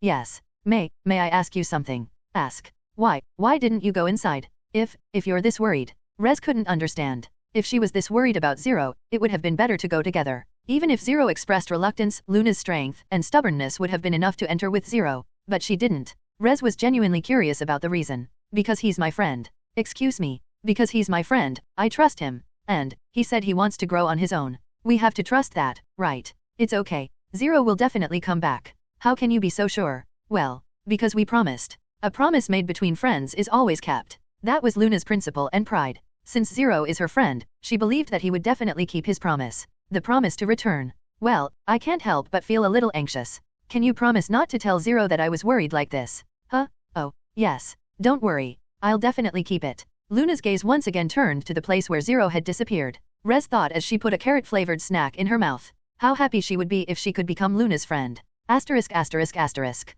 The third secret technique of the Lafrel family. Illusion sword. The first secret technique of the Lester family. One flash. Thump thump thump. Boom. Kook. Again, it was Larang who was pushed back. Larang could use 5 family techniques, 10 secret techniques in total. He had used each one of them, but none could surpass my one flash. This can't be. This can't be. If only our family had such excellent swordsmanship. If only we had, I wouldn't have ended up like this. I wouldn't have made a contract with a demon. Larang was already mentally broken. What a fool. I know. No matter how hard you imitate, it's just that. Imitation is just imitation. It can never become real. What do you know? Not being born into a prestigious family is like being told to give up on the dream of becoming a hero. No matter how hard you try, you can't reach their level of swordsmanship. Just like now. I wanted to be a hero. I wanted to make a name across the continent, to be a hero that everyone would praise. The childhood dream of wanting to be a hero. I could understand. That Larang's mind was beginning to collapse. Demon sword release. Crack. Dozens of blood vessels burst out of the demon sword and embedded themselves into Larang's right arm.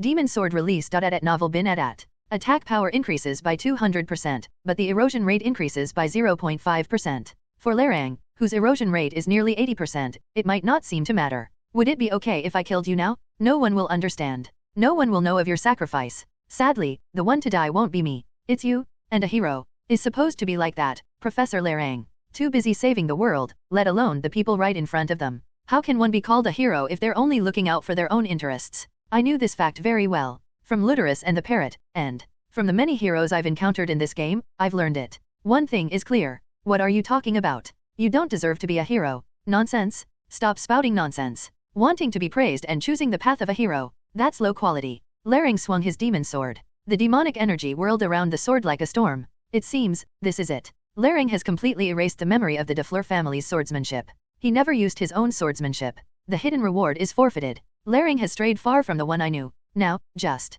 let's kill him. I made up my mind. I was really thinking of committing my first murder. I gripped the sword handle tightly. The first secret technique of the Lester family. One flash. Crayayak. The demonic energy surrounding the demon's sword disappeared entirely in the wind generated by one flash. At that rate, both the arm and torso would be cut off at once. I thought it was over then. Larang adjusted his grip on his sword. The third secret technique of the Fleur family. Steel Storm's wings. Q-a-dash. The flash of light I had launched. It vanished in an instant, as if it had melted into the air. One flash was blocked, but I wasn't upset. Why? Because finally, I had the chance to obtain the hidden reward. Keek, look. When you're in a hurry, your roots show. It must be the swordsmanship he had honed for the longest time. Given it was a life or death situation, his body must have reacted on its own. Shut up? How is this even considered swordsmanship? Lering used another secret technique. The Lafrel family's technique of stabbing 3 different spots at once. The third secret technique of the Lafrel family. Illusion sword. Though it was a critical moment, I wasn't flustered. Because I had watched closely when one flash was blocked. Divine imitation slot change. Earth flip Steel Storm's wings. The third secret technique of the De Fleur family. Steel Storm's wings. Q dash. The illusions of swords created by Lerang melted into the sky. At the same time. Fwoosh dash. Kek. Objects floating around rushed towards Lerang's body. They were all caught in the wings of the storm and flew at him. What is this? Keek, how about it? Isn't Steel Storm's wings impressive? That's my family's swordsmanship? Impossible. Why do you think that? Isn't it obvious? My family's swordsmanship couldn't possibly be so strong and beautiful, he must have thought. This too was just a technique mimicked through divine imitation, merely rated A S-class. What would the pinnacle of swordsmanship that the Fleur family sought look like? It was unknown. To Lerang, and to me, merely an imitator. Don't lie. The fight resumed. Lerang using the Fleur family's swordsmanship, and me countering with the same. Long, but not necessarily boring. Such time continued. Huff, huff. Lerang groaned, his demon's sword planted in the ground. I felt it. It was time to end this. As I said before, imitation can never become the real thing. Imitation is just that, it can never become real. And I knew this better than anyone. Why? Because divine imitation ultimately hits the limit of being an A-class skill. Divine imitation fixes the grade of all mimicked skills to A-class. It's good at first, but becomes a burden as time goes on. In the final chapter, where the boss, the main character, and even the supporting characters, start using S-class skills in battle, my character, whose maximum skill is A-class, ends up following other characters and playing a supportive role. Therefore, your growth seems all the more dazzling. Characters who don't break even in moments of crisis. Kids who grow and move forward. They always shone brightly. Yes, everyone is given equal opportunities. As long as they don't get trapped in feelings of inferiority, like Professor Lerang in front of me, crushing and giving up on the possibility of becoming a hero. That is, none other than yourself, Professor Lerang. Mimicry. At first, it might seem like a good thing. Merely following others can progress things rapidly, and those who don't know any better often look up to them. I was like that once. When there was a quest I wanted to complete in Hero of the Academy but failed. When I couldn't get the hidden piece I wanted. I looked up strategy cafes and successfully obtained what I wanted by copying their play exactly. But it's not fun. Copying someone else's play exactly. The moves, choice of dialogue, even the angle and timing of skill usage. Following in someone else's footsteps might give a momentary satisfaction, but the fun and happiness I could feel when I did it on my own, it couldn't give me that. Yes, I must forge my own path and play in ways others haven't thought of. Only then is it fun, happy, and then can you be called a hero. Lerang, what are you doing now? You're making a fool of yourself over losing to that brat? Do you think this makes sense? Lerang. He was conversing with a demon right now. Specifically, a demon inside a demon sword. Grade 9. A low-tier demon among low-tier demons. Let's make an additional contract? If you make a second contract with me, you can take out that guy in one hit. The demon's whisper tickled Lerang's ear. Lerang closed his eyes. He didn't want to hear or see anything. Then, memories of the past that he had forgotten started to resurface. After being expelled from the Lester family, he wandered around the empire, continuously training in swordsmanship at Novel bin Adat. Somehow, he ended up meeting him. The 14-year-old boy who had insulted his brother and left. Of course, he was now a healthy young man of 22.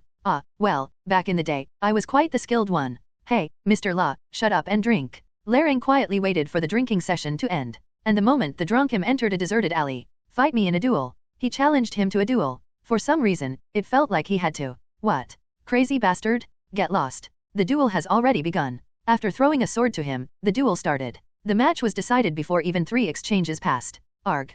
The brash young man rolled on the ground, his arm slashed. It seemed like it barely cut 3 centimeters. Lerang grabbed his hair and proudly declared, "Brash young man, how does it feel? Ugh. Who are you? Who the hell are you? I am Lerang of the Fleur family. You have been defeated by the Fleur family. Fleur, unrecognized. And the victory of the unrecognized Fleur family." Lerang was seething with rage to the tips of his hair. Come on. That's impossible. The Fleur family is known for their solid stance. Not dancing around like trash like you just did. Outrage? Trash? Everything I've built up? Wait, hold on. I misspoke. Lerang immediately sliced open his abdomen. Later, he found out that the guy was such a troublemaker that even his family had disowned him. He had even been expelled from the academy. There was no need to worry about being charged with murder. but Larang couldn't help but fall into deep contemplation. I'm not of the Fleur family. That evening, while training in the Fleur family's swordsmanship all day, he realized his swordsmanship had already diverged significantly from the Fleur family's. It could be considered a different swordsmanship altogether. It's not a bad thing. The reason Larang left the family to strengthen the Fleur family's swordsmanship by incorporating other families' techniques, though it had become a completely different swordsmanship. I've come too far. Just have to keep doing what I'm doing, hoping desperately that this was the right path. From then on, he devoted himself more to mimicry, and his reputation began to rise. The name Raphael, once known for losing every battle, was forgotten, and the name Mimic Larang came to represent the Fleur family. On the 10th year since leaving the family, Larang decided to return to the family. His brother, Raphael, warmly welcomed him back. The problem occurred at the dinner table. Brother, I have improved our family's swordsmanship. Let's make this our family's swordsmanship from now on. Larang spoke confidently. The swordsmanship he created was that powerful, but the response he got was, Larang, haven't you realized yet? What? Sigh. I thought you would have realized after coming back after 10 years. My mistake. Brother, I did my best for the family. How could you do this to me? Larang was furious. He had followed other families' swordsmanship, been mocked, and endured countless humiliations and persecutions. Is this the Mimic Larang? Ha ha ha, funny guy, imitating other families' swordsmanship. Shall we teach our family's swordsmanship too? Pride, confidence, self-esteem. He had given them all up to raise the family, but to not be accepted, not even willing to take a look. Our family's swordsmanship is weak, isn't it? Weak enough to lose to a 14-year-old kid. Brother, I may not have the talent, but you do. You can definitely become stronger than them. It's still fully possible if you start now, with this trash swordsmanship. Do you know what steel is? Solid and strong, a lump of iron mixed with this and that. But also iron that can become anything. If it goes through the process of forging thousands, tens of thousands of times, it can become anything. The same goes for people. Only through that process of endurance can one become truly strong. Our family's swordsmanship embodies such a will of steel. It can blend well with other families' swordsmanship because it can become anything. However, if the core is shaken, it will collapse. Just like you now. That's impossible. Larang, feeling as if his 10 years had been denied, finally burst out in anger. He challenged his family head, his brother, to a duel. Raphael said nothing. He simply brought his sword. All right, if that's what you think, let's do it. If it helps you overcome your inferiority complex, feel free to insult me. Thus, the duel began. Larang easily gained the upper hand. Raphael kept falling and getting up. A duel where the winner and loser were already decided. During the tedious fight, Larang realized something. Brother knew he would lose, but he accepted the duel anyway. Why? You wouldn't understand. Raphael staggered to his feet. He leaned on his sword, his legs trembling as if they would give way at any moment. But he managed to stand up again. Standing up, enduring. Like steel. By the will of the Fleur. Was it intuition, or instinct? Larang felt a moment of fear and immediately used a secret technique. The third secret of the Lafrel family style. Illusion sword. The fifth secret of the Fleur family style. Steel storms sky. Larang couldn't help but widen his eyes. His own secret technique had been shattered. Drip drip dash. Even blood was dripping from his left forearm. Of course, Raphael was lying on the ground, seemingly unconscious. Steel storms sky. Huh? A secret technique that's terrifyingly silent and still. If I had unleashed it myself? No. Let's not entertain such hypotheses. I won, and my stance was correct. The family's swordsmanship is weak. Thus, Larang once again embarked on a journey taken as if fleeing. Now, he couldn't even tell how much time had passed. I can never become a hero. During such moments of lament, a black wild dog appeared and spoke to him. Do you need help? This was the first encounter between the demon and Larang. *****. Time passed. The Fleur family disintegrated along with the death of Larang's brother. Conversely, Larang's reputation only grew. Is it luck? He made a deal with a demon and acquired a demon sword. A demon sword that made it easy to use the secret techniques of other families. Although it required sacrificing a part of his body the more he used it. Since a piece of flesh was sufficient, Larang thought it was not a bad deal. Lately, Larang was fervently attending grand parties to witness the secret techniques of other families. While receiving invitations from various places and continuing his activities, he accidentally overheard a group's conversation. Larang is here, isn't he? The rising star of late. Ah, but he's just a clown. Right. A jester who imitates techniques. Laughable people. Third-rate nobles whose families' names were even unknown to him. However, Larang couldn't laugh. He had entered a period of stagnation. It was good to be able to use the swordsmanship of other families, but he couldn't surpass the originals. This caused great frustration for Larang. Then, a letter arrived from Anwood Academy. The content was lengthy, but the summary was simple. They offered him a teaching position at the academy. Larang was overjoyed.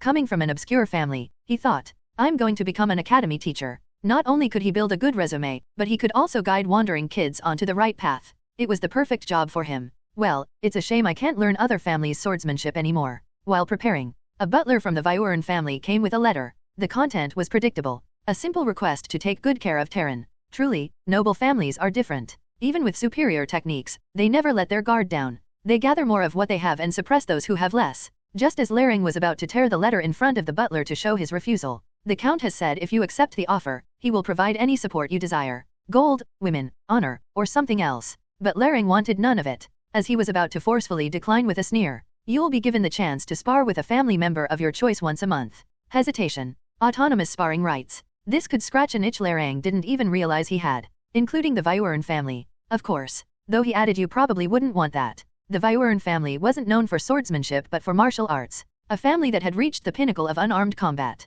But Laring, craving swordsmanship, wouldn't likely ask them for a duel. That was the implication. No matter how he thought about it, it was an overly favorable offer for him. Therefore, Laring, I respectfully decline. Please find another teacher. Expressed his refusal. Understood. Here's my contact number. If you change your mind, feel free to reach out anytime. The Viuran butler left. A contact number was left on the table. I'll never contact them first. But in this world, there's no such thing as never. And sure enough, right after the new semester began, Laring found himself in despair. The student's swordsmanship was far too superior. How many times had he bowed his head just to learn a single technique? Yet here, such techniques were as common as dirt. Eventually, Laring reached for the sealed demon sword again. And the result of that action? As you can see, he was facing death. Asterisk asterisk asterisk. 0. Keek, are you finally coming to your senses? Was it because he lost too much blood, or because the demon sword was beginning to take over his body? Laring's focus was blurry. Either way, it wasn't a good situation. Sorry. I'm only now beginning to see a little clearly.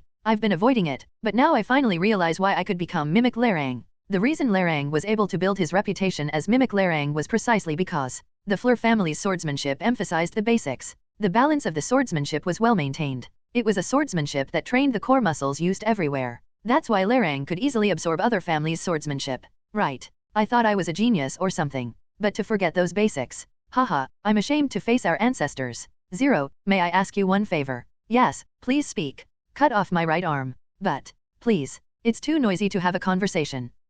Laring continued with a smile. Last conversation with my student. Ugh. Laring's face was deathly pale, as if he had no blood in his body. It was to be expected. He had his right arm, which was transformed by the demon's sword, cut off and blood had poured out from the wound. Though emergency treatment was done with a potion, there was no way to recover the blood that had been lost in the process.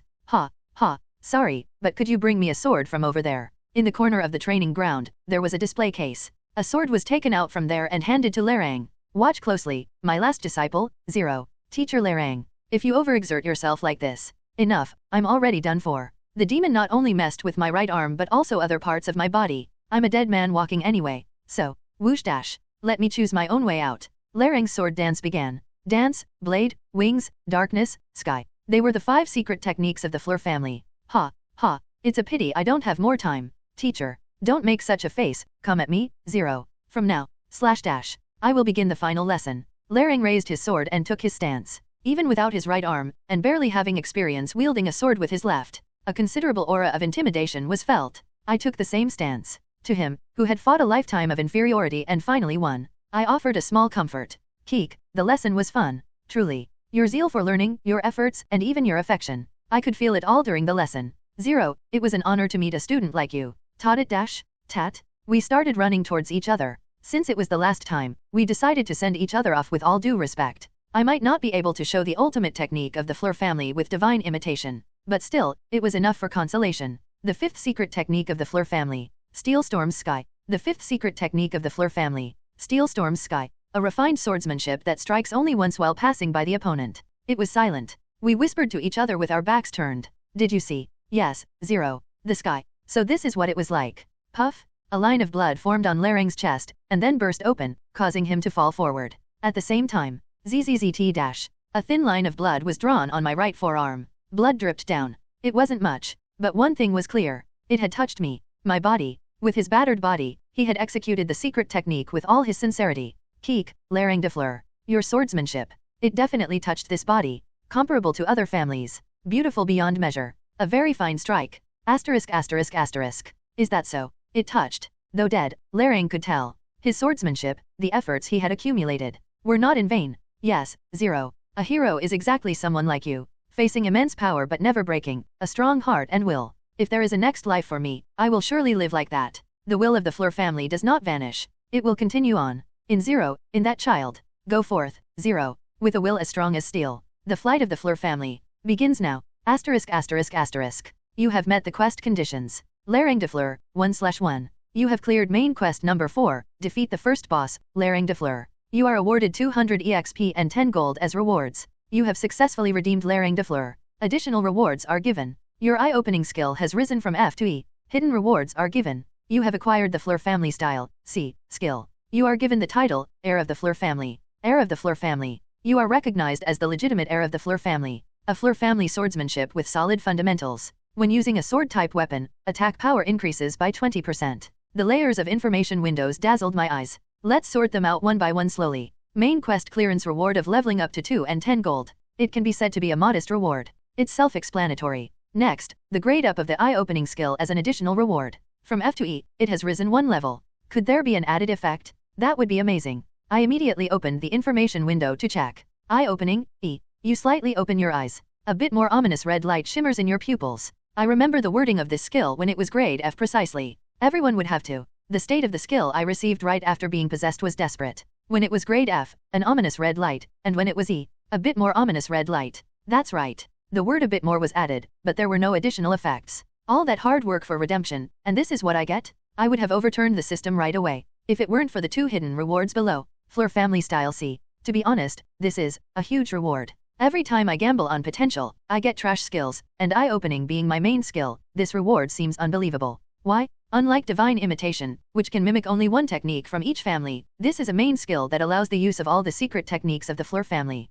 For Luna, Lester family style, and for Rodlin, Lucid family style. Like that, now I have Fleur family style. Dance, Blade, Wings, Darkness, Sky. I'm a veteran of this game, but there's no information about the Fleur family's swordsmanship. It doesn't exist. Lerang dies without showing it in Chapter 1. Without having tried it myself, I couldn't know what kind of swordsmanship it was, but being able to freely use the secret techniques of one family was truly an enormous gift to me. Above all, I can reach S rank too. For gamers, divine imitation is an indispensable skill. It's considered one of the top 3 skills everyone hopes to draw for its incredible efficiency. However, its clear limit is at a rank. The fact that it allows the use of other families' secret techniques but cannot reach S rank. This was a huge dissatisfaction. But now, I had found a way to solve it. I was given the opportunity to become real. As a veteran player, as a gamer, I could say I received a truly touching gift. Finally, the title of heir of the Fleur family. The phrase recognized as the legitimate heir of the Fleur family was moving, but the fact that using sword-type weapons increases attack power by 20% was.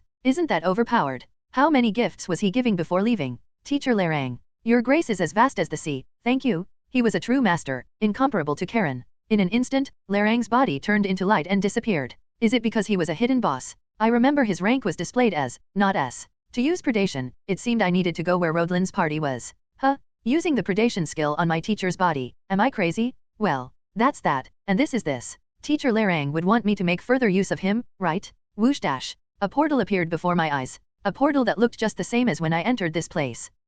Before entering, there was one thing I had to do. A self-diagnosis on murder. This was quite an important issue, since I would likely commit murder again in the future. In the worst case, I might have to change my playstyle. After taking a deep breath, I slowly began the self-diagnosis. Q. What emotion did you feel after committing your first murder? At novel bin at. I'm not sure. It was so chaotic at the time, all jumbled up. But if I had to name the biggest emotion, it seemed to be sadness. Sadness for Lerang's character, who dreamed of being a hero but ruined himself due to inferiority complex. That seemed to be the largest emotion. Let's move on to the next diagnosis. Q. Are you under the illusion that you're okay because of the power of mental defense?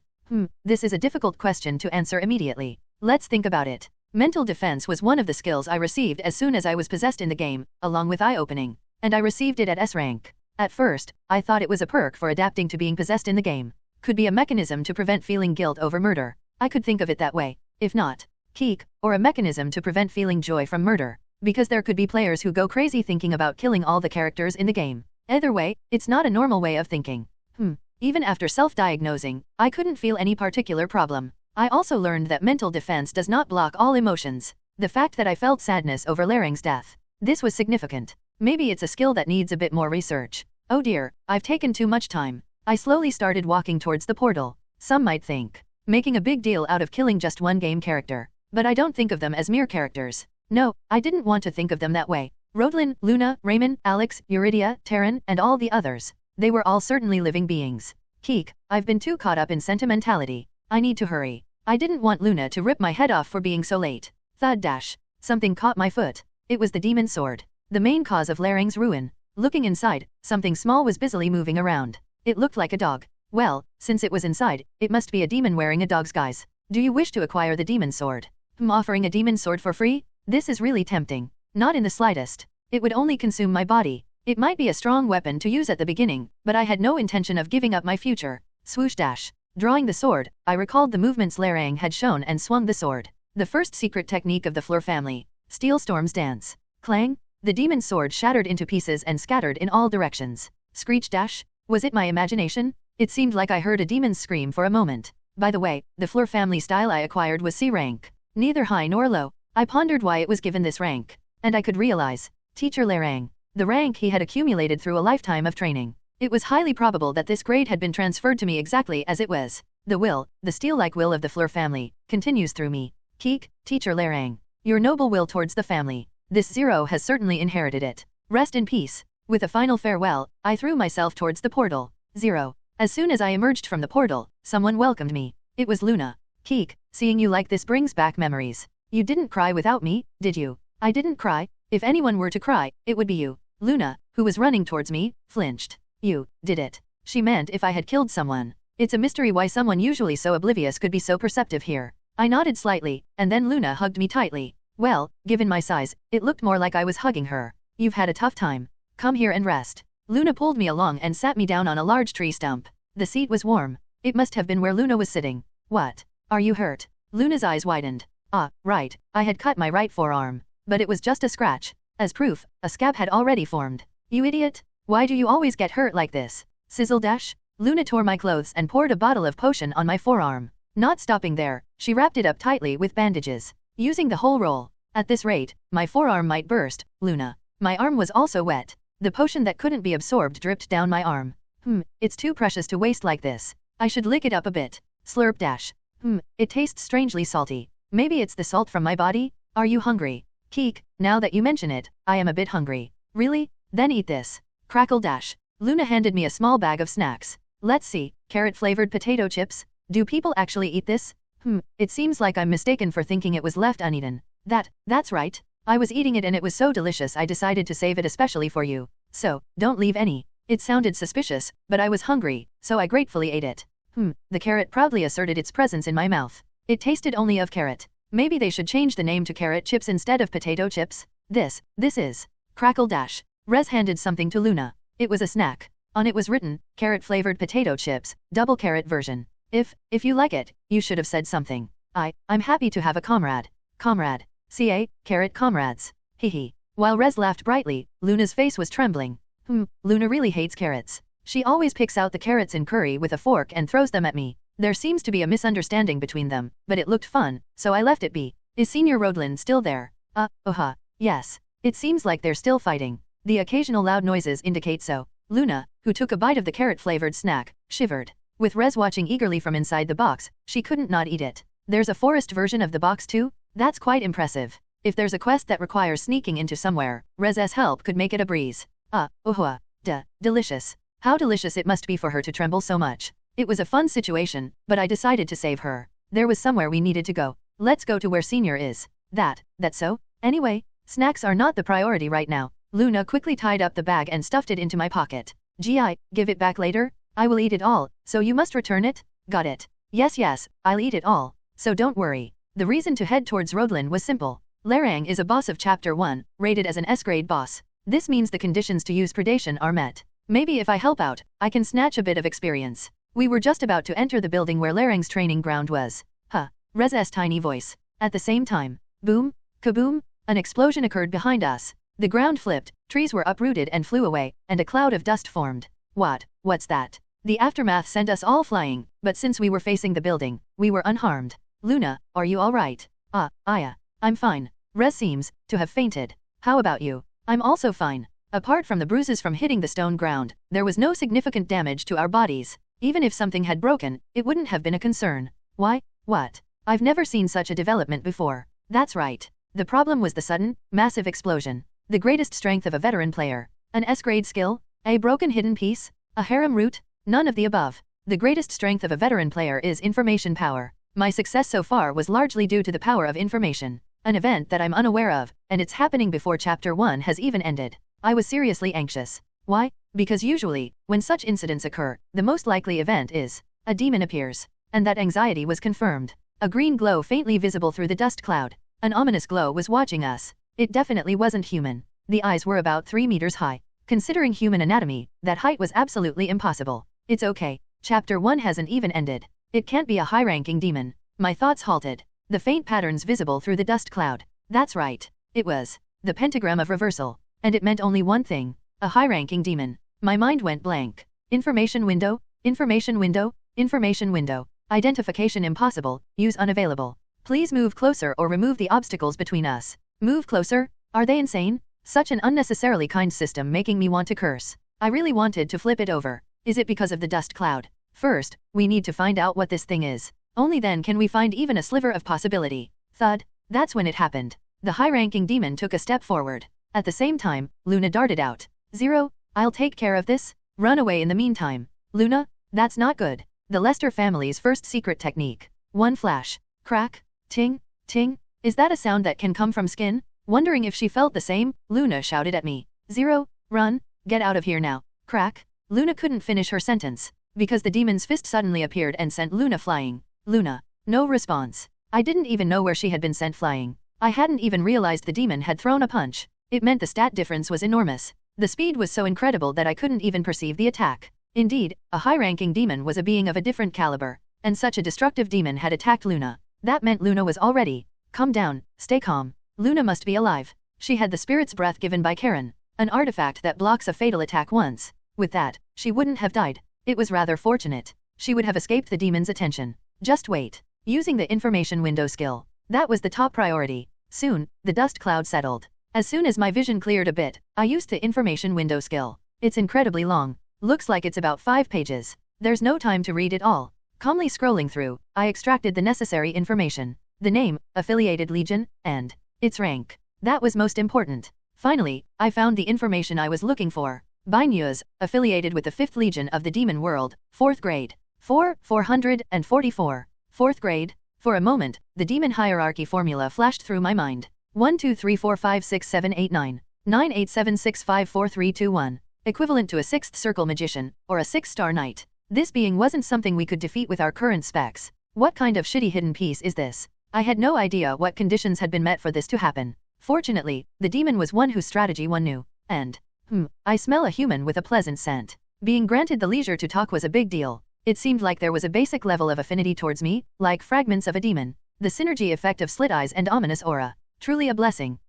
What to do? I was told to kill every human I meet. The demon was deep in thought, but so was I. I didn't know why this hidden piece was triggered, but there was one thing I couldn't understand the most. How did a 4th grade demon descend here? Not possession or manipulation, but an actual descent. Free to act without restrictions and able to use the power from the demon world in this world. According to what I knew, this was impossible. It's not even midterms yet. There shouldn't be any large-scale summoning at this time. Then, it's one of two things. Either the demon came from a great distance after descending, or there was an unknown summoning ritual near the academy. There was too little information. But what I had to do was always clear. Think. That's my power, the weapon of a veteran player. After a moment of thought, I came to a small conclusion. Indeed, this isn't right. It's not about giving up. The level is just too high. A 4th grade demon in Chapter 1? An unwinnable fight. Then, there must be a way to overcome this situation without fighting. And that's likely through dialogue. Keek, your scales are quite magnificent. You recognize this? For a human, you have quite the eye. Even a human like myself can recognize it, which means it has been well maintained. Impressive. No, well, it's nothing special. These days, even demons consider skincare basic. Common to all countries, common to humans and demons. Compliments are the first step to becoming friends. Seems like the flattery worked, so let's start digging for information little by little. What brings you here, if I may ask, Lord Demon? I came by my mother's command. Your mother. One word. But it was enough to complete the puzzle. Half the puzzle pieces clicked into place. The mother of summoning, who grows demons in bodies using special techniques. One of the 4 heavenly kings, Lisbeth. It was clear she had sent this demon. Rodlin, was it? She said to kill that human. It was a bit far, but what can I do? It's my mother's command, so I must joyfully obey. She told him to kill Rodlin? It's because of the demon's shard. The incident with the demon's shard found beneath the tomb of the sacred sword. This continent also had media and journalists, who put Rodelyn's name at the forefront. Because she was the youngest daughter of the Lucid family, a good target to attract attention. So, it was natural for Lisbeth to target Rodelyn. After all, Rodelyn had killed her child. Normally, killing a demon's shard wouldn't trigger an event to send a demon. Killing it too early was a mistake. After Chapter 3, Lisbeth would reveal herself and start a fierce battle with the kingdoms in the south. It would be chaotic then, so sending a demon for revenge would be impossible. But now was the time to conserve power. Sending a demon wouldn't be too difficult. I had a rough idea of what was going on. And I knew what I had to do at Novel bin at. Protect Rodelyn. That was my task. Keek, Rodelyn is not here. Is that so? Yes. Do you see that large building over there? That's where Rodelyn's dormitory is. As cute as Rodelyn. The building where Alistair Chan and Karen Chan are staying. TL note. Yes, the author uses Chan. He's a massive weeb, if it wasn't obvious already.